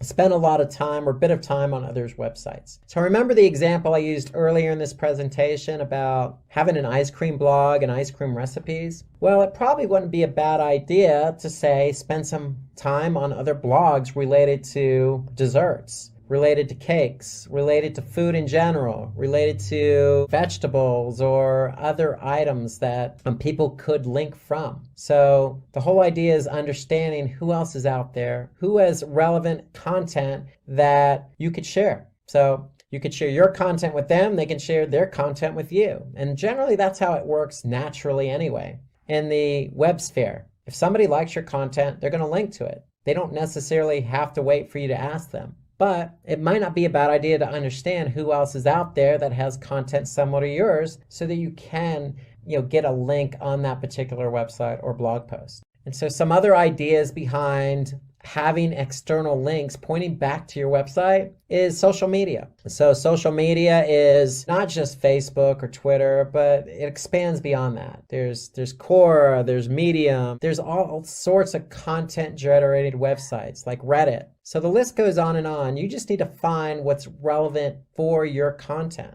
If it's relevant for your content, then it's worth putting or trying to get the external link on that social media platform. And then again, going back to my ice cream blog recipes blog post, if you find a particular blog that you want to have an external link on, there's nothing wrong with reaching out to that particular blogger. In some cases, very flattering, but in other cases, if the content is relevant, then why not? It's only going to help your end user experience. If you add somebody who has, say, a blog about cakes, having their link on your blog post. So there's nothing wrong with it because it also adds to the user experience. And if you're going to ask somebody to put an external link on theirs, you might want to be open-minded and make sure that you are able and willing to put an external link on your blog post or website pointing to their content. That's how the web works, especially if the content's of quality, relevant, and of good nature. Okay, so let's move on and finish up with the do's and don'ts of SEO.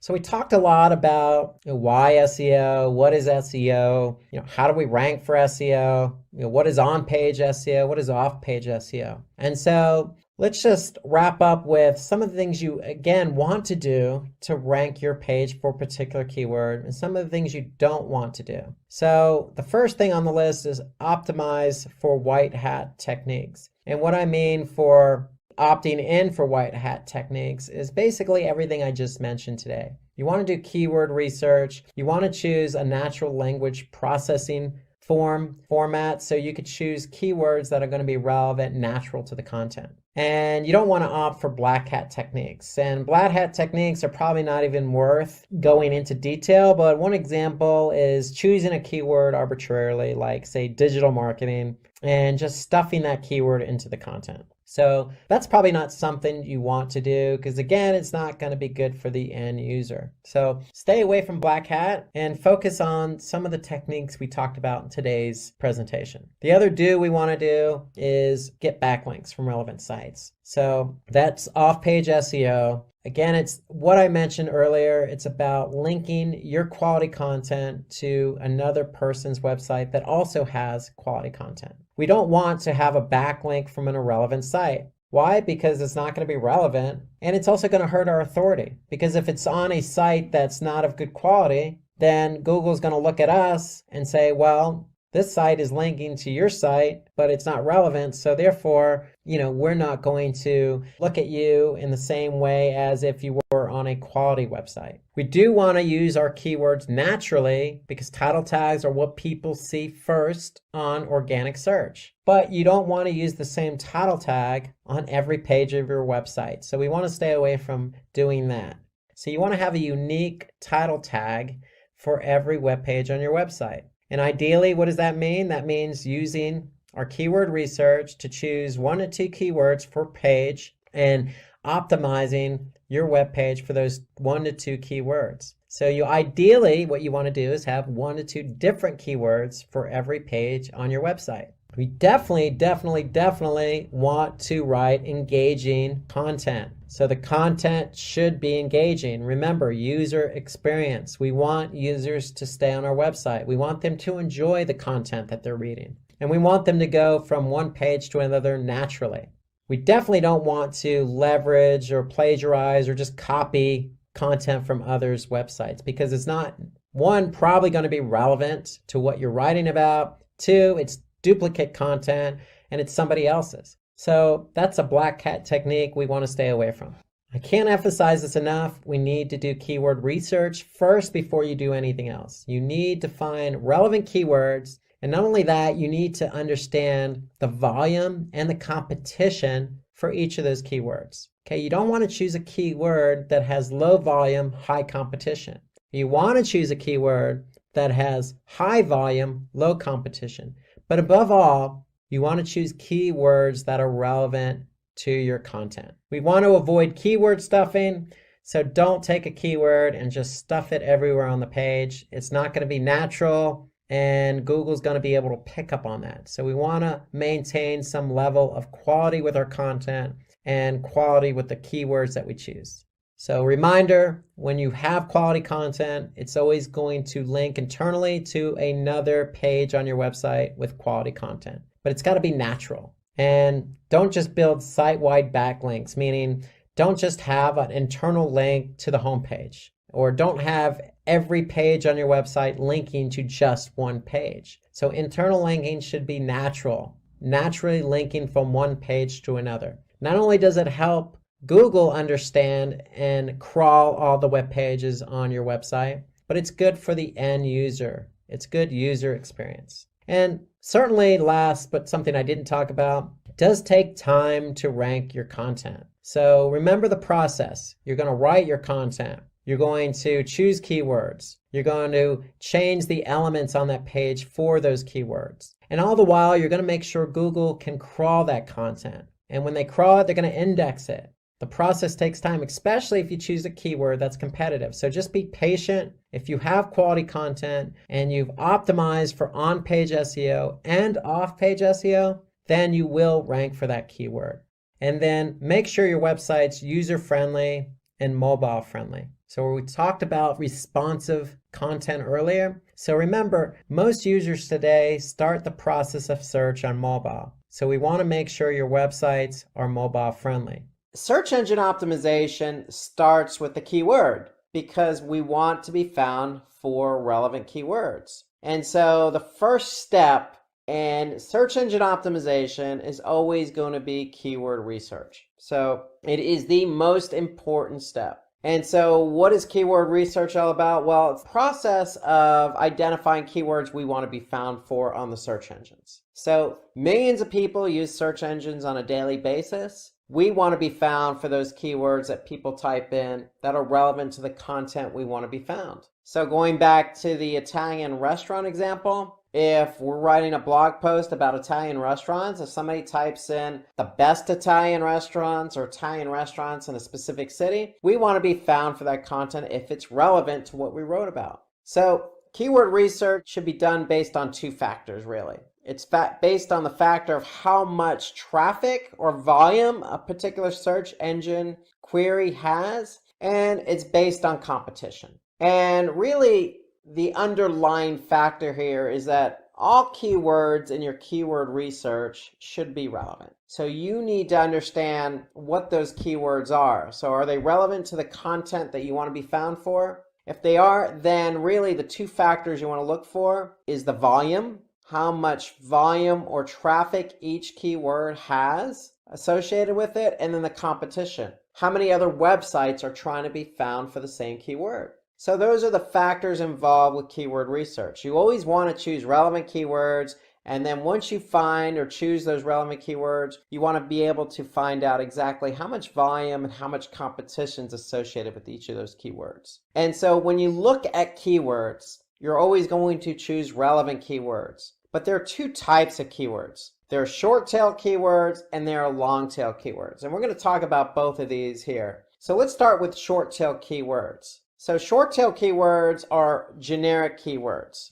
Generally, they're less than 3 words in a keyword phrase. For example, Italian restaurants. So short tail keywords generally have very high search volume. That means that if somebody types in Italian restaurants, then there's going to be a large amount of volume with that, meaning that generally a lot of people type in the keyword Italian restaurants. However, with high volume always comes high competition. So if you want to be found for Italian restaurants, know that if you are ranked number 1 or number 2 or even on page 1 of Google, you're going to get a lot of traffic. However, to get to page 1 of Google or even position 1 or 2, it's going to take you a while because there are probably a lot of websites who are in front of you who want to be ranked and found for the same keyword. So the whole idea with short tail keywords is it's a lot of visibility, it's a lot of traffic, a lot of volume, but also a lot of competition. And generally the underlying factor here is that if you are ranked for a very broad or short tail keyword like Italian restaurants,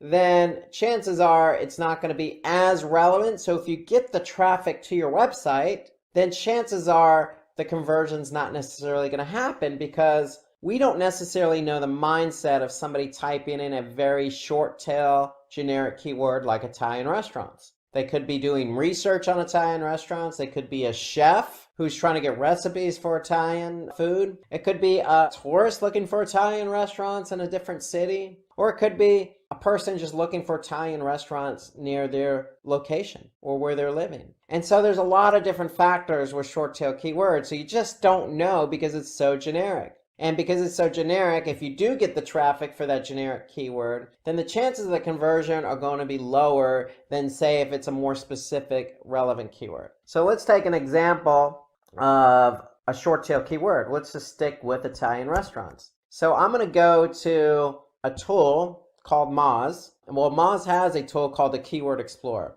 And within Moz, so if you go to moz.com and then use the Keyword Explorer, you can get an idea of how much volume and competition are associated with a particular keyword. So in this example, we're using Italian restaurants. It's a very broad keyword. We could see that the monthly volume is between 70,000 and 118,000 per month. Okay, so that means for a particular keyword in the United States on a search engine, you're going to get about 70,000 to 118,000 people who type in that keyword. And so if we were to look at the difficulty of that keyword, you could see that it's fairly difficult because out of 1 to 100, it's got a score of 43. So it's fairly difficult. However, if you notice, the click-through rate's very high.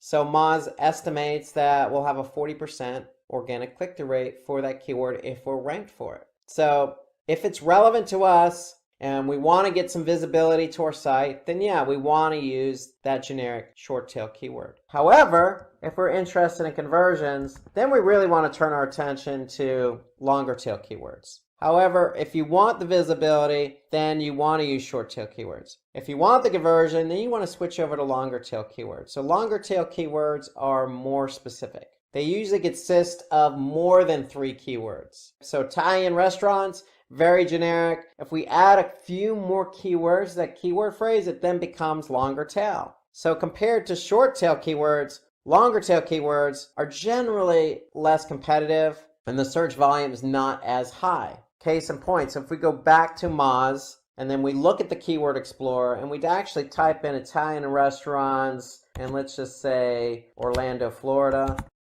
Moz is going to generate some monthly volume for us and they're going to allow us to understand how difficult that keyword is. And so here you could see very, very little search volume. In fact, so little volume, there's 11 to 50. Okay, so that means on average that this keyword generates 11 to 50 queries a month. So very low compared to our short tail keyword, Italian restaurants. The difficulty here didn't necessarily lessen, but it is less competitive. So if you're interested in conversions and you have an Italian restaurant in, say, Orlando, Florida, then this is the keyword you may want to use. So there's a trade-off between longer tail and shorter tail. But when visitors land from longer tail keywords, they're usually ready to make a purchase. They're usually more specific intent. There's more intent involved with a longer tail keyword. So best restaurants in Florida, branded shoes in Florida, something very specific is going to generate probably a higher conversion rate than something more generic. So that's the trade-off. And so when to use long tail keywords? Well, we want to use long tail keywords if we're targeting pages with a product or specific article. So if we're interested in that particular conversion, then longer tail keywords are likely more the way we want to go versus something more generic, which means if you're using a generic shorter tail keyword, you're more interested in the visibility and the traffic, not necessarily the conversion.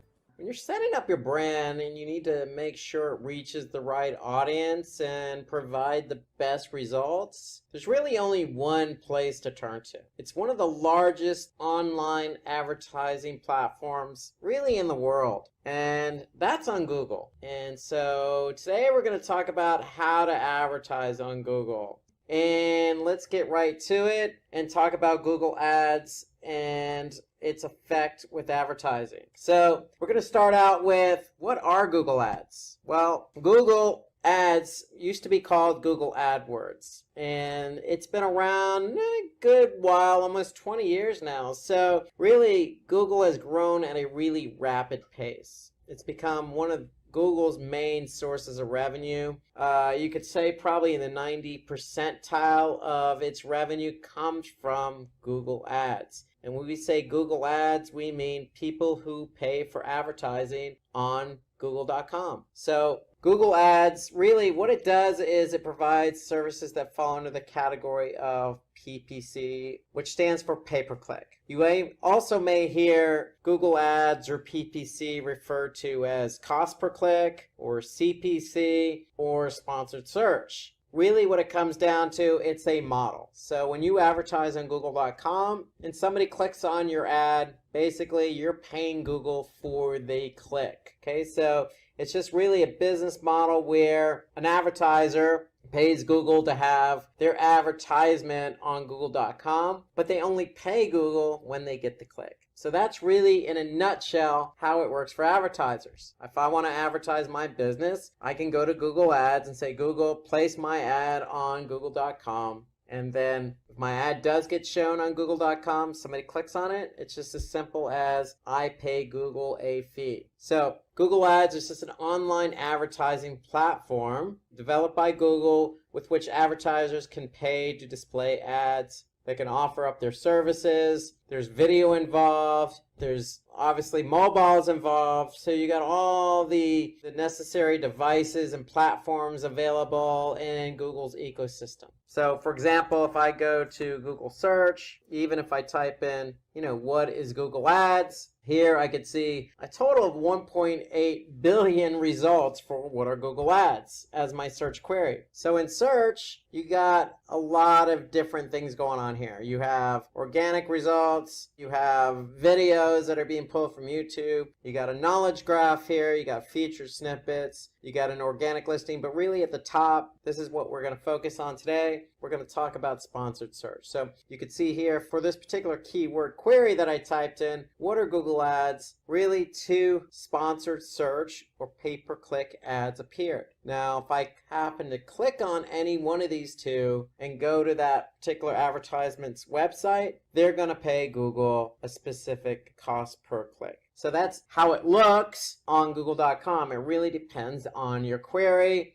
and what ads show up. But the great thing about Google Ads is they make it known for the user who's doing the search query what the ad is. So here I can easily pick out what's an ad, a sponsored search or pay-per-click ad, and what's not. Because if it's a pay-per-click ad or an advertiser advertising on Google.com, I'm going to be able to see this little box here that says ad next to the listing. And so by displaying that little logo, their ad, it's letting the end user know, the person who's searching, know that, hey, this is an advertiser who is advertising their product or service on Google.com. Okay, so that's how you can differentiate between paid search and organic search. Organic search here, or even down here, doesn't have that little ad box next to the listing. So you know, if it doesn't have the little ad box, you know it's a paid search ad. Now, why do we want to advertise on Google Ads? Because it increases visibility to high quality audience. So what I mean by that is,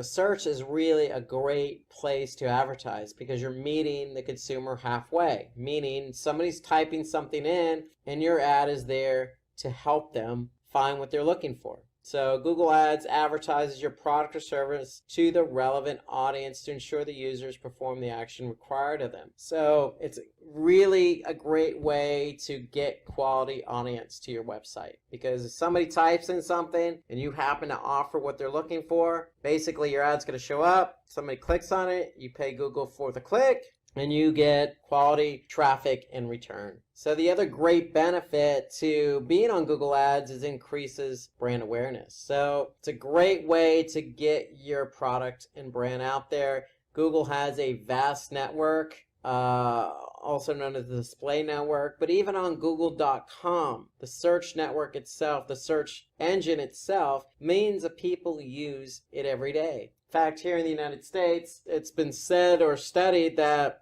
people over the age of 18 use search at least once a day here in the United States. So you can figure that's millions and millions of people. So it's a great way to get your brand in front of a large captive audience. Okay, so top of mind awareness refers to a brand or product being the first one that comes to a customer's mind when thinking about a particular industry or category. So it really does provide top of mind awareness. Another benefit to being on Google Ads is retargeting. So when we say the word retargeting in marketing, that means showing our ad to somebody who's already been to our website. So we can use Google's display network, or we can run remarketing lists for search ads right on Google.com to ensure that we're targeting those folks who have already been to our website and have not performed a function that we want them to perform, such as converting or buying something or downloading something or subscribing to a newsletter or visiting a certain page. Okay, so if somebody doesn't do what we want them to do, it's okay. Maybe they're not ready to commit to our product or service. And that's why Google offers up retargeting. So it allows us to reach that audience a second time. So they're going to be familiar with our product. They're going to be familiar with their website because they've been there. And so we can offer up a very unique, specific ad to that audience. So that's a really good benefit to being on Google Ads. So some other benefits here: increased intelligence. So,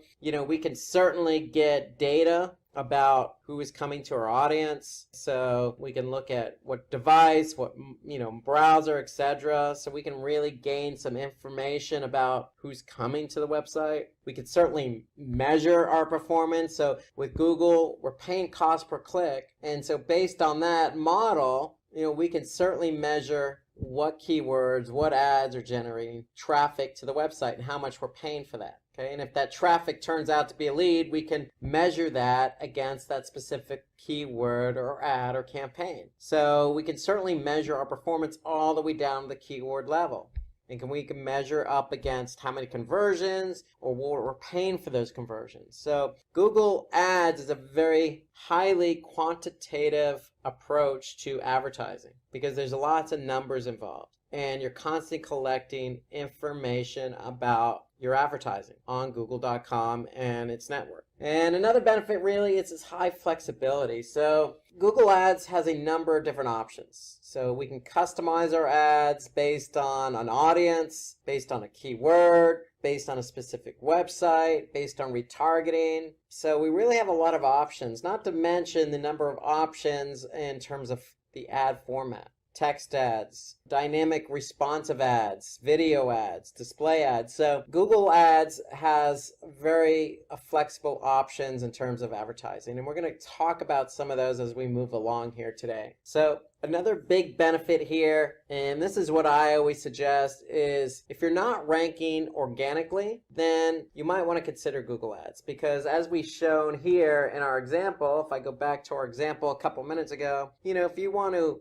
bid on the keyword, what are Google Ads? Why would you bid on that? Well, it's relevant to your business. Maybe you're in the digital marketing industry and you want to help folks who need help in advertising on Google Ads. But what if you want to be found for that organically? Well, if you're not found for it organically, then you can bid on it. So it definitely is a good option if you're not ranking for a particular keyword organically. So it serves as almost an option. I always say that, search is like a fruit bowl. Okay, you have apples and oranges in that fruit bowl. Well, the orange is organic search and the apple is paid search. They're different approaches, but they share the same fruit bowl, the same real estate. So you can really help yourself by using Google Ads to complement what you're doing organically. So if you're not ranked organically for a keyword, you can certainly use Google Ads. If you are ranked for specific keywords and it's a highly competitive industry, then you can use Google Ads to help you leverage the amount of clicks you get from that ad. So it's okay to be organically listed and have a paid search listing at the same time. So if we go back to our example here, we could see wordstream.com has a paid ad. And here we could see just 2 spots below organically, they're showing up with an organic listing. So you could certainly be in both positions to try and maximize your clicks. So it's definitely a good strategy to run with Google Ads. On top of everything we mentioned in terms of measurement, flexibility, Google Ads does offer up a really good incentive to advertise. And let's not lose focus that,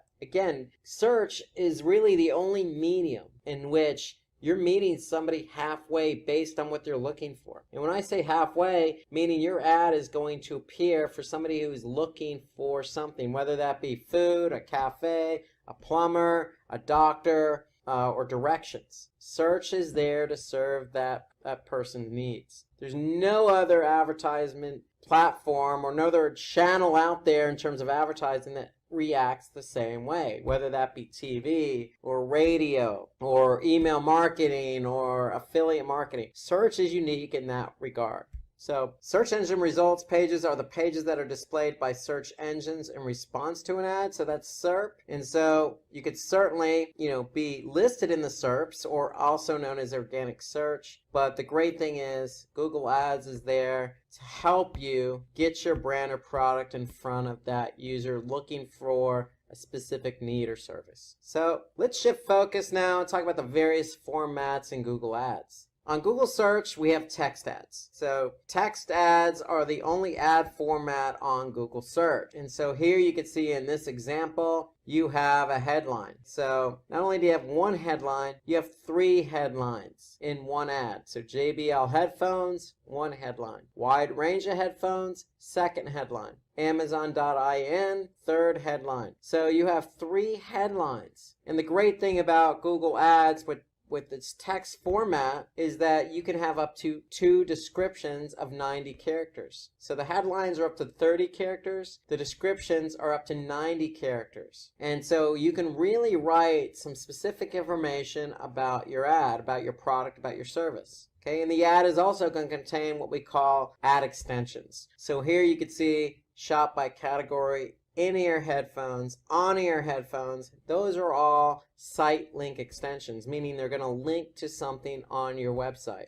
And so the purpose of the extension is to help get the click. So the reason why you're running Google Ads is to get the click. You want to generate the click. You want to get that traffic to your website. So by writing 3 headlines and writing 2 description lines and adding extensions to your ad, all help you get that click. Yes, you're going to pay Google for the click, but that's the whole purpose, is to generate the click from search. Because remember, search is there to respond to somebody's need or query. And so if you get the click on your ad, chances are it's going to be a highly relevant visitor to your website. So Google offers up a lot of opportunity for you to write a lot of information in your text ad on Google for Google.com. So Google also has other formats, and so they also have responsive display ads. So when we say responsive, we mean Google can serve up a specific image from your website based on what somebody's looking for, based on the page that they went to.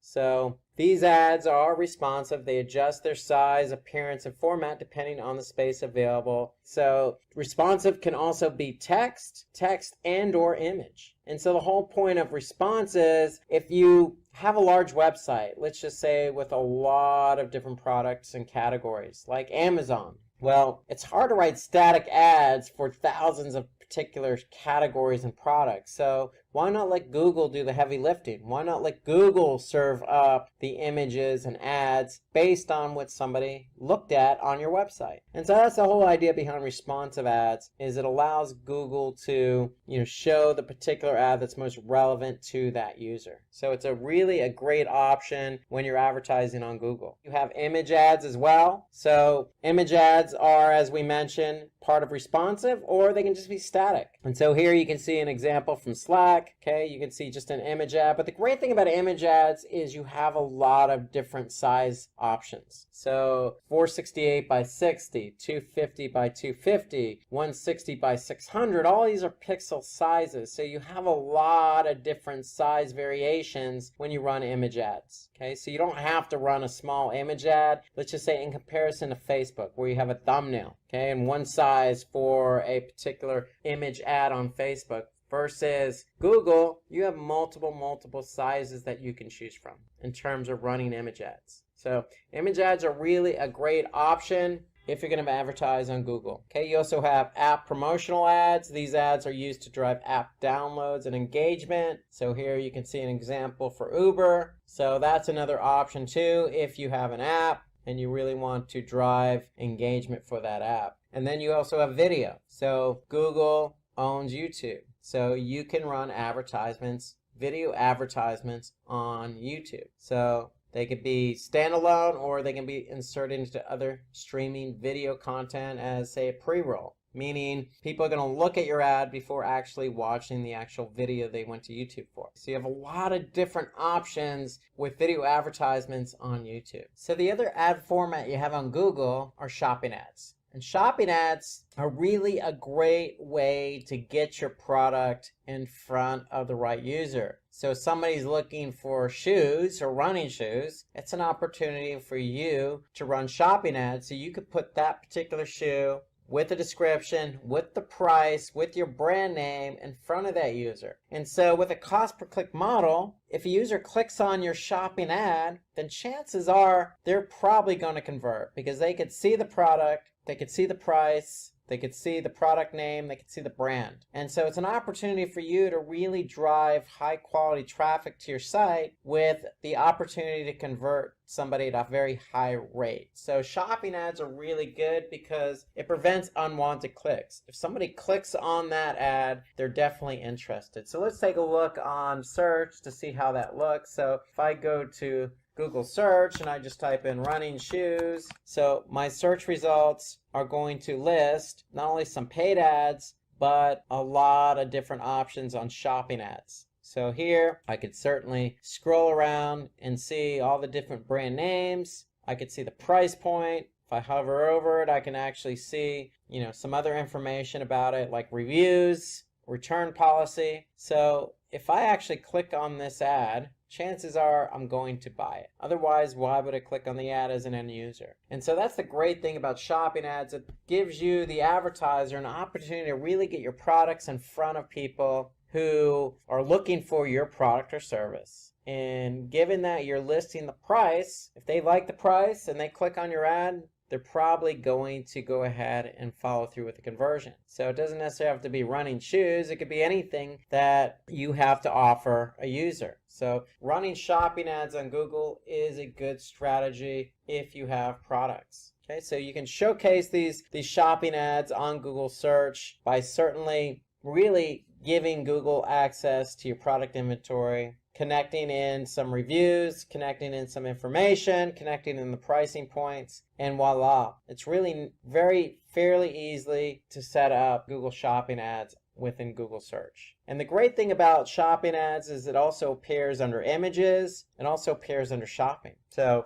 if I'm on Google search, I can go to shopping or I can go to images and I'll see those same image ads show up here at the top. And I will certainly see those under shopping as well. So shopping ads allow you to really showcase your products on Google search to those looking for that particular product. So it's really a great option with Google. You also have call ads. So when we say call ads, really call only ads are great for mobile. So when you run advertisements on Google, if you have a phone number associated with your business, you can certainly add that phone number to the ad. So if somebody's searching on their mobile device and your ad is displayed along with your number, if they click on your number, they're actually going to call your business, and Google can track that. They can track how many people click on your number and even turn that into a conversion for you. So if you have a phone number associated with your business, it's wise to go ahead and set up what we call a call extension as part of the ad, because if somebody sees that ad with that phone number on mobile, it allows them to easily just click on the number and call your business. And so Google can track calls as well. So keep that in mind if you have a phone number and you want to associate that phone number with an ad. Okay, so let's move over to where is Google showing your ads. I showed you an example of Google search. So we looked at text ads, we looked at shopping ads on Google Search Network. So Google Search Network really allows you to advertise on Google search. So with Google search,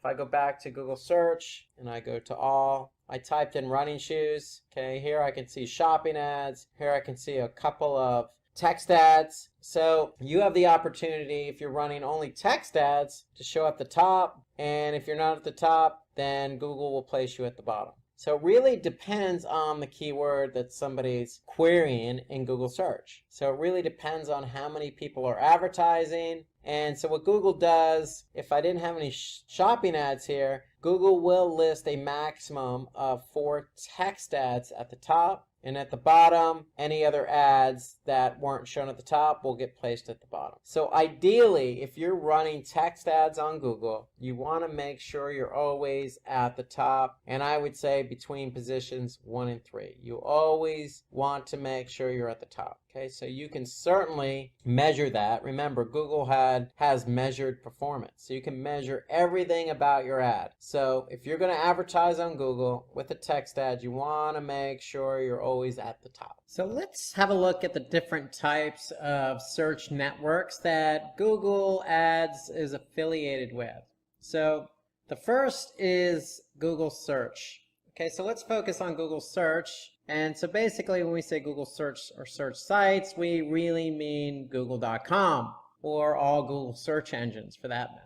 So if you want to advertise to a mass audience, you want to probably start with Google.com because, again, millions of people use it on a daily basis. And so if you're advertising on Google.com, your ads will appear basically below or above the search results on a Google search. So if somebody searches for something, depending on the search query, they're going to see results. Now, depending on the device, also, so they could be on mobile or on desktop, they could see sponsored ads or paid ads, they could see local listings, and they could see organic search results. So for example, this is what an ad would look like. So let me show you what that looks like on Google search. So if we go, for example, to google.com and type in the keyword classes on digital marketing, we could see some search ads here. These ads appear above some featured snippets and the organic search results. Okay, so depending on a lot of different factors. Again, I've mentioned this throughout the webinar. There are a lot of factors in showing up in the top position, second position, third position, and so forth. Okay, if I scroll all the way to the bottom, you may even see ads down here, depending on how many people are actually bidding on the keyword phrase, classes on digital marketing. So We could see Simply Learn here in the second position. Why? Because again, I can see the logo ad here. Okay, so I can see Simply Learn using 3 headlines. I can see Simply Learn using their 2 description lines here. And I could see Simply Learn using some other extensions with the ad. Now, all of this is geared towards getting the click. So when you're on Google search, the whole idea is somebody's looking for something, you're offering that up. And so it doesn't even matter if you're in the top position. Ideally, you want to be in these top 3 positions in order to get the click. Okay, so that's the whole idea behind being on Google search. If you're on Google search, you have the opportunity to be at the very top of the search result or in the top 3 above local listings and above organic results. Now, if I change my search query and typed in coffee in San Francisco, my search results are going to be completely different. I'm going to see local listings here. Okay, so this is tied to Google My Business, not Google Ads. Okay, so this is completely different. So don't mix this up with running ads on Google search. So Google My Business is tied to local listings or Google Maps. And again, with desktop, which is what I'm showing you the search result on, you're going to see likely Google local listings above organic results. Okay, and if I go back to my previous query of classes on digital marketing, I'm going to be able to see paid search results above local and organic listings. So in other words, if you're running ads, ads are going to trump any other type of result on Google search if you can be in positions 1 through 3. Now, in addition to Google.com, Google also has something called Google Search Partners. So if you set up an account and you set up a campaign in Google Ads, you have the option to choose Google Search as your network. And then as an alternative or an additional option, you can advertise on Google Search Partners sites. And so some of their search partners can range. So basically, these are sites that have partnered up with Google that's allowing Google to show ads on their site. So the sites can range anywhere between YouTube to Amazon to New York Times. Let's take a look at an example. It could even be another search engine. So if I go to, say, ask.com and type in classes on digital marketing, it's a completely different search engine, but I can see the same ad for Simply Learn. So I could see a different headline here actually, but I could see the description and I could see some site link extensions. And so notice the ad is still at the top. In this case, it's in position 1, and I can see multiple companies running advertisements. Why? Because I could see ad next to it, and I could see those over organic listings. So these are Google Search Partner listings. So you can opt in to be on other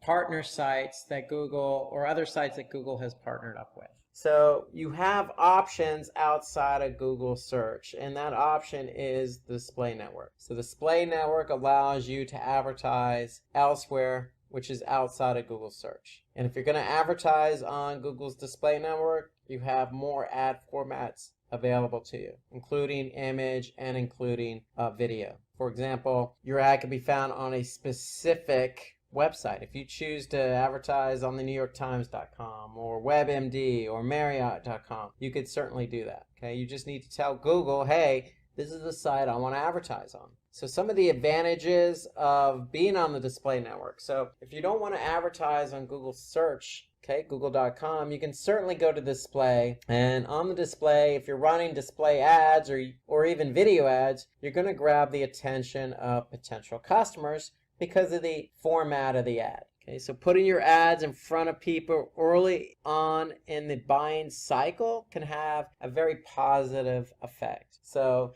you're basically reaching out to a large number of people on Google's Display Network and giving them an opportunity to see who you are as a brand and giving them an opportunity to see what your product is all about. So for me, the Display Network is a good opportunity to get your product and service in front of a lot of people. because the way the display network works is it's a millions of websites who want to have advertising on their site. And so you can really pick and choose a specific site where your audience is going to be and get your ad in front of that audience. So you can really retarget to potential customers. So retargeting, as we said earlier, is really reaching out to people who have already been to your website and didn't perform a particular function that you wanted them to perform. Meaning, somebody came to your website from paid search on google.com and they went to page A and then they left. So you really wanted them to go to page B, add a product to a shopping cart, and check out and purchase that product. However, if they didn't do that, you could certainly run ads knowing that they've been to page A and page B, and you can offer up that specific ad to that person who's been to your website. And so that's what retargeting really is all about, and you can retarget on Google's display network. So remarketing your product to people who have previously visited your website or even your app allows you to really get your ad in front of a qualified audience. And so you could take advantage of analytics. So Google's Ads has all the information you need. So let's actually take a look at some of these options in Google Ads for the display network. So if I actually go to Google Ads and I actually go to display campaigns, I can see I have a lot of different options available to me. So if I click on keywords, for example, okay, I can choose keywords for my display campaign. So what Google does, if you choose keywords, basically what they're doing is they're going to contextually place your ad based on the keyword. Okay, so that's an option for you. If you're not sure what websites to be on with the display network, you can certainly just add keywords, and based on those keywords, Google will place your ad on websites that they deem relevant to the keywords you choose. So you can also choose demographics. So on the display network, you could say, hey, Google, I only want to advertise to say 18 to 24-year-olds or 25 to 34-year-olds. And so based on that, Google is going to place your ads on websites related to that age demographic you're interested in. On the display network, you can also choose topics. So if there's a specific topic that you want your ad to be associated with, you can certainly do that. So Google has a number of different topics at their disposal. So here, if I just choose a particular ad group, now I have specific topics that I can choose, from arts and entertainment, food and drink, to news, to pets and animals. And so under each one of these topics, I can get really specific. So if I go under science, I can see subcategories under the topic science. I can see chemistry and physics and scientific institutions and equipment. So I can really pick and choose specific topics where I want my ads to be shown. As I mentioned already, you can pick and choose specific placements. Okay, so if you have a specific website that you want your ad to be shown on, you can certainly let Google know. Okay, you can also advertise on Gmail. You can also advertise on YouTube. So you can really pick and choose where you want your ads to be shown. So you have all these different options available to you. To me, one of the best options for advertising on the display network, because when you tell Google you have a specific audience you want to target, and that audience could be somebody who went to a specific page or somebody who went to your website and didn't convert. You can associate that audience with the campaign. And when you associate that audience with a campaign, you can retarget them with an ad. So the display campaign is very powerful with Google because you have all these different options available to you. So with Google Ads, you can also determine how well you're reaching your goals, which websites you're running your ads on, which ads are bringing in clicks, and which site gives you maximum value for the minimum cost. So you can see all that in Google Ads. So when I actually pick and choose how I want to target, I can certainly measure that. So for example, audiences or demographics. For example, if I go back to demographics, I have all this data that Google's collected on my advertising. So I can see, for example, by age range, based on my campaign, how many clicks, how many impressions. Impressions are how many times my ad's been seen. Click-through rate, meaning the rate at which people see my ad and are clicking on my ad. How much I'm paying per click. CPC is cost per click, total cost, and conversions. How many conversions am I getting? So I could see all this data available to me in Google Ads. So it's a very powerful platform for measuring performance. Imagine it's the year 2004. This is Phil. Phil's looking to release a book and set up a blog. He's sure that it'd be successful, but he's only worried about one thing. He doesn't know how to ensure that his book reaches the right target audience who could enjoy his book. During that period of time, however, there were only a few forms of advertisement available, like print ads, billboards, radio, direct mail, direct sales, and the television. All of these options were pretty expensive. Their effectiveness couldn't be accurately determined, and they didn't let him advertise his content to the appropriate audience. Phil's book would never find the audience it deserved. Now, let's have a look at the same scenario in the present day. Alongside traditional forms of advertising, Phil would have access to digital marketing, a form of marketing that's a lot more lucrative, inexpensive, and configurable. Marketing that would enable marketers to advertise their audience digitally using channels like search engines, websites, social media platforms, emails, etc. Among these types, social media marketing caught Phil's eye. Social media marketing would give Phil the opportunity to take advantage of social media platforms to advertise his content to a highly targeted audience. It would help more people learn about his book, increase the interaction with his audience. It's relatively inexpensive, unless he goes into advertising, and will help him get marketplace insights that might help in understanding his audience preferences better. Phil started by taking up a certification to learn about social media marketing. Since he was already familiar with the concept of social media marketing, his next step was to learn about the different types of content he could post on social media. Some of the most common forms of content that Phil could post would be images, text posts, polls, and videos. But over time, Phil began to notice that not a lot of people were being exposed to his content. Phil needed to advertise his content. For that, he would need to use the advertising options provided by the social media platforms like Facebook, Instagram, YouTube, LinkedIn, and Twitter.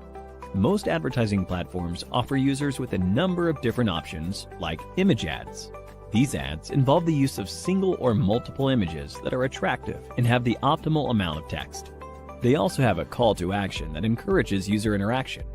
Phil could use images from his book, advertise websites that sell his book, and more. Then there are text and post ads. These ads could advertise posts or excerpts from Phil's blog or his book, further garnering interest from an interesting audience. He could also use video ads. Phil could use video ads that feature favorable reviews and customer testimonials to advertise his books. Phil could also use lead ads, through which he could collect information from users who are interested in a weekly newsletter or regular updates from his blog. But that wasn't the only thing Phil could do with social media platforms.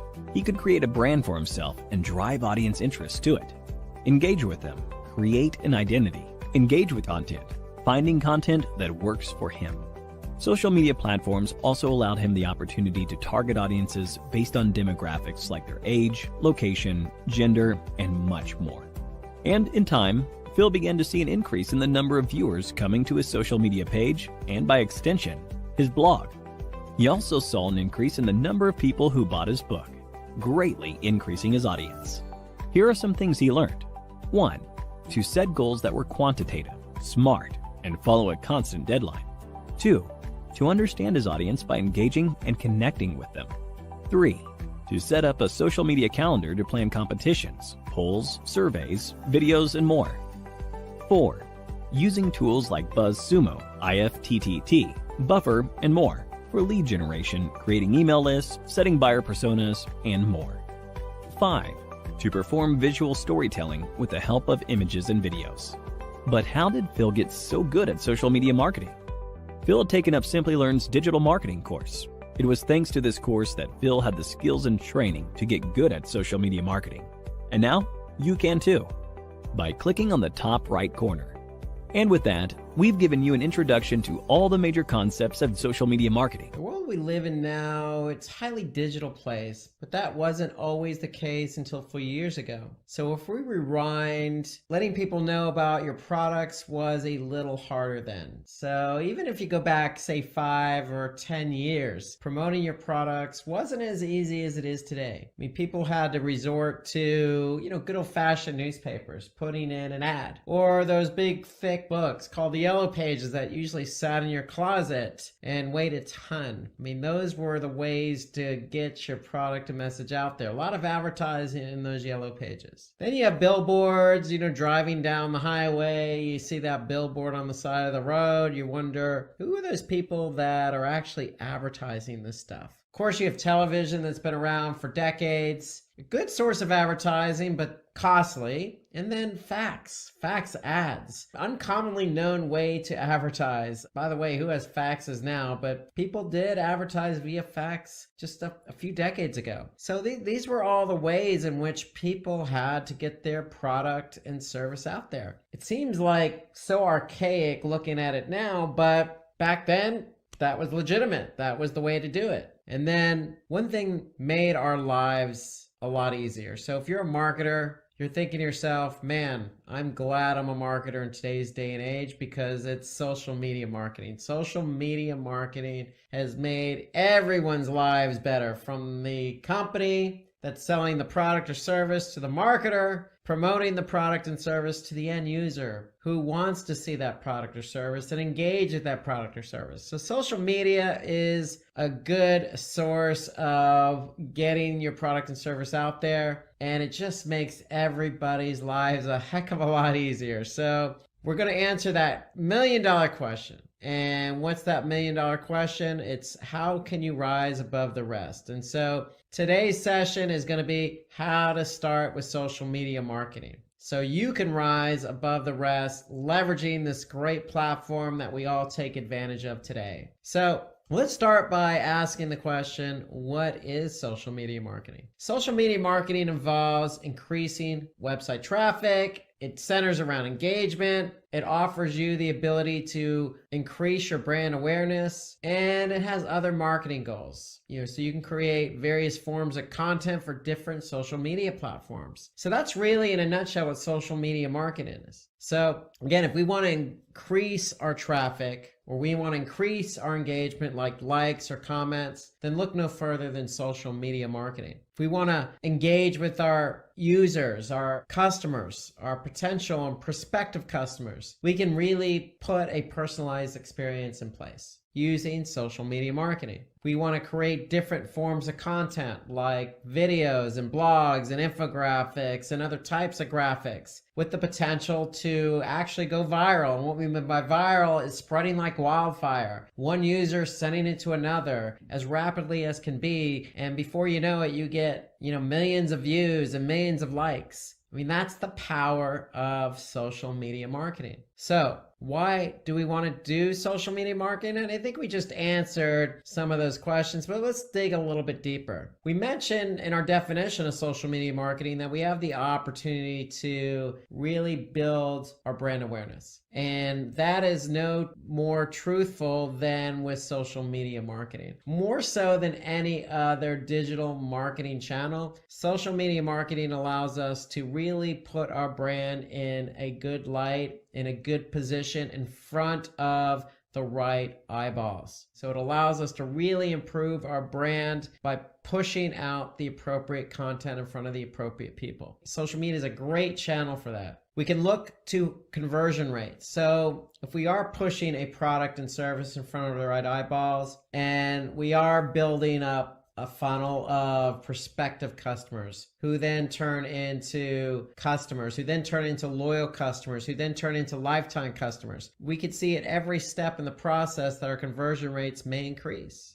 We can certainly leverage social media marketing for SEO, for search engine rankings. It's about off-page SEO. It's about posting content on social media platforms to build up some link juice. Okay, so there is some inherent benefits to working SEO and social media side by side. It's cost effective. Well, if you're posting content on Twitter or Facebook, it doesn't cost you anything. It just takes a little bit of time and creativity. Now, if you want to go ahead and do some advertising on these platforms, yes, it's going to cost you, but you'd be surprised. It's not going to be as costly as, say, other search platforms like, say, Google or Bing, where you're actually paying for keywords and paying per click for those keywords. So social media marketing can be very cost effective. And then increase top funnel traffic. So it goes all the way back to brand experience and brand awareness. If you're putting yourself in position to get seen by your target audience, okay, your target audience goes from seeing your brand for the first time to getting to know your brand a little bit more, to maybe buying a product or service from your brand, then returning to buy another product and service, and then continuing to buy that product or service. I mean, that's increasing the top funnel traffic, and not just the traffic, but the conversions. So at every step in the process, social media allows you to build that funnel, depending on where somebody is, whether they're seeing your brand for the first time or actually returning to purchase the product or service again. So that's the inherent benefit. These are the inherent benefits of social media marketing. Today, we are going to talk about all the different ads that Facebook has to offer. So introduced back in 2007, the Facebook ads platform has grown tremendously over the last few years. Almost $4 billion of revenue in 1 year. So what does that mean? That means there's a lot of advertisers. Why is there a lot of advertisers? Because a lot of people use Facebook. It's a popular platform. So not only is it popular, but it's popular with advertisers because if you're advertising on Facebook, you have the opportunity to share your product and your brand with users who you think are going to buy your product or associate with your brand. And on Facebook, you can do that a number of different ways, specifically in somebody's newsfeed. And specifically that person's newsfeed that again is potentially interested in your brand, your product. So there's a lot of ways to advertise and a lot of reasons why you want to advertise. So I just mentioned one of the reasons. Hey, it's an opportunity for you to reach out to people who are targeted, who are specific to your product and your brand.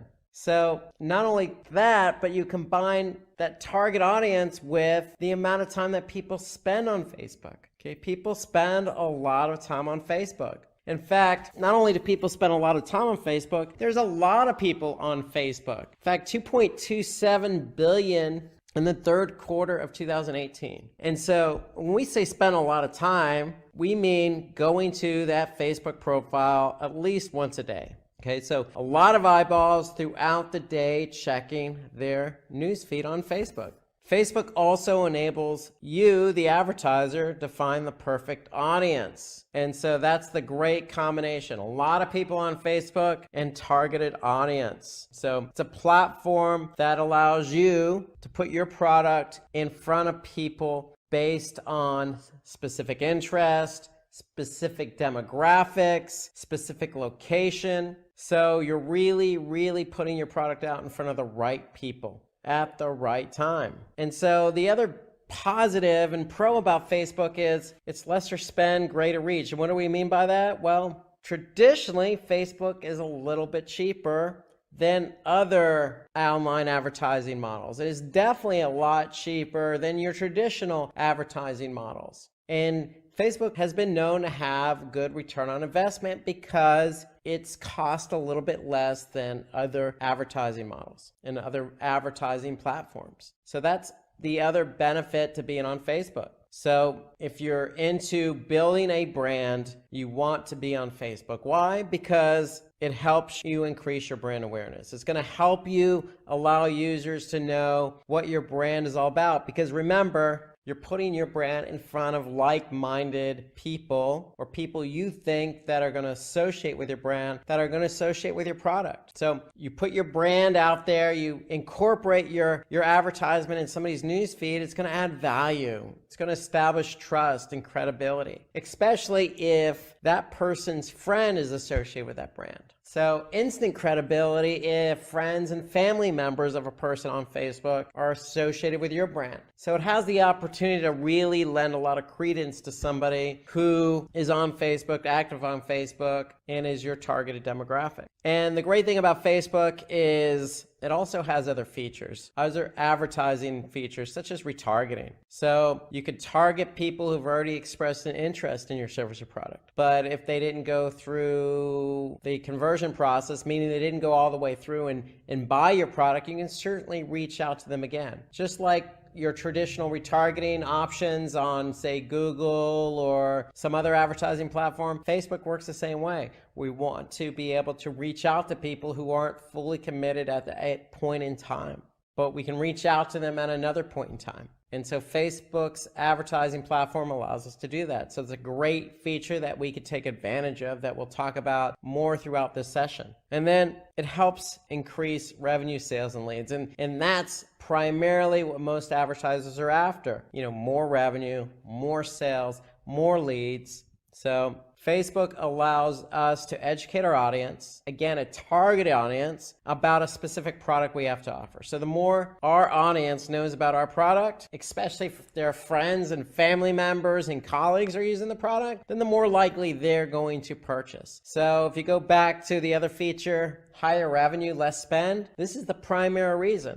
Because you have a chance to influence somebody who's very targeted, who's very active on the platform, and who may have like-minded people in their life associating with your brand and product. So it's a perfect combination for advertising. Perfect combination. And so today we're going to talk about all the different types of Facebook ads. And we're going to start out with the single image ad. And the single image ad are just single image advertisements that have an optional text on top and a link description that links to the website. So single image ads are probably the most popular. You can see them on probably your own Facebook feed if you look. So in fact, I'll just jump over to my Facebook feed right now. And if I go there, what do I see? I see a single image ad here, and it's from Shopify Partners. So become a Shopify partner at e-commerce to your list of qualifications. So Shopify must be, a brand that is trying to woo my business. Okay, so they know that somebody that I'm associated with, or maybe I fit their demographic, so they're targeting my newsfeed with a single image ad.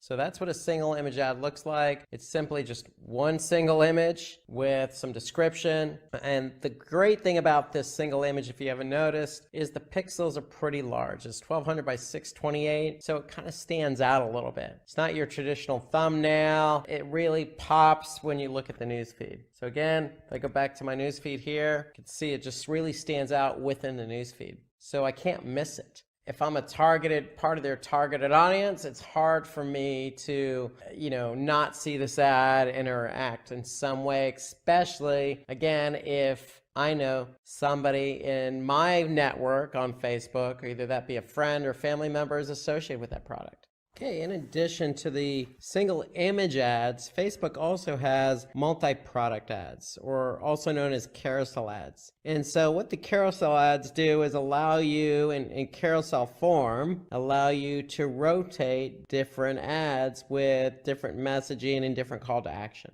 And so here you can see Simply Learn has a example of a carousel ad where they're showcasing their different courses. So this allows users to view a range of all your different products and services. If you have multiple products and services to offer, then the carousel ads would be a good option for you.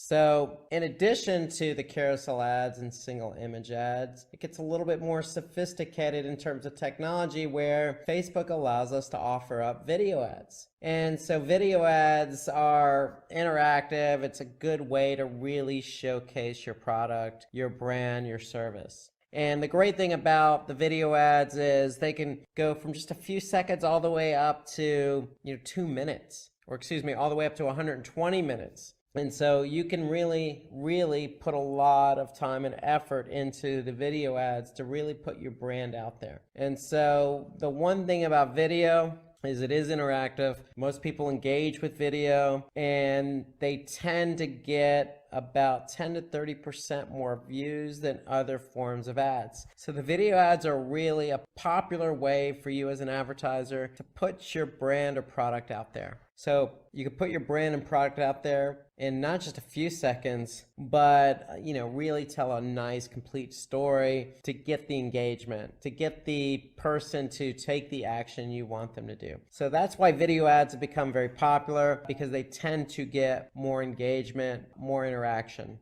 than your traditional single image ad or say your carousel ad. So Facebook also allows us to advertise something called lead ads. And what lead ads allow us to do is obtain user details. Okay, so we can acquire or get an email address or phone number from somebody who's interested in our product or service, and that person doesn't even have to leave Facebook. So if you look here in the example, here we have the ad, somebody clicks on sign up, and they get this form submission. And the great thing about the lead ad is that it can sync up with any CRM, or most of your popular CRMs. I should say, for example, Salesforce as a good example of a CRM where somebody fills that out, the information goes directly to Salesforce. And so lead ads are really good if you're trying to generate, leads for your business. And the form itself, the interaction stays right in Facebook. And so that's the great thing about it. They don't really have to leave the platform. Another form of advertising on Facebook are slideshows. Okay, so unlike the carousel ads, which rotate, and the carousel ads, remember, rotate and showcase different products or services, these ads are interactive, but they're rotating different imagery. So it allows you to really put your best images out there with a really strong call to action, just like you see here with the Simply Learn example. Okay, so they're showcasing, their different classes, and then they have the Get Started Today call to action to really punctuate the slideshow ad. So what's interesting is you can really gauge a person's interest by throwing different products or images out there. You can really immerse a user's experience here by showing different images. And then the last type of ad on Facebook is called a collection ad. And so these ads combine basically your video, your slideshow, or your product images taken from your product catalog. Okay, so if you're an advertiser who wants to advertise several products at once, then this could be a great option for you, the collection ad. So here you could see the Simply Learn example. Here they're showing, not only, some good slideshows and imagery with some good messaging below that. Instagram is a social media platform that needs no introduction. With nearly 1 billion monthly active users and 500 million daily active users, Instagram is a platform rife with marketing potential. More than $7 billion revenue has been generated from Instagram Mobile, and it's home to more than 2 million advertisers. Not only that, marketing on Instagram has the following advantages too. You have increased conversions. According to research, more than 1/3 of the people using the app have used it to purchase products, which means by marketing your products on the app, there's a higher chance of conversion. You also have advanced targeting options. This is in part thanks to Instagram's parent company, Facebook. Instagram has access to just about all advertising features offered by Facebook ads. With this, you can advertise to people based on their age, location, gender, interests, and much more. You can also build better brand-follower relationships.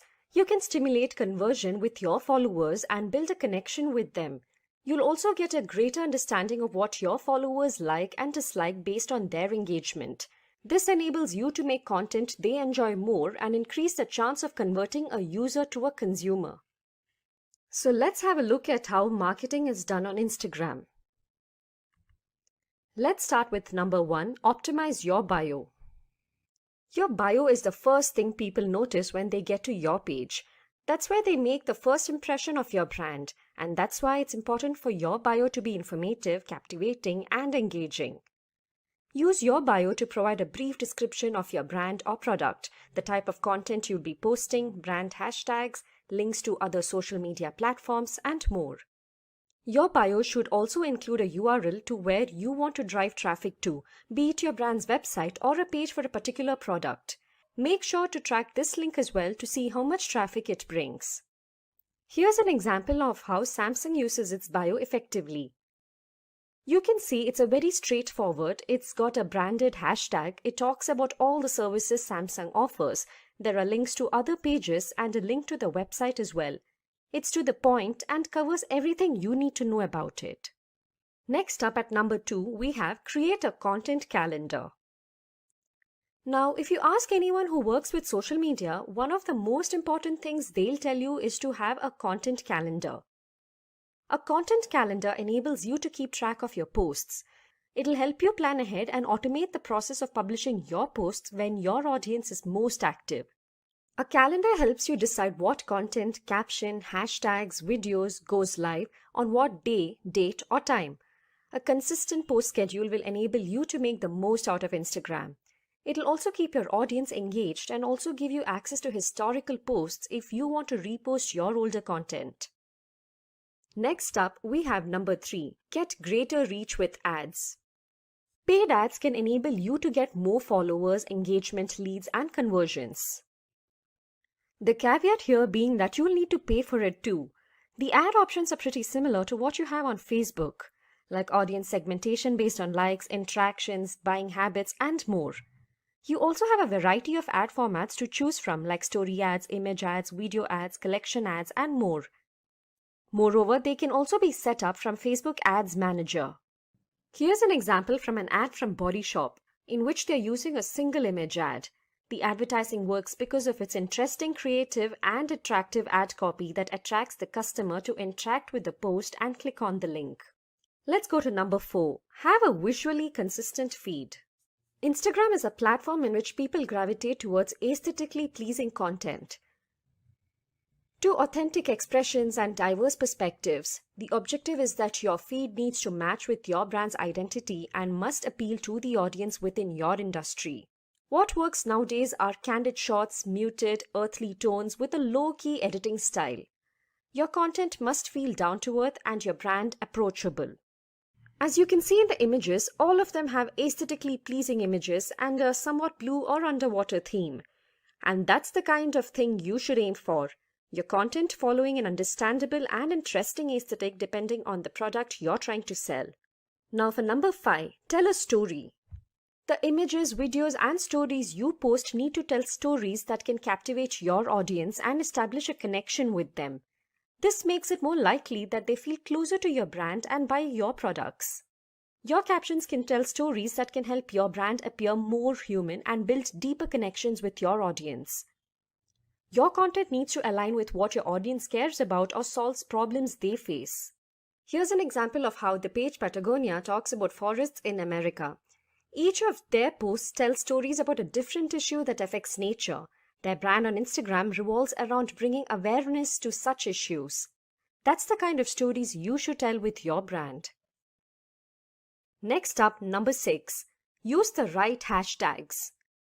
Using the right hashtags can make the difference between your post showing up on the Explore tab for everyone to see and it getting lost in the sea of content. Your hashtags shouldn't be too generic like #NewYear or #style since they'll have too much competition. Instead, mix up trending and industry-specific keywords to connect with your followers. Research on successful hashtags and limit yourself to less than 7 in each post. The more the hashtags in your post, the more likely it seems spammy, untargeted, and unprofessional. Find out what and how many hashtags your competitors use and how you can do something similar. You could also create a hashtag for your brand. These need to be short, easily memorable, and involve your brand name in some way. Let's now go to number 7. Take advantage of UGC. UGC or user-generated content gives your followers to further involve themselves with your brand. UGC also by them as well. Regardless of the field your brand belongs to, UGC can be used to convert followers into advocates of your brand. Here's an example of how Starbucks uses user-generated content and takes advantages of their audience to advertise their products. In this post here, they are attracting customers with an image of happy children dressed in products sold at Starbucks. The post posted by another user would be appreciated by the audience and improve brand loyalty. Next up, number 8. Take advantage of video ads. Most Instagrammers state that users have visited websites, searched, or told a friend after being influenced by posts. Even though photo ads are still the more popular form of advertising, video advertisements aren't too far behind. There are 3 key video formats when it comes to Instagram ads. Single video ads that can create 60-second ads, carousels are a combination of images and videos, and Instagram stories that enable you to combine images and videos to create visually attractive ads. Here's an example of the brand Pizza 73 using story ads to advertise their pizzas. It's successful because you're showing off the product they are advertising with well-shot videos and captions. Now for number 9, partner up with influencers. Connecting with influencers will enable you to connect with thought leaders within the industry and enable you to show off your brand to a larger audience. By connecting with them, your brand will have greater authenticity and authority. Influencers need to be given new tools, resources, and guidance to carry out their role effectively and to work together as partners. Micro-influencers are also considered to be more affordable and they have a closer connection with their audience. Here we can see how Ralph Lauren have collaborated with an influencer to advertise their products. The influencer is showing off the latest Ralph Lauren has to offer. This encourages his interested followers to check out the page and buy something for themselves. Next, for number 10, host contests and giveaways. Contests enable your audience to engage with your brand with 3.5 times more likes and 64 times the comments. You can give away a product or a service which enables you to boost engagement and brand awareness. Contests and giveaways need to be planned, brands need to be partnered with, contest rules need to be identified, posts need to be created, and much more. Monitoring the contest and then running it is also really important. You would need to track your contest performance and promote the results on other social media platforms as well. Here's an example of a contest run by Domino's Pizza which encourages people to contribute their own short stories and connect better with the brand. Number 11. Take advantage of stories and IGTV. Stories enable you to create a combination of photos and videos that disappear after 24 hours.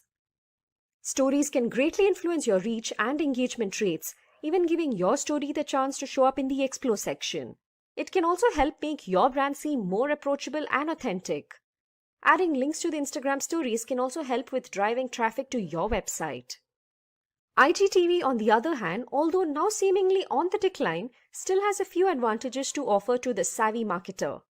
IGTV provides you a unique, mobile-friendly layout that serves as an evergreen content very well, like featurettes and interviews. Another new tool they have introduced is Instagram Reels, Instagram's answer to TikTok.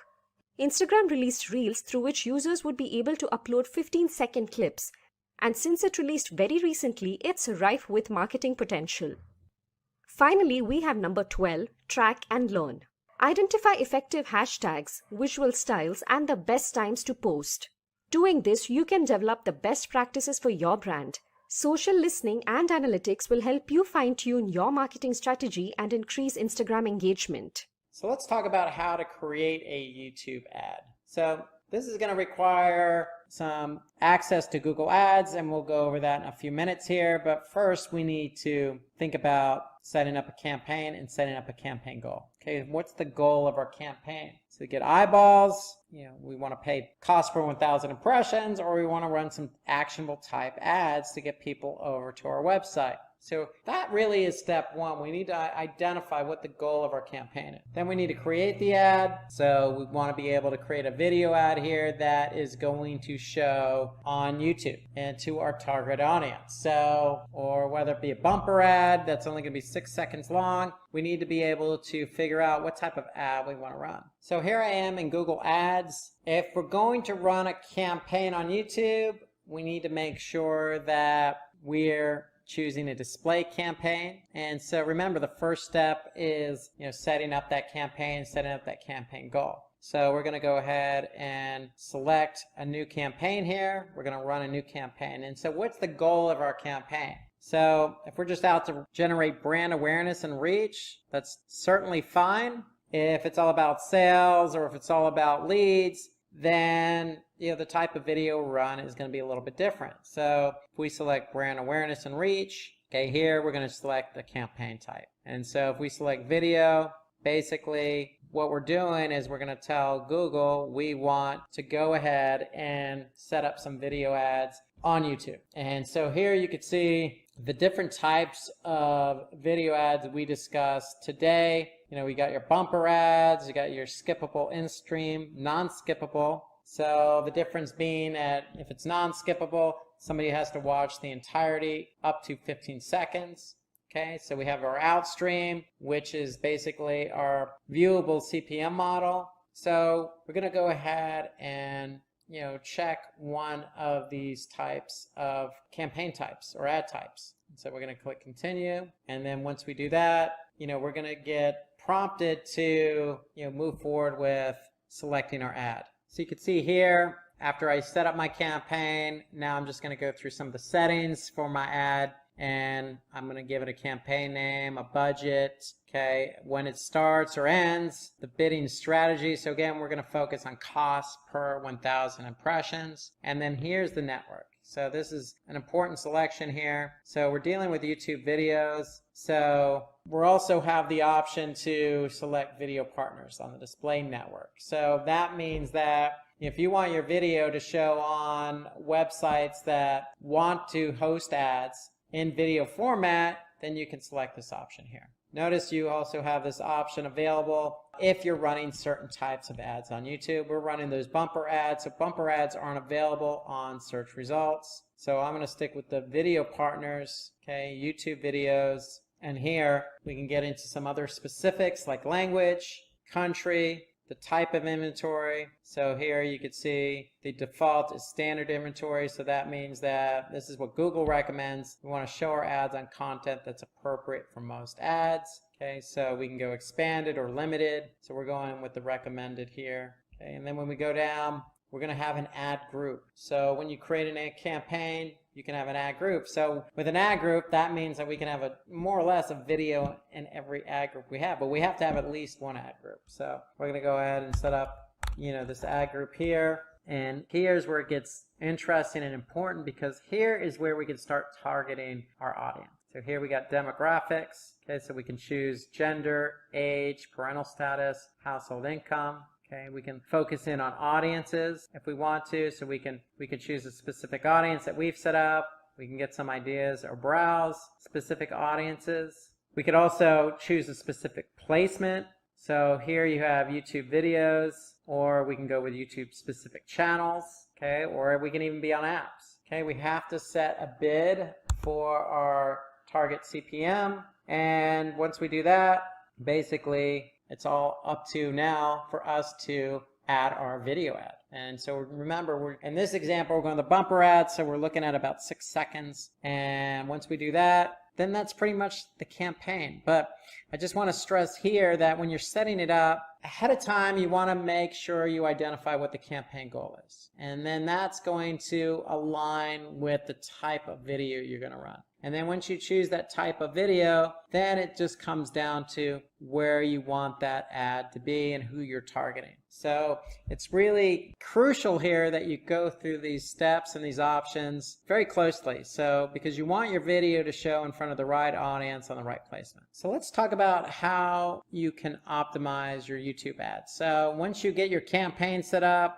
once you select your channel or the type of videos where you want your ad to be, and you select your target audience, and you're off and running with your video ad. Well, we're going to give you some tips here that you can focus on for optimizing those ads. And so going back to what I was just saying on the setup, you want to carefully define your metrics and goals. Okay, so that's step one. So when you're setting up the campaign, remember you have that option to choose the type of goal for your campaign. That can be brand awareness, it could be a sale, it could be a lead. So to me, that's a very critical step one. So you want to make sure you align your goal with your video. And then the second is track low performing ad placements. So if we just ask Google to place our video ads anywhere they want, then it's up to us then to go through and choose the ad placements and remove them. Okay, so let me show you an example of what that means. So if I'm back in Google,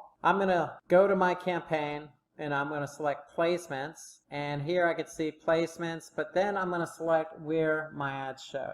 And so this is important. You want to be able to scan the list of placements where the ad was shown. So if you don't like one of the placements on YouTube, you can always select it, edit it, and exclude it from the campaign or ad group. So that's really the key, is you want to be able to manage your placements properly. And when we say low performing ad placements, we mean really what's your goal. If your goal is to get sales or leads, if that placement is not converting sales or leads, then you need to remove or exclude that placement. So it's all done within the Google Ads platform. And then, you can also use a custom thumbnail image in your ad as well. It's always helpful in terms of optimization. So a couple of other pointers here to help you optimize. Okay, you want to drive people to perform a particular action with the appropriate CTA. So again, depending on the ad type, if it's a TrueView ad, 20 seconds long, you want to have a call to action. You want to maybe even have your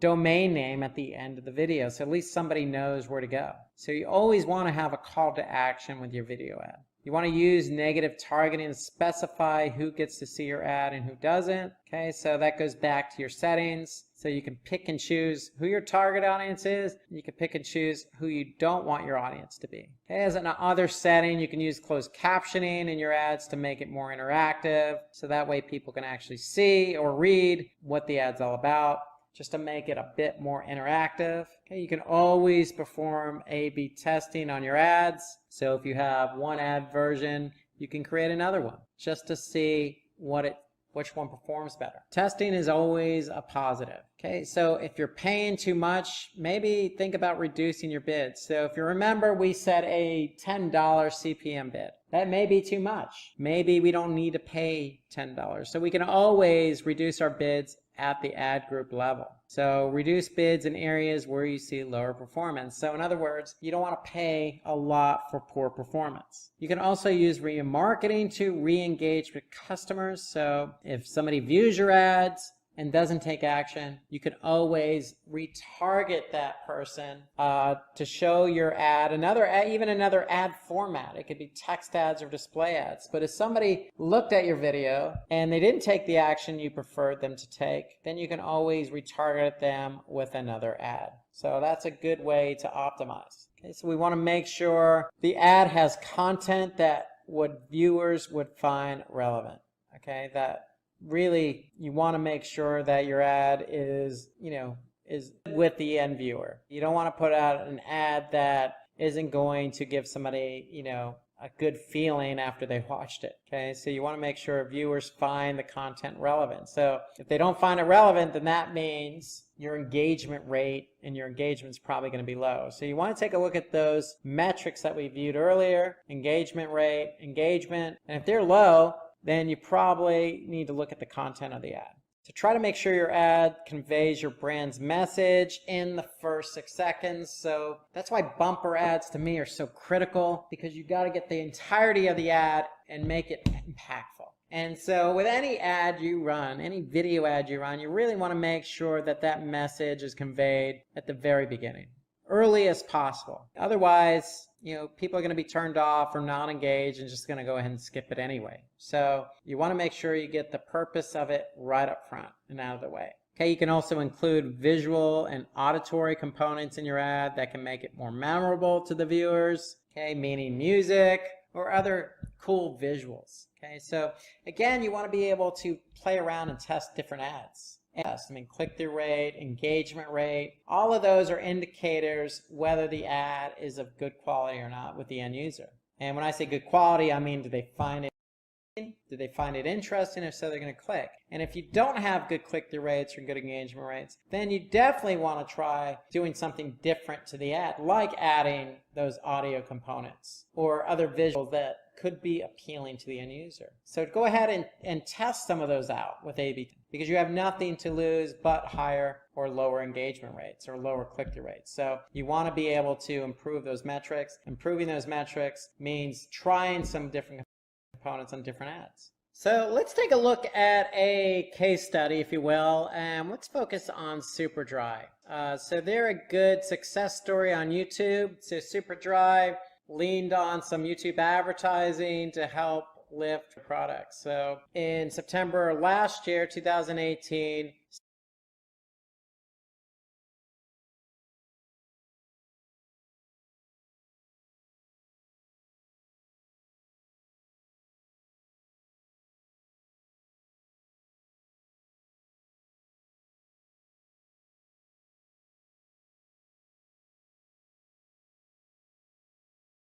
talk about how you can optimize your YouTube ads. So once you get your campaign set up, once you select your channel or the type of videos where you want your ad to be, and you select your target audience, and you're off and running with your video ad. Well, we're going to give you some tips here that you can focus on for optimizing those ads. And so going back to what I was just saying on the setup, you want to carefully define your metrics and goals. Okay, so that's step one. So when you're setting up the campaign, remember you have that option to choose the type of goal for your campaign. That can be brand awareness, it could be a sale, it could be a lead. So to me, that's a very critical step one. So you want to make sure you align your goal with your video. And then the second is track low performing ad placements. So if we just ask Google to place our video ads anywhere they want, then it's up to us then to go through and choose the ad placements and remove them. Okay, so let me show you an example of what that means. So if I'm back in Google, I'm going to go to my campaign and I'm going to select placements, and here I can see placements, but then I'm going to select where my ads show. And so this is important. You want to be able to scan the list of placements where the ad was shown. So if you don't like one of the placements on YouTube, you can always select it, edit it, and exclude it from the campaign or ad group. So that's really the key, is you want to be able to manage your placements properly. And when we say low performing ad placements, we mean really what's your goal. If your goal is to get sales or leads, if that placement is not converting sales or leads, then you need to remove or exclude that placement. So it's all done within the Google Ads platform. And then, you can also use a custom thumbnail image in your ad as well. It's always helpful in terms of optimization. So a couple of other pointers here to help you optimize. Okay, you want to drive people to perform a particular action with the appropriate CTA. So again, depending on the ad type, if it's a TrueView ad, 20 seconds long, you want to have a call to action. You want to maybe even have your domain name at the end of the video, so at least somebody knows where to go. So you always want to have a call to action with your video ad. You want to use negative targeting to specify who gets to see your ad and who doesn't. Okay, so that goes back to your settings. So you can pick and choose who your target audience is. You can pick and choose who you don't want your audience to be. Okay, as another setting, you can use closed captioning in your ads to make it more interactive. So that way people can actually see or read what the ad's all about, just to make it a bit more interactive. Okay, you can always perform A/B testing on your ads. So if you have one ad version, you can create another one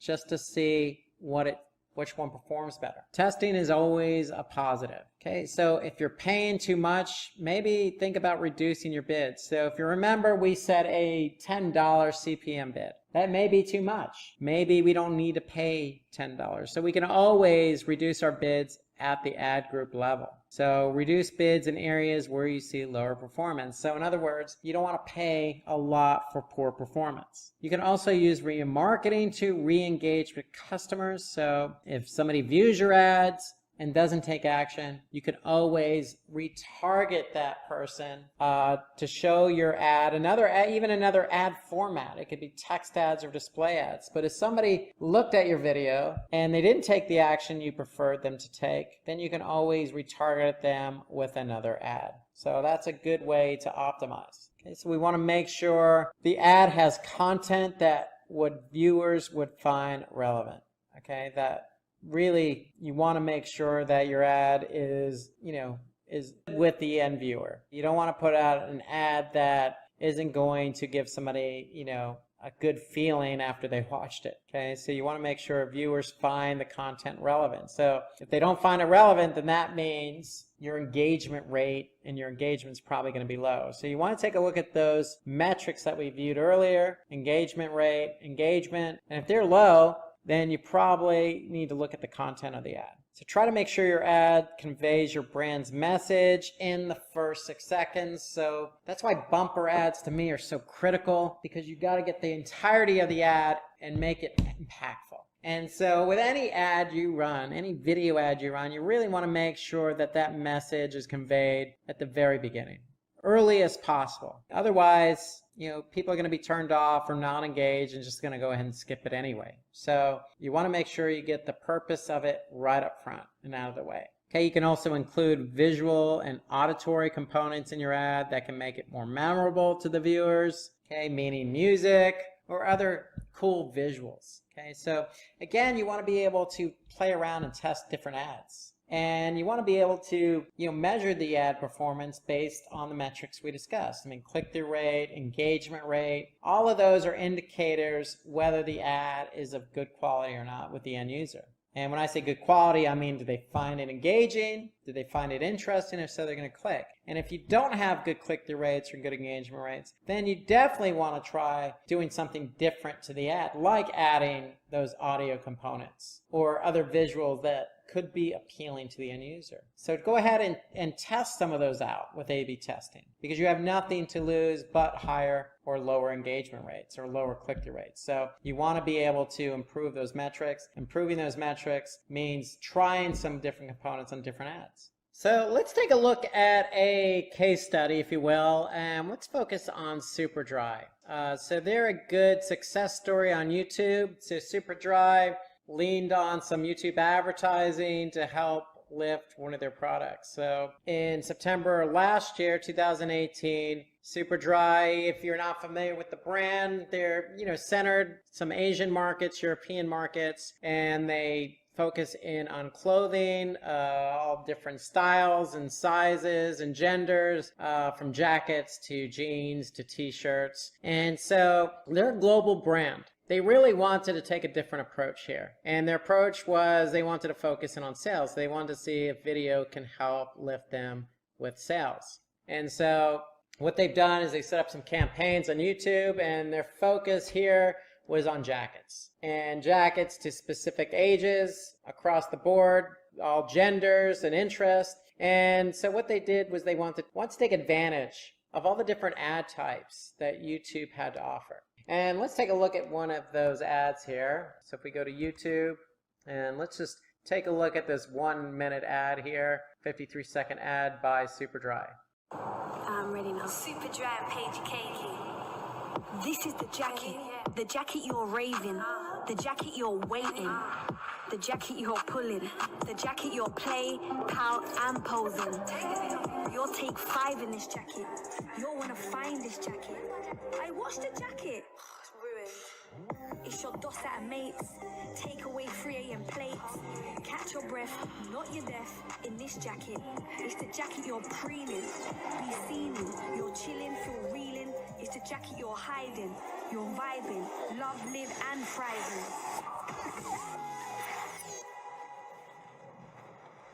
This is the jacket. The jacket that will get you through.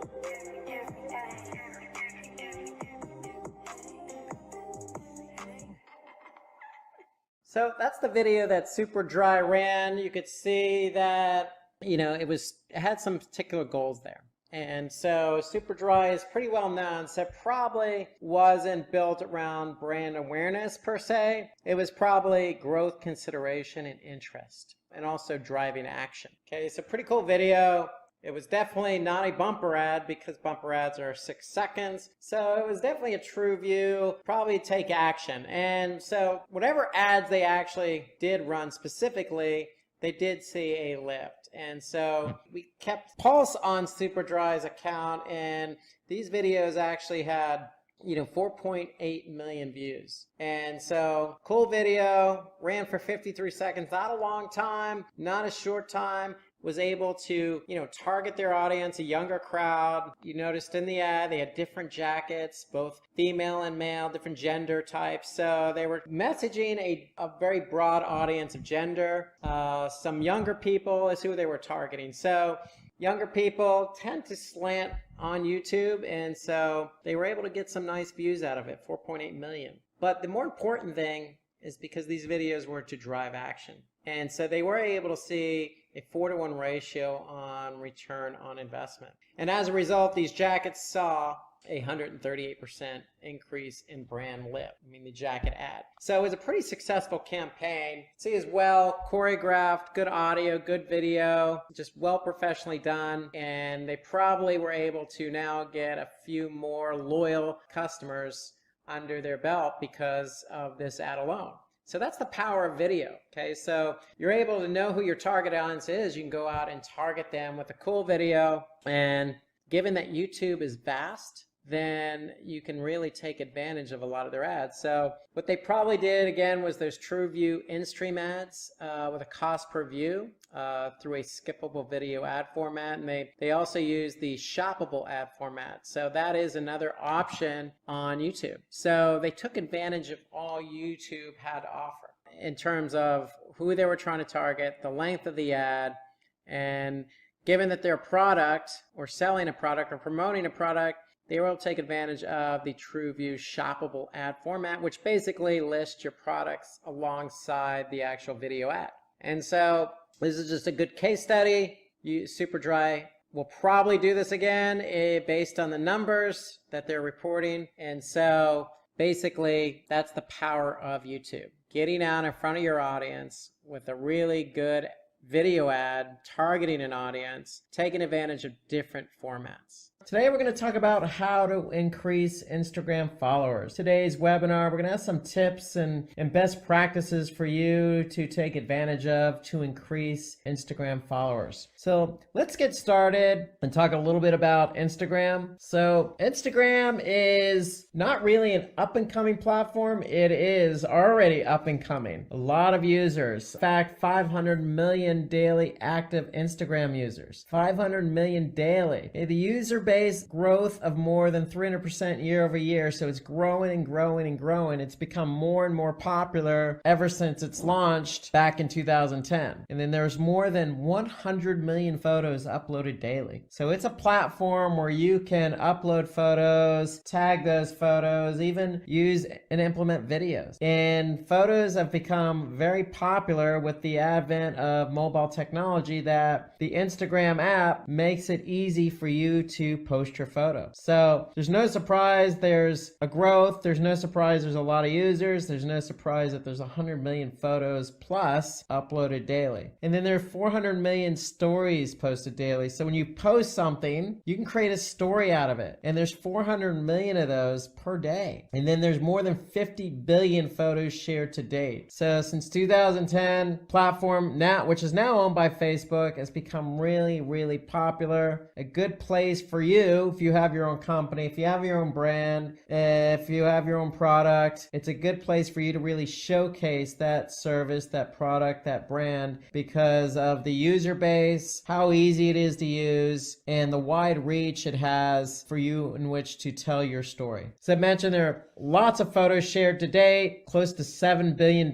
revenue generated through Instagram mobile. So on top of everything I just said, there's a lot of e-commerce going on here too. So Instagram is a platform in which there's e-commerce integrated within the platform. So as a business who offers up products, you can actually generate revenue for yourself. On the flip side, Instagram, which is owned by Facebook, has an opportunity to sell advertising space on Instagram. So Instagram is an e-commerce platform, to say the least. In fact, Instagram is, because it's so popular, because it's part of Facebook's advertising platform, there are more than 2 million advertisers on Instagram. So amongst all those stories, videos, and photos and hashtags, you'll see some ads. And then because you'll see ads, because you'll see users, you're going to see businesses. It's just a good place to really set up shop and really tell your story through the world of photos and videos. So 25 million plus businesses have already migrated over to Instagram, and that's growing and growing and growing. So So it's an opportunity for you to work with other businesses. So the arrow is definitely pointing up on Instagram. There's a lot going on here. Easy to use application, especially when it comes to photos and videos. So we're going to go through some tips and tricks today, and we're going to talk about everything there is to know about Instagram and how to increase your followers. So let's take a look at tip 1 here. So because Instagram is an application, everything you do on it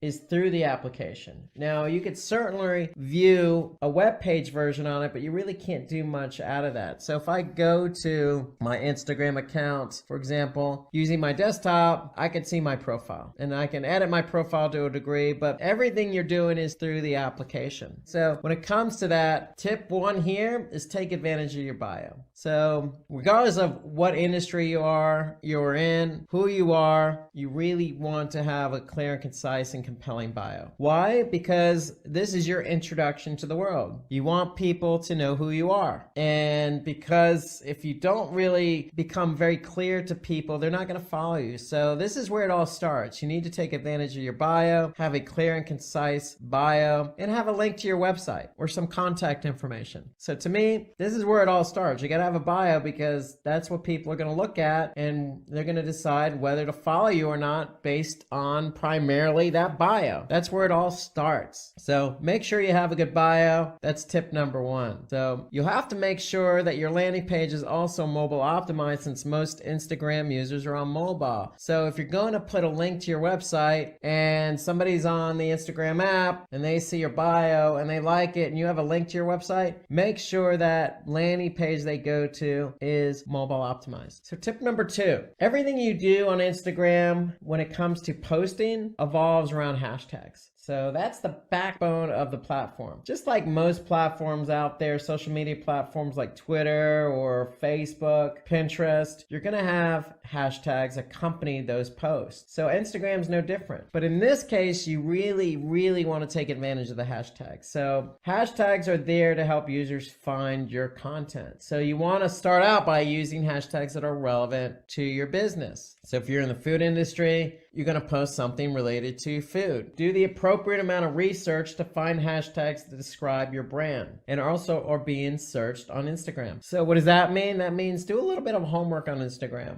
See what searches or see what other brands in your industry are using for hashtags. Don't be afraid to use the same hashtag, but mix it up. Hashtags are important. So don't be afraid to put a hashtag in there that really defines what your business is about. But if it's relevant, use other hashtags that are popular or people are using to find information. So mix it up, but the key here is relevancy. You want to make sure you align your hashtags with your content and making sure the connection between the hashtag and the content is relevancy. So using the popular tags on your photos or videos might get you some immediate engagement, but it may not help with future goals like long-term engagement, new interested followers, and sales. So here really what I'm trying to say is, look, pick and choose your hashtags carefully, because if you use something broad or something non-relevant, yeah, you may get that click to your Instagram page, but that doesn't necessarily mean somebody's going to follow you, or that doesn't really mean somebody's going to be interested in what you have to offer. So if you use something really popular and broad, yes, you're going to get short-term gratification, but not long-term interest. Tip number 3, post your content at the right time. So according to Sprout Social, which is a social media scheduling platform, among other things, so they deal with a lot of people using their platform and posting content via their platform. They have data, and they're telling us, based on the data they've collected, that the best time to post is between 2 and 3 p.m. and the best day to post is Thursday. Now, that may be all fine and true according to a Sprout Social study. And so you may want to go with this 2 to 3 p.m. and this is probably local, in case you're wondering what time zone they're referring to. So this is all local to you. So go ahead and try that out. Try 2 to 3 p.m. on Thursday. The thing is, what you're going to have to do eventually is figure out what the best time to post is. Okay, so if you're putting out a lot of content and you're putting out content throughout the week at certain times of the day or throughout the day, you're going to have to determine which time of day and what day is generating the best engagement for you. Who's looking at your post at what point of the day, what day of the week. And so you're going to really have to lean on a social media platform to help you determine that, because they're going to have the data that you need to determine what the best time of day to post is. Okay, so we'll talk about social media platforms here shortly. We just know that when you post with some rationale in mind. Ask yourself before you even push that publish button, or before you even schedule that post, this time of day and this day of the week makes sense. So you always want to post at the right time, because you could be missing your audience. So remember, when you do this, you're going to be working with some platform, and Instagram also has some analytics for business accounts. So Instagram will also give you some feedback as to how your posts are performing. And we're going to talk about that here shortly as well. So let's move over to tip 4 here. So steal followers from your competitors. Okay, so if you're dealing in a very competitive industry and your competitors have a lot of followers, it's very, very easy to see who's following them. So the easiest way to do this is just interact with your competitors' followers. You could follow a user, like or comment on their photos. And so the more you engage with people, the more you stand to gain from them. So you could see who your competitors' followers are, and you can add them as a follower just by following them. So start engaging with them. If they're liking your competitor's brand, then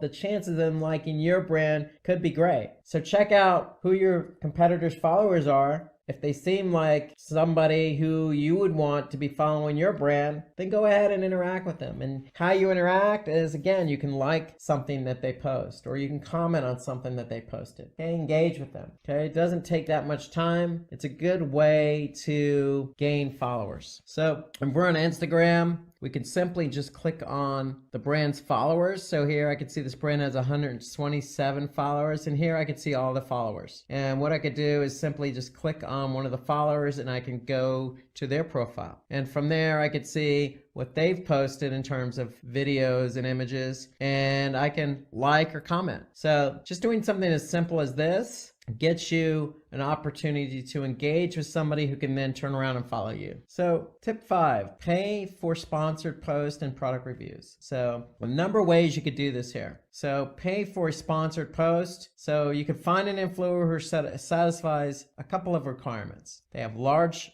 following and an email address in the profile. So you can connect with them and ask them for sponsored post pricing. So it's as simple as that, as reaching out to somebody who has a large following. Okay? So if you do this, then it's going to put you in front of a large number of people. And so by doing this, it'll help expose your brand to that larger audience and help build your credibility, because you're connecting with somebody who has a large audience as well. So do a little bit of homework, find people out there in your industry who has a large following, and make sure they have that email address in their profile so you can contact them. And when you contact them, ask them for sponsored post pricing. So if the influencer has an email address, then they're open to sponsored post or shout out. So that's the key. So they got to have that email address. And when they do, then it's all about asking them and connecting with them on being a sponsor to one of your posts. Okay, you want to get yourself out there in front of people. This is the quickest way to do that. Okay, so tip 6, we want to use geotags for easier discoverability. Okay, so tag your images, videos, or stories by tagging the location, city, or venue where it was posted from. So very easy to do as you're posting. Just go ahead and there's an option in there to say, hey, where are you located? Or what city are you located in? So locations have their own feed and stories which you can contribute to. So go ahead and add that extra element to your tags. So if somebody's in that location, the chances of them engaging are going to be great. And it's good for local businesses, because if you're local and you're posting your location, then again, somebody in that location is likely to engage with you. So tip 7, use Instagram stories to attract followers and grow your user base. So stories, a really big feature on Instagram. So what stories could be used for is just show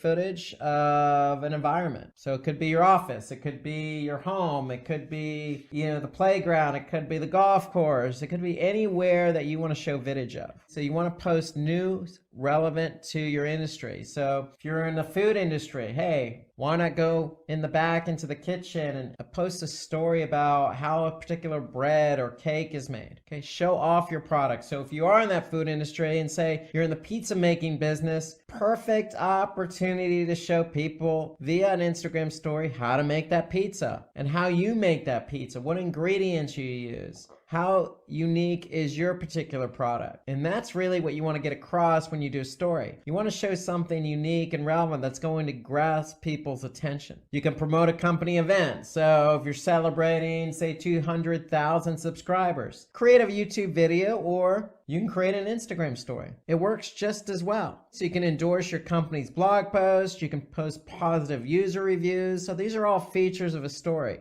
Increase interactivity with polls, sliders, etc. And then you can also mention other companies that work with or follow you. So great use of Instagram stories is do a shout out to somebody else. So Instagram stories is a really big feature with Instagram. Check it out. You can just do a search for Instagram stories. In fact, let's get some of you users involved. What best practices do you have when creating Instagram stories? Why don't you go ahead and share your Instagram story with us by putting that Instagram story in the comment section below. So we want to get everybody involved here because there's thousands upon thousands of great Instagram stories out there to be shown and viewed and engaged with. So go ahead and share your Instagram story. If you have any other tips or tricks, then go ahead and put those in the comment section so that everybody can benefit from them. So the only thing to keep in mind when you're creating these stories is, what are your followers interested in seeing? So your stories could teach or promote something to your user base. So always keep that in the back of your mind.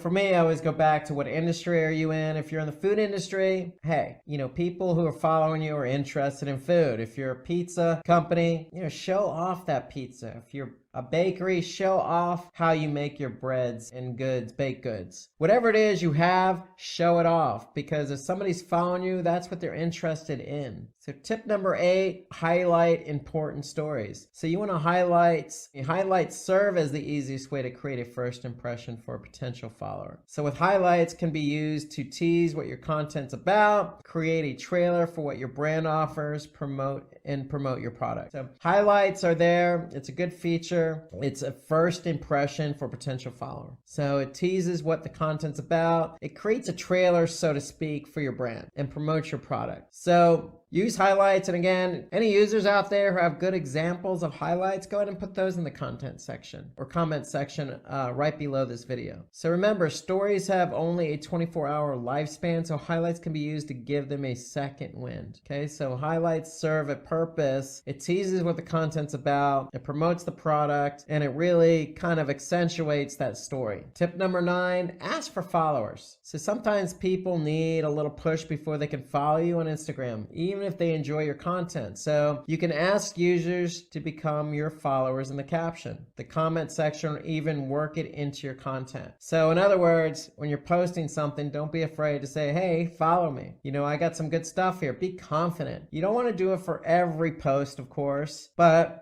pick and choose. If you feel you have a really good post, really good image that you think is going to gain a lot of followers and engagers, then you don't necessarily need to put a caption in there. But if it is popular, then go ahead and say, hey, this is a popular post. Think about following me, or put something in the comment section. You want to do it kind of succinctly. You don't want to be begging, but just work it into some degree. Okay, but don't be afraid. Have some confidence in asking for followers. So when you do this, it's very similar to how we do it on YouTube. So you can ask viewers to subscribe to their channels at the end of the video. So if on YouTube, basically you're saying, hey, if you like what we have, go ahead and subscribe. It's no different on Instagram. If you have something you've posted, just go ahead and say, hey, you like this? Go ahead and follow us. It's that simple. So tip number 10, take on the latest trends to get more followers. So align your content to cater to trending topics or hashtags to improve engagement and discoverability. So really what we're trying to say here is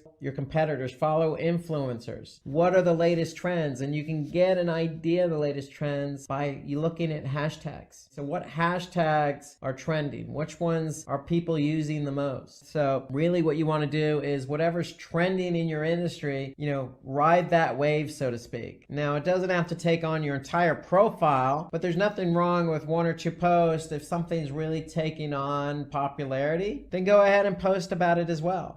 For example, in the wine wine industry, if there's a new wine that really came out that's really gaining some popularity, go ahead and post about it with the same hashtag and with the unique hashtag. So don't be afraid to, ride the wave of popularity, so to speak, because it shows that, you know what you're talking about. It adds some credibility, and it's going to get some, viewers over to your Instagram profile. So keep in mind, you need to keep your content relevant, because if your audience is interested in what you have to offer, then they're going to be engaged. However, if you're joining the discussion in a relevant manner, keep it in mind whether your audience will interact or not is important, but just always keep in mind you always want to stay within your industry and relevancy for your target audience. So tip number 11, run contests and giveaways. And so just like on YouTube, just like on Facebook, Instagram is no different. You can increase reach and exposure by running contests. Since most followers would tag their friends to let them know about it, it's a good idea to run contests. And so what's an idea of a contest? Well, again, if you're running a pizza parlor, you could say, hey, what's your favorite pizza? Or give me your favorite pizza ideas. And you can run a contest, and you can have people even create their own pizza and post an image of it. You can have people create stories on the best ways in which they create pizza or their experience in another pizza parlor. There's lots of things you can do to create a contest, and you don't always have to give something away. You could just do something for fun, especially if you have a lot of followers. If you have a lot of followers, then somebody's going to take part in it. So don't be afraid to run contests just to make it fun and light it up a little bit. So each tag can bring you a new audience member who could be a potential follower. So anytime you run a contest, people are going to tag their friends to let them know about that contest. So those friends are going to come over and likely engage. So that's the beauty of running a contest or giveaway, is chances are word's going to spread and it's going to get you some new followers. So that's the end benefit, so to speak. But the real benefit is keeping your audience engaged. So tip number 12, we want to stay consistent with posts. So having a consistent pace and theme for your posts can have a huge impact to convert visitors. So when we say consistent, if you're again that pizza parlor, stay within pizza. You could branch out a little maybe and talk about salads or talk about beverages to, as a complementary factor to the pizza. Okay, but don't talk about hamburgers if you're focused in on pizza. So we want to stay consistent with your theme. This method involves less effort with a faster production of Instagram content. So what we're really trying to say here is focus. Stay focused on who you are. If you do that, if you're consistent and you're gaining some followers, and that's what people are coming to you for, the content that you're good at, for the industry you're in. Okay, so if you start varying it and branching out, then it's going to muddy the water, so to speak, and you're probably going to get less engagement. So set a theme on Instagram by maintaining consistency in your personality, filters, colors, and layout. And really what I'm referring to is post. And when you have post something, you're really creating a personality for yourself.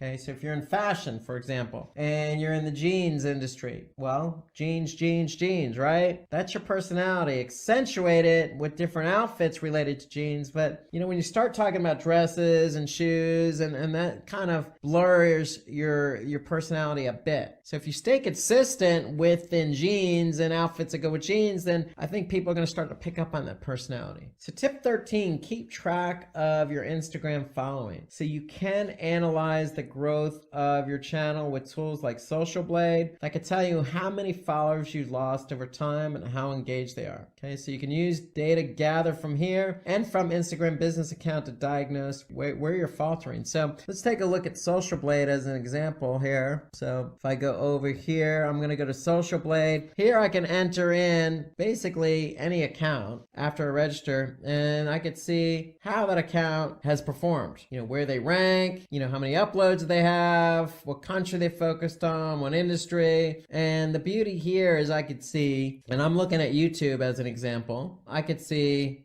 how my posts to perform. Well, you could do this for Instagram, you could do it for Facebook. So you can really get an idea of how your account's performing. So Social Blade's a great platform for measuring. And again, you do also have Instagram Business Insights. So with Instagram Business Insights, basically what you're going to do is you're going to go to your app, right? And then from the app, you could basically look at your insights from there. So in the app itself, you're going to click on the upper right, 3 lines, and from there you're going to see insights. And when you go to insights, you're also going to see, what your reach is, how many impressions, and some engagement metrics in terms of your audience, where they're located, the age range. Okay, you're going to also see some content related information. So there's a lot you could see from the Instagram Insights, Analytics Insights, but you can also see additional information from Social Blade. So the key here is when you're looking at your data, you want to look for patterns. In post, what post received the most amount of engagement? So if you see something working, obviously replicate it. You don't want to replicate it immediately, but make note of it and use it for future content. So tip 14, use Instagram ads. So Instagram ads give you complete control over advertisements. So how they appear and who sees them. So with Instagram ads, you can run photos, you can run videos, carousels, slideshows, stories. So we mentioned this on other webinars for Facebook advertising. It's worth repeating. So if I go back into, say, Facebook Ads Manager, I can pick and choose my placements. And really what I want to do is pick and choose, for example, Instagram. And so I have Instagram feed, I have Instagram stories.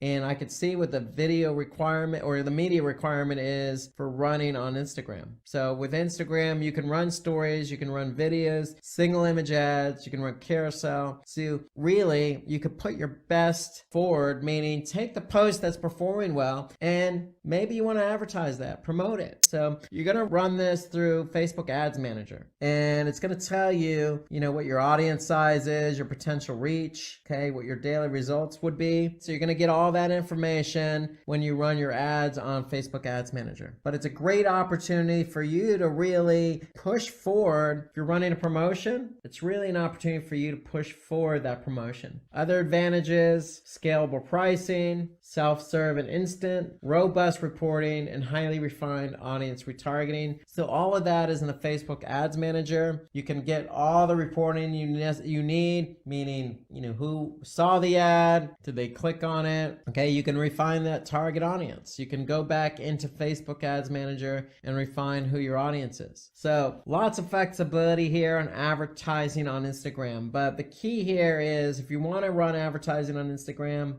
think about what it is you're trying to promote. If you feel something needs to get promoted, then go ahead and, you can either, again, reach out to somebody and have them sponsor it, or you can run it as an advertisement. So let's move on to tip 15. So we want to create visually attractive and eye-catching ads. So if you are going to run ads, here's some things to keep in mind. Okay, you want to use images that are natural and seem native. Okay, you don't want to use any stock photography. First off, you want to use something that you've done. Okay, you want to minimize the amount of text, so let the image do the talking. You want to ensure your caption relates to the image and resonates with your audience. Okay, so you have an opportunity to add some text below the image. Okay, so make sure it resonates. And then, of course, use hashtags to show your ads to target your audience, but a wider relevant audience. So hashtags do play a role here as well. So these are some tips. If you're going to create ads, you want to take these into account. The whole point of the ad is to get people over to either web page or to your profile page, okay, so that they can engage and take action. So Instagram ads will help showcase your product, service, or brand in a way that's memorable and unique. So if you really want to get your vision, your brand, your product out there in front of a lot of people, then advertising on Instagram is a good way to do that. So since we've been talking about pizza throughout this webinar, this is a good Instagram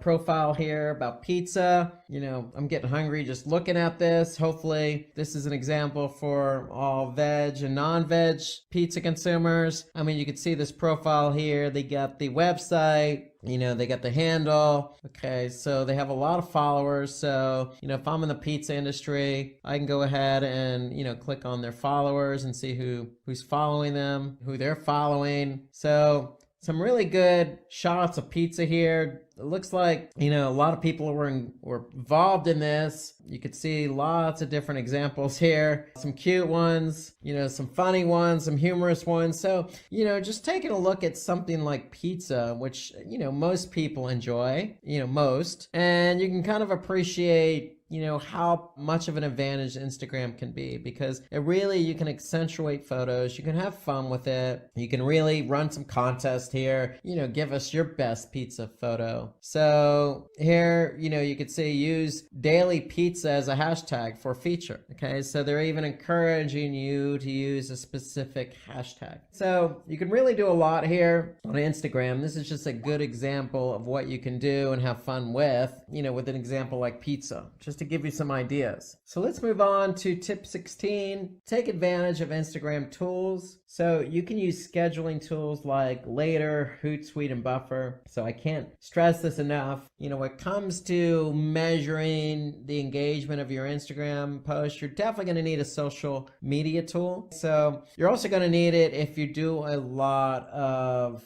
posting on Instagram. So let's take a look at an example. We'll use later.com. So if I go to Later, here I could see, I can use this to upload my images to my profile. So here you can see it's scheduled throughout the day of the week. So that way we're not overlapping. We're scheduling based on the times of the day that people are going to look at this. So here I could see, particular stories, if any stories are posted. Okay, I can look at it from a weekly or monthly preview. I could see what's been posted. Okay, and more importantly, as a schedule tool, I can also see the analytics. I could see, how many were posted, how many followers. So this is really important because, if my profile is growing, I want to be able to see what post performed best, what the audience was like, by gender, by age, by location. So again, I can look at it by post performance, story, or hashtag analytics as well. So Later really goes into details about, what's driving engagement.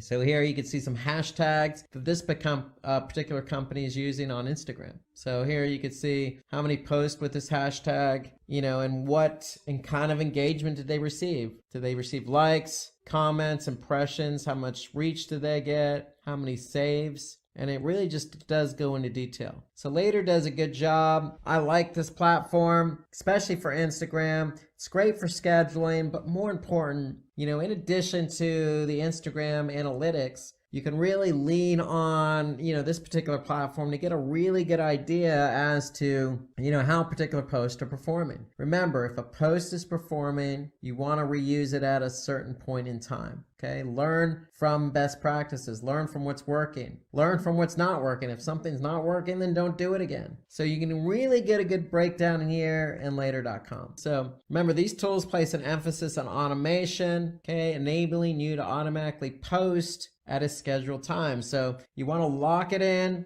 at a certain period of time and not have to worry about it. So it allows you to really hone in on that particular time of the day and day of the week so that you're really maximizing your chances of getting good engagement. Okay, so develop your own signature style. So set up a style and content theme so that you're able to stand out amongst the various competitors. So, again, just going back to our pizza example, lots of good photos of pizza, but this is their style. This is who they are. They're not a particular brand. They're just, people who like pizza. Okay. And they're having fun with it. Okay. So that's their style. They're posting really good shots of all this different types of pizza, different styles, different toppings, and just to give you an idea of how popular pizza is and what you can do with it. Okay. So again, this is a good basic example of what you can do with something as simple as pizza. So don't be afraid to experiment, try something different with your profile, do something different. You don't always have to follow what everybody else is doing. That's the great thing about Instagram. It allows you to be free and creative. In fact, if anybody has any styles that have worked for them, feel free to put something in the comment section. We'd love to hear your thoughts. So tip 18, use user engagement to your advantage. So I just mentioned that using the Later example. So we want to be able to learn from what's working and not working. So user-generated content shows off your brand to be authentic and improves your relationship with your followers. So, you want to be unique with the content that you're posting. So If you do that, you're likely to build that relationship and increase your followers. And you want to be able to see of that user generated content, that UGC, which is performing, which is not performing. Okay, so basically your followers and your audience are telling you what's working and not working, so take advantage of that. Remember, going back to hashtags, you could set up your own unique hashtag and ask your users to post images or videos relating to that, which you can post in your brand's account. So just like the whole pizza thing, they're saying, hey, look, use daily pizza for a feature. Okay, that's a good example of something you can do as well. So you could set up a unique hashtag and say, hey, use this hashtag, and that'll help you gain some followers. That'll help you gain some notoriety and some visibility on your platform. Tip 19, use high quality images and videos. Just like on YouTube, just like on Facebook, Instagram's no different. Images must be of high quality, authentic, and original. I mean, again, one more time, going back to the pizza, these images look to be pretty high quality. I mean, if you have a decent mobile phone, that's all it takes. A mobile phone with a camera, that is. That's all it usually takes. You want to be able to get that right shot. You don't want to use anything that's of low quality, because it really is going to take away from, the story you're trying to tell. So you don't have to be professional per se. Just make sure what you're posting, whether it be video or whether it be an image, is of high quality. And remember, videos needs to be fun and informational without causing the user to lose interest. So, if you're going to create a video, go ahead and, you can make it short, make it fun. Okay, you can see here, these guys are just showing you how pizza's made. It doesn't take a long time. They're just going through the motions. They're not boring you with details. They're not talking. Really quick and easy. Just to give you an idea. It doesn't have to be as serious, it can be fun. So video content needs to be fun and informational without causing users to lose interest. That's the key. Short, sweet, unique, authentic, and fun. Have fun with it. So worth repeating, don't use stock images on Instagram because, they don't really bode well for your particular brand. It's Instagram. It allows you to post original content. That's the whole purpose of it. Okay, and on the video side, be concise, high quality, and informational enough. Okay, so you have to hold the user's attention here. So when we say concise, don't make it a 5-minute video. Obviously make it high quality, relevant to what you're trying to offer. And if you can do that, you're likely going to hold the user's attention. So tip 20, promote your Instagram page and other social media channels. So Facebook and Instagram are part of the same family. So this seems like a natural, but don't be afraid to promote it on other channels like Pinterest or YouTube. The whole idea is to get users to your Instagram page and encourage them to follow it. So, you can always put that URL in, other platforms like YouTube. Nothing wrong with that at all. Okay, you can also promote your page offline with print ads and during other relevant events. And then I would even take that a step further, is you'll probably see, an Instagram logo on a web page along with other social media icons. So you always want to help promote Instagram on your webpage as well, but you can do it for offline with print ads. So you can simply just put, whatever your slug is for Instagram, whatever your ID is, whatever you're using on Instagram, that's what you can use. Don't be afraid to promote it offline or online. Today we're going to talk about how to increase Twitter followers. So welcome, and let's get started. So with Twitter, it's all about tweets. It's actually a verb now. When you do something on Twitter, you actually tweet. And there are a lot of people out there tweeting. In fact, Twitter has over 1.3 billion accounts. So a lot of tweets going on in the world of Twitter. So as of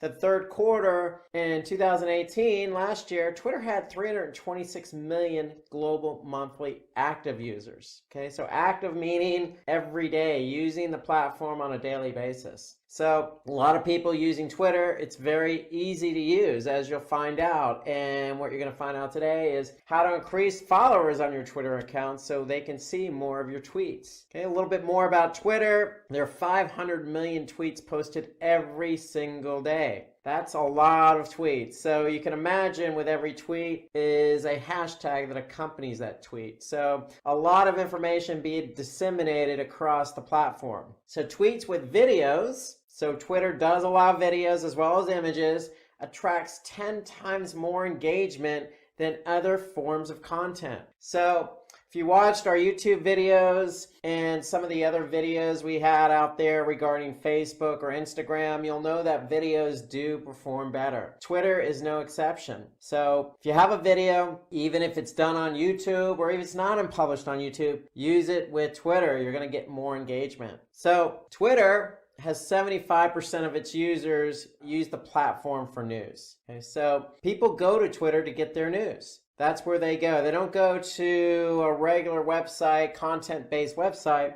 They get their news via Twitter. It's just very easy to digest because it's so few characters. 75% of B2B businesses market on Twitter. So not only is it a B2C or business to consumer platform, it's a B2B, business to business platform. So a lot of businesses are on Twitter basically promoting either a product, service, or trying to establish themselves in the industry using the platform. So let's take a look at Twitter and let's take a look at some of the ways in which you can increase your followers. It all starts with your profile. You always want to make sure you have a complete profile. Your name, obviously the Twitter platform that you have is going to have a handle. Okay, in this example here, it's a totally real person. At totally real person is the Twitter handle, and that's what you're going to want to use to disseminate your Twitter profile to others. So you want to make sure that you have a good image, you have a real name, and a good handle that people can associate with and remember. So you want to be able to set up this profile with a keyword-friendly bio, okay? A link to your website and a picture that represents your brand always helps. So make sure it's complete. You can even take a step further by customizing the color scheme of your profile. You can add a header image that sticks to your theme that will help your profile stand out. And so let's take a look at an example here. So if I go to Twitter, here, if we go to Simply Learn, it's Twitter account, okay, their handle is simply at Simply Learn, okay, and they've customized the header, they use their logo. Now, if you're an individual, you probably want to use a nice profile pic here, where they're based, a little bit about them. So just a, customized complete profile goes a long way. You don't have to go overboard with an elaborate design, so to speak, but just make it stand out, make it associate with who you are as a person and a brand. Those are best practices in getting that profile up and running. You don't want to use something bland and generic. Take the extra step, create something unique, make sure your profile is unique, you have a good image, okay, make sure it's complete with, telling people who you are and what you're all about. That's really the first step on really any social media platform. So you want to promote your Twitter profile to drive users from other social media platforms. So when you actually get that Twitter account set up and you actually do have your handle, go ahead and share it. That's the first step in getting followers. If you're already on Facebook, if you're already on Instagram, then use those platforms to announce that you're on Twitter. You can also take that a step further and, send out an email to friends or family. Or like I said, if you're on Facebook, go ahead and set up a post. Say, hey guys, I'm on Twitter. Come follow me. So you could also use business cards, advertisements, marketing materials, and events to put that Twitter profile on. Okay, so it doesn't have to be within the social media sphere. It could be even on your website. It can be even in email. So you can basically promote that profile. Again, you want to make that profile, that handle, easy to remember. So totally real person is the profile in this example. We're going to use that profile everywhere we can, whether that be offline or online. Don't be afraid to use it on a business card, especially if it's easy. I can just simply go to Twitter and type in that handle. So you want to stay active on Twitter with regular retweets, replies, and favorites. And it's just so easy to retweet and reply and add favorites. So let's take a look at that on Twitter. So you could just simply, I'm logged in as me. And if I want to retweet something that Simply Learn did, I can just simply click on the retweet button and I can add a comment if I want to, and then I'm going to retweet. It's that simple. So now that tweet is going to show up on my profile, my handle. And I could simply like it. If I scroll down here, okay, top 10 IT trends shaping 2019. Notice a simple tweet supported with an image. So I'm just going to like that. So I can even comment on it. I can click on the comment and click a reply here. Okay. And that's going to show up in this tweet here. Just like if I click on this, I'll be able to see what other people have written. And so it's that simple. If I want, I can just click on the email button and even send a message to somebody right from that tweet. The point is, I can do everything I need to do right in the platform. But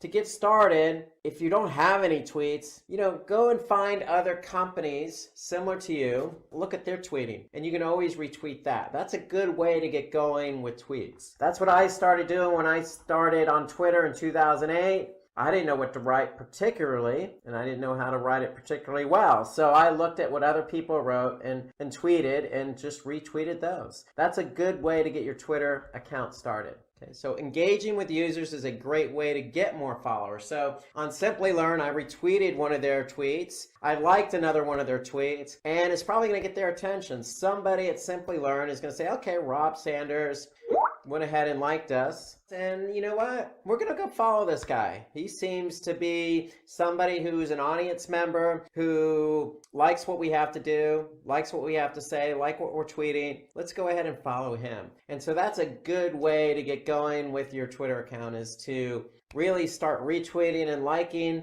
other tweets from other users. So you can find an appropriate time to post your tweets to increase exposure, retweets, and followers. And you want to do this, you could do it within Twitter, or as I'll mention later, you can do it in a social media platform like Sprout Social or Hootsuite or Later or Buffer. I mean, there's plenty of social media platforms out there for you to schedule tweets. Point is, you want to be able to schedule those tweets when it's the appropriate time. So you don't want to do it in the middle of the evening, because what's going to happen is likely by the morning, other tweets are going to bury your tweet. So you want to be able to find the appropriate time to post your tweets. So according to a survey conducted by HubSpot, the best time to post is between 12 and 3 p.m. And why is that? Well, most people are usually on lunch, checking their phones. Yes, Twitter has an app. And in fact, most people use the app, just like on Instagram, just like on YouTube. The app is very popular on Twitter, so it's very easy for somebody to check tweets, especially during the lunch hour. And then from 5 to 6 p.m., that in-between time when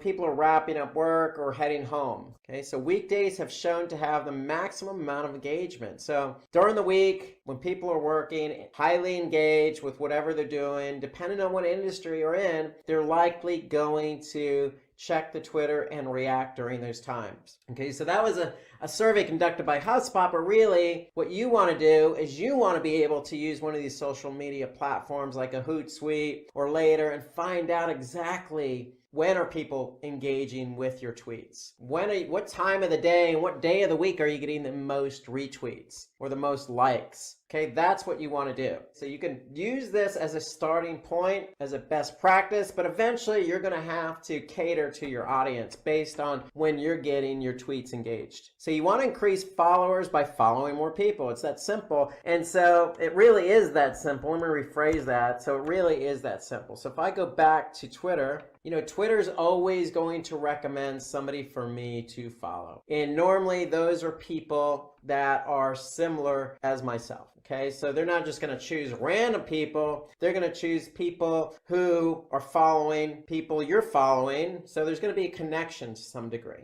Or they could be people who use similar hashtags, tweeting the same content. So you want to go ahead and follow people. The rule of thumb on Twitter is if you follow somebody on Twitter, chances are they're going to follow you back. I was once told when I was using Twitter that, hey, you want to give somebody about 3 days to follow you back. So that's always what the rule I stuck to. Wait about 3 days, start following people. You can see here 833 people or accounts, Twitter accounts that Simply Learn's following, and over 10,900 followers to Simply Learn's Twitter account. So for me, I don't mind having a nice balance myself. I have just as many followers as I do following, and that's a good thing. So because you want to be able to keep up with what people are tweeting, and so you can retweet. At the same time, you want to be following people as well because they're going to follow you back. Okay, and that's how you can build up your Twitter followers, by following people, and it's as simple as clicking on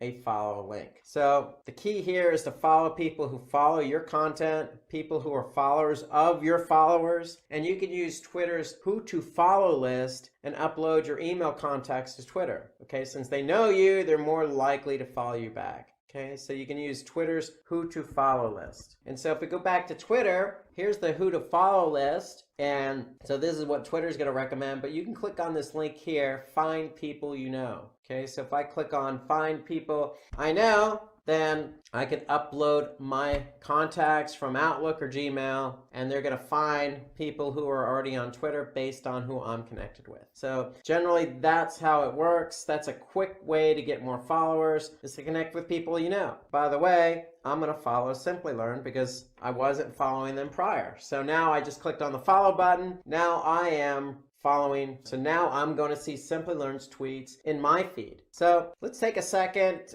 to look at a brand. Okay, so it's time for a brand watch. Let's have a look at some of the best tweets of 2018. Now remember, there are a lot of active users, millions of active users. That's a lot of tweets. So what we did was we scoured Twitter from 2018, and we went ahead and picked out some tweets that we thought were pretty good. And so the first one is Wendy's. Now, I don't know if any of you have actually eaten at Wendy's. I used to eat at Wendy's a while ago. I know their Frosties are pretty good. So what they've done is they incorporated that Frosty as part of a giveaway. Okay, so basically they're saying, hey, grab yourself a free Frosty with any purchase in our app. So they're encouraging people to use our app, and then they're following that up by saying, hey, and then join us on Twitch from 2 to 5 Eastern as we unlock all that Frosty goodness. So they're promoting something that's going to happen on a specific point in time. This is of last January. They're encouraging people to use their app, and they're using that Frosty as kind of a carrot, if you will, okay, as a catch.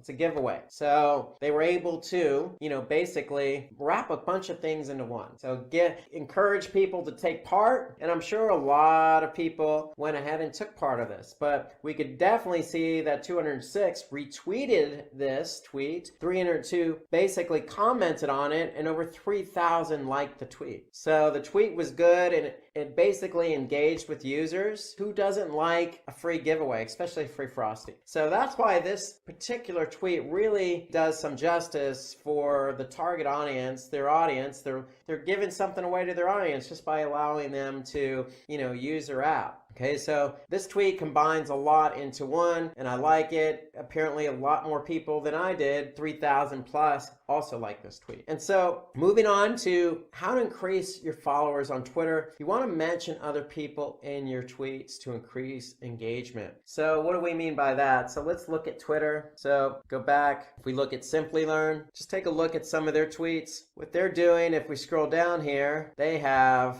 hashtags. So they are mentioning specific hashtags, but you can also mention handles as well. So the hashtag is always going to start with either the pound sign. But if we scroll down here, if you use the @ symbol, you're actually mentioning somebody. So in this case, we're mentioning Matt Bailey. So Matt Bailey says is Matt Bailey's handle. And so if you get a shout out to somebody, they're going to pick up on that, and then they're going to probably follow you. Okay, who doesn't appreciate getting recognized for something, especially something as small as a tweet? Okay, notice I can go ahead and click follow if I want to follow Matt Bailey, but it's not a bad idea to add people into your tweet. And you simply do that by just using the @ symbol and using their Twitter handle. It's a good way to get recognized by that Twitter follower. It also increases engagement because it's adding validity to the tweet. And it definitely catches the attention of the person mentioned. Remember, if you use that person's handle, they're going to see that you mentioned them, okay? And what it's likely going to do is start some type of Twitter relationship, okay? They're going to then follow you, you, you're going to follow them, and chances of them retweeting you in the future or mentioning you in the future is probably going to increase. And overall, that increases engagement. So another important thing you want to do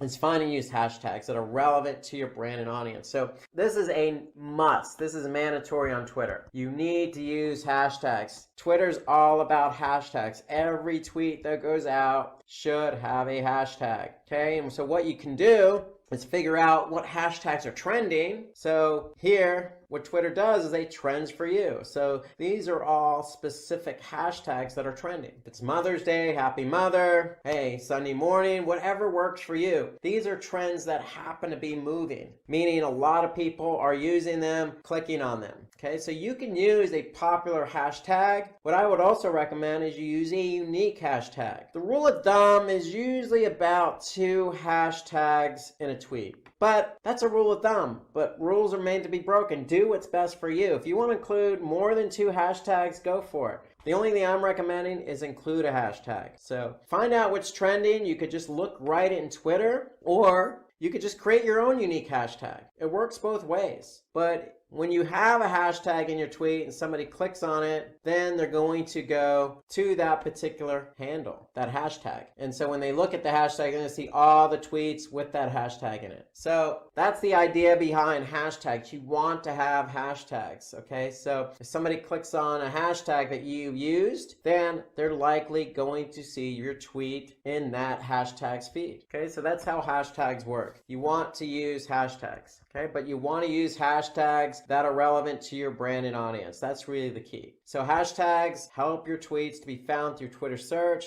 thus improving your reach and increase the visibility of your posts. So that's another benefit. Twitter has search functionality. So somebody can simply go in and start searching on Twitter. So if I go back to Twitter, I can just do a hashtag and start typing in something like Spanish, and I'm going to get some of the most popular Spanish hashtags, or hashtags with the word Spanish in it. And so this is an idea for me that if I wanted to use a hashtag with Spanish in it, these are some ideas. But they're certainly searchable on Twitter. Okay, so if I just click on Spanish, okay, I'm going to be able to see all the hashtags with the word Spanish in the hashtag. So definitely use hashtags. It's the most beneficial feature of Twitter, bar none. So some reasons why using hashtags is also a good idea. Well, you're going to get more engagement and you're likely to get retweeted as well. So when you get retweeted, then that means more eyeballs, because if somebody sees your tweet and retweets it, they're retweeting it for their audience. And so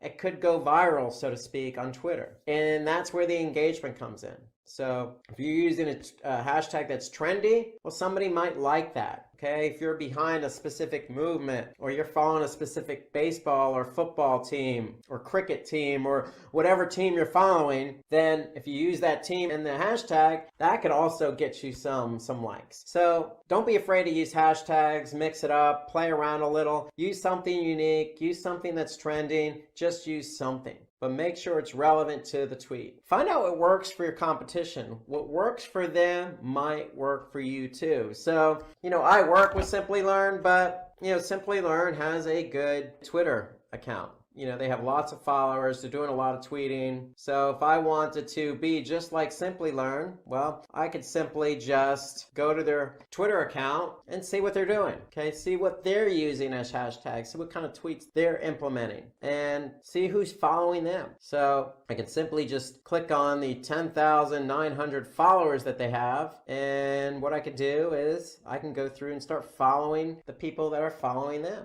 So just mimic your competition to some degree, or mimic others in the industry. Look at what they're tweeting. Again, start out by retweeting some of the stuff they're retweeting if it's good stuff, if it's a good tweet. Don't be afraid to retweet even your competitors' tweets. Okay, use unique hashtags. Use the hashtags they're using. Look at who's following their brand. So you can really learn a lot from others in your industry, including your competition. Because what works for them, again, might work for you, especially when it comes to hashtags or people who's following them. Again, people who are following them would likely follow you if you're in the same industry. So it's as simple as looking at who's following them and following those same people. Remember, the rule of thumb is if you're following somebody, they're likely to follow you back. So again, you can analyze things like the number of followers they have, the frequency of their tweets, what their profile looks like, how they respond to the competition of customers. Okay, what are they tweeting about? What types of content brings them more engagement? Meaning, of all the tweets, which one is getting the most likes or retweets? Get some sense of what they're doing. And again, when I say mimic, I mean, really what I'm saying is pull best practices from that Twitter account. This will give you an idea what you need to do to get more followers. So it's always a good form of flattery when you can mimic what somebody else is doing. Just like every other social media platform, following Twitter influencers who belong in your industry is always a good idea. So if you're in the food industry and there's these star chefs out there, probably not a bad idea to follow those star chefs. You know, if you're in the technology industry, well, probably not a bad idea to, follow Bill Gates or Elon Musk or Richard Branson or somebody else, and that's a big influencer, has an influence on a lot of people. Okay, but make sure they're in your industry. That's the key. If you can make sure they're in your industry and you follow them, chances are if they look at your Twitter account and see you're posting or maybe retweeting some of their tweets, they're likely to follow you. And if they're following you, your tweets are going to show up on their handle, on their feed. And so don't be afraid to go out and connect and follow those influencers. It's a good way to boost up your followers. So again, this will help you gain followers since you can replicate what they've done with their profile. So again, just like the competition, mimic what your influencers are doing. Okay, so people tend to follow people who follow influencers. So you're all of one like mind, so to speak. Okay, influencers might retweet or share your post if they find you retweeting favorites and replying to their post. So remember, if you're following a retweeter, or an influencer,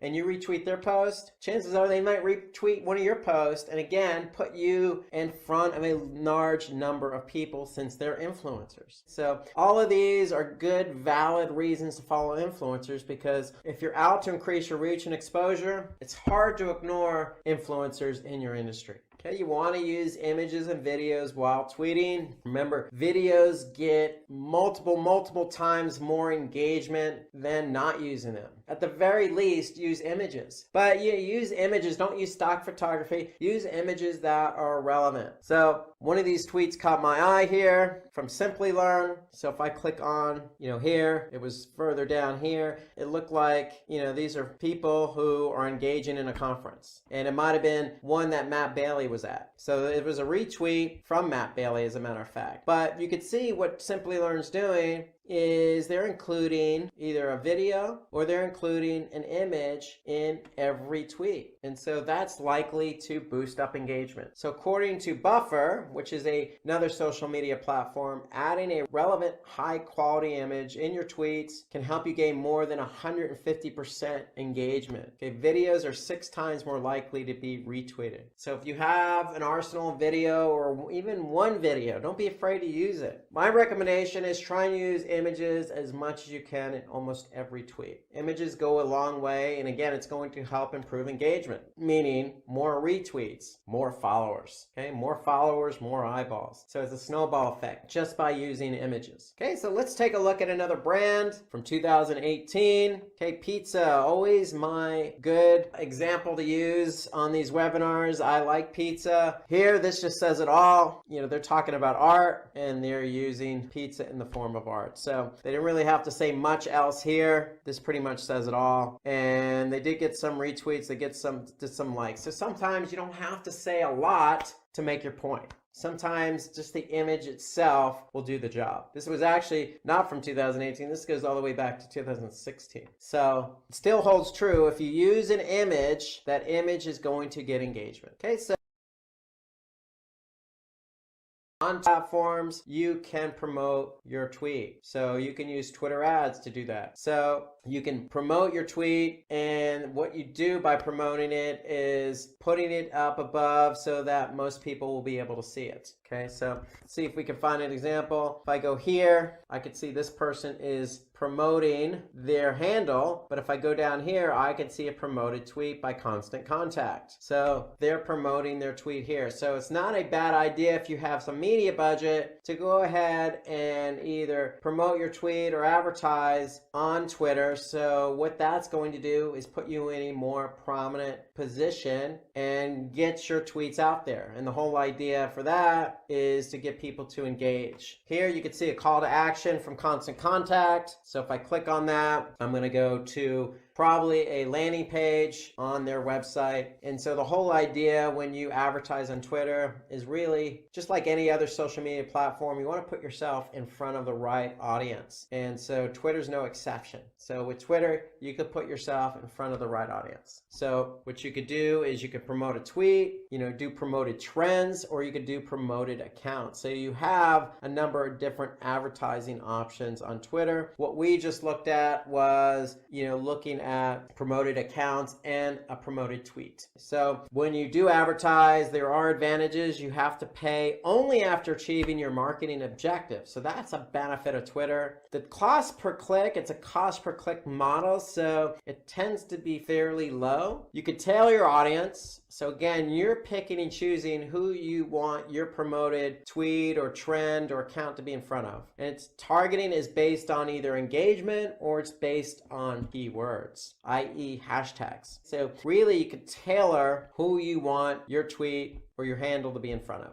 And so that's really the benefit of Twitter. If you have a lot of active users on Twitter, you can really put yourself in front of those active users if they're your relevant audience at a low cost per click. So it's definitely worth the test. So you want to offer Twitter support to your users. Okay, so I can't stress this enough. Okay, so what you want to do is when users have questions about your product, they're more likely to tweet you for support. Hence, they're likely to follow your account. So don't be afraid to use the messaging option as well. So we go back to Twitter. Okay, chances are somebody might have a question for you. Here you can look at Bing Ads. It's great connecting with PPC experts. Can't believe tax season is here. We've got some great insights. So what they're doing is they're using the messaging app, but they're offering that messaging app in the form of customer service. So don't be afraid to use, direct messages to reach out to people in the form of support. What you don't want to do is buy Twitter followers. Chances are you're going to get the wrong followers. So even though it may boost your Twitter follow account, these bots cannot use or buy your products or services. So stay away from all sorts of buying of Twitter followers. You want to build your Twitter following naturally.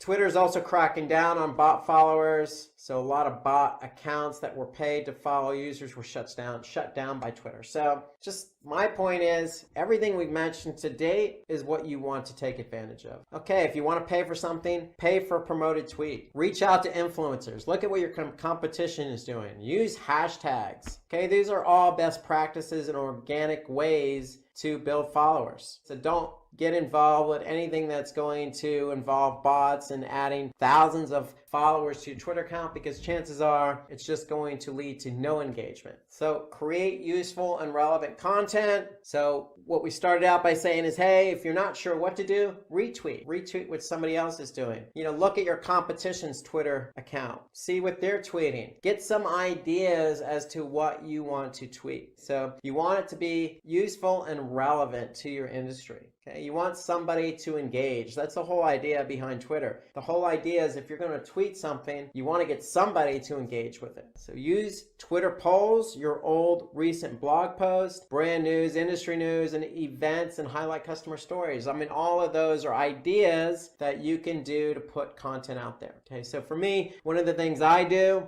is I'm definitely one for industry news. So if I'm in the industry of digital marketing, if Google did a recent algorithm update, I'm going to likely tweet about it or retweet it. I also am a blogger. So on my particular website, if I blog, I'm going to make sure that blog gets over to Twitter. So those are some ideas in which you can create useful and relevant content on your Twitter account. You definitely want to get that content out there, but you want to make it useful and relevant. Quality over quantity, because you want people to engage. So bring variety to the type of content you share. So I'm in digital marketing. I deal with pay-per-click, SEO, but am I going to just do pay-per-click and SEO? No, I know that analytics, I know that, Google Tag Manager, I know that A/B testing, all of those are elements of digital marketing. So I'm going to branch out and talk about some of those things that support digital marketing. So that's an example of bringing a variety to the type of content you share. So don't just stick to one thing. Feel free to reach out a little bit. Shake things up by sharing other forms of updates like engaging quotes and questions. These work best when complemented by an image and an act as a great discussion starter. So good point here. Even if you want to branch out of your industry and just throw in a nice, useful quote, it's always a good way to gain some attention and get some engagement. Okay, let's look at another brand and see what they've tweeted about. So we're looking at Forrester here. So think about emotional qualities and their implications. So here you can see customers that feel surprised or grateful or appreciated. They're sharing that insight with you. And so this was interesting when I saw this. So what I did was you see the hashtag here for digital. Basically, if you want to look at this particular study, I just went to Twitter and I typed in that hashtag. And now I'm going to be able to see, some of the other studies that they've done. Here you can see top 10 IT trends shaping 2019. So I'm just following the Twitter handle that they used. So Forrester does a lot of good research, a lot of good insights. And so what they've done here that makes this tweet look so good is they've actually put an image of the results in the tweet. So they used an image to help gain engagement or increase engagement. Notice they also gave a shout out to somebody as well as used some good hashtagging. So good tweet. This was back in 2016, but again, a good use of the image with the tweet. So you want to organize tweet chats to interact with your users and bring in new followers. So, you basically want to be organized when you're dealing with chats. So tweet chats enable you to send out tweets on a particular topic using a designated hashtag. So during a certain time to interact with your followers and other users. So you could do it at a specific time to really get out a specific topic. But you want to be able to stay organized so that, what you're chatting about is reaching the right audience and you're getting the right following and the right engagement. Okay, you can also pin your best updates and tweets to your profile. So you can just use that pin, and what that's going to do is pin it to the top and keep it there so that, people who go to your Twitter handle are going to be able to see that best tweet that you've done. So what you want to do here is use the one that's most engaging. So pinning your best update or tweet, meaning the one that's really had a lot of engagement, meaning retweets and followers and likes. You want to do that. You want to pin that to your profile, and that will enable first-time visitors to see it. And if they could see something that other people engaged with, then that's going to encourage them to share it and probably follow you. So, and that's always what you want to do. You always want to put your best foot forward.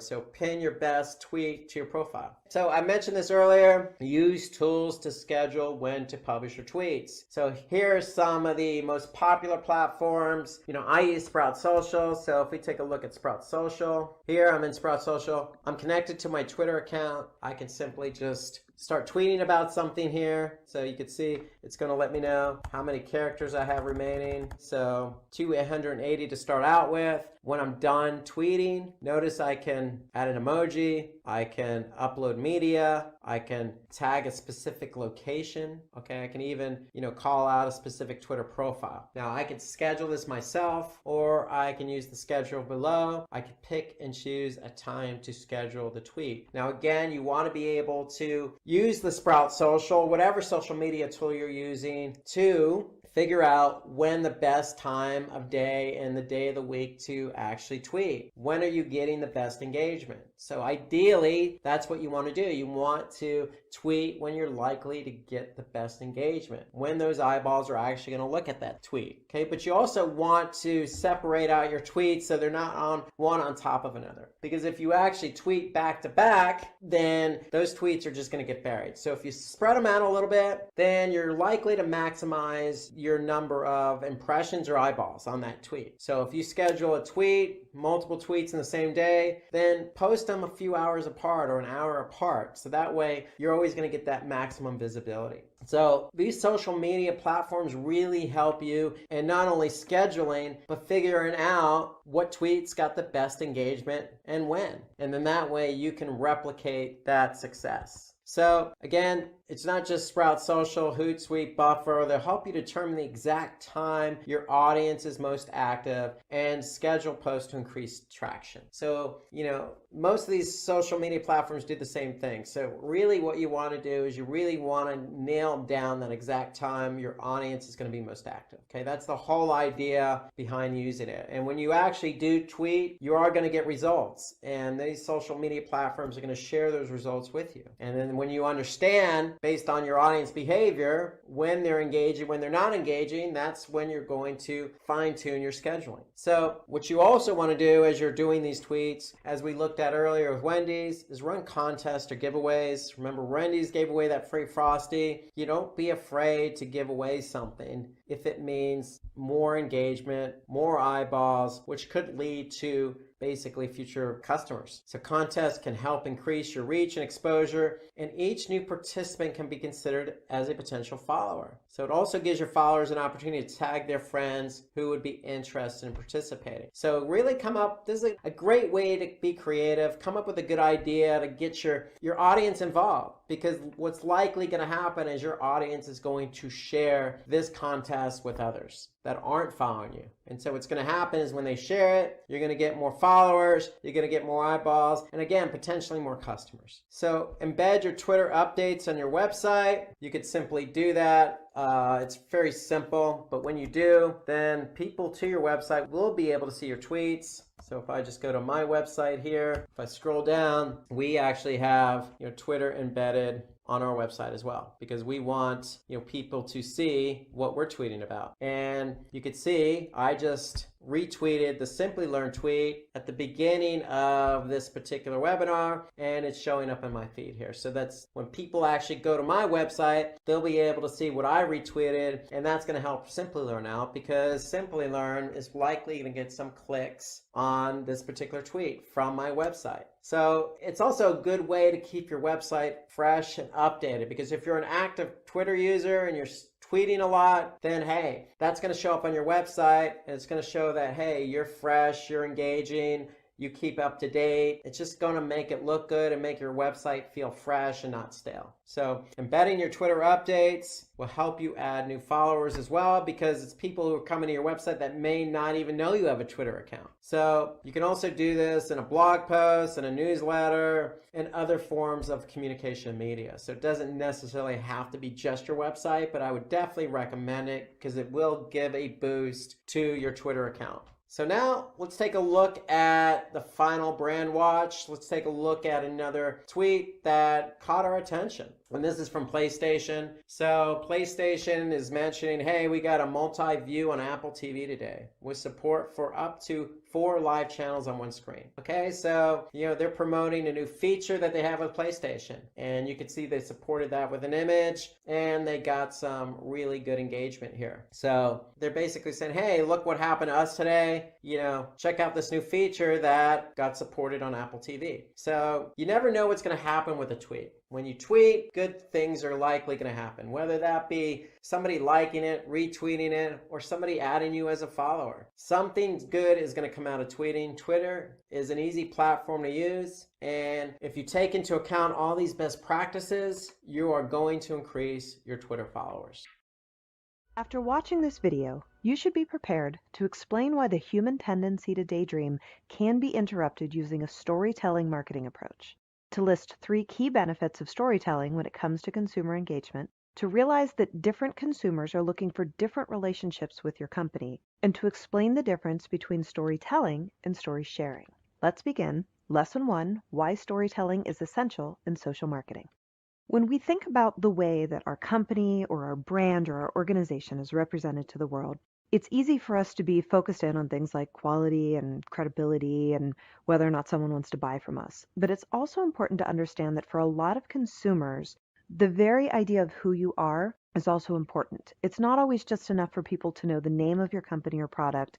They're interested in understanding what the story is behind your brand. And that might be something like how you came to be or why you exist or what your mission is, or it might be something about the personality and sort of the lifestyle that's represented by your individual company. Now, the storytelling movement has been an area that we've really seen a lot of growth and a lot of improvement in the last several years in social media, with more and more brands moving towards this idea of sort of humanizing their companies by telling the stories that come out of the company itself, out of the use of the product, or even out of the consumer stories that, share how products benefit their lives, or again, just what goes on in that interaction and that dynamic between the organization and between the customer side of things. Now, when it comes to storytelling, there's several different ways in which this approach offers value to a business. And one of the key ones is on the emotional side. We've talked a lot in the social sharing dynamic, in some of the other areas of, the spread and the viral concept, about how emotion is one of the most powerful things that impacts people's decision making and engagement with the brand. So when it comes to creating that emotional connection or leaving people with some type of emotional response, storytelling is one of the most powerful ways to impact that. It gives you an opportunity to sway the emotion of consumers in terms of how they look at or view or are receptive to your brand.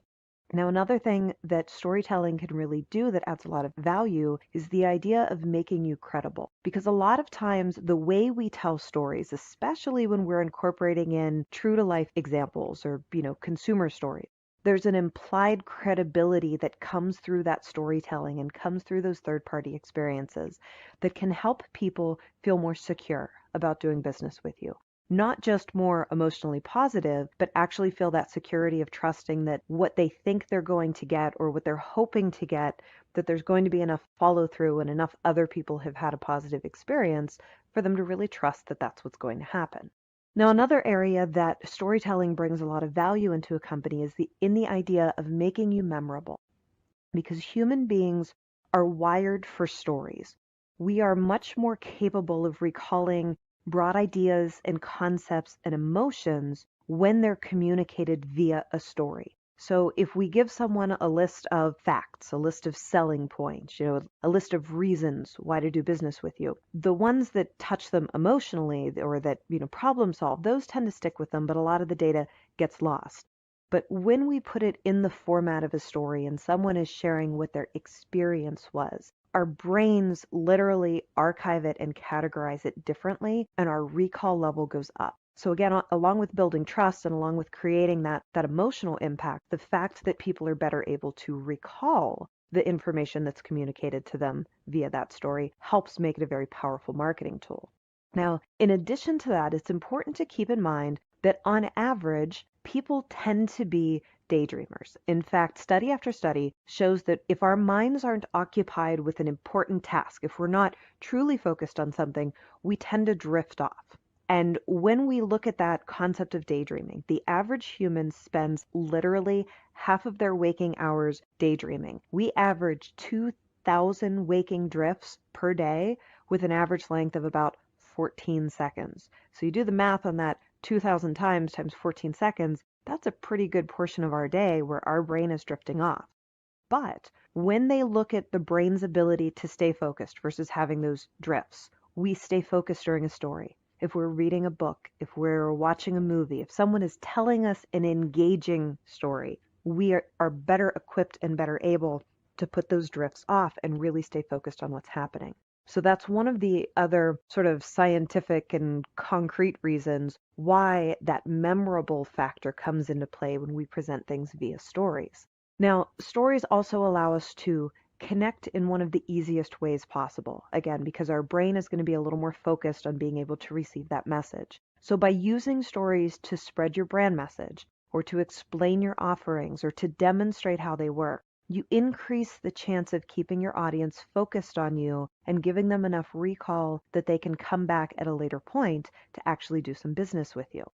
Now, think of storytelling from sort of the mindset of how we meet and engage with other people. So in general, when we're meeting up with a prospective friend or a job prospect, maybe we're coming for an interview, a service workers, even just a stranger on the street. Any conversation that goes past just hello, how are you doing, and the cursory, kind of polite responses, it tends to be a story. This is what we do when we meet. We're naturally wired to seek out insight and common ground and information about who another person is.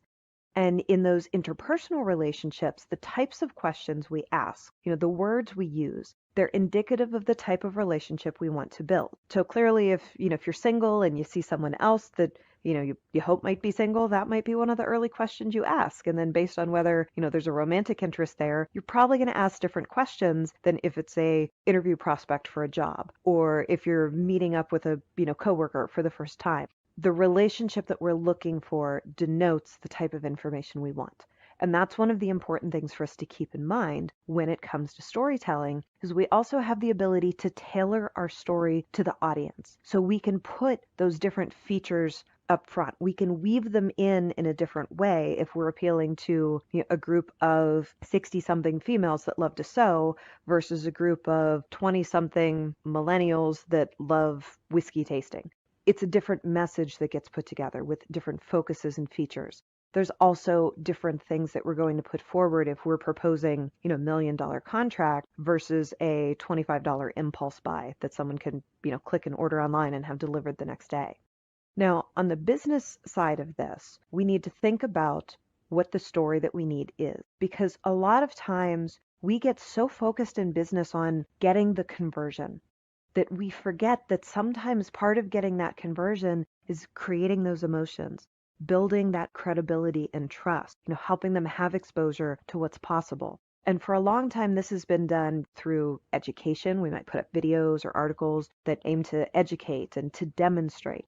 The story side of it brings that more social interaction and environment into the mix, and that's something important for us to keep in mind.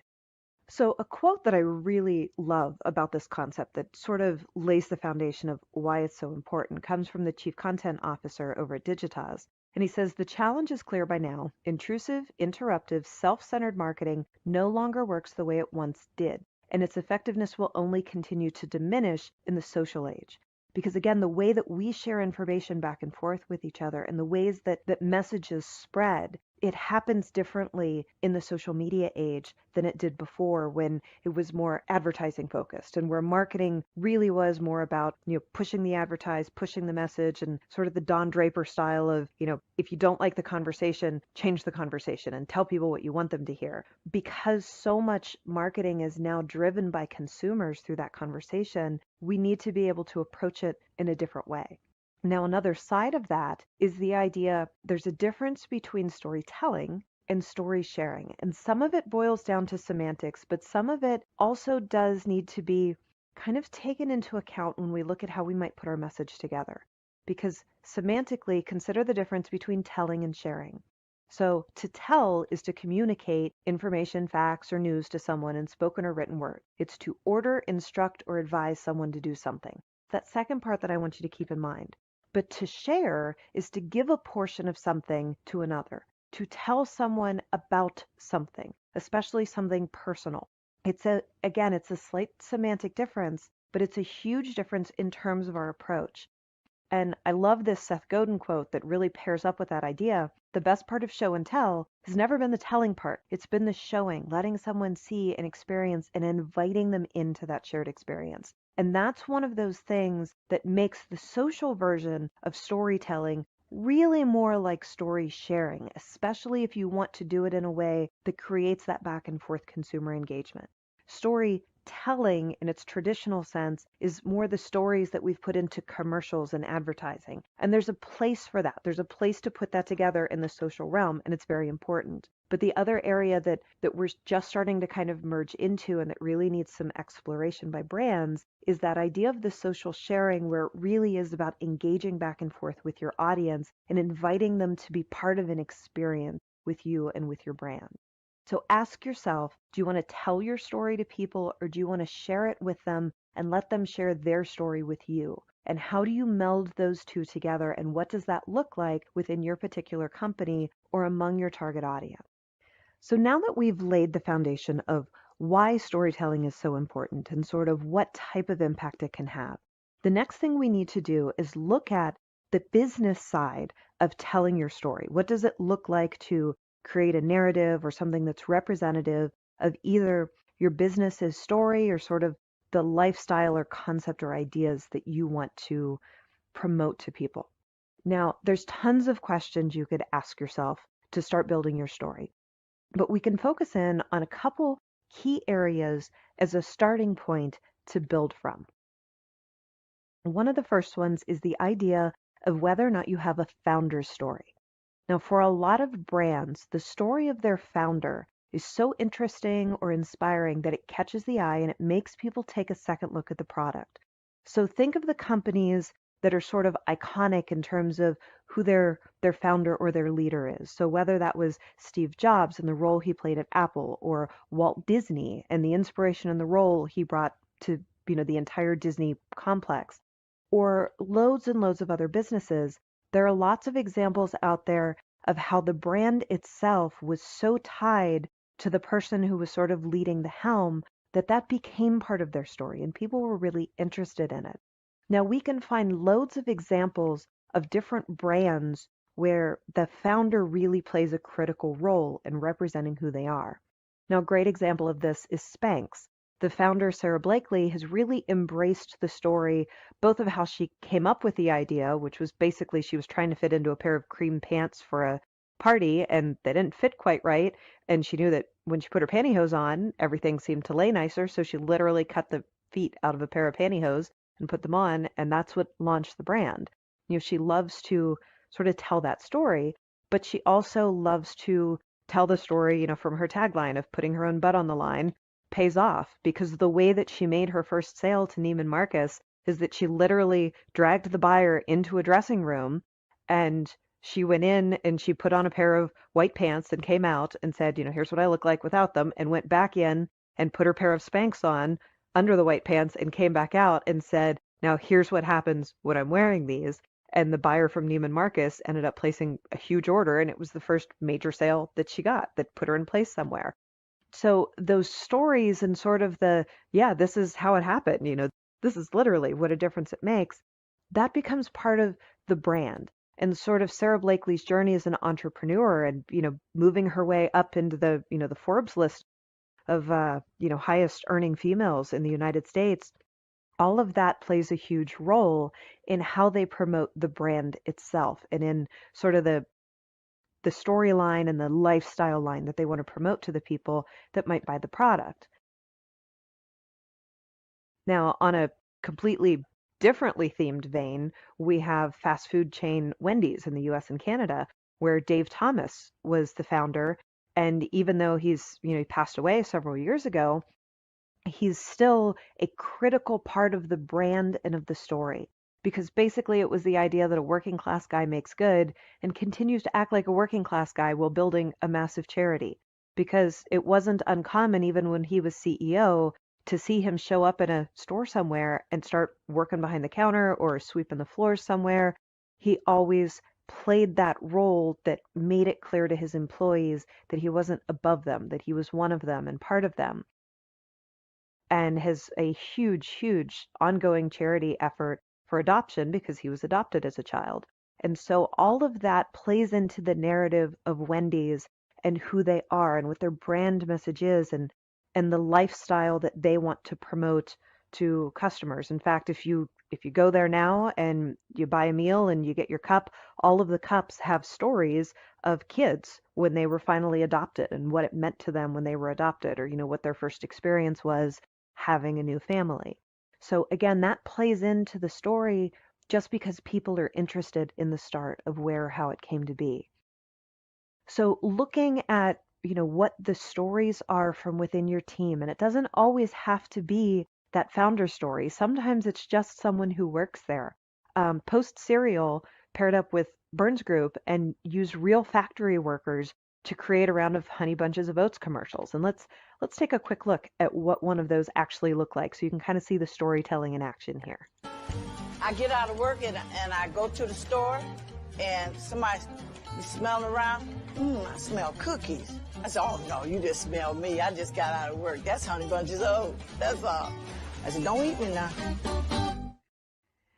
Now, they're short, simple, easy stories. There's nothing complex to them. They more just make you smile and laugh, but they're the types of stories that come from listening to the people who work at your company, from thinking about how your company and their experience impacts the world around them. Now, another question that we can look at is, does your company or group solve a problem? Now, this isn't about the reasons you think you're great or the reasons you think people should buy from you. It's about that unique way that you solve an issue that consumers, or on the B2B side of things, that the buying agent is looking at, that they're trying to fix. Now, a great example of this is Airbnb, or you could look at Uber or Lyft on a similar vein, allowing people to experience travel in a new and affordable way, but also letting, owners or drivers earn extra money, from something that might have been sitting there empty anyways. That idea that when you're traveling, you don't have to stay in a bland, expensive hotel. In fact, when I travel for business, pretty much any place I go, I always book via Airbnb because, if I can have a bedroom and a living room and a kitchen, especially if we're traveling as a family, and there can be, separate bedrooms as opposed to having my kids all stay in the same room with my husband and I, it just makes sense. But there's also the story side of that, of its different experiences. And that's one of the big things that people talk about, is how the experience changes.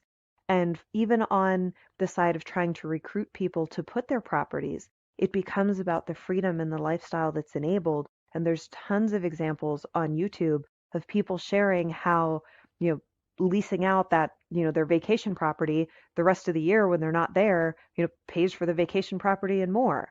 Or, the people who now travel full time because they're able to lease out, their apartment or their home or something else on Airbnb. The story side comes from the problems that are solved for people. Now, another great example of a company that focuses on their story from that side is Dollar Shave Club. They basically took a problem everyone complains about and they made it go away. The idea that razors cost a ridiculous amount of money, that you always forget to buy new ones until it's too late, so you're shaving with a dull blazer, and it's just inconvenient. So all of their messaging focuses in on that idea of, we make it cheap, we make it easy, and it shows up right at your house and you don't ever have to think about it anymore. And their commercials all tell the same story with kind of a, funny, modern, millennial-focused way. So let's take a look at one of those as an example. As a founder of my own club, I'd love to know, how does yours work? Dollar Shave Club presents What the Fact. It's simple. You choose from one of our 3 great razors. We'll give you a free reusable handle, and each month, we'll send you replacement cartridges for just a few bucks. That means you get to shave with a fresh blade anytime you want, which feels amazing. Will I be locked into a contract? No, we wouldn't lock you into anything. That's a relief. How long for delivery? I've got a conjugal visit next week. Well, what if I don't have to shave that often? No problem. After you sign up, you can choose to get replacement cartridges every other month. You sound like my mom. I like that. Ew. What's this I hear about Dollar Shave Club selling more than just razors? You heard right. We make all our own high-quality grooming products like Dr. Cover Shave Butter, Boogie's Hair Gel, and Big Cloud Daily Face Moisturizer with Sunscreen. Now you know what the fact is up with Dollar Shave Club. So join the club today. Now, before we get into the tips and tricks, let's take a refresher on what exactly is social media marketing. Social media marketing, which is one of the most commonly used and lucrative forms of digital marketing, is a methodology that has brands creating and sharing content on social media. Now, if you've ever been on any form of social media, be it LinkedIn, Facebook, or Instagram, you've probably been exposed to some form of social media marketing.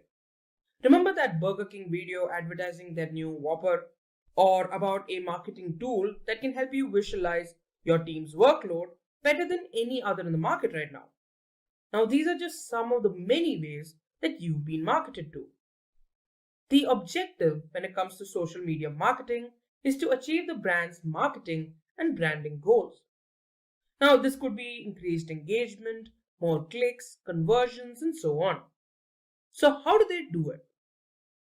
With text and image updates, videos, or any other form of content that can attract the user's attention and can drive engagement from them.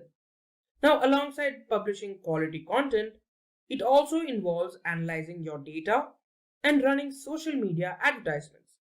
Now, some of the more popular social media platforms right now are Facebook, Instagram, Twitter, LinkedIn, and so on. Next, let's talk about some of the advantages of social media marketing. First off, social media marketing provides great brand awareness. Now, with the help of interactions with people on social media, brands are able to build up their reputation as a business. And with each interaction, each post, each share, the brand is exposed to a larger network of potential customers who might be interested in the products or services offered. Next, it gets you more traffic to your website. Marketing your products or services on social media will also attract customers to your website, outside your usual customer base. Next, it improves your brand's search engine rankings. Now, although this isn't a direct correlation, social media marketing does have a part to play when it comes to helping your page rank higher up in search engine rankings. Now, if you start posting high quality content, people will start liking and sharing it. This will in turn bring it to the attention of influencers within the industry who will be willing to write about your business. And then this gives you backlinks, which, as you know, will help you improve your search engine rankings. Next, it will give you improved conversion rates. Now, with your brand being much more visible and interactive on social media, every text, image, video, or comment could potentially drive users to your website. Social media also humanizes your brand. Now, this leads to more customers trusting your brand and being more interested in your products and services. Then we have improved customer satisfaction. When your customers interact with your brand on social media, it provides you with an opportunity to show compassion for your customers. Personal messages to customers addressing their concerns will be viewed in a positive light and can go a long way when it comes to humanizing your brand. Social media marketing is also cost effective. Now, compared to other forms of digital marketing, social media marketing offers some of the most flexible and relatively low-cost options available. Now, this opens your budget for more marketing and business expenditures. Now, if you do get into paid advertising, a good strategy will net you a great return on investment. And finally, it will help you become thought leaders. Now, with your high-quality posts, communicating with your audience, sharing content, and promoting your authority, you can have your followers look up to you. Now, this will allow you to become a figure of expertise in your industry. Now, let's go into the social media marketing tips and tricks. Number 1, set up your goals. Now, what good will your actions do if you don't have a goal in mind? The goal of your marketing strategy will be the driving force behind every decision that you make. Now, this is exactly why setting up goals is very important. Moreover, your marketing efforts have to align with the goals of the organization.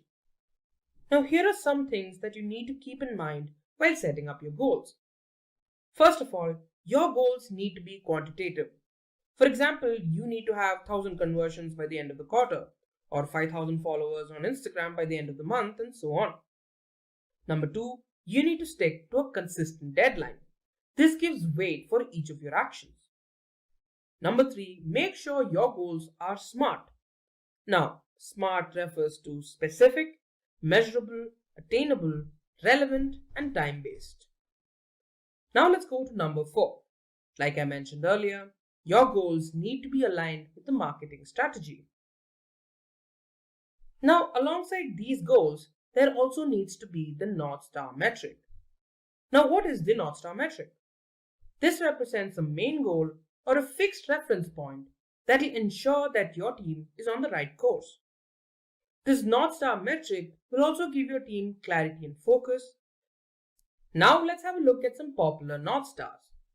There's increased engagement, greater conversion rates, more leads generated, app downloads, and so on. Now let's go to number 2, understanding your audience. Social media enables you to interact, engage, and build relationships with your audience. Now, by understanding what they need, want, and desire, you can deliver content in a way that makes your product or service the answer that they're looking for. Now, there are also other ways you can understand them better. This could be surveys to determine the issues that bother them, the age demographics of your audience, by conversing with them in forums, responding to their comments on blogs and social media, taking up their feedbacks or suggestions into consideration and acting on them, and so on. Now, here's an example of different channels and the audiences that use them. Now, here we've taken our personal example.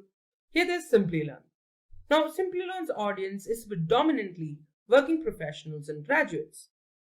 An academy has high school graduates, and the Byju's app has high school students as users. Now, let's go to number 3, determining the right social media platform. Now, while performing social media marketing, choosing the right platform is really important.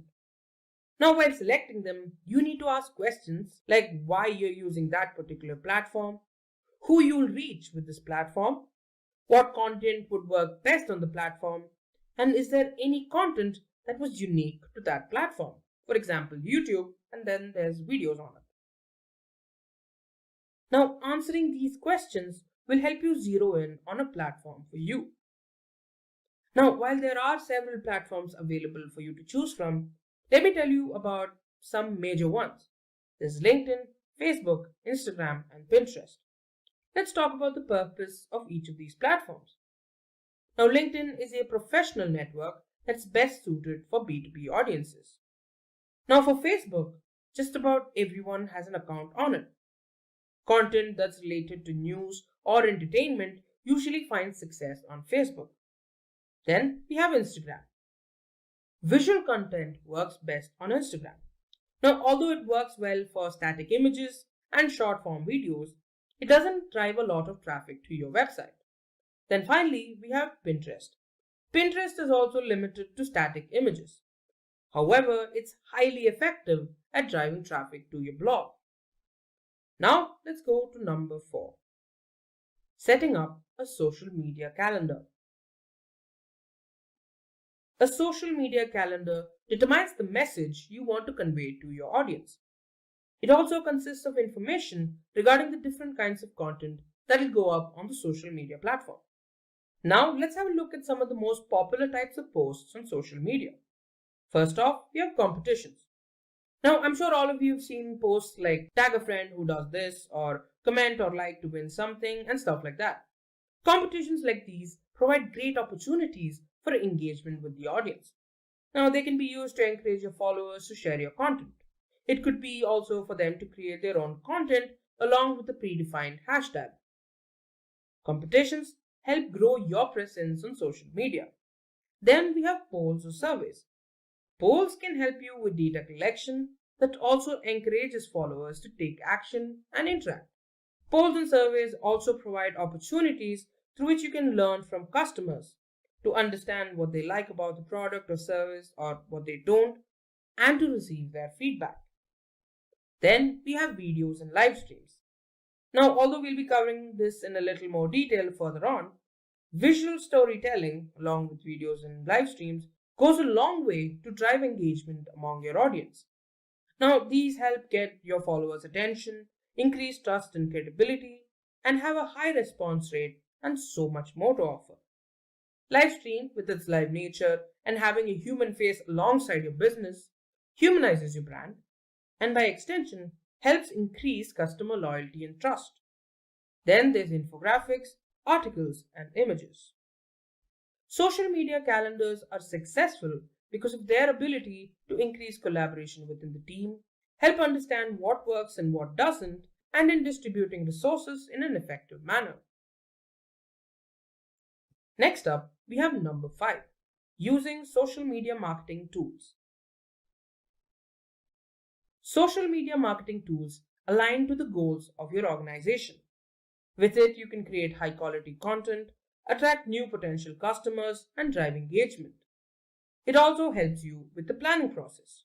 You can plan, create, and schedule posts on your social calendar. Now, some of the more popular social media tools include Buffer, Hootsuite, BuzzSumo, IFTTT, and much more. Now, these tools also help with generating leads, creating email lists, finding a relevant audience to show your content to, creating buyer personas, providing you insights on what works and what doesn't, and giving you templates for different kinds of posts. Now, for number 6, visual storytelling. Now, visual storytelling involves passing out a lot of information in the simplest of forms, visually. Using pictures and videos, your followers are able to grasp the message quickly and remember it for a long time afterwards. Visual storytelling is also not limited by language barriers. This helps it become interesting and entertaining to anyone watching it. This can help your audience stay interested and engaged, grab the attention of potential clients, and so much more. But it also has some other advantages. It helps you build a bond with your audience. Visual storytelling connects with your audience. Methods like live streaming help humanize your brand and help grow customer loyalty and trust. It helps the audience quickly grasp the intended message thanks to its simple nature. And finally, most importantly, content like images and videos are what go viral. With visual storytelling, you increase the chance for your content to be seen by more potential customers.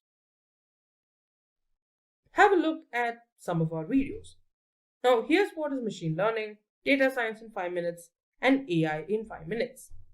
Now, these are some of our most viewed videos on our channel. And now you know why. Visual storytelling. If you guys are interested in watching these videos, you can check them out on our channel homepage. We also have similar videos about blockchain, DevOps, and Six Sigma. Now, back to our list. Let's go to number 7. Paying for advertising. This is a method that helps you find, target, and reach your audience with ease. It can greatly help with achieving your organization's marketing goals. This can help you improve your reach and improve your brand's visibility. Its pay-per-click model ensures cost effectiveness while providing great results and return on investment. It also helps improve targeting by letting you control who sees your ad. You get to choose from a number of different factors like interests, hobbies, personality types, and so on, alongside the basic user demographics like age, location, gender, and so on. Now, since most social media platforms have native analytics, you also get to assess and refine the performance of your ad campaigns. Now, as great as it sounds, there are certain pitfalls that come along with paid advertising. First of all, your audience could get exposed to your posts too many times and tune out your content, disregarding it in the process. Second, it could get really expensive for smaller businesses or startups to manage a campaign to its maximum effectiveness. Third, people could pass off your content as irrelevant and unimportant. You'll also have to deal with a whole lot of competition. Smaller companies with lesser budgets have an uphill battle to deal with better funded organizations. Next, we have number 8, newsjacking. Newsjacking is a method that involves using current events to promote your own brand's products and services. Now, it's a popular method that's used to improve brand awareness. Newsjacking uses the popularity of the current events and drives it to your brand. It also helps shine a spotlight on your products. It also helps you show off that you're up to date with current events in the industry and that your product is relevant. By extension, it also improves engagement and website traffic. Now for number 9, A/B testing. A/B testing is a popular method for comparing copies, creatives, and CTAs or call to actions of the posts that you put on social media. Now, since audiences would react differently depending on the content, A/B testing helps determine which of the variants your audience engaged with the most. A/B testing can also be performed on variations of location, age, gender, education, your audience interests, and so on. Next up, number 10, community and influencers. Joining communities helps your brand link up with like-minded people and other companies belonging to your niche. It'll also help you establish your brand as an authority within the industry. Now, actively participating in these communities can help create your own audience of potential brand advocates to group up with.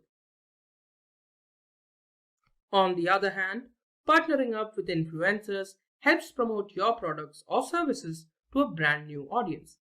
It helps provide an additional layer of authenticity in YouTube, which is also a social media platform if you didn't know. Here are some very, very popular influencers. We have Marcus Brownlee, Unbox Therapy, Mr. Who's the Boss, and Linus Tech Tips, each of them with more than 4 million subscribers. And finally, we're at number 11, measuring and analyzing results. Accurately tracking and measuring your marketing efforts are an important part of the process. It ensures that you're making the most out of your campaigns. Now, it's really important that you find key metrics that are crucial for your brand. Now, these metrics can be tracked weekly, monthly, or on a quarterly basis. And based on these results, appropriate actions can be taken. On Facebook, you could look out for reach and engagement. On Twitter, you could look out for impressions, clicks and impressions and interactions on LinkedIn, likes, comments and mentions on Instagram, and engagement and impressions on Pinterest. Some of the most popular tools used for this purpose are Sprout Social, Buffer, Hootsuite, Google Analytics, and so on. Now, before we get into the tips and tricks, let's take a refresher on what exactly is content marketing. Content marketing is a form of marketing that involves the creation and sharing of online content to help generate audience interest in a brand's product or services. This means providing information that the audience considers valuable and relevant in a consistent manner so that it drives some sort of profitable customer action. So let's talk about the content that falls under content marketing. There's options like blogs, videos, infographics, case studies, white papers, and ebooks. So why is content marketing so important? Firstly, it helps build awareness, trust, and loyalty in your brand. The more your brand provides accurate and well-researched content, the more people learn about and trust your brand. The more the audience trusts in you, the more they're likely to buy from you. Creating the content is relatively inexpensive and can be done in-house. Content marketing will also enable your brand to increase traffic to your site and get more conversions. It also helps improve other marketing tactics like search engine optimization, social media, and public relations. Now let's have a look at the content marketing process. The first step is to determine what goals you want to achieve with your marketing campaign. It could be increased conversions, website signups, and so on. Then you set up buyer personas from among your audience that can buy your content. But what exactly are buyer personas? Now, these are research-based profiles that represent your target customer. Buyer personas help you describe your brand's ideal audience, the decisions they make, the challenges they face, their interests, and so on. Next, you'll have to set up content audits to determine the best type of content that works for you. You also need to set up a content management system like HubSpot, Squarespace, Wix, and WordPress. They'll help you with increased collaboration, greater support, run A/B tests, and much more. You'll need to brainstorm for new forms of content that your audience can enjoy. After that, you can zero in on a particular form of content that would work the best for you. And finally, you can publish and manage your content. Now let's talk about content marketing tips. Number 1, remarket your content. Content marketing is one of the many ways you can spread your content to a wider audience. You can define the audience you want to market to and then tag visitors who come to your site. And using Google's display network, you can strategically position your ads in front of people on Google or its partner websites who previously interacted with your website and advertised to them. Through this, you can build awareness and engagement with your audience. Here's an example of a banner advertisement I would be shown if I was shopping for a MacBook Pro on Amazon and changed my mind at the last moment. This ad would maybe stay at the back of my head until eventually I go and finish that purchase. Now let's go to number 2, answering complex questions with your content.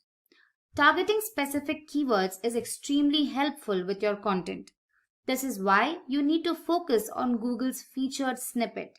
This position, also known as position 0, enhances and draws user attention on the search engine's result page. Through the featured snippet, you can drive a large amount of traffic to your website while cementing your position as an expert in your industry. You can have different forms of snippets, like definition boxes, where a snippet of text gives researchers direct and concise definitions and descriptions. You could have tables where data is taken from the page and displayed in a table. You could have ordered lists where items are presented in specific order, and you can also have unordered lists. Next up, number 3, we have create a personality for your brand. If you're looking to grow a following for your content, try not to copy how already established and successful corporate blogs do things.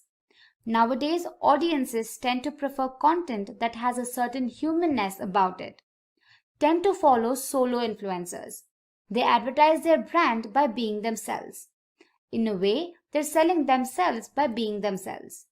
You need to analyze what these popular and influential blogs are doing and incorporate into your brand's website. Thanks to this, your audience will connect with you and come back for more. Now, here's an example of one of the largest players in digital marketing, Neil Patel. See how he himself is the brand. And if you've gone through his content, you know it's pretty great as well. That's what you should be striving for. Moving on to tip number 4, ensure that your content matches your brand's voice. To make sure of this, you need to constantly review your editorial standards and make sure your tone and quality remain consistent. You need to ask your audience questions about how you can develop and refine your brand's voice. By answering these questions, you can provide your audience with a more cohesive and helpful experience. Your tone of your brand can vary on the basis of what type of content you're planning to post and what the goal you want to achieve from the campaign. Next up, we have number 5, back up your arguments for data. Using statistics and facts to make a point by including a link to the original source makes it extremely credible. This data can help the audience grow trust in your brand to persuade them that your content is valid and valuable. This will also help your brand grow as an industry expert. At number 6, we have use specific keywords. Now make sure you use specific keywords in your content. This takes care of the SEO aspect behind your content. This will also help your content have a greater chance of being found, indexed, and ranked. It could also help your content rank for niche topics within your industry. Moving on to tip number 7, evaluate the success of your content with data. Earlier, we talked about why it's so important that you back up your content with data. Now, let's talk about how data can help you improve. Analytics tools will help you learn more about how well your content is doing, the age demographics of the people enjoying it, who doesn't, their locations, the best time to post, and much more. With this data, you can make sure that your time and money are being used in the best possible way. Some of the most popular tools in the market are BuzzSumo, Evernote, HubSpot, Trello, and WordPress. These will help you find topics and influencers within your industry You can capture, organize and share notes, collaborate with team members, create sales funnels and much more. Now we've reached midway right now. So I've got a question for you. Do you guys have any tips for content marketing that we haven't covered yet? Let me know in the live chat. Alright, so let's get back to our list. Tip number 8 is to be consistent with your content. Post your best performing content and make sure they follow a consistent schedule. Finding a balance of the different types of content to be posted with the help of a content calendar will show your audience that you're committed to providing them helpful and informative content. This will also establish your brand as an authority and thought leader within your niche. It will help your audience depend on you for quality content and give them a reason to return. Tip number 9 is to make your content actionable. Providing actionable steps or information in your content will coerce your audience to take a particular action quickly. It can help you create valuable content and fix pain points faced by your audience, build a strong relationship with them, and earn their trust. It also leads to increased engagement and a positive brand experience. It provides users with real value and solutions, leading them to take action. Here we have an example from Trello where we see a pop-up with a call to action asking interested users to input their email IDs to Social Media Today, involving more than 200 marketers. More than 49% of them felt content marketing was really important to their digital marketing campaigns, and more than 25% of their budgets are used for visual advertising. Content like images, infographics, videos and other forms of rich media will help you enhance the message of your brand and reach a wider audience. Here's an example of advertising by Coca-Cola. Although there's not a lot of text in the ads, you can immediately recognize the unmistakable branding and the message they're trying to send. Moving on to tip number 11, create trending and evergreen content. Creating content that's evergreen and trending with your own unique angle, statistics and research will be a huge advantage since you'll have to update it every now and then. You'll get a great deal out of the work without having to do a lot of work. Here's an example of one such evergreen article. People are never going to stop wanting to learn how to do SEO. So with a little tweaking every few months to reflect new changes that Google may have done, you'll have an article that you can get considerable mileage out of. Next up, tip number 12 is to understand content that works for you. You need to analyze what content works on different social media platforms. For example, you all know YouTube is the best place for video content, Instagram and Pinterest for visual content, Twitter for smaller snappy content, and so on. Understanding what works and what doesn't will help you better spread your content across the internet. Tip number 13 is to understand your target audience.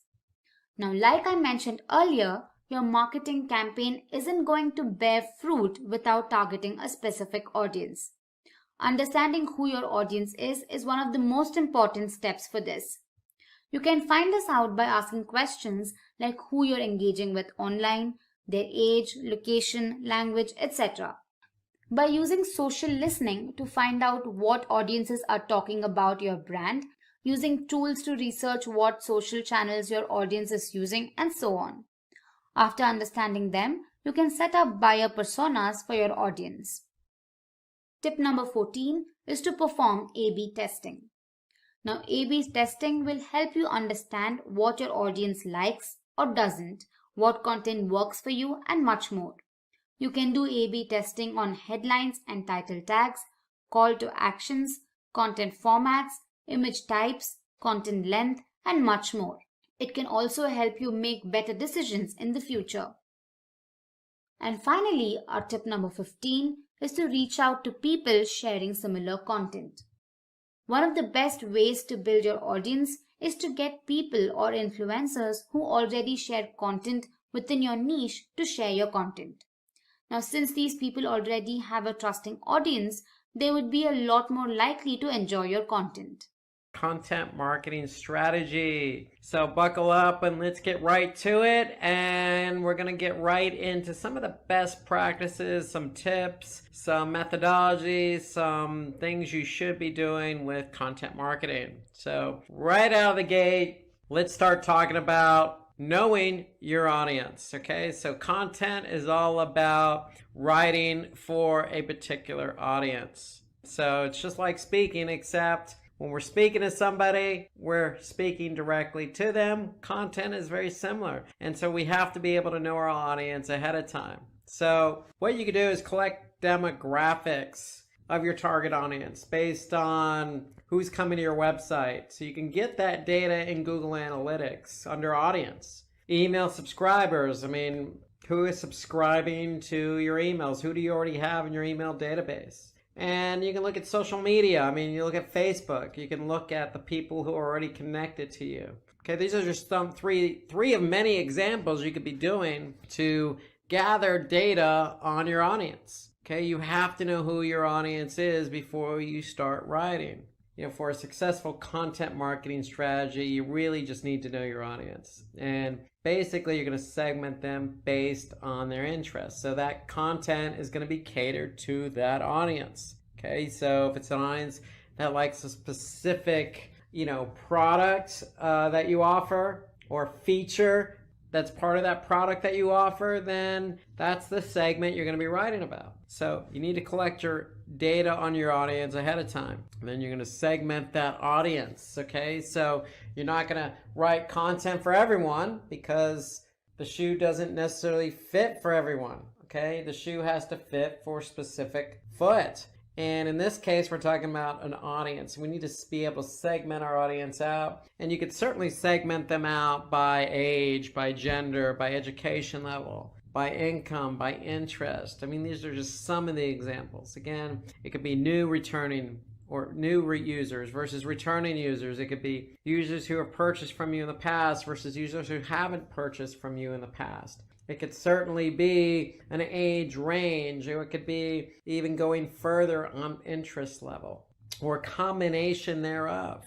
Okay, so for example, you can get that demographic information using Google Analytics. You just got to go into Analytics, under Audience, under Demographics. You're going to see age, and age is broken out by age range, and then you're going to see gender. So you're going to see a breakdown of gender. And use that to your advantage. So if you're going to, write some content and 99% of your traffic is female, the age of 18 to 24, then, that content's going to be catered accordingly. So you could certainly go to Facebook Page Insights and get some really good demographic data there because Facebook is all about demographics. Okay, so you could see exactly, how many fans you have broken out by men versus women. And then you could see, again, same thing as Google Analytics, you could see an age range breakout.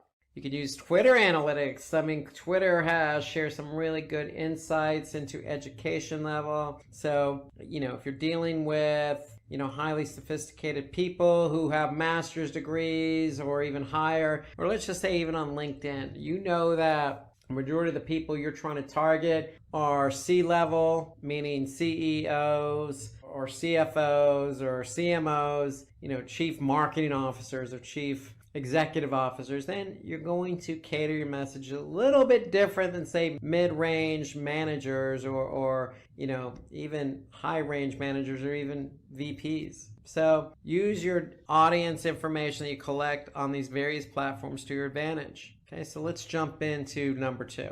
We want to create high quality content. Now, I know this sounds like a given, but, and I say but heavily, there's not a lot of high quality content out there on the internet. So separate yourself first and foremost. Always, always, always create high quality content. It's going to result in a lot of things that are going to benefit you.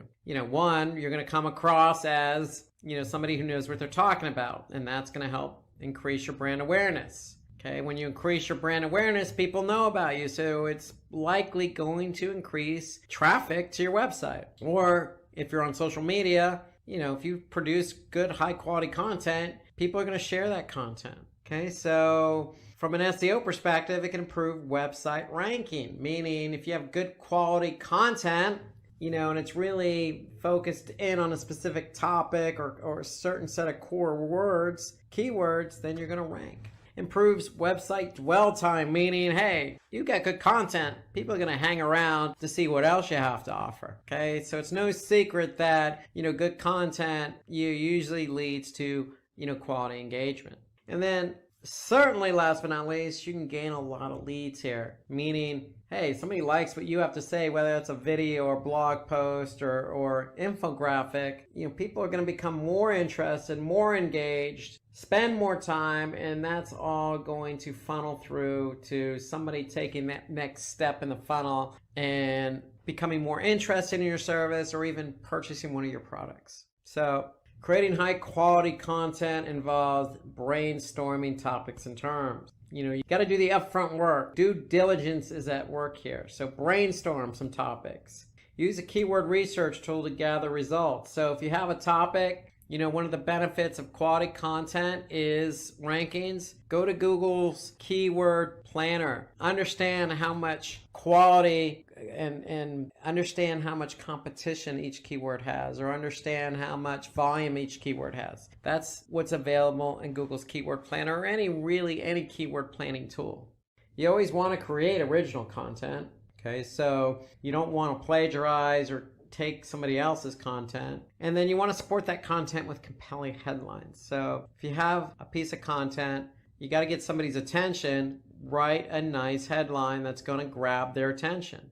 Okay, so give valuable content to your readers and add resources from well-known sites. So if you do borrow, say, a data point from another source, then, cite that source. You also want to create engaging and thought-provoking content. Get somebody to think. People are going to read your content because they don't know the subject matter. They're interested in the subject matter, and they want to be able to spend the time taking something away from that content. Follow a logical structure and use relevant images. I can't stress this one enough.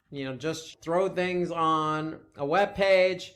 Put some structure to it. And if you have to, break it out. If you feel like you have too much content, there's no harm in breaking it into part 1 versus part 2. Get people, tease them a bit. Get them to come back and read part 2.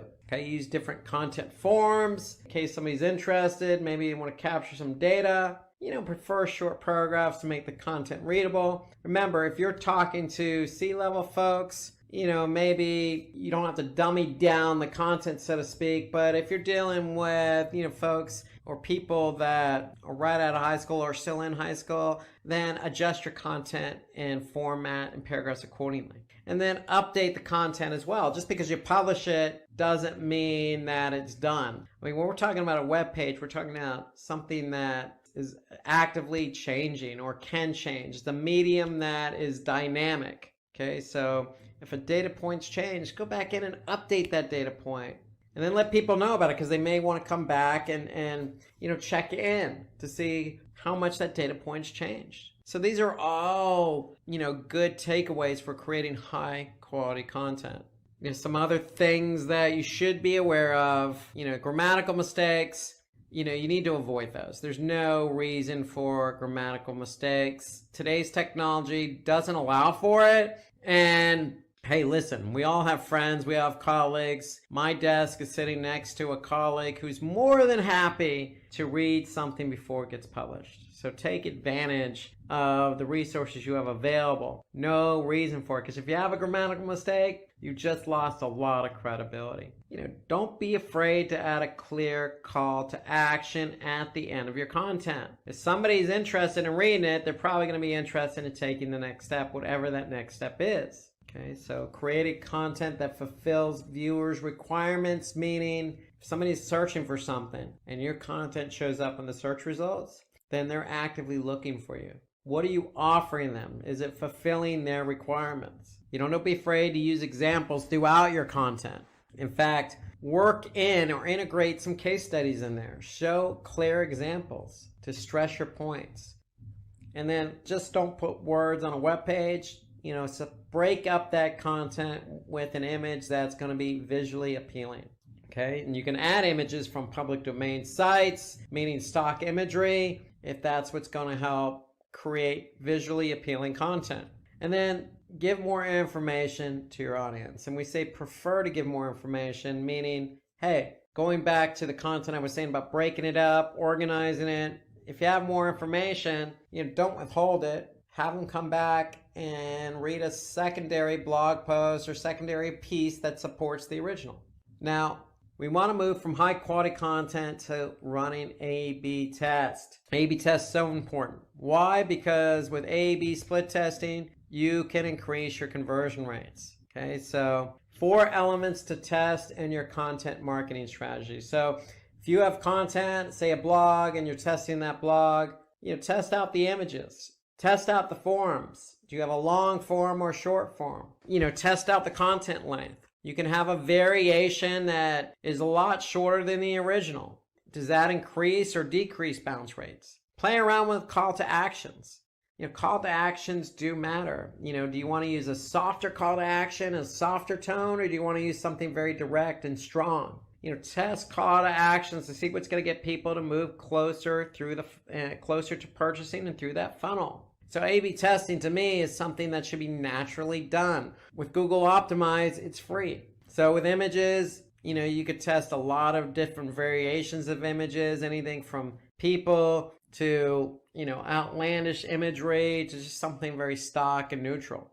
But just make sure that those images are relevant to the post. Test the length of that content.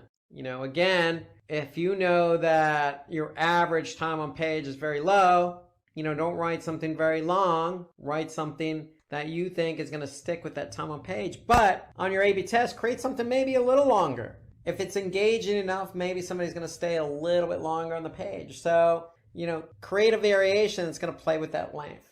Okay, so use analytics to your advantage to figure out, as a baseline, what amount of content is getting people to stay on the page. Then see if you could push the envelope one way or the other. Okay, improving the page with sign-up forms. Really, what you want to do is create a user-friendly experience. So when you have sign-up forms, don't make them non-intuitive, don't make them difficult. Link maybe up to Facebook or Google, so if they're creating an account, they can create an account via Google or Facebook.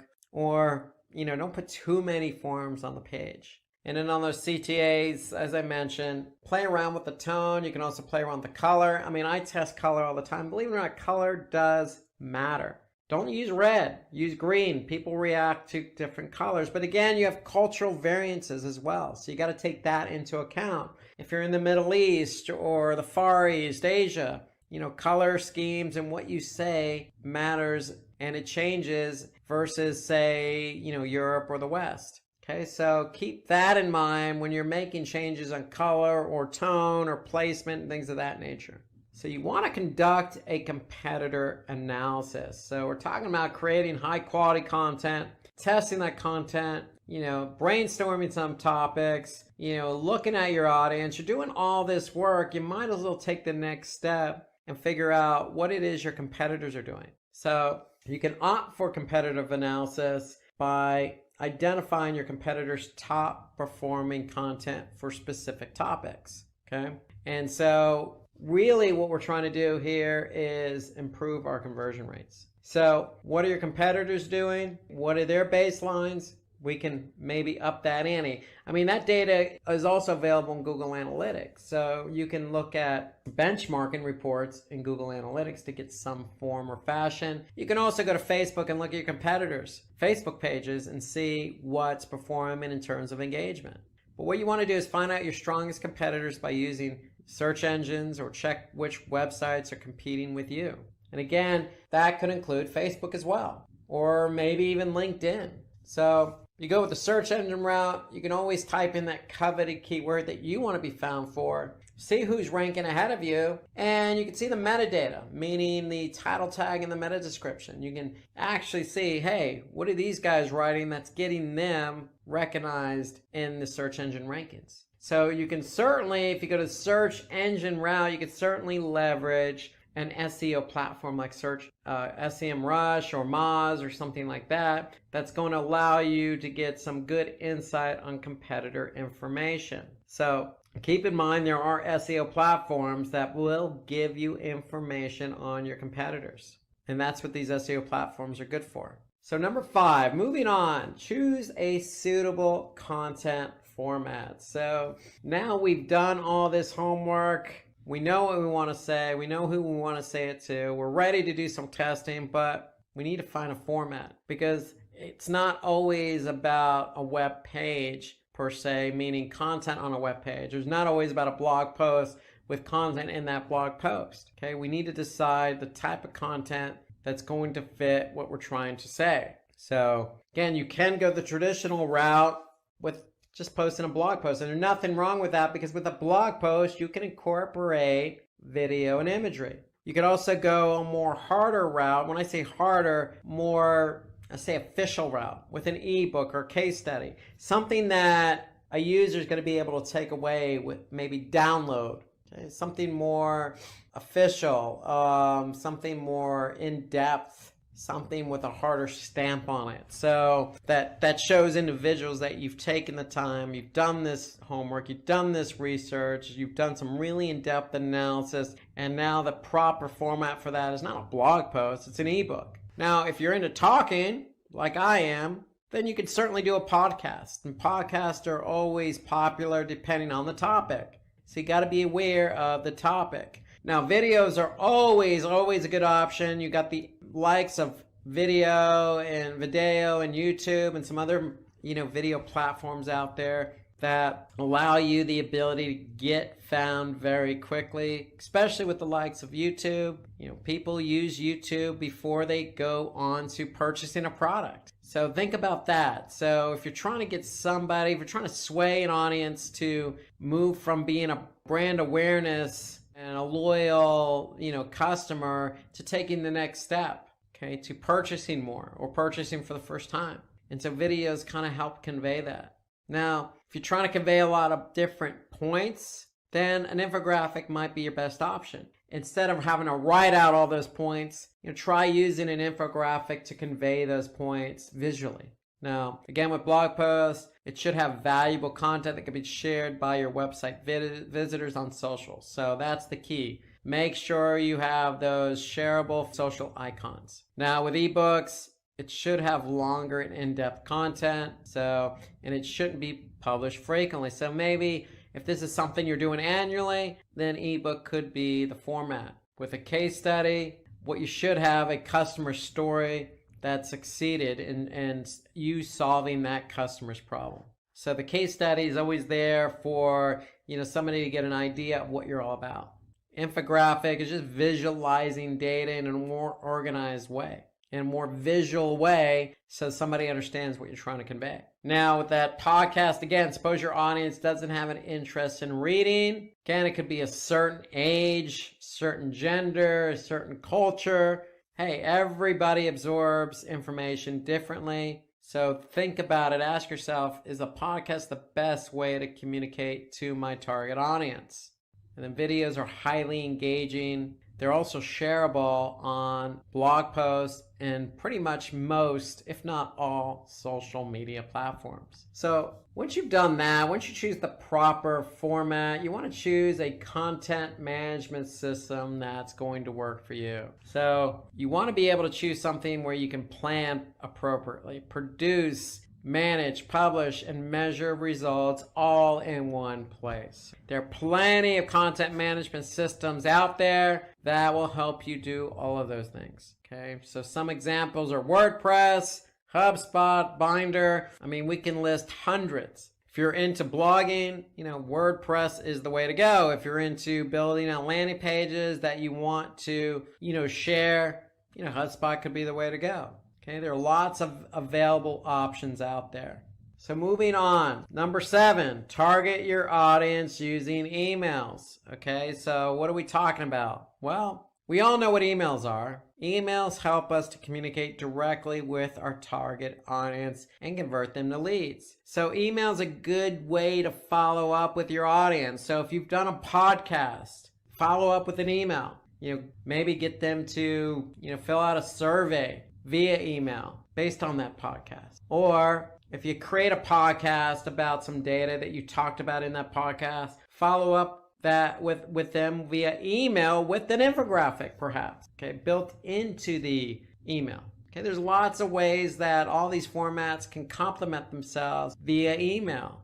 You could certainly take a blog post and package it into an email and have a link pointing back to the blog post, maybe as a teaser. Or if you're doing a series of blog posts, you could tease that in an email. So an email is a good way to, follow up with your target audience indirectly or directly. And when we say indirectly, you can collect emails and send out those emails with, certain information. Or what you should be doing is targeting and segmenting your emails just like you are your content. So if you're producing content for a certain audience, then make sure that particular audience gets that same email. Now, some of the email content that you could share with your target audience are newsletters, seasonal emails, promotional emails, automated messaging. And what we mean by automated messaging, hey, if somebody just purchased from you, send them a thank you email. Maybe follow up a couple days later with another email with a survey. Or what you could do is, if you know who your loyal customers are, target them with a promotional email. So there's lots of ways to slice and dice content via email. Just make sure you know your target audience is. There's lots of things you can do in email. Again, you can complement lots of different formats within email, as I mentioned before, with a podcast or a blog post. So keep all that in mind. Email is a good way to communicate with your audience. The last point we want to make here is use native ads. So we talk about native ads. It's one of the smartest ways to connect your audience with your brand. So, for example, this is a native ad on BuzzFeed. It's about 15 bands that probably wouldn't exist without Led Zeppelin. So for you folks out there that don't know who Led Zeppelin is, a rock group from the 70s, late 60s, 70s, disbanded in 80, 81, 82, early 80s, but, people grew up like myself listening to Led Zeppelin, so you could see the headline here, 15 bands that probably won't exist without Led Zeppelin. I'm interested in who those bands might be. Even if you don't know who Led Zeppelin is, you might be inquisitive to say, who is this Led Zeppelin group and what are these 15 bands? The key here is not necessarily the headline or Led Zeppelin per se, but it's a native ad and it's sitting next to content talking about music. So according to Forbes, online audiences are 25% more likely to look at a native ad than at a banner. And so that native ad, in this case, we're talking about music, needs to be sitting or accompanied alongside content talking about, in this case, music. It would help if it was rock music, just music in general might get enough to pique people's interest. So if you're going to create content, align that content with something that's, naturally going to fit. And that's why we call them native ads, because they're native to the content that they're associated with. So finally, after all that's said and done, when all you've done is create good content, follow up via emails, targeting your audience, and associating that content with, content natively, then you can always measure your content performance. So this is my favorite part of it all. You go in analytics, go into Facebook Insights, you want to go in and check out how that content's performing. And you want to do that because you want to be able to see what's performing, what's not performing. The key here is associating the content with KPIs. That's really the key. So measuring the right metrics can help you understand whether your content is engaging or not. So again, measuring the right metrics. So when we're talking about a video, you're not necessarily going to look at page views, you're going to look at video views. So, some of these basic metrics of users and sessions and page views, bounce rate, dwell time, that's all great, but you just need to make sure that you're aligning the right metric with the right asset. So for example, if you have a case study in an ebook, you want to make sure that you're measuring how many downloads the ebook or the case study received. Again, with the video, you want to measure video views. Now, if you're packaging up emails and sending them out to your target audience, you want to make sure you look at open rates and click rates. Okay, so a lot of things you can be looking at. So make sure you choose the right metrics, because there's hundreds and hundreds of metrics to choose from. So just be aware of all the different metrics that are available. You know, if you're in it for search, okay, how much traffic getting from search? Where are you ranking? So there are a lot of things you need to think about. So think about the content that you're producing and think about how you want to be able to measure that content. So let's go back over our checklist here. So what you could do is create an editorial calendar. In fact, I would highly suggest you create an editorial calendar in order to keep track of all the content you've done over a period of time. Are you making your content worth reading? That means, are you checking the results of that content? What we just went over, measuring the content.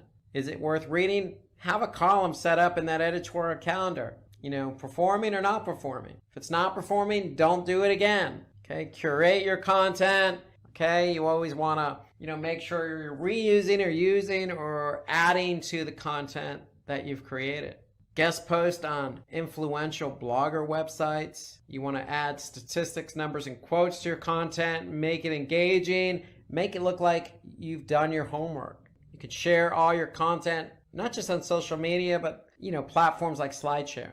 Now, you can share it on all social media platforms. I'd highly recommend it. And again, you can even repurpose it as a blog post. So if it's a podcast, then, you know, you can recite that podcast in the form of a blog.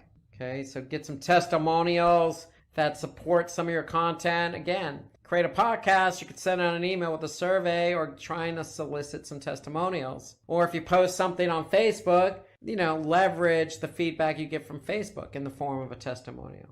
Okay, and then you want to promote your blog post for maximum success, and a lot of that means SEO. So make sure you do your due diligence and get the right keywords in that blog post. Okay, so you can create personas for different user audiences. Okay, so remember, it's all about tone. Okay, so if you're going to create a blog post, make sure your tone is aligned with that right audience, whether that be young, middle-aged, or older. Are you choosing the right type of content?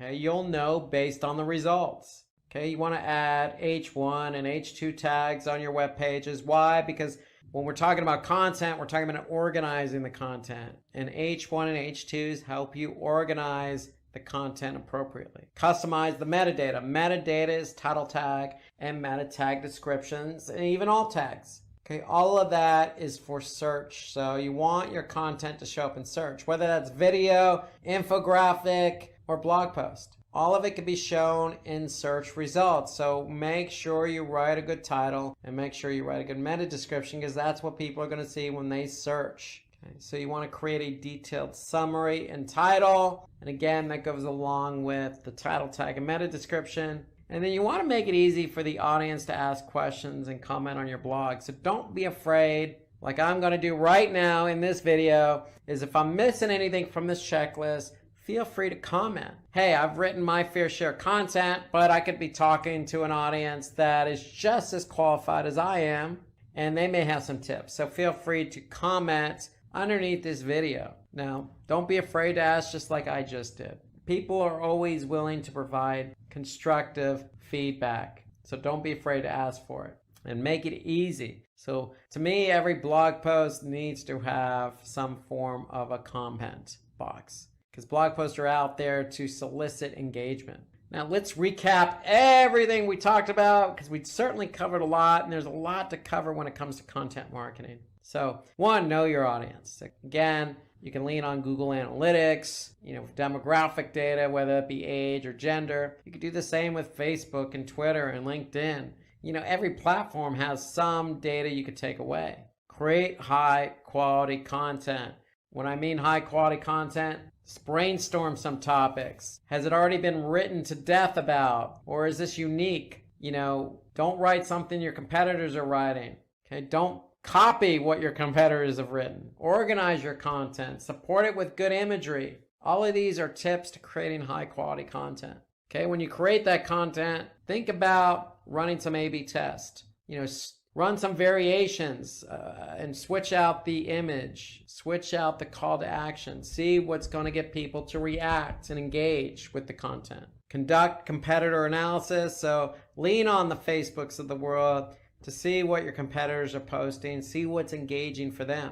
Okay, you can also lean on these SEO platforms like SEMrush and Moz. All you got to do is plug in a domain and they're going to give you some information about where a particular competitor ranks for a keyword or how many backlinks and what websites are linking to them. So all that's available in these SEO platforms. Okay, so you want to choose a suitable content format. We listed a few, from ebooks to case studies to podcasts to infographics to blog posts to videos. It's up to you what you think is best for your audience. Just keep in mind you need to be able to measure it. And so that's the important thing. If it doesn't work the first time out, then you might want to consider changing out the content format. Choose a content management system.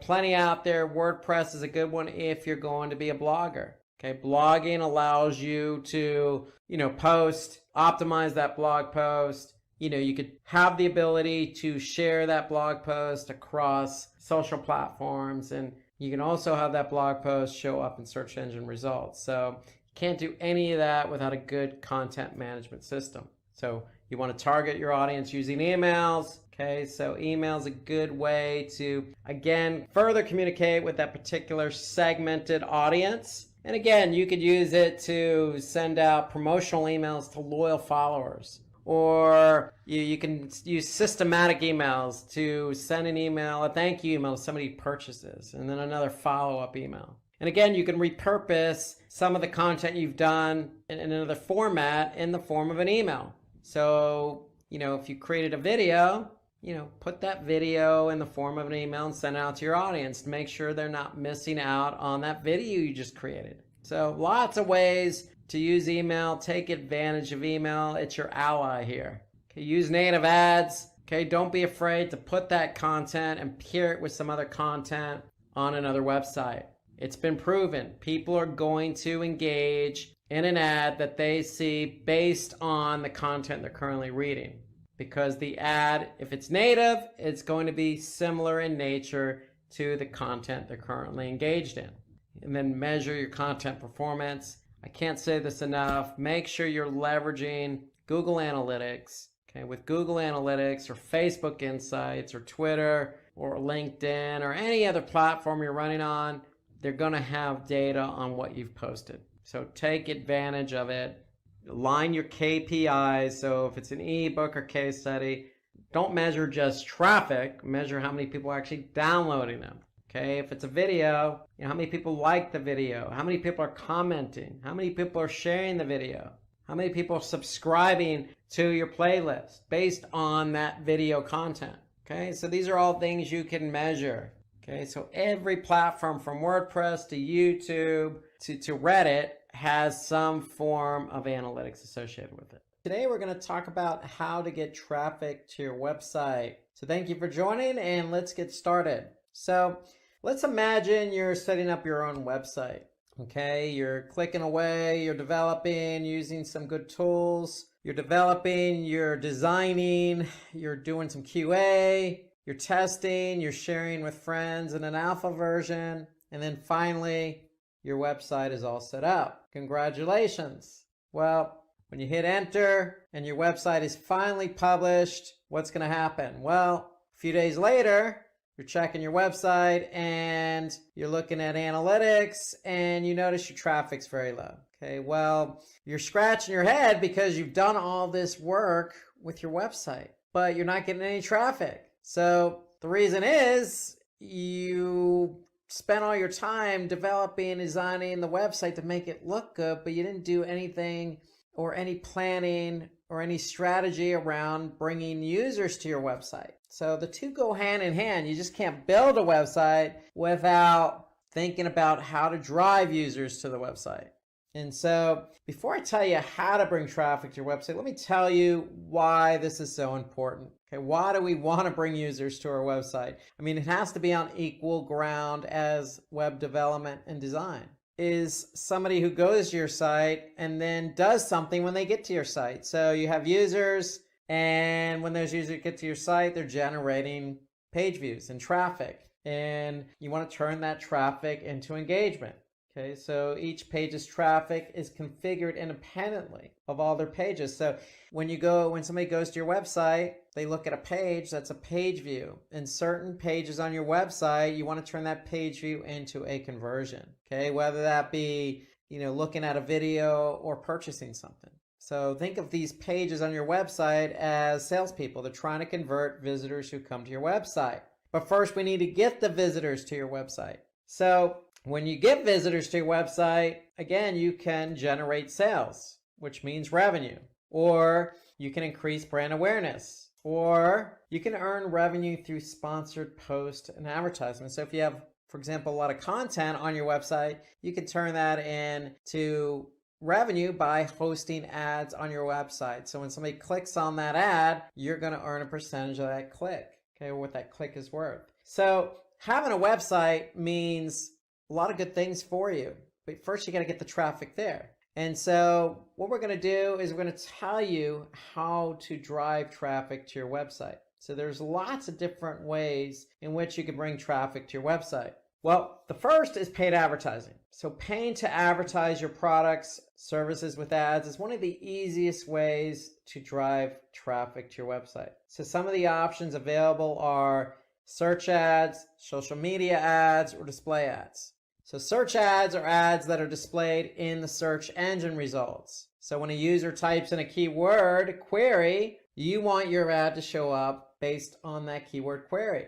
Okay, so an example is digital marketing course. Somebody types in digital marketing course and Simply Learn is the first ad that shows up. How do we know it's an ad? Because you can see the word ad next to the domain. So when somebody clicks on that link, Simply Learn is going to pay Google. So that's how search advertising works. Okay, the next is social. So social media marketing involves increasing traffic or engagement or brand awareness, lots of different strategies. But instead of doing this on search, you're doing it on a social media platform.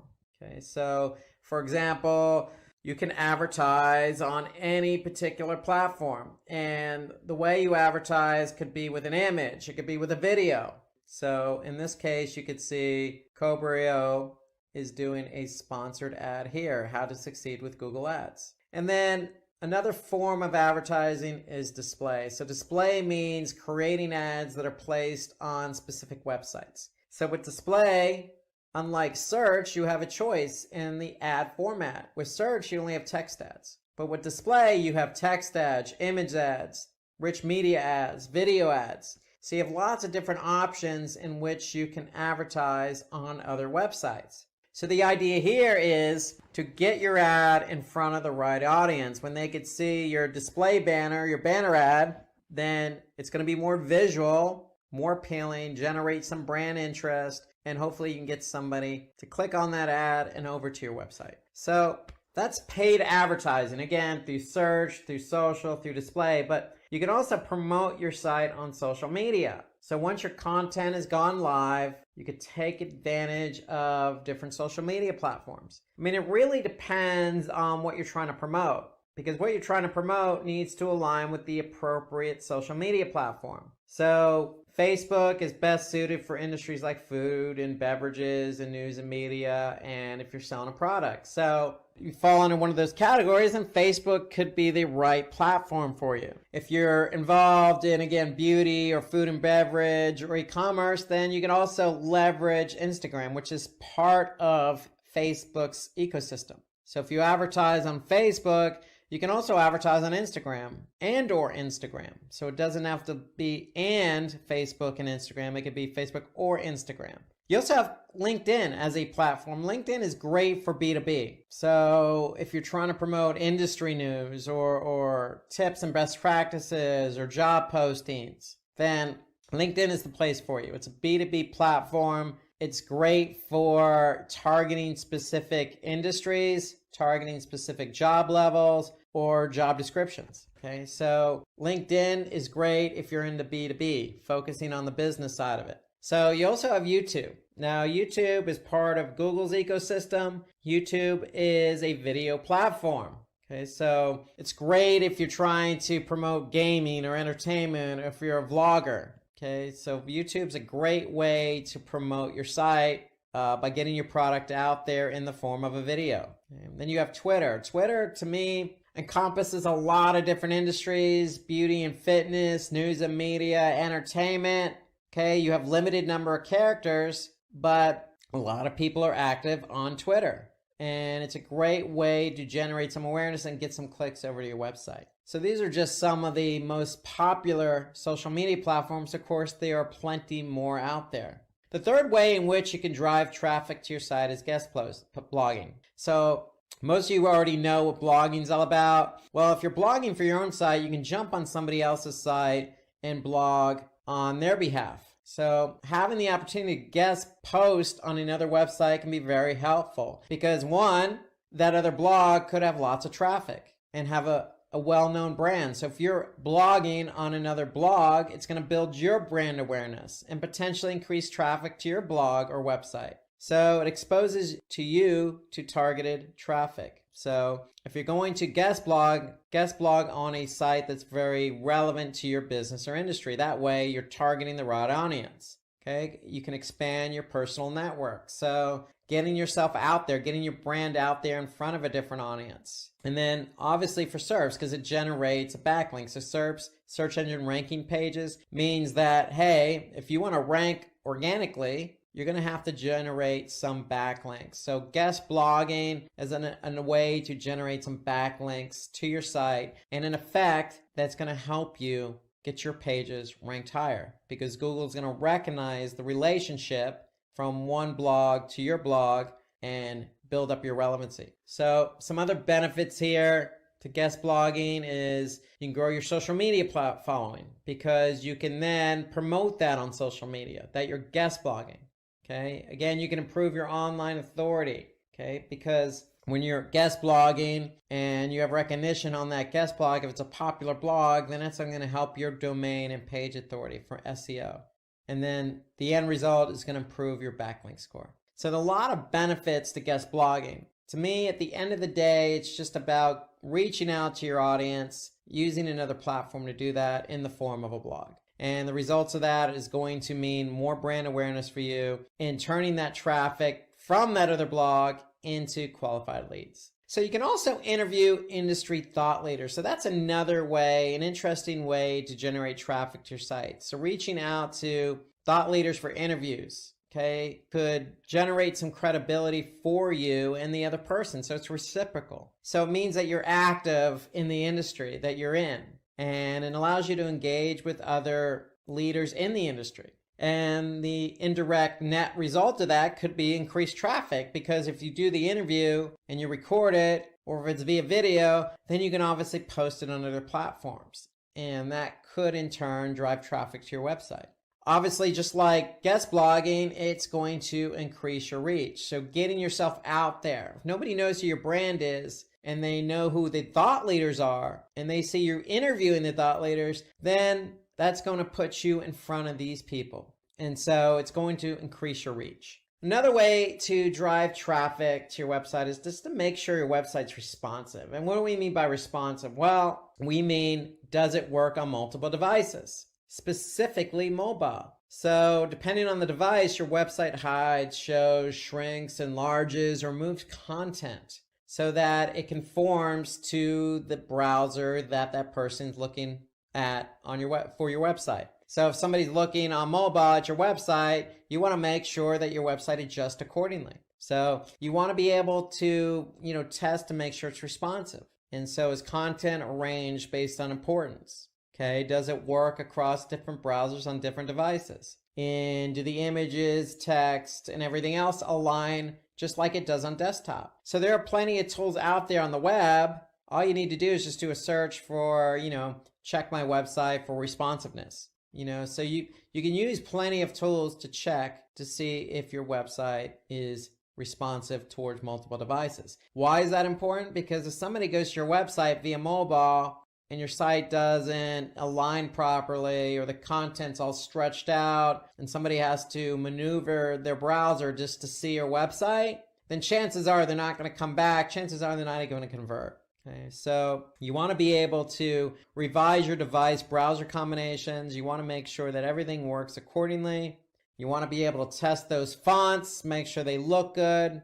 And then you also want to make sure that people can navigate. So if they're on mobile, are they going to navigate just as easy as they can on desktop? And if you have any pop-ups, you want to probably make sure they're removed. So that way when somebody's looking at your website, they're not getting interfered with on mobile. And then, of course, you want to make sure that these pages load. Okay, so they load just as quick on desktop as they should on mobile, and vice versa. So they should not take a long time to load. So moving on from responsiveness on mobile to building a brand community. So brand community refers to a group of people who identify your brand and use your brand as a platform to exchange ideas and contribute content. Some advantages of having a brand community are promoting brand evangelism and loyalty. It can be a source of feedback, loyalty, and ideas. So build a community, build a brand community who, identify with you. Okay, so continue to, treat these people as loyal customers. Okay, maybe give them a promotion to use specifically just for them that they can use on your website, or talk directly to them because you know that they're followers, they're repeat customers, they purchase from you multiple times. So talk to them differently as well. You know who these people are. And that's what building a brand's all about. It's about identifying your brand with other people. Okay, and identify people who identify with your brand, and messaging and talking to them as if they're part of your own community, your own family. So you can use user-generated content that provides future marketing strategies. So the feedback you get from your own community could be in turn used to promote or used in future marketing strategies, i.e. advertising, i.e. post on social. Okay, it can also provide PR opportunities. So it's a chance for you to, put out press releases based on the community that you built. So any brand, regardless of who it is, should be able to identify with their audience, their target audience, and that target audience eventually going to become part of a community. These are a group of people who identify with you, what you're trying to sell, what your cause is, what your mission statement is, what your service is. They identify with you. So leverage them and reciprocate. Identify them, talk to them separately, give them what they deserve, the respect and loyalty that they deserve as well, because they're communicating and they're following you as a brand.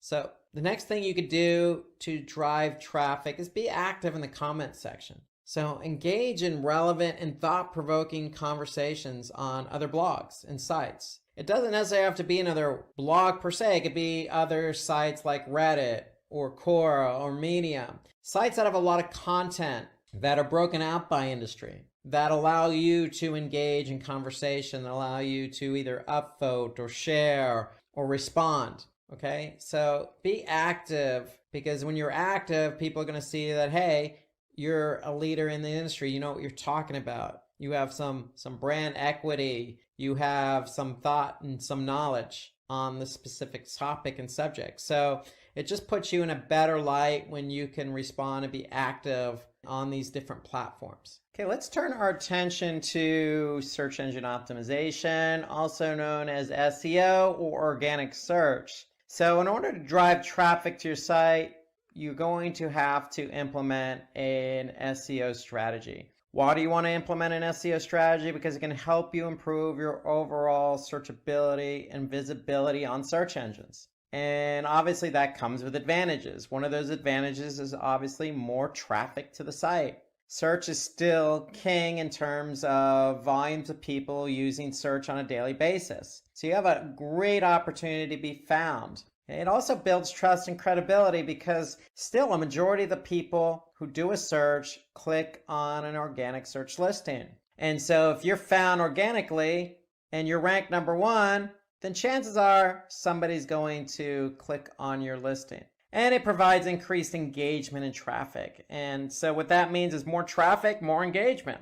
And engagement is something you define. It could be, again, a download of a document, or the clicking on the play button of a video, or submitting a form, or signing up for a newsletter, or calling. These are all forms of engagement. So the amount of traffic you drive from organic search to your website is only going to improve engagement. Okay, so you can also provide an improved user experience. And what do we mean by that? Well, if you're getting lots of traffic from organic search, you have a really good opportunity to do A/B testing. And when you do A/B testing, you can improve user experience, meaning you're showing one variation against the other from people coming from organic search. And so this is helpful in that, if you're running an A/B test, the variation has a chance to improve or outperform the original. And if it outperforms the original, you're improving user experience. And then it helps target quality traffic. So SEO, to me, or all search,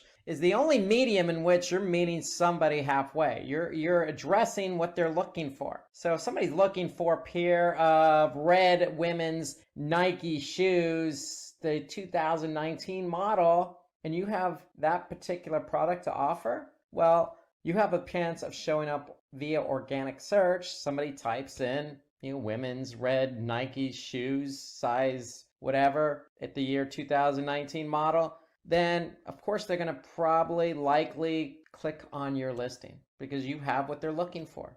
And that goes with any keyword, any industry, any business, any segment, any type of product you're selling. So again, you have a chance to really be visible for what people are looking for. And so that's the beauty of search engine optimization. You have a really good opportunity here to meet people halfway, to drive quality traffic, to get them to enjoy a good user experience, all the while generating engagement. And along with SEO, we want to be able to build backlinks. So SEO is a two-pronged approach, meaning you have two strategies in one, on page and off page. And so off page involves backlinking. So backlinks are just links that direct users from other websites to your own website. So with that, inherently, it's going to drive traffic, qualified traffic to your website. Because if somebody's on a relevant website that's linking to yours, and they click on that link and go to your website, it's likely going to be qualified, meaning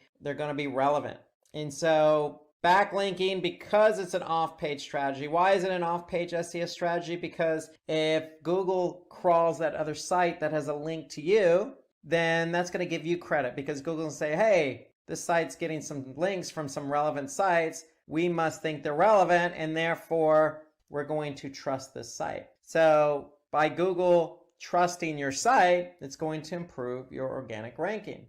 And with the organic rankings being improved, meaning it's going to mean faster indexing. So what does that mean? So you want to be indexed by the search engines. And so the quicker Google can find your pages, even if it's on somebody else's site, then that means they're going to follow that link, go to that page on your site, and take that page back to their servers to be indexed. Okay, so the quicker you can get indexed, the quicker you can get found. And then it helps with referral traffic. So again, we noticed that our efforts are on SEO, organic search, but if you're getting traffic from another website, hey, that still counts. That's referral traffic. Okay, so that's a side advantage to having backlinks, is good traffic from other sites. Okay, so those are inherently some of the reasons to do backlinking. Okay, never hurts. I mean, there's brand awareness reasons to being on other sites as well. There's industry leadership, meaning if you post content on Reddit, okay, you're coming across as an industry leader, but yet generating a backlink,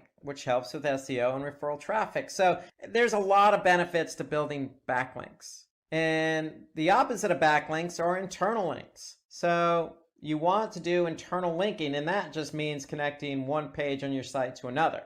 And why is that beneficial? Because it can help direct visitors to other pages they wouldn't normally otherwise find via your navigation. So if you're active on a blog, don't be afraid to include multiple internal links. You want to move people through your site. You want the flow of traffic to go from one page to another to another. And so when you do internal linking, Just like with backlinks, it's going to improve the indexing of your website. Google's going to follow those links and index those pages. And Google does give credit from an SEO perspective, from an internal linking perspective. So if one page is linked to another and that page has really good relevance in the eyes of Google, then the other page is probably going to benefit from that. The other reason you want to do internal linking, again, you want to move people from your one page of your site to the other. And when you do that, it's going to reduce bounce rates. So bounce rate is simply the rate at which people land on a page and then leave.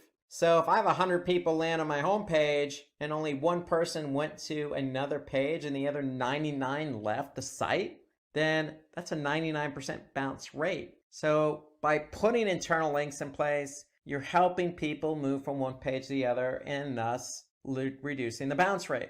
And that's what you want. You want to keep people on your site. You want to be greedy. It also drives traffic to older posts. So again, when we say older posts, we're really referring to blog posts. So if you have a relevant blog post and you're writing a new blog post, then link the two together. If it's relevant, link it. Regardless of how old it is. You want to show Google that these older blog posts, just because they were written a year ago, doesn't mean they're outdated and old-fashioned, okay, or useless. You want to keep them alive by linking to them. So to me, that's a good strategy for internal linking. Link to older blog posts. Show people you're an industry expert. You've been doing this for a while, and you have lots of content to share. Okay, so the longer you can keep somebody on your website, the more likely it is they're going to engage and convert. And some other inherent benefits: improves page rank. So what we mean by page rank is simply just a rank that Google gives pages. So the more internal linking you have, the better off you are. And then it helps spread link juice across websites. And what we mean by link juice, again, just like backlinking, it builds relevancy. So just keep all these inherent benefits in mind to internal linking. The end result is keeping the flow of traffic on your site, and all these other benefits will fall into place. Okay, so another way in which you can really hone in on traffic to your website is long tail keywords. And long tail keywords to me are more than just one or two keyword phrases. Okay, so they're usually 3 or longer keywords in a phrase. Okay, so long tail keywords really nowadays account for most web searches. People really take the time to even pose questions as a search query. It's unlikely somebody's going to go into search and just type in the word shoes. They might type in red shoes, but that's unlikely. What they're probably going to type in is, red Nike running shoes 2019, or some variation of that. Okay, that's a long tail keyword. And some of the advantages of using long tail keywords to be found for are less competition. So if you're using broad keywords like red shoes, then who doesn't want to be found for red shoes? Well, you don't want to be found for red shoes because it's too broad. You don't know what type of shoes somebody's looking for. You just know they're looking for red shoes. It could be running shoes. It could be work shoes. It could be, boots. It could be slippers. Okay, it's too broad. So long tail keywords help narrow it in. And the more narrow and focused a keyword is, the less competition it's going to have.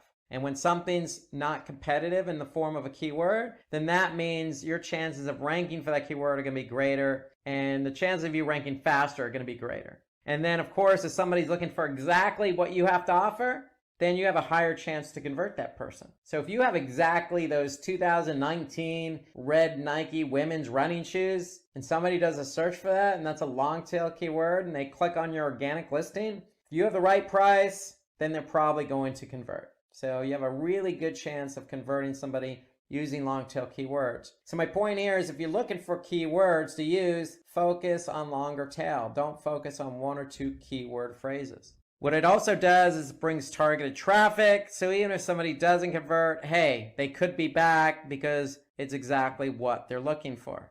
And if you're focusing on longer tail keywords, like I just mentioned, stay away from the shorter ones. It's just easier to optimize your page for SEO. So remember, SEO is a 2-pronged approach, on page and off page. We talked about off page with internal linking and backlinks. On page is all about making sure those keywords you choose are integrated in with the page you want to be found for. And so if you're using a long tail keyword, it's just easier to work that keyword in. So it enables easier on-page optimization. Okay, let's switch away from SEO to email marketing. So let's focus on email marketing as a form or method of driving traffic to your website. So email marketing has been around a long time in terms of digital marketing. Why? Because it provides an effective way to convert leads into sales. Why? Because you can send personalized emails to a target audience. So when you send an email to somebody on a regular basis, you know who that person is. So what are you doing in the email? You're writing a specific message to that person. Well, email marketing's the same thing, except you're just sending an email to a larger group of people. And when you send an email to a larger group of people, you're still going to personalize the message, right? You're not going to send a generic email to 1,000 people. Okay, nobody's going to do that. So make sure your email's targeted. And if it's targeted, it can be cost effective. Why? Because sending large amounts of emails, or let's just say an email to a large amount of people or a large group of people, is going to be cost effective. It's not cost per click. It's not cost per open. Okay, so email usually, depending on the email provider you're using, really is a flat fee. So it just really depends on how many emails you're sending or how many people you're sending the email to as well. So, but email generally tends to be more cost effective than other forms of marketing. So look at the email content provider you're using and just get a sense of what they charge. But if you look at it and do a comparison, email generally is cheaper than, say, doing pay-per-click, because with pay-per-click, you're paying for each click. Okay, so that could be expensive depending on the keywords. So email marketing is also time saving, okay, meaning it's a one-time thing and done. So once you send the email, it's just a matter of, watching and looking at the metrics and learning what's going on so you don't make the same mistakes again. But it is time conducive, meaning you send out one email and that's it. With pay-per-click, you're constantly measuring and managing the campaigns. And it provides real-time marketing. So when you do send the email, more than likely a majority of the people on day one or the day you send the email are going to be able to view it, open it, click on some of the links, and convert. So that's normally what happens in email. Majority of the people open it on day one and it kind of tails off from there. So think about it as real time. So when you send that email, and if you have 1,000 people on your email recipient list, break it up. Send the first 500 first with a different subject line. And then you can see the data come in. And if you don't see the good results from the subject line or the body of the email or, the page you're going to, then make adjustments before you send the other email to the next 500. So that's a great thing about emails. You can break up the email into two groups. The first group and then the second group with different subject lines. And you can probably send them a little bit of time apart. That way you can learn from the first email. Because with email, you are generally going to get results right away. Okay, within the first 24 hours. So that's a great thing about email. Okay, so the other thing about email, it's less intrusive. So normally people who are going to get the email are the ones who sign up for the email. So they're almost expecting your email. So when they get your email, again, as long as you're not sending an email on a daily basis, normally most companies send it monthly or bi-weekly, it's not going to be as intrusive. Okay, and then it also helps build credibility, increase visibility and brand awareness, meaning you're going to build your brand in that email. You're going to put content in that email that's going to show off your credibility, meaning you could put some testimonials in the email, you could put some good affiliations, you can put a good article to an industry article you just wrote. So email is going to inherently continue to build brand awareness for you. Okay, and it's an easy way to track ROI. So if you're e-commerce, it's pretty clear. You send the email, somebody opens it, clicks on it, checks out and purchases something, it's easily trackable because you could track it right from that email. So one thing I want to say there is just if you do send an email, make sure you're tracking that campaign. And you want to be able to use an analytics program like Google Analytics. Okay, if you use Google Analytics, you're going to be able to track when you send the email, who clicks on it, and who converts. So you want to be able to measure an ROI for these emails, and you can. And that's the beauty of email marketing. Okay, let's move away from email marketing to webinars. So webinars, great method for effective social media promotion. It's a great way to bring traffic to your website. So why do we recommend webinars? Well, because it provides direct contact within your target group. What do we mean by contact with your target group? Well, you're going to host a webinar and you're going to invite this targeted group of people who are interested in your product or service. So if you have a Facebook community, you could do a Facebook Live event, or you could do a YouTube, or you can even set up a webinar on another platform but promote it on social media. And if you're promoting something on social media, you're probably promoting it to people who are already following you or like you. And so that's what we mean by direct contact with your target group. So you're going to be able to create a webinar and talk directly to that group. And that's going to help build brand awareness and credibility. And the great thing about webinars is you don't need some fancy software. I mean, I'm talking to you on a webinar right now. And so webinars are free. All you need is a video camera and a recorder. That's all. And that's all built in with software. So there's plenty of software out there that allows you just to do a webinar really quick and easy. There's lots of opportunities in software.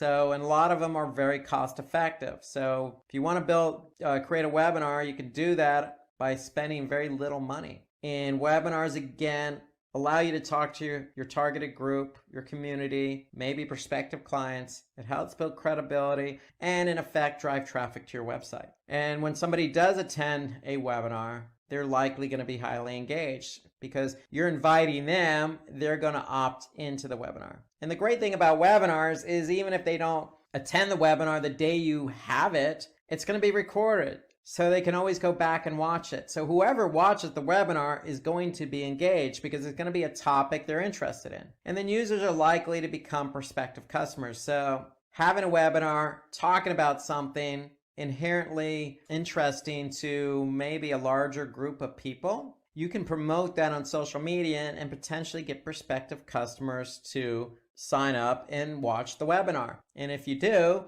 they're going to be engaged. And then take the next step. Oh, I like what this person has to say. They seem to be credible. I like their personality. I like their brand. I like their product. I'm going to go check out their website. Okay, so webinars allow you to kind of pull in more people as well as just your community, because you can promote the webinar and you can promote it in advance, and you can leverage social media for that. Okay, so something related to webinars, incorporating video content. So videos have been proven to be a really good way to attract new visitors. And it makes your website very engaging when you have videos on your website as well. So if you create video, you have an opportunity to post it on various video platforms like YouTube or Vimeo. Okay, there's plenty of video platforms out there, or just embedded in a blog post, or embedded in a Facebook post, or a tweet. Okay, so you can do a lot with video. And having video on your site is going to increase engagement. Okay, when you increase engagement, good things happen. That's going to lead to increased conversions and sales, or ROI, or just like we mentioned, the webinar can help build trust with your audience. So even that webinar you could post on your website. So you want people to engage by watching this video. If they watch the video, they're going to gain trust in you because you're talking directly to that person, that user, that audience, that visitor to your website.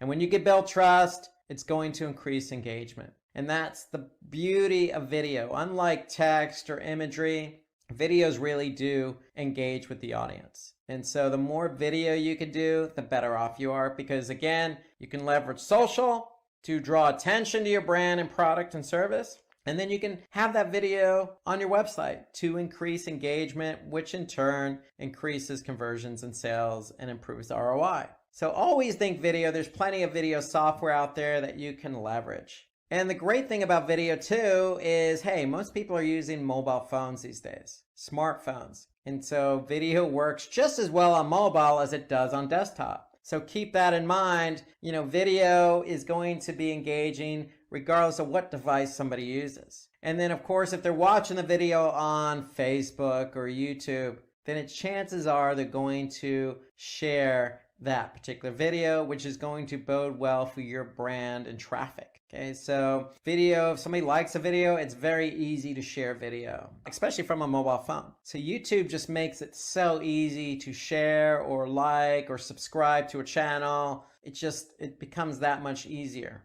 Things can go viral, and chances of them going viral with video are going to be greater. Okay, so other ways to drive traffic to your website is submit your content to content aggregators. So what's a content aggregator? Well, a content aggregator is like Reddit that provides a great platform for you to post your content. So that's what a content aggregator is, really a site like Reddit or Medium or Quora, where you could post content to a large number of people. Okay, so with Reddit, people are either going to upvote it or downvote it. So the more upvotes you get, or thumbs up or likes, or people who encourage that content, the more of a chance it has to be found. And so first thing out of the gate, if you do provide content to a content aggregator like Reddit, make sure it's good quality content that's interesting. And that should be the case across the board, whether it's a social post or blog post. Make sure the content's unique, professional, and interesting. And then if you do, say, put something on Medium, or you do put something on Quora,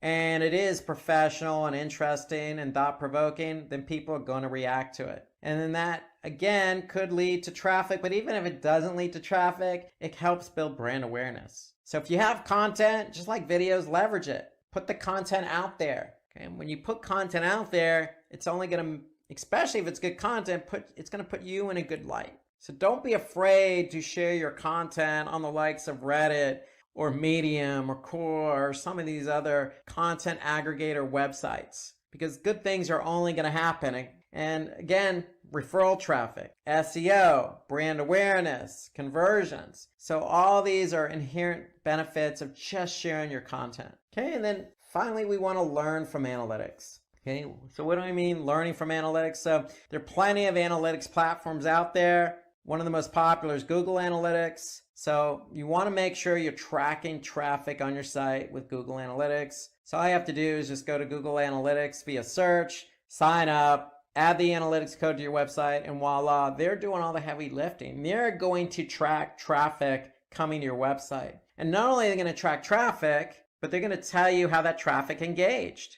And so the benefits of it, Google Analytics, is, hey, you could figure out where users are coming from. Are they coming from that email campaign that I sent out to 1,000 people? Are they coming from YouTube based on that video I posted? Or are they coming from Reddit based on the content I just posted there? Or are they coming from organic search?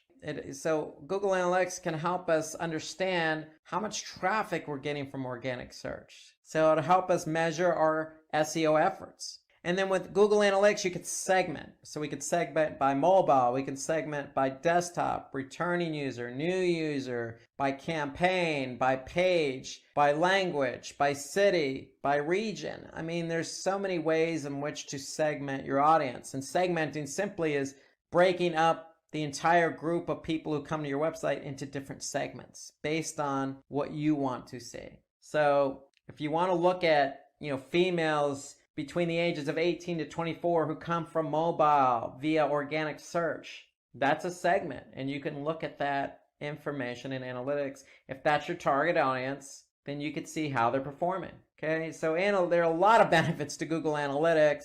Definitely want to take advantage of segmenting in Google Analytics. You could look at your competition, so there's a benchmarking report. The great thing about Google Analytics, you can also look at content and how your content's performing once somebody lands on your website. What page are they spending time on? What page are they engaging on the most? Okay, what pages have the highest bounce rate or the lowest time on page? So you can really determine what pages work best. And then, of course, the end result in analyzing all this data is you want to be able to fine-tune your website. So take advantage of the data that Google Analytics or any other analytics platform is giving you by learning. Once you learn what's going on with your website, you can make adjustments to your website to improve user experience. Okay, so we went over a lot of different ways to drive traffic. Okay, you can incorporate all this to your website immediately. Welcome. Today we're going to talk about email marketing tutorial. So buckle up and let's get started with email marketing tutorial. And so let's start out asking the question, why email marketing? So Linda is the owner of an e-commerce company. And basically, she isn't able to take her leads, the leads she's collecting per day, per month, and convert them into customers. Okay, so customers sign up, but they don't buy her product. So she's left scratching her head, wondering what to do. So how's she going to solve the problem of converting the leads she gets into paying customers? Well, look no further than email marketing. So you can boost your sales funnel with the help of email marketing. So email marketing leads to email campaigns that lead to website visits that can lead to product purchasing. Email marketing's also it's a very good way to generate a high return on investment. So Linda thinks this is too good to be true. You're telling me it's a very efficient way to generate a return on my investment? How expensive is email marketing? Well, email marketing is neither expensive or time consuming. That's the beauty of email marketing. And so Linda is now very interested. We've piqued her interest. She wants us to explain email marketing to her in detail. And that's exactly what we're going to do. We're going to talk about email marketing in detail. So for everyone out there listening, what's in it for you? Why are you going to invest your time in listening to Simply Learn and me talk about email marketing? Because we're going to talk about everything there is about email marketing in today's webinar. So what is it? For those that aren't really familiar with the intricacies of email marketing, we're going to talk about how to set up email marketing. We're going to discuss all the benefits of email marketing. We're going to get into A/B testing. We're going to get into the automation of emails, the types of emails, how to engage new users, and we're going to give you a demo. So there's a lot going on in this webinar. Like I said, buckle up and let's get started and talk about what is email marketing. So as I mentioned to Linda, it's an efficient way to convert leads into sales. Why? Because we can send personalized emails to a specific audience, a targeted audience. If somebody's interested in our product, we can reach out to them via email.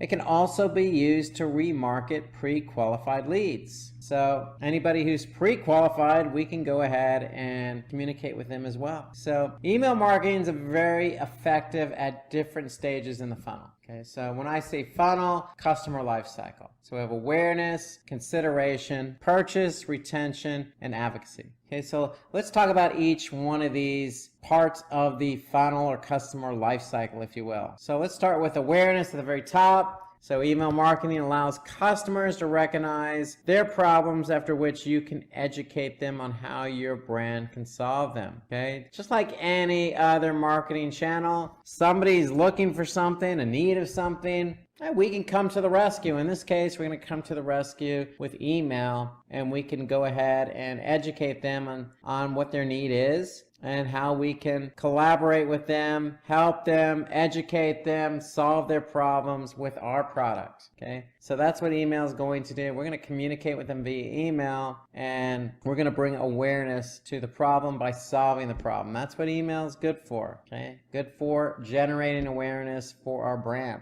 For example, we can share a newsletter with our customers. So if we're running a cosmetics company, we can basically educate them on the 5 important skincare products that everyone should have. Okay, so we can get them to click on the call to action to learn more. So if somebody's having some skincare issues or not sure what products to buy, an email can cover that. Okay, the next step in the customer life cycle is consideration. So customers focused on searching for relevant products and compares the products with similar ones. Okay, so they're definitely looking, they're a little further in the process, they're educated, they know what they're looking for, so we can really hit them with the right email. We can send a relevant email to promote our product. Okay, discover that perfect moisturizer for your skin, that perfect skin moisturizer. Smooths, hydrates, and contains SPF 20. So we got the perfect product for that person who's further along the funnel and really is ready to purchase that product. So we can hit that person up with the perfect messaging. Let's talk about purchase, the next step in the life cycle. Well, with purchase, we can send an email that encourages that customer to purchase our product by offering them something. Okay, by giving an offer. For example, we can give a discount. Discounts always tend to work. So that moisturizer that particular customer was considering buying, well, they can move from consideration to purchasing because we're going to offer them a discount they can't refuse. Okay, so it could be for a specific date. Okay, it could be something that's going to get them excited to buy the product. 20% off a moisturizer is pretty good deal, and especially if that percentage off is better than the other products they were considering buying. So getting somebody that extra incentive to purchase the product goes a long way via email. Okay, we want to take that next step in the life cycle and nurture our relationship with customers to ensure they're loyal. Okay, if they've already purchased, how do we get them to purchase again? That's retention. We want to retain our customers. We want to get them back to buy the same product or similar products or completely different products in their inventory. So what do? We're going to send an email.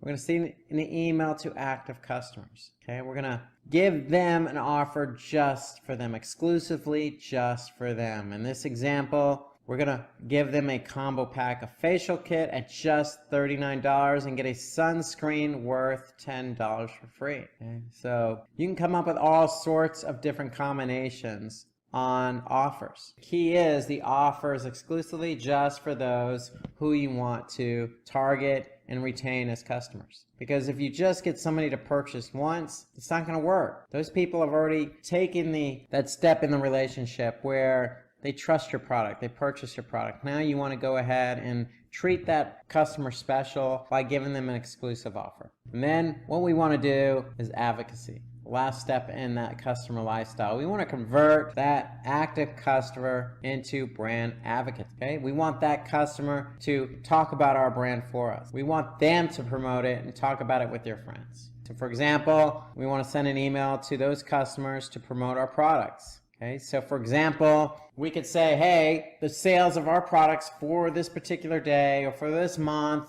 is going to go to our favorite nonprofit. Could be educating poor children or cleaning up plastic in the ocean or saving animals. We want to be able to get them to speak on our behalf and say, look, guys, this is a really good company. They're offering me products exclusively. They've offered me discounts in the past. They have good products. They have a lot of different products. And on top of all that, they help.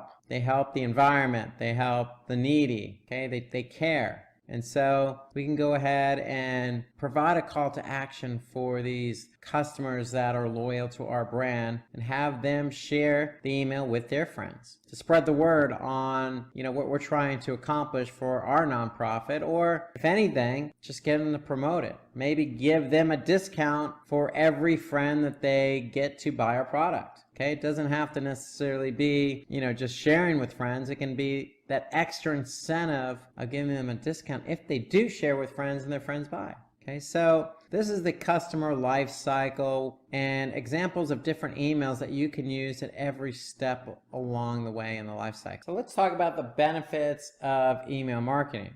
So what are some of the benefits? Well, we've already mentioned to Linda that it's cost effective.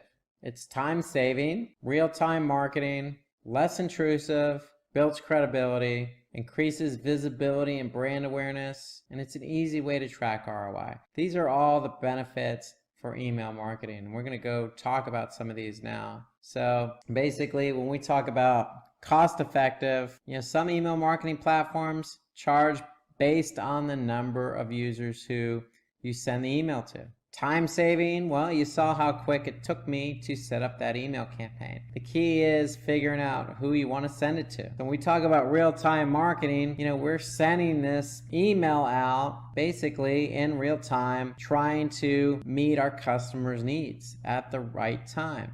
It's less intrusive because we can customize the emails. Okay, we can, as you saw, I can put first name in there to make it more personal. So when something's more personal, it's less intrusive, especially if it's a segment that already knows your brand. Okay, builds credibility. Hey, we gain credibility when we offer exclusive offers to repeat customers, or, try and build advocacy by working with nonprofits. Okay, it increases visibility and brand awareness. Why? Because, we could send our email out to a large group of people, and that's a good way to generate brand awareness. And as you saw, we can easily measure, not only open rates, click rates, but ROI. So how many people from that email went on and purchased? So we can measure that. It's very easy to measure email. Today, we're going to talk about affiliate marketing. So let's jump right into it and take a look inside an office environment right now. We have Chuck here. Chuck's doing a little bit of pacing. John walks in the office. Hey man, what's with all the pacing? Everything all right? Chuck responded, hey, I'm just worried that I might have exhausted every way we can advertise our product. I mean, I've done SEO, I've done paid search, I've done email, I've done social. Man, nothing's working. I gotta come up with something new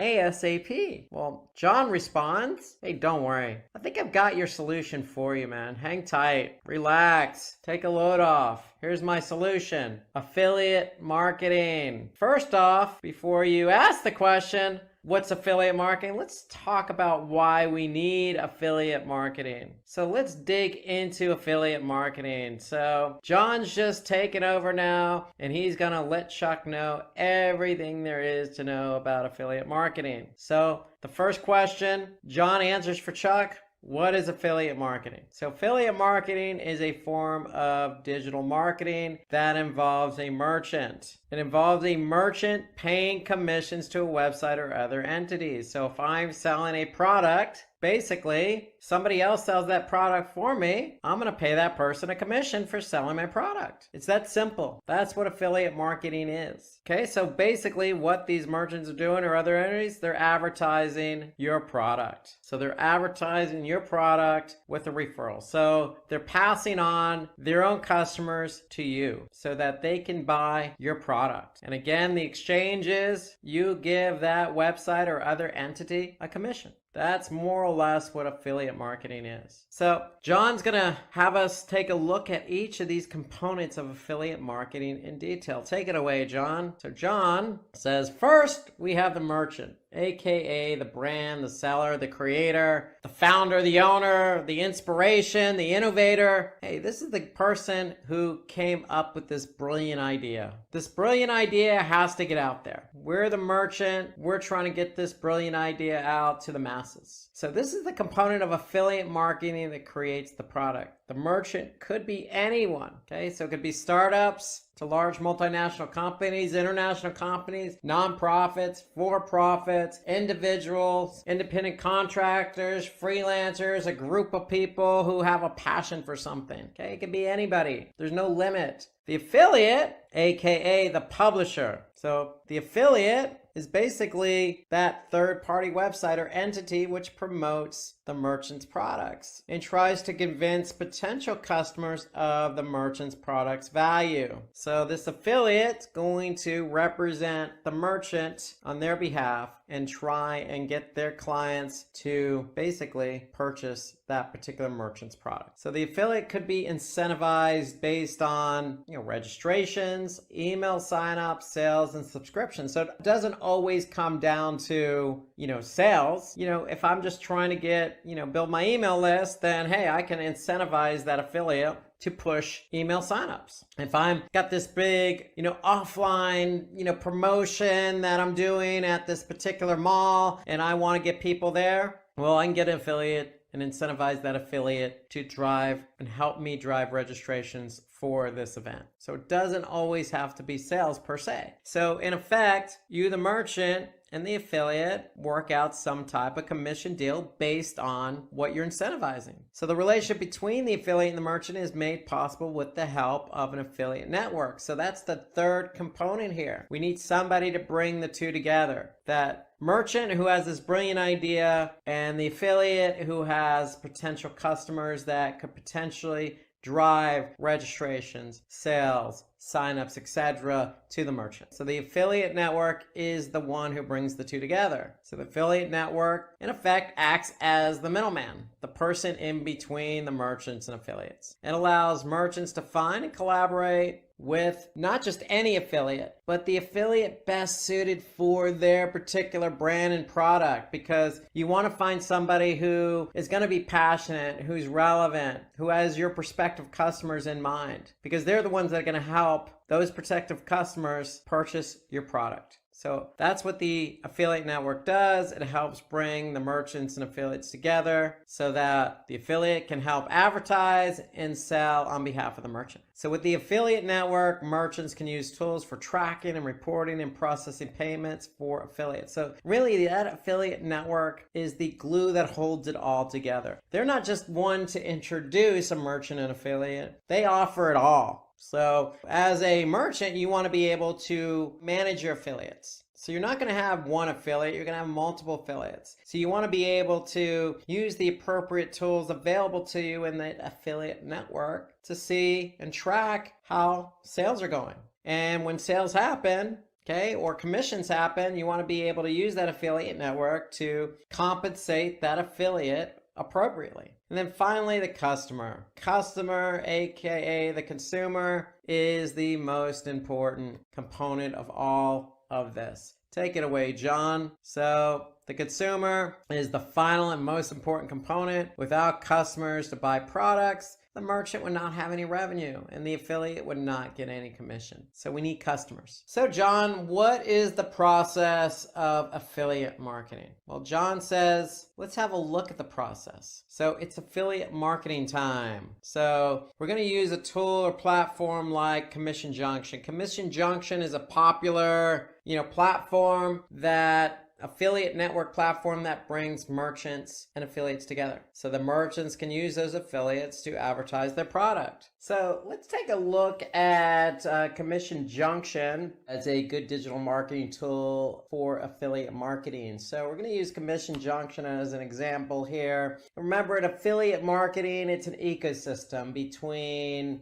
publishers and merchants. So remember, merchants are selling products, publishers are selling those merchant products on their site. And so Commission Junction is the middleman, so to speak. Okay, so Commission Junction, just known as CJ now, is the middle person. They're introducing the publisher and the merchant. And so let's go ahead and log in here. So when you log in, like any other digital marketing tool, any other platform, you're going to have your own settings and whatnot. So really the whole idea behind any affiliate marketing tool is really there to manage your publishers. Who do you want as a publisher? Who do you want selling your product? You obviously want somebody who's relevant, somebody who's going to be able to sell the product, somebody who has a targeted audience that's similar to yours. Okay, so we go into cj.com, we're going to log in, and here you can see a publisher's link. So we're going to click on the publisher's link. And remember,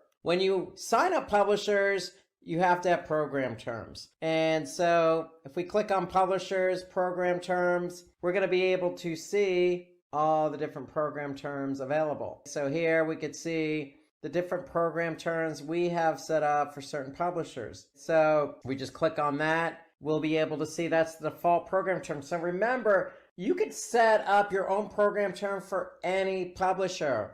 So as a best practice, if you have publishers who are actually performing well, who are selling your products, maybe you want to offer them a little bit more on the commission side. Maybe you want to sweeten the deal. Maybe, these publishers get better program terms versus, say, other publishers who don't. And so here we can see the program terms. Basically, you could see what the terms are, the action, and the different policies here. So everything you need to do to manage that publisher in terms of payment is done under the program terms. Now, if the program terms are met, the publisher actually sells your products. CJ is the broker. They're the ones who are going to initiate the payment based on the program terms. So be careful in the program terms. You want to be able to set them appropriately. CJ has templates. CJ has some default program terms that you could use and offer up to different publishers. So based on the program terms, that's how your publishers are going to get paid.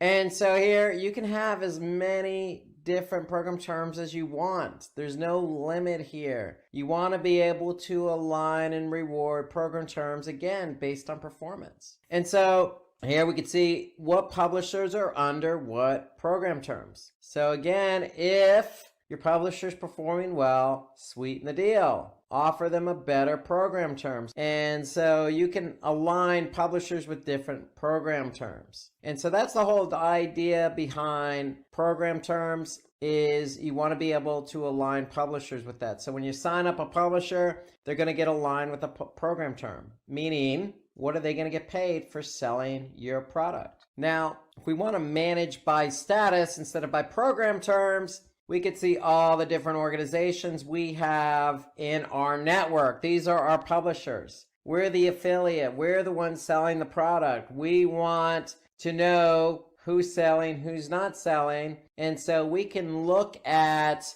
all our publishers by program terms or by status. Okay, so basically you could see here the term status, whether it's active or not, earnings, basically what they've sold over the last basically 7 days or 3 months. So you can look at basically how your publishers are performing just by clicking on Manage by Status here in CJ.com. So when you're looking at reports in CJ.com or really any other affiliate program, you might see the acronym EPC. This stands for earnings per click. Actually, it's a little misleading. It's actually earnings per 100 clicks. So basically CJ calculates, how much your publisher's actually making per click. Just like paid search, we're paying Google X amount per click. It's the same thing here. We can't, or these publishers can't make any money if they don't generate clicks. So that's why you have an EPC model or metric, so to speak, so you can measure earnings per click. CJ does it over a 7-day period and over a 3-month period. So you could sort based on 7-day or 3-month to see who's earning the most per click in terms of publishers. Now, you can select under publishers groups. Now you can group your publishers. Okay, so if you have, say, a group of publishers in a specific region like the United States or India, or if you're just focused on the United States and say you have publishers in different states like Texas, California, Missouri, Arkansas, well, you can group those publishers into different groups, and you can look at your different group names here. So here we could see Canada. And so we have our publishers grouped into a group called Canada. Why? Because they're based in Canada.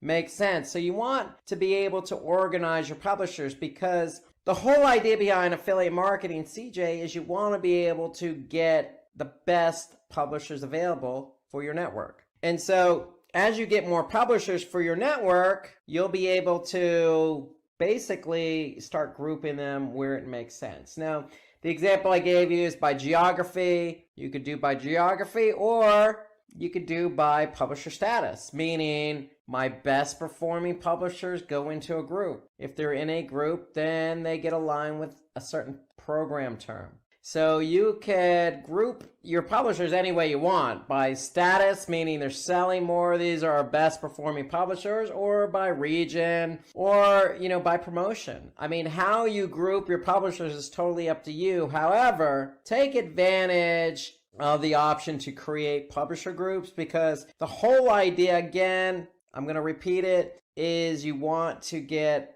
publishers and you want to start building your base of publishers, because the more publishers you have, the more chance you are to sell your product. Remember, if nobody clicks on your product, then nobody's going to buy your product. So if you have publishers who are promoting your product for you, then you have a good opportunity to sell it. So the more publishers you have on board, the better the opportunity. So now once you have publishers, you can start grouping these publishers accordingly to whatever makes sense. It's a business decision. Just know the options available in CJ to group publishers. Now, when you're in CJ and you're starting out, okay, you want to start recruiting your publishers. So you click on recruit, and based on your settings, based on what you're selling, CJ is going to try and put you in front of some good publishers. And so here we could see, if we click on recruit, we're going to get a list of publishers. And this search results list of publishers that we can recruit into our network are all listed here. And you could actually see, what's interesting, you could see the name of the publisher and you could see the URL,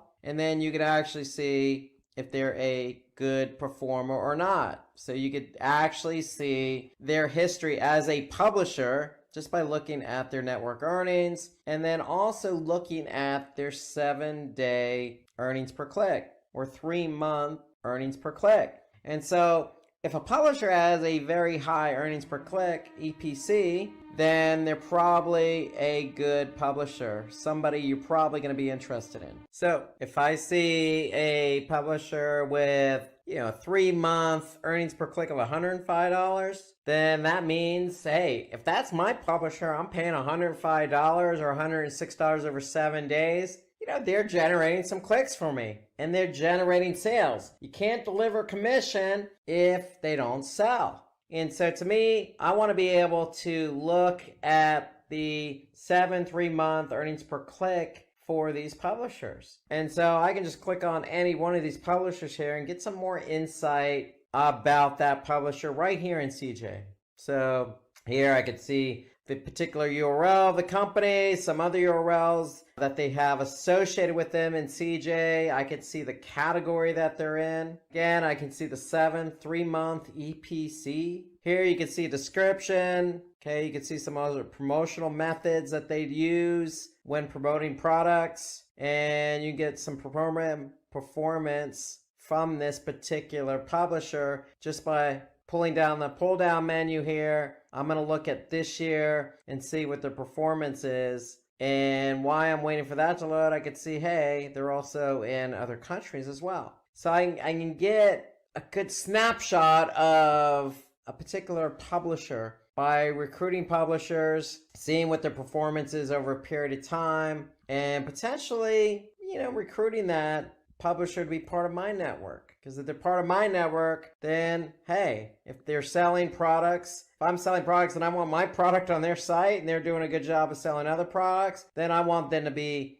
part of my ecosystem, part of my network. Now remember, CJ is doing the introducing here. They're introducing you to recruits. So you want to be able to, again, take a look at the site. Do any of the sites that a particular publisher has interest you? Again, we can just click on it, go to the specific site, take a good look. Hey, Virgin Atlantic, okay, do we want them selling our product? Maybe, maybe not. So you want to take a look at the website, make sure it's not spammy, make sure it aligns with your business goals, make sure it aligns with your product, your target audience. Remember, a lot of things you want to make sure the website aligns with because they're representing your brand. Okay, very important here, very important. And so that's what you want to be able to do. And you could do all that just by looking at the publisher detail in CJ. And then again, take a look at that earnings per click. If they're selling products for other merchants and they're doing a good job, maybe you want them selling your product as well. Okay, so you can also, sort by country. You can also do network earnings, and you can really filter here. So if we want, choose high network earners in a particular country, a particular state, we could definitely filter in on a particular type of publisher. Okay, so you want to be able to hone in on somebody that's aligned with your geography, or definitely you want to align with somebody who's a high network owner. Now when you get all your publishers set up, you're going to need to provide them with some good promotional material, some good banners, some, it could be text links, some messaging. Okay, so you're the one who's going to provide the publishers with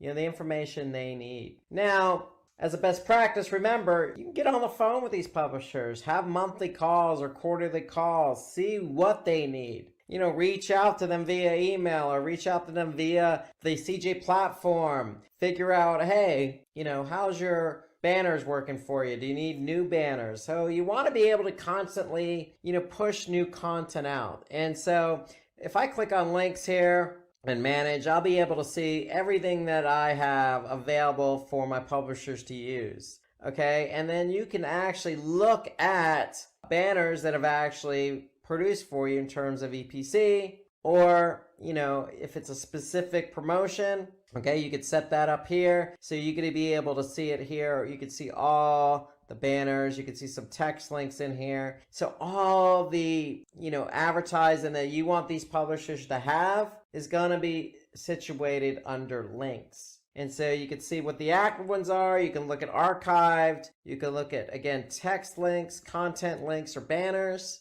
And as a best practice, if I click on a banner, as a best practice, ideally what you want to do is use UTM tracking. Okay, so you want to have some type of tracking in place. However, CJ does a lot of the tracking for you. So they're going to be able to tell you how many times a banner's been clicked and how many times a banner's been seen. Okay, they'll also tell you, more importantly, not only was that banner clicked, but did it generate a sale? And so here I can see that I have 3 publishers using this particular banner. I can see over this period of time, 412 impressions, meaning 412 people viewed the banner and I received 1 click on it. So you can get some in-depth detail about your different marketing materials and how they're performing. Okay, you can also see what publishers are using them.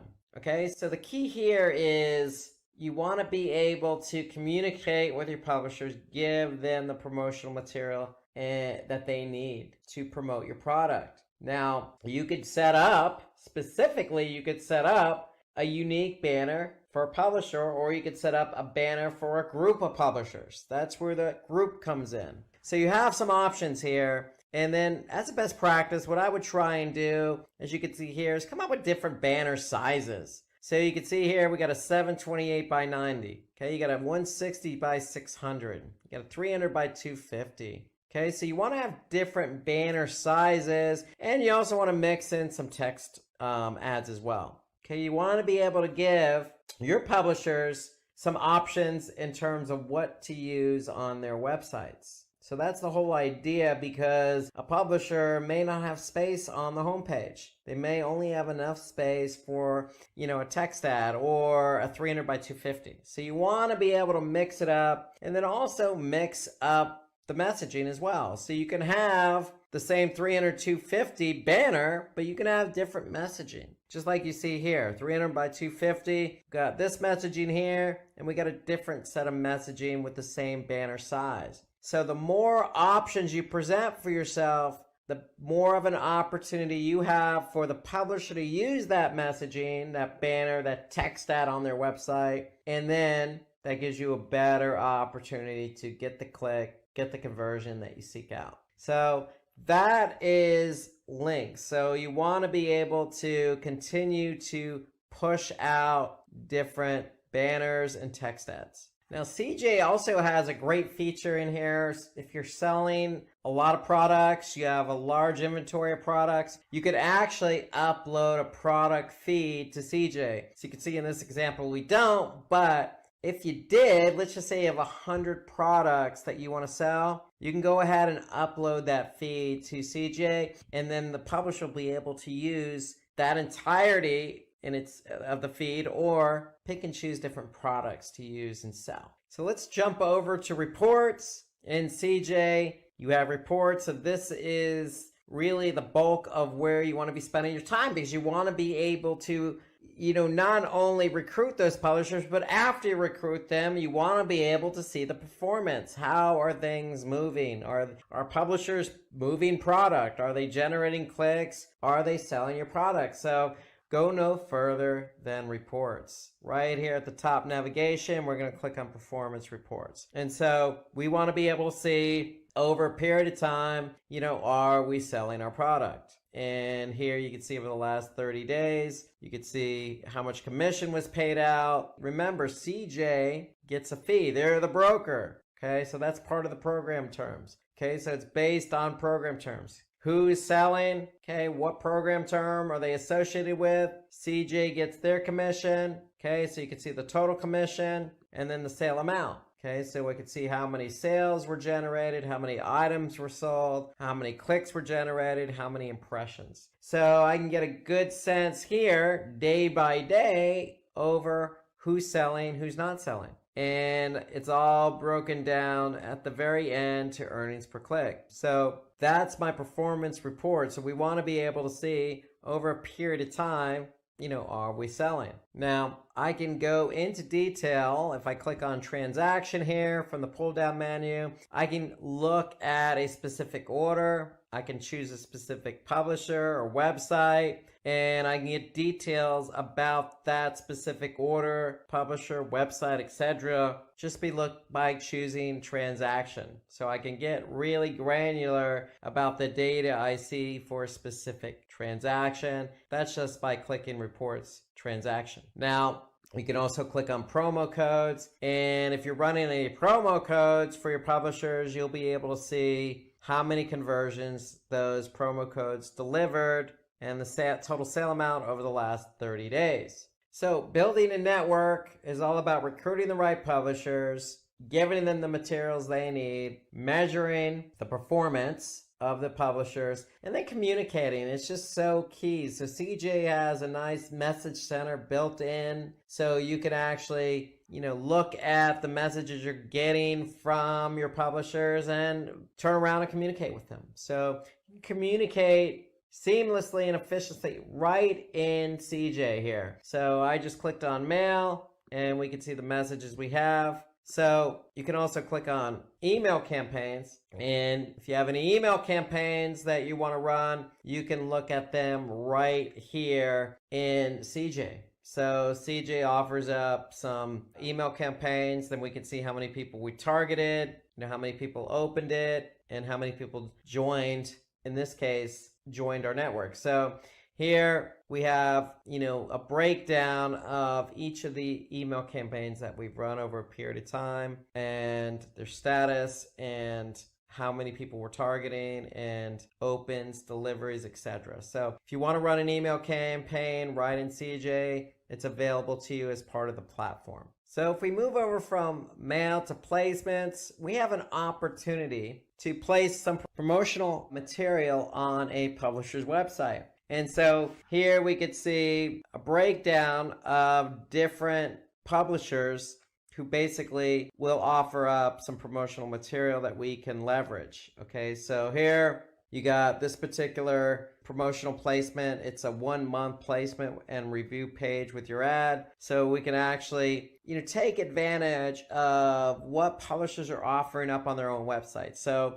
the whole idea here is if it's in a prime position on their website, then we can take advantage of that. So then what we want to be able to do is if we like what they're offering up, you can see, hey, this particular publisher saying, hey, I have a creative, the placement is a homepage banner or full page review. Provide an email with a copy of the ad that you'd like to be displayed, and we're going to email this person here. So if we want to take advantage of a specific promotional placement on a publisher's website, then we can do that just by clicking on placements, and we'll be able to see who's offering up what. Notice there's a fee involved, so it just gives you an opportunity to reward a publisher that's performing well for you, and if they turn around and offer you a better placement for a little bit more money, it might be worth it. So the whole idea is to take advantage of placements, because if your product isn't placed properly, then nobody's going to see it. If nobody sees it, then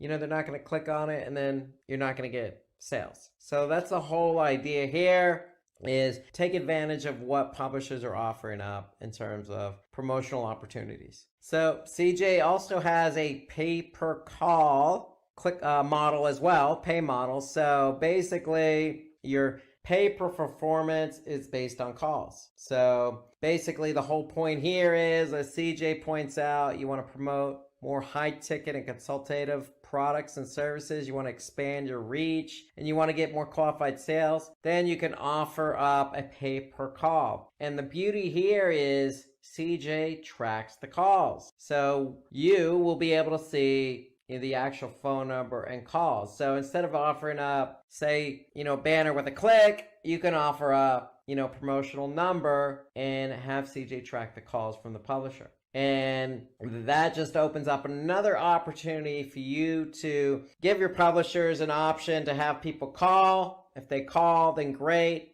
It's another way for somebody to get in touch and purchase the product. So the pay-per-call method is available under CJ as well. So if we want to get more insights about how our program is performing, we just click on the insights. CJ is going to take us to this overview, this dashboard, if you will, with some really good data based on a time frame, okay? So we're comparing July of 19 through July of 2018. We're able to see revenue and commissions paid out and how many clicks, average order value. So it's kind of an overview dashboard, if you will, about how our overall program is performing. There are other similar tools and resources to include, Max Bounty, Trade Doubler, Amazon Associates. There's plenty of networks out there. You want to find a network where you're going to have affiliates that are going to be passionate and going to be relevant and have the prospective audience that you need to sell your product. So do your due diligence on the number of different platforms out there.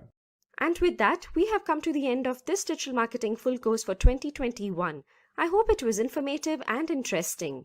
If you have any questions about the topics covered in this video, please ask away in the comment section below. Our team will help you solve your queries. Thanks for watching, stay safe and keep learning.